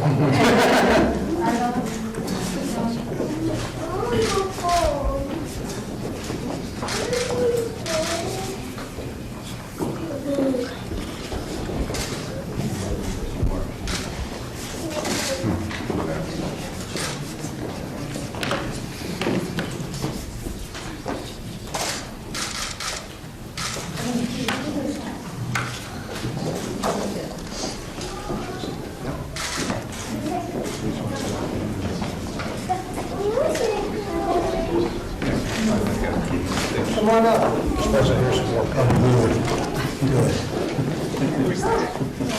Yeah, because we can give each. Okay, I'll start doing it. Each category to give some. Come on, how about we'll do Nancy first? Is that okay? Is anybody? Where is that? Thank you. You will. It's Arabella.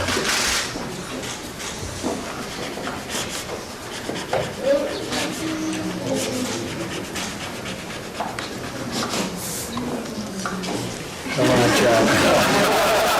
Depends on the name. Very nice.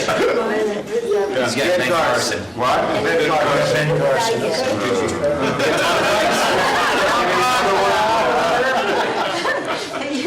Like Tom Price. Tom Price. Okay. But she doesn't get a vote.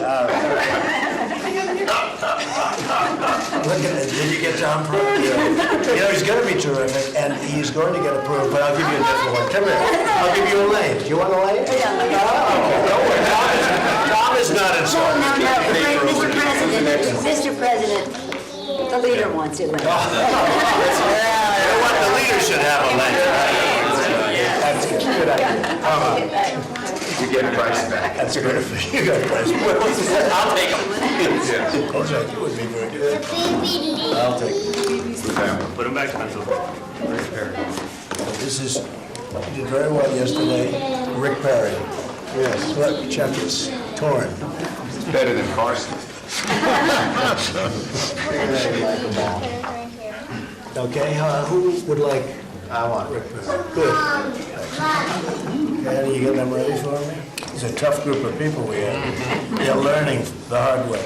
Exactly. Betsy, education, right? Yes. Oh. I thought Chuck wanted it. Not that one, no, thank you, Mr. President. It's a rough group, isn't it? It is. I'm happy to take it. Next. I think we're going to need some more pens, by the way. Labor. Wasn't her? No. Don't you? Where's Kelly? Okay, come on, Senator. I think the Senator likes that. He's going to do a good job. It open. Mommy, It makes you feel okay, so it's great. This is a person who's gotten great reviews, not well known. This is the Veterans Administration. I think Chuck might like it. You want to trade out? I'll make a trade. I'll let you make the trade. It's good. It's good trade. Everyone's talking about it. Hey, who'd you return it to? I traded Carson for the veteran. Oh, that's a big one. Thank you. Good pen. It's a good one. This is what a lot of people are going to want, John Kelly. Oh, yeah, he's a good one. Good man. He's a good man. Chuck, you're gonna put the cap on it, you're gonna get your shirt stained. This has got to help me hammer in a nail. Come on. John Kelly. No, just pull it off. Pull it off. Ryan, you should get something here, right? John Kelly. That's a very non-controversial. Close it, Ryan, so it gets stained. You getting some more pens back there? This is fun. These are. Oh, Dan Coach. So who's? It's an equal number for the cap. I think Dan is. Vice President should get coach. I think Dan is a good man, right? I'll get it to it. If we run out of pens, we'll just use the same. I have to recycle a couple of pens. Does anyone know what good negotiator? Good trade negotiator. I'll tell you, John, he's a great trade negotiator. Smart. But I have a pen. Mike Pompeo. Great. Strong. They tell me he's going to be approved momentarily, but you never know. That's right, isn't it, Chuck? Depends how you defend. One never knows. Soon. Well, here's one I think that Nancy would like. Again, she'd like a double. Scott Pruitt. Oh, yeah.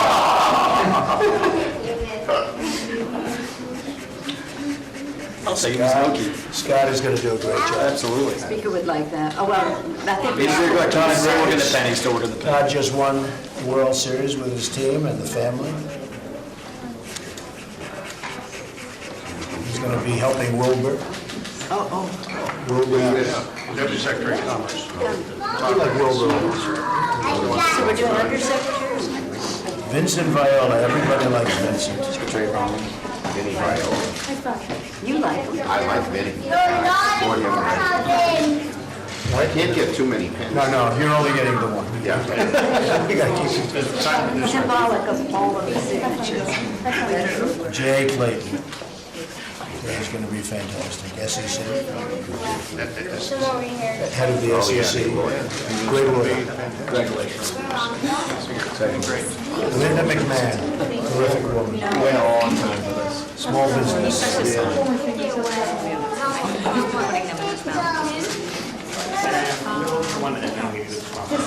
Seema. You know Seema? Mike, that's your person. There you go. Very talented. Indiana. Nikki Haley. I think Nikki's going to do a good job. Great job. You taking enough pictures? You can give a few more out, just save one. Okay. One more time. Okay. We're running out of people to give it to. Here, two more. You have two Nikki Haleys. Is she applying for two positions? You want a second one? I'll sign it just in case. Maybe there's two positions. Okay. Terry Branstad, the governor, longest serving governor. And China loves him, and he loves China.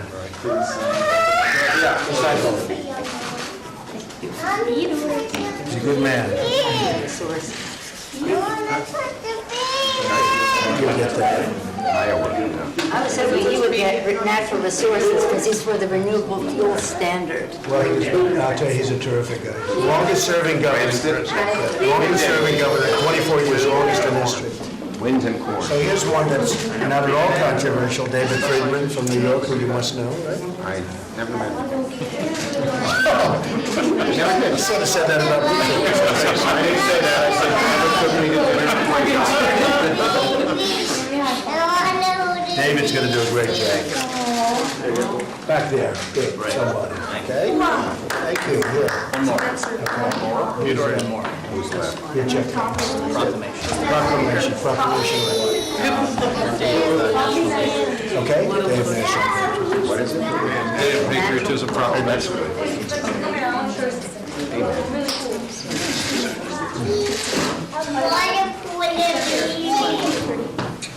All right. Thank you, Ron. Good work.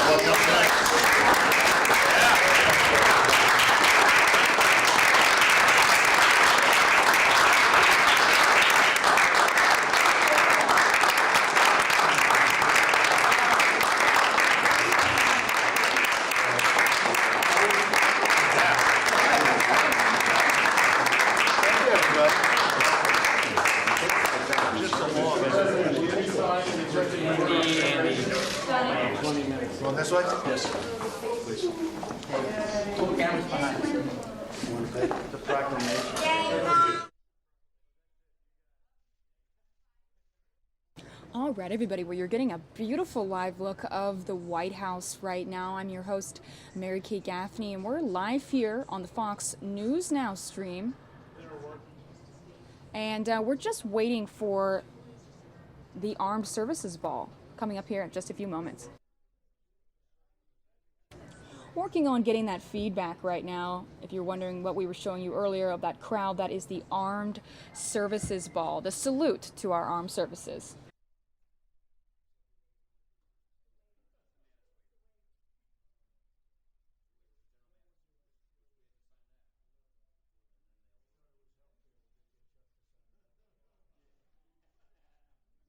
Looks like there are some more anti-Trump protests happening in New York City right now. Let's take you there and see what that's all about. And then coming up in just a few moments, we're going to have that Salute to Our Armed Services Ball, which is taking place in the National Building Museum. This ball is by invitation only, and tickets are being provided free of charge by the Presidential Inaugural Committee to invited guests, which include active duty and reserve military.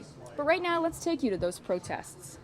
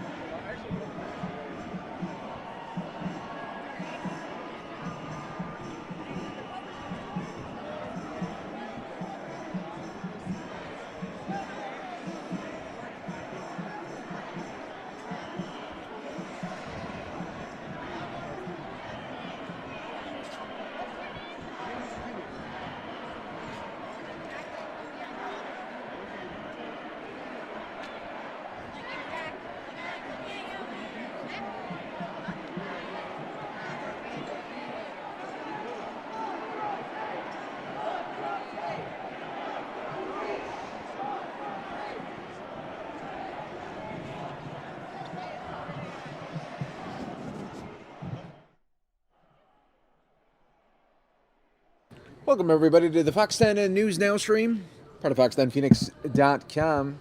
Your host, Mike Page, going to be with you here for the next 2 hours on the stream. Get you caught up on some of the latest headlines today involving the inauguration. The District of Columbia police chief says 217 people have been arrested and charged with rioting, and 6 officers suffered minor injuries during demonstrations against President Donald Trump. Interim Police Chief Peter Newsham provided the update at a news conference today. Meanwhile, protesters in downtown Washington linked arms, facing off from the police line and chanting "No Trump, no KKK." Metropolitan Police have deployed streams of pepper spray against demonstrators marching along the streets of the nation's capital, a disgruntled parallel to the ongoing inaugural parade. Donald Trump's hotel in Washington is tweeting a photo of flag-waving staffers welcoming the new president, and that's not sitting well with a prominent government ethics lawyer. The tweet reads, "We are waiting for you, Mr. President. Thank you." Former chief White House ethics lawyer Norm Eisen says the tweet, quote, puts the lie to Trump's vow that his company would avoid even the appearance of using the presidency to promote his business. Trump made the pledge in a 6-page, quote, white paper released last week to avoid conflicts of interest. He promised his company would not take any actions that actually exploit or even could be perceived as exploiting the office of the presidency.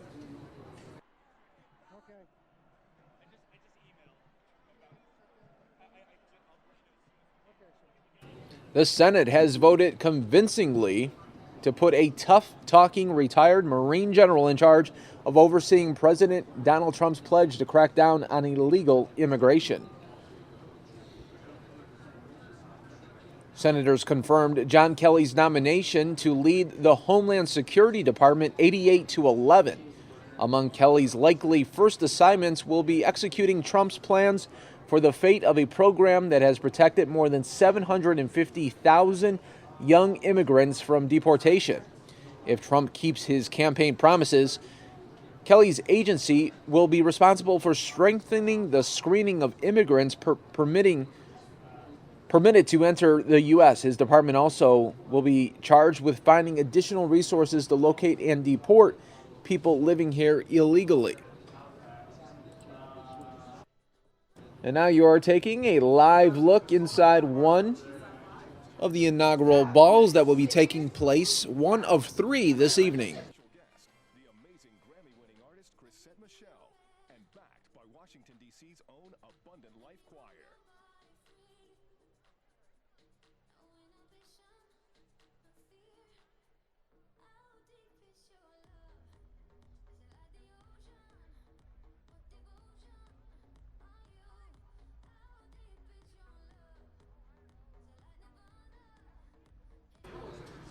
The Senate has, and then I told you about John Kelly, everyone. Let me keep the stream here going. A video on social media shows District of Columbia police pepper spraying a group of protesters, including an elderly woman and a man on crutches, as well as those trying to help them to move out of the way. A spokesman for the Metropolitan Police Department declined to immediately provide comment. It was unclear what happened just before the video began. The video shows a woman screaming, "My child," as she runs with her crying son in her arms. The Republican-led Senate has voted to confirm James Mattis to be President Donald Trump's defense secretary. Senators cleared the retired Marine general's nomination today.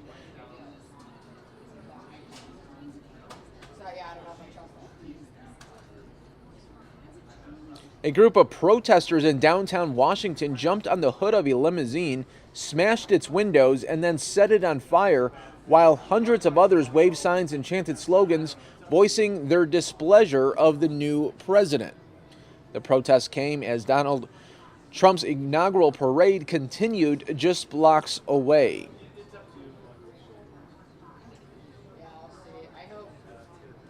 President Donald Trump and First Lady Melania Trump twice got out of their vehicles to walk and wave to the crowd during their escorted trip from the Capitol to the White House. They first walked for about a block before reaching the Trump International Hotel, where the crowds on both sides of the street were at their loudest.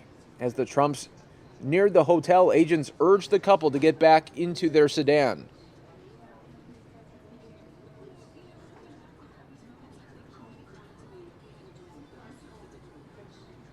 A watchdog group is asking the General Services Administration to determine whether President Donald Trump has violated his lease for the government-owned building that houses his luxury hotel a few blocks from the White House. Citizens for Responsibility and Ethics in Washington issued the letter today shortly after Trump took the oath of office. The 2013 lease Trump signed for the old post office building specifically bars any elected official of the government of the United States from benefiting. Trump announced earlier this month that he would hand over day-to-day control of his multi-billion-dollar business empire to two of his sons, but there is no indication he has relinquished his ownership stake in the $200 million project. A spokeswoman for the GSA declined to comment.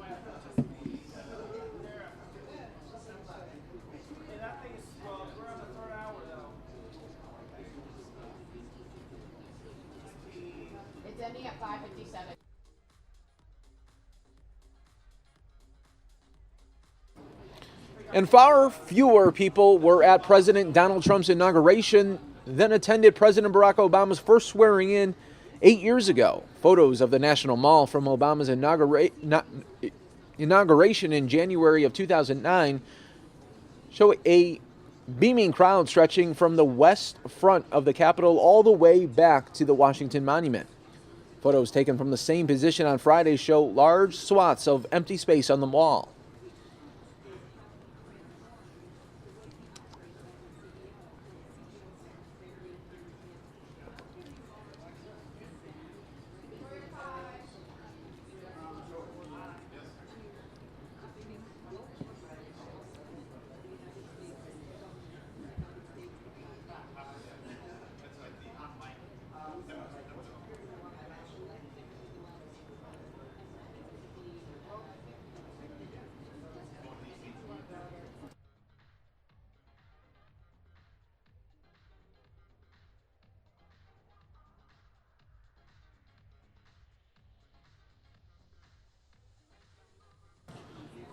Protesters registered their rage against the new president today in a chaotic confrontation with police who used pepper spray and stun grenades in a melee just blocks from Donald Trump's inaugural parade. At least 217 people were arrested for rioting while a burning limousine sent clouds of black smoke into the sky during Trump's procession. Several spirited demonstrators unfolded peacefully at various security checkpoints near the Capitol as police helped ticket holders get through to the inaugural ceremony. Signs read, quote, "Resist Trump, climate justice now," Let Freedom Ring and Free Palestine. But about a mile from the National Mall, police gave chase to a group of about 100 protesters who smashed the windows of downtown businesses, including a Starbucks, a Bank of America, and a McDonald's, as they denounced capitalism and Trump. Police in riot gear used pepper spray from large canisters and eventually cordoned off protesters at 12th and L Streets in Northwest Washington. 6 officers suffered minor injuries, according to the city's interim police chief.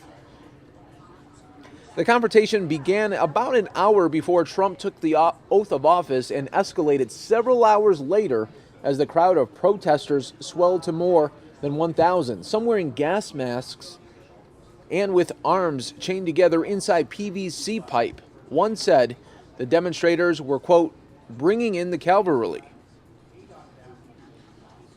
When some crossed police lines taunting, put the pigs in the ground, police charged with batons and pepper spray, as well as stun grenades, which are used to shock and disperse crowds. Loud booms echoed through the streets about 6 blocks from where Trump would soon hold his inaugural parade. Some protesters picked up bricks and concrete from the sidewalk and hurled them at police lines. Some rolled large metal trash cans at police.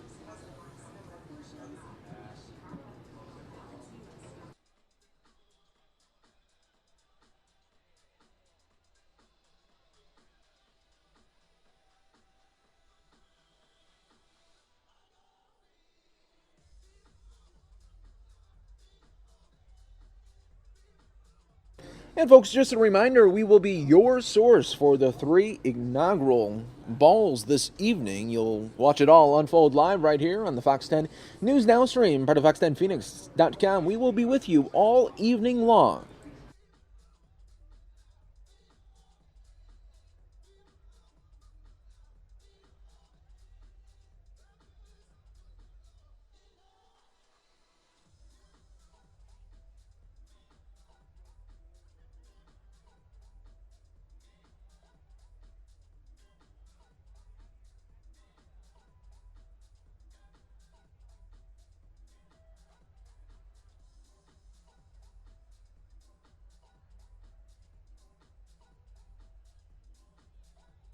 All right, everybody, we just learned that in a few short minutes we will be receiving video from moments ago inside the White House of Donald Trump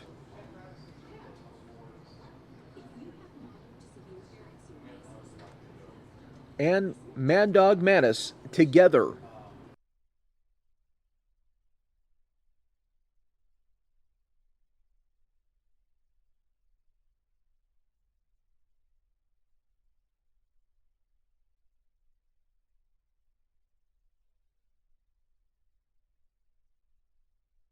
One.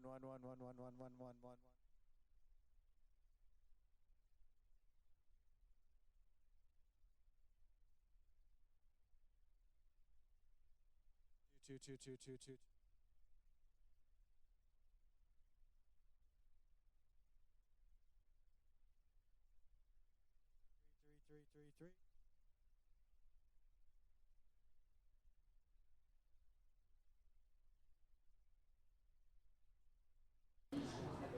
President Donald Trump is using his first written statement as president to call on the Senate to confirm the rest of his nominees.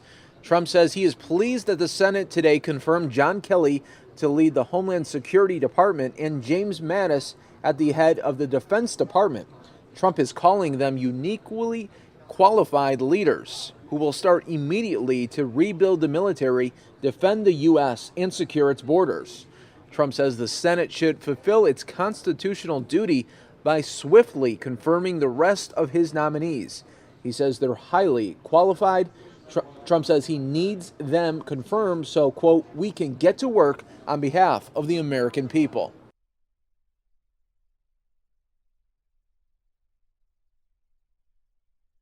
There are 4 things.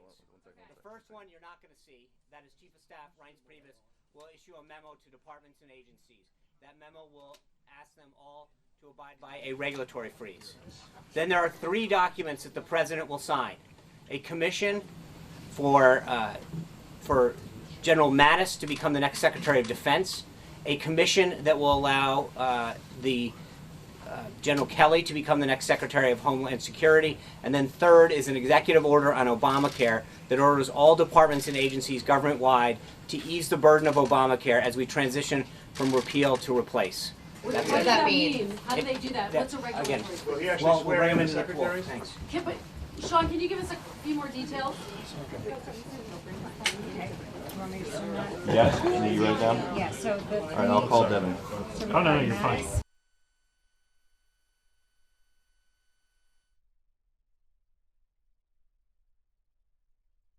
Right there, we just heard briefly from Donald Trump's press secretary, and we just caught the very end of that. We'll see if they play it back maybe one more time for it. Doesn't look like they're going to re-rack it here. We'll try to get that full video for you shortly.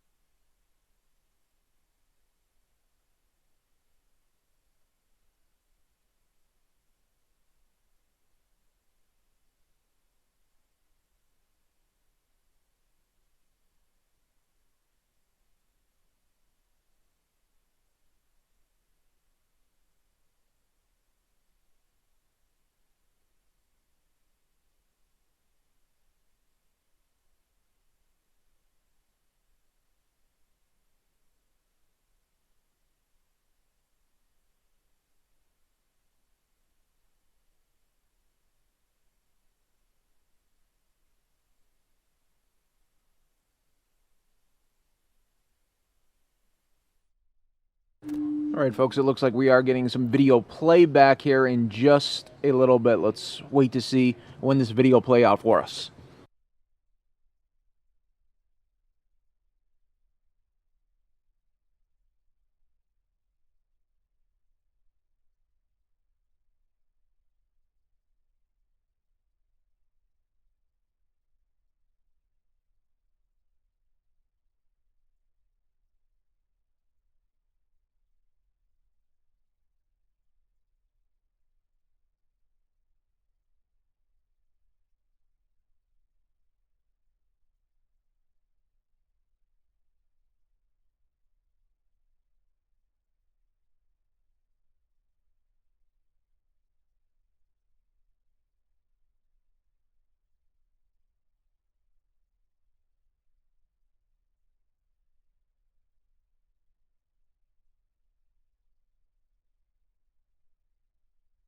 All right, folks, in just a little bit, we are going to be getting this tape playback here. We're just waiting for them to hit the play button for us.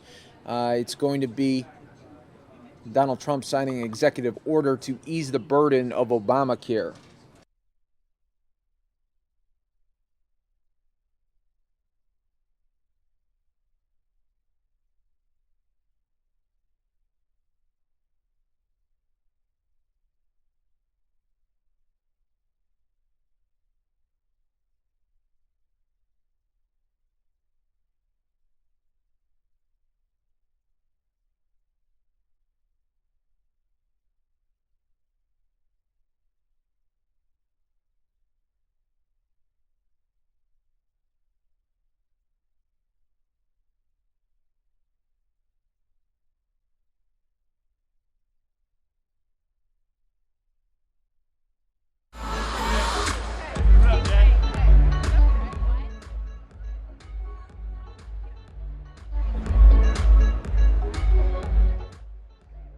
All right, folks, we are just waiting for that tape playback. You are continuing to watch the Fox 10 News Now stream, part of fox10phoenix.com.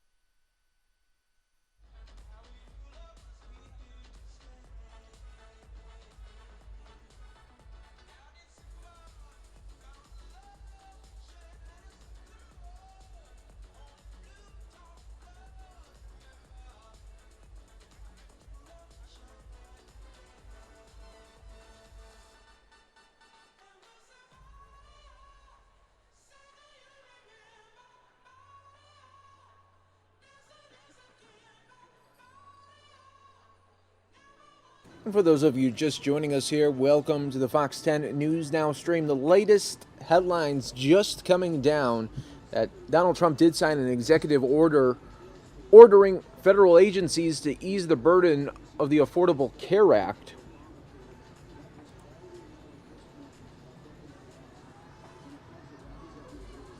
Also, the White House says that the Donald Trump chief of staff said there will be an issue to government-wide order immediately freezing regulations.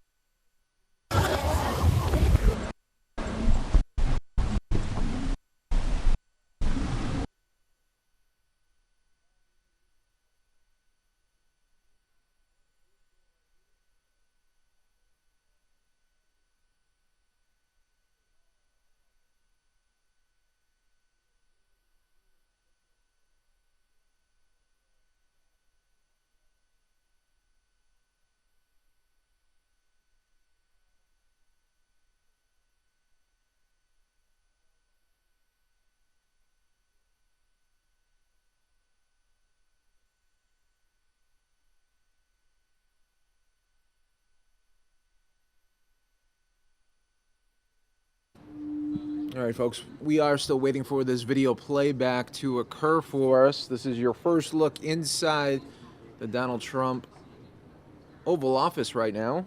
We'll see if we could get that video played back for you in a little bit.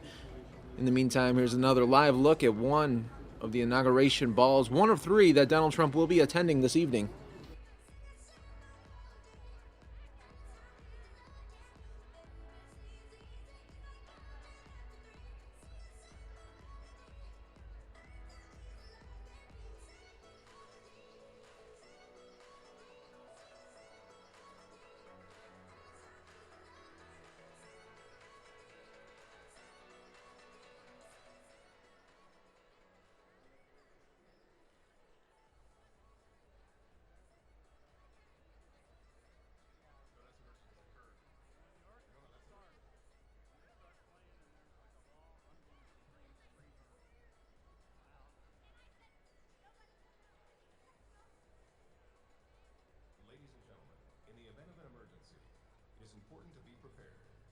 Listen carefully to loudspeaker announcements and pay attention to emergency instructions on these screens. Opt in for emergency messaging on your cell phones. Text INAUG to 888777.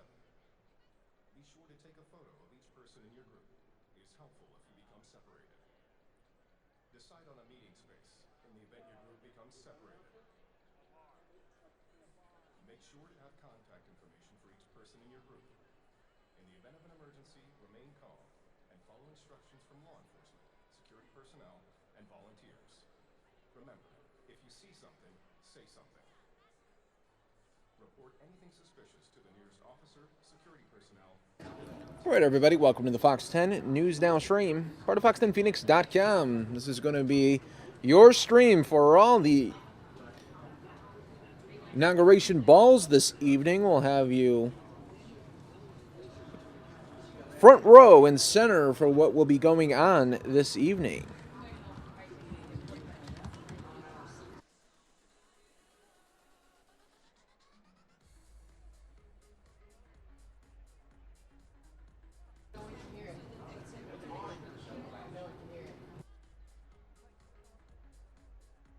And the commission These with Madison, General Madison, General Kelly. You guys look good. Thank you. Wow. Okay, this is for General Mattis. It was approved today, as you know. Where would you like that? Right. Yeah, right here.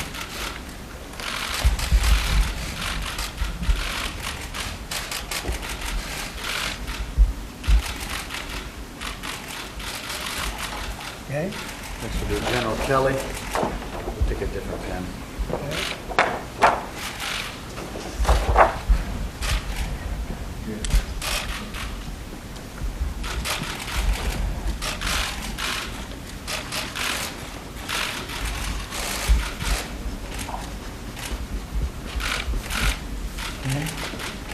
Next is an executive order minimizing the economic burden of the Patient Protection and Affordable Care Act pending repeal.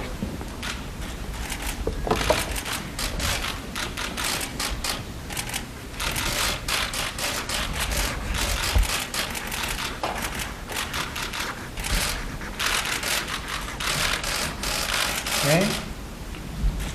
All right. That's it. Thank you. Thank you all. Thank you very much. Thank you, guys. It's been a great day. Look forward to seeing you all at the ball. Thank you. See you later. Good to see you.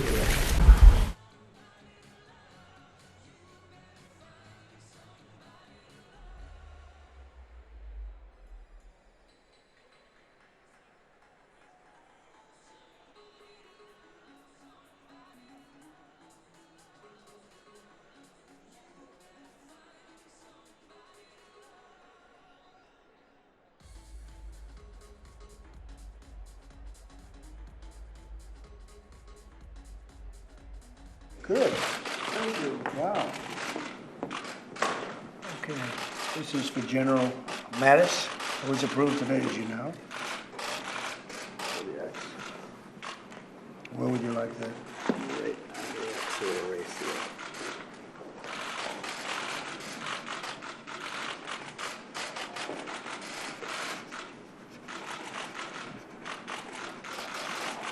Okay. Next will be General Kelly. We'll take a different pen.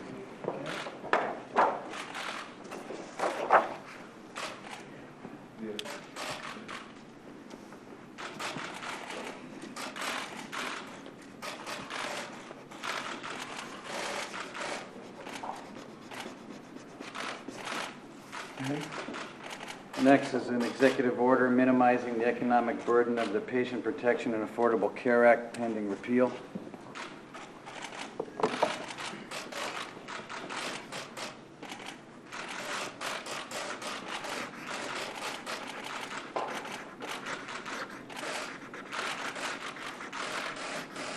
Okay.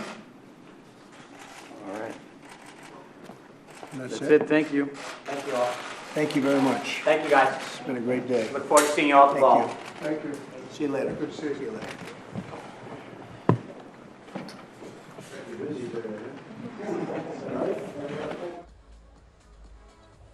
All right, there was a couple different views there for you to take a look at President Trump signing that executive order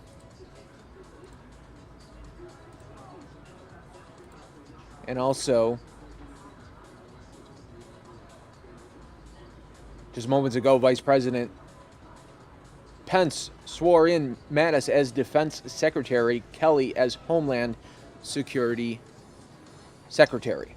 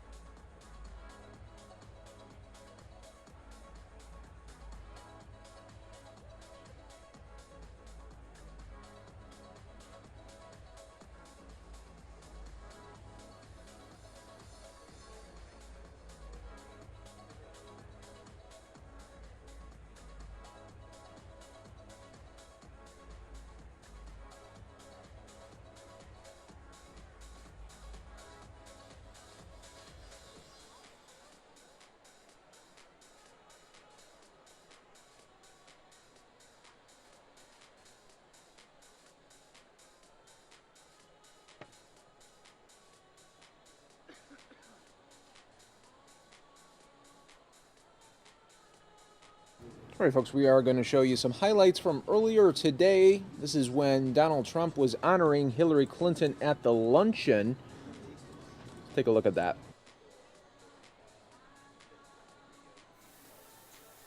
Honored, very, very honored, when I heard that President Bill Clinton and Secretary Hillary Clinton was coming today. And I think it's appropriate to say, and I'd like you to stand up.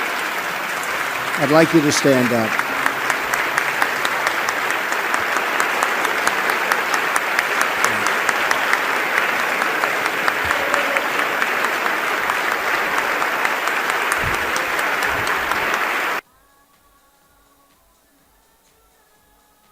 Our cabinet's lined up and ready. I know eventually Chuck's going to approve them, I'm sure. I really believe that. And we're all dealing together. We all want the same thing. We're all good people. Whether you're a Republican or Democrat, doesn't make any difference. We're going to get along. Good to see you.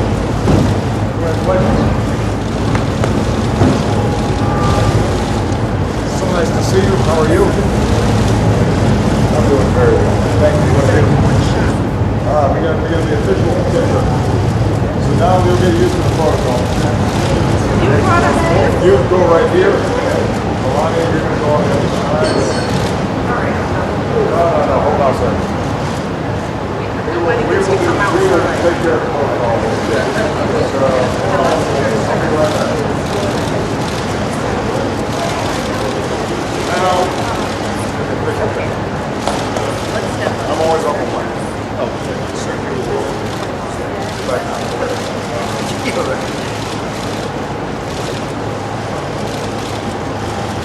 How was church?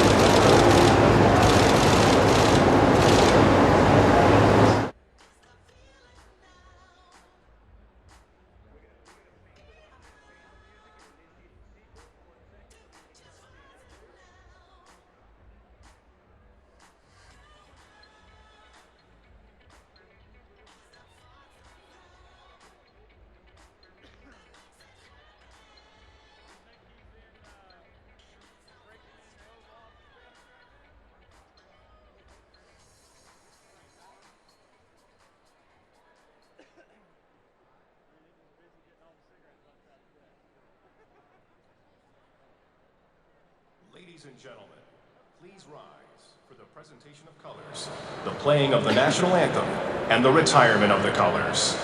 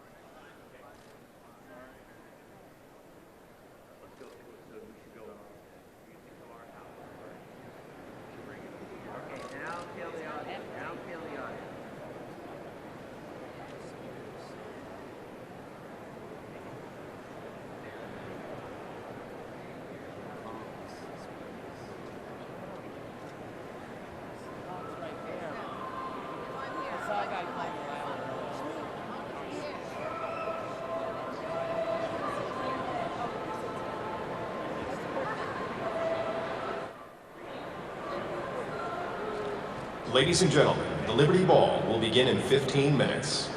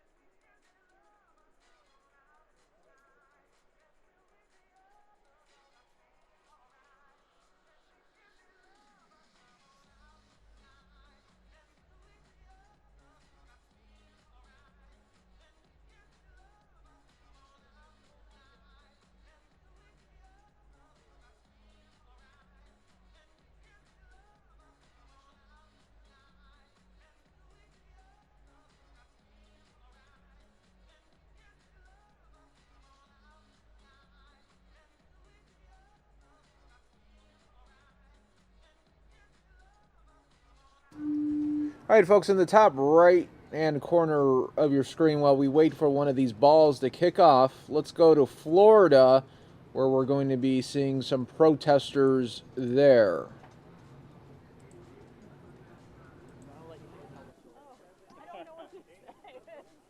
Just exactly what's on your you know, that's it. So, okay. Tyler, Susan, right? Yeah. Okay, great. Yeah, we can start hitting that up from there again.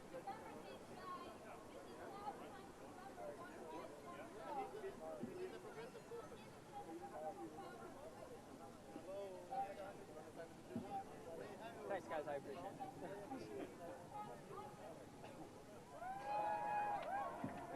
I have no idea. What do you mean you don't have any? You gotta think of something quick. Can you show me your timer?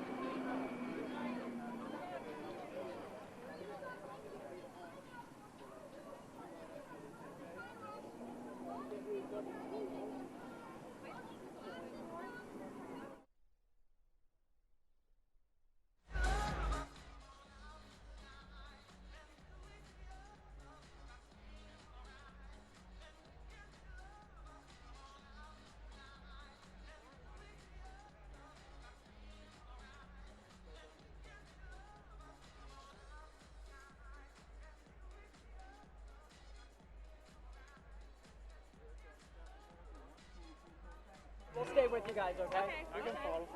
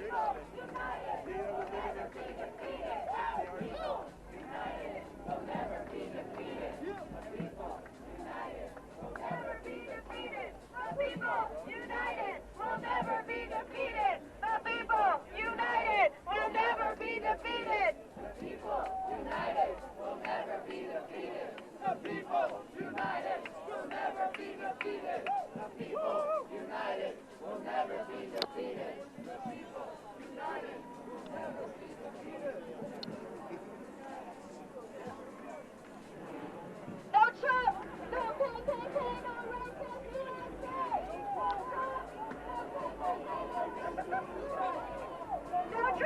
no KKK, no racist USA.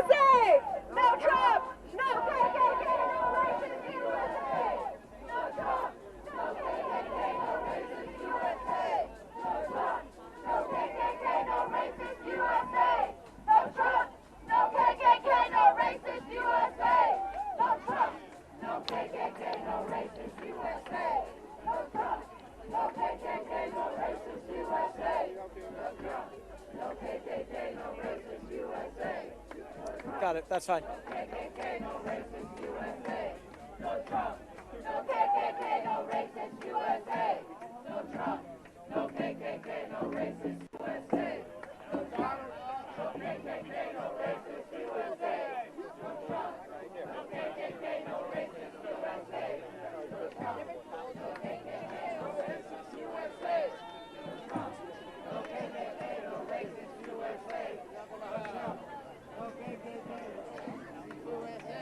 No Trump, no KKK, no racist USA. No Trump, no KKK, no racist USA. No KKK, no racist USA. No Trump, no KKK, no racist USA. No Trump, no KKK, no racist USA. No Trump, no KKK, no racist USA. No Trump, no KKK, no racist USA. No Trump, no KKK, no racist USA. No Trump, no KKK, no racist USA. No Trump, no KKK, no racist USA. No Trump, no KKK, no racist USA. Back up, we want freedom, freedom. All these racist ass cops, we don't need them, need them. Back up, we want freedom, freedom. All these racist ass cops, we don't need them, need them. Back up, we want freedom, freedom. All these racist ass cops, we don't need them, need them. Back up, we want freedom, freedom. All these racist ass cops, we don't need them, need them. We want freedom, freedom. All these racist politicians, we don't need them, need them. Back up, we want freedom, freedom. All these racist politicians, we don't need them, need them. Back up, we want freedom, Be on standby. freedom. All these racist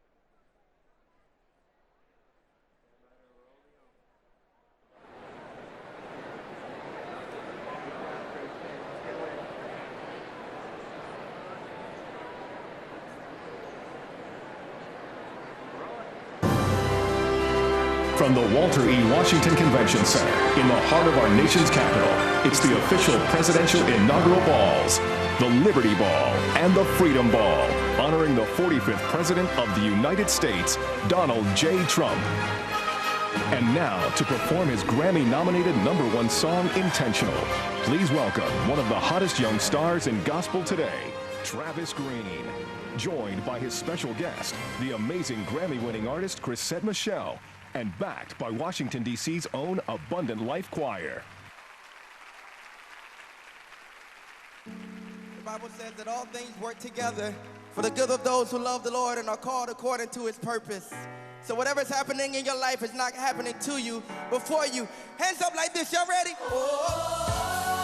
Let's start this thing off celebrating the risen and the living Lord and Savior Jesus Christ. He's intentional, y'all. Really, he's so. Just all things are working for my good.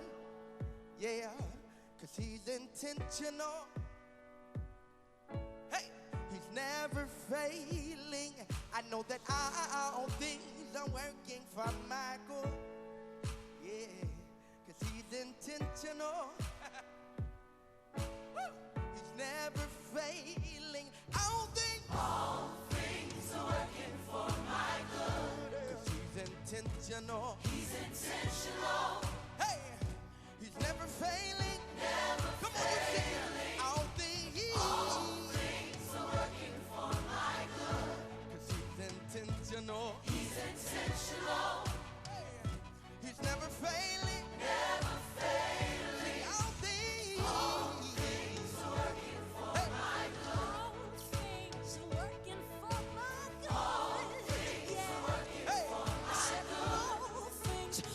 for my good. All things are working for my good. All things are working for my good. All things are working for my good. Yeah. All things are working for my good. Let me tell you why. 'Cause he's intentional. Turn up. He's intentional. Yes, he is. He's intentional. Don't you know he never fails? Don't worry. My God is intentional. He's intentional. Yeah. He's intentional. Never failing. No. All things are working for my good. Guess what? He's intentional. Yes, he is. Never failing. Whoa. All things are working out for my good. He's intentional. Never failing. No. Never failing. All things are working for my good. Come on, you gotta believe it tonight. All things are working for my good. The good, the bad, the ugly, it's all working. All things, they're working for me. One more time, y'all ready? Hands up. Come on. Let's go. Liberty Ball, put your hands up. America, put your hands up. If you're free, put your hands up.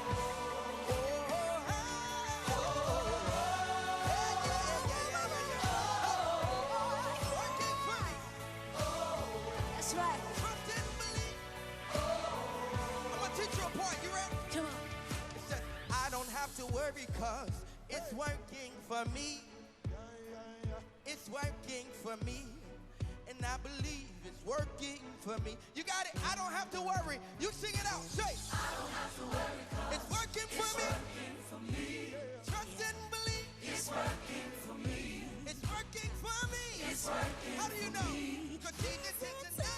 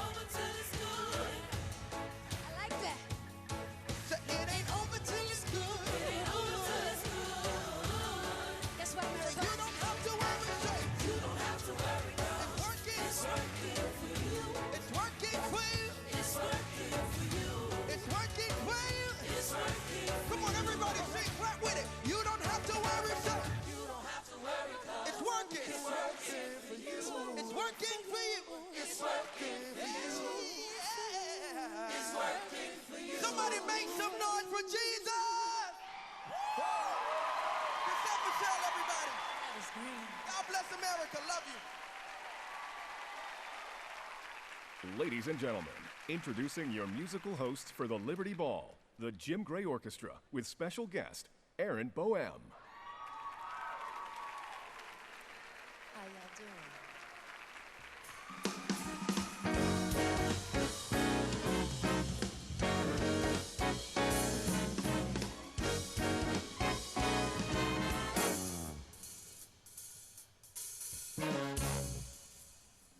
Oh, the shark babe has such teeth, dear, and he shows them a pearly white. Just a jackknife has old MacKeith, babe, but he keeps it out of sight. You know when that shark bites with his teeth, dear, scarlet billows begin to spread. Oh, but fancy gloves though, where's old MacKeith, dear? So there's never, never, never a trace of red on the sidewalk. Oh, Sunday morning, like somebody just oozing life. Someone sneaking around that corner. Could that someone be back tonight? There's a tugboat down by the river going slow, where a cement bag is just a drooping on down. But that cement is just, it's there for the weight, dear. 5 will get you 10 old Mackies back in town. Not you hear by Louis Miller. Oh, he just paid me. Have to draw it out. Oh, there's a hotter cash. And now Mackie spent just like a sailor. Tell me, did that boy go do something rash? Did I dive? Hey, sweet Audrey, look out for Miss Lightning Lydia and Lucy Brown. Yes, that long bone's on the right bank. Now that Maggie's back in town. I said, Jenny dive. Oh, Sugie Tom, look out for Miss Lightning Lydia and Lucy Brown. Yes, that long bone's on the right bank. Now that Maggie's back in town.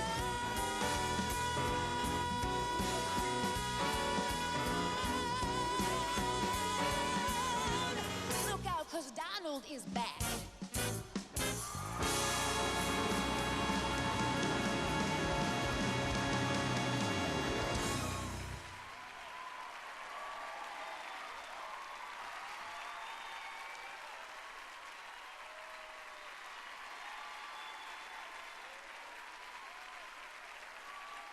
He's a country music star who's entered a brand new musical chapter with his latest swinging Rat Pack sound.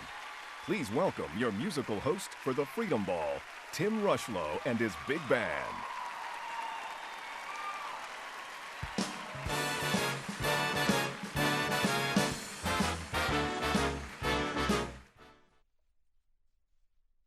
All right, folks, we do have to, unfortunately, lower the audio for this song as it is copyrighted.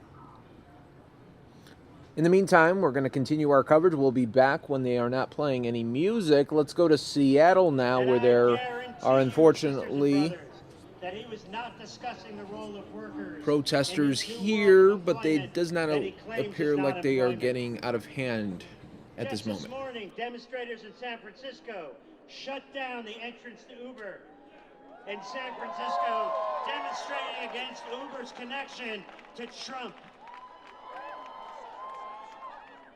We know that Uber is against workers. We know that Uber fits the Trump model of governance. And how do we know this? Because Uber is spending hundreds of thousands of dollars to stop drivers from having a voice at work. As a new technology company, they have pulled out some very old anti-union, anti-worker tricks in an attempt to stop workers from forming a union. In their latest move, they're suing our city to stop workers from having collective bargaining. And they're going to sue more. That's Trump's vision of America. Is it ours? This move on theirs is consistent with the overall business model of ignoring elected government. What is that? Can you speak again? Establishing Uber's business in violation. Can you say of that all again, law. please?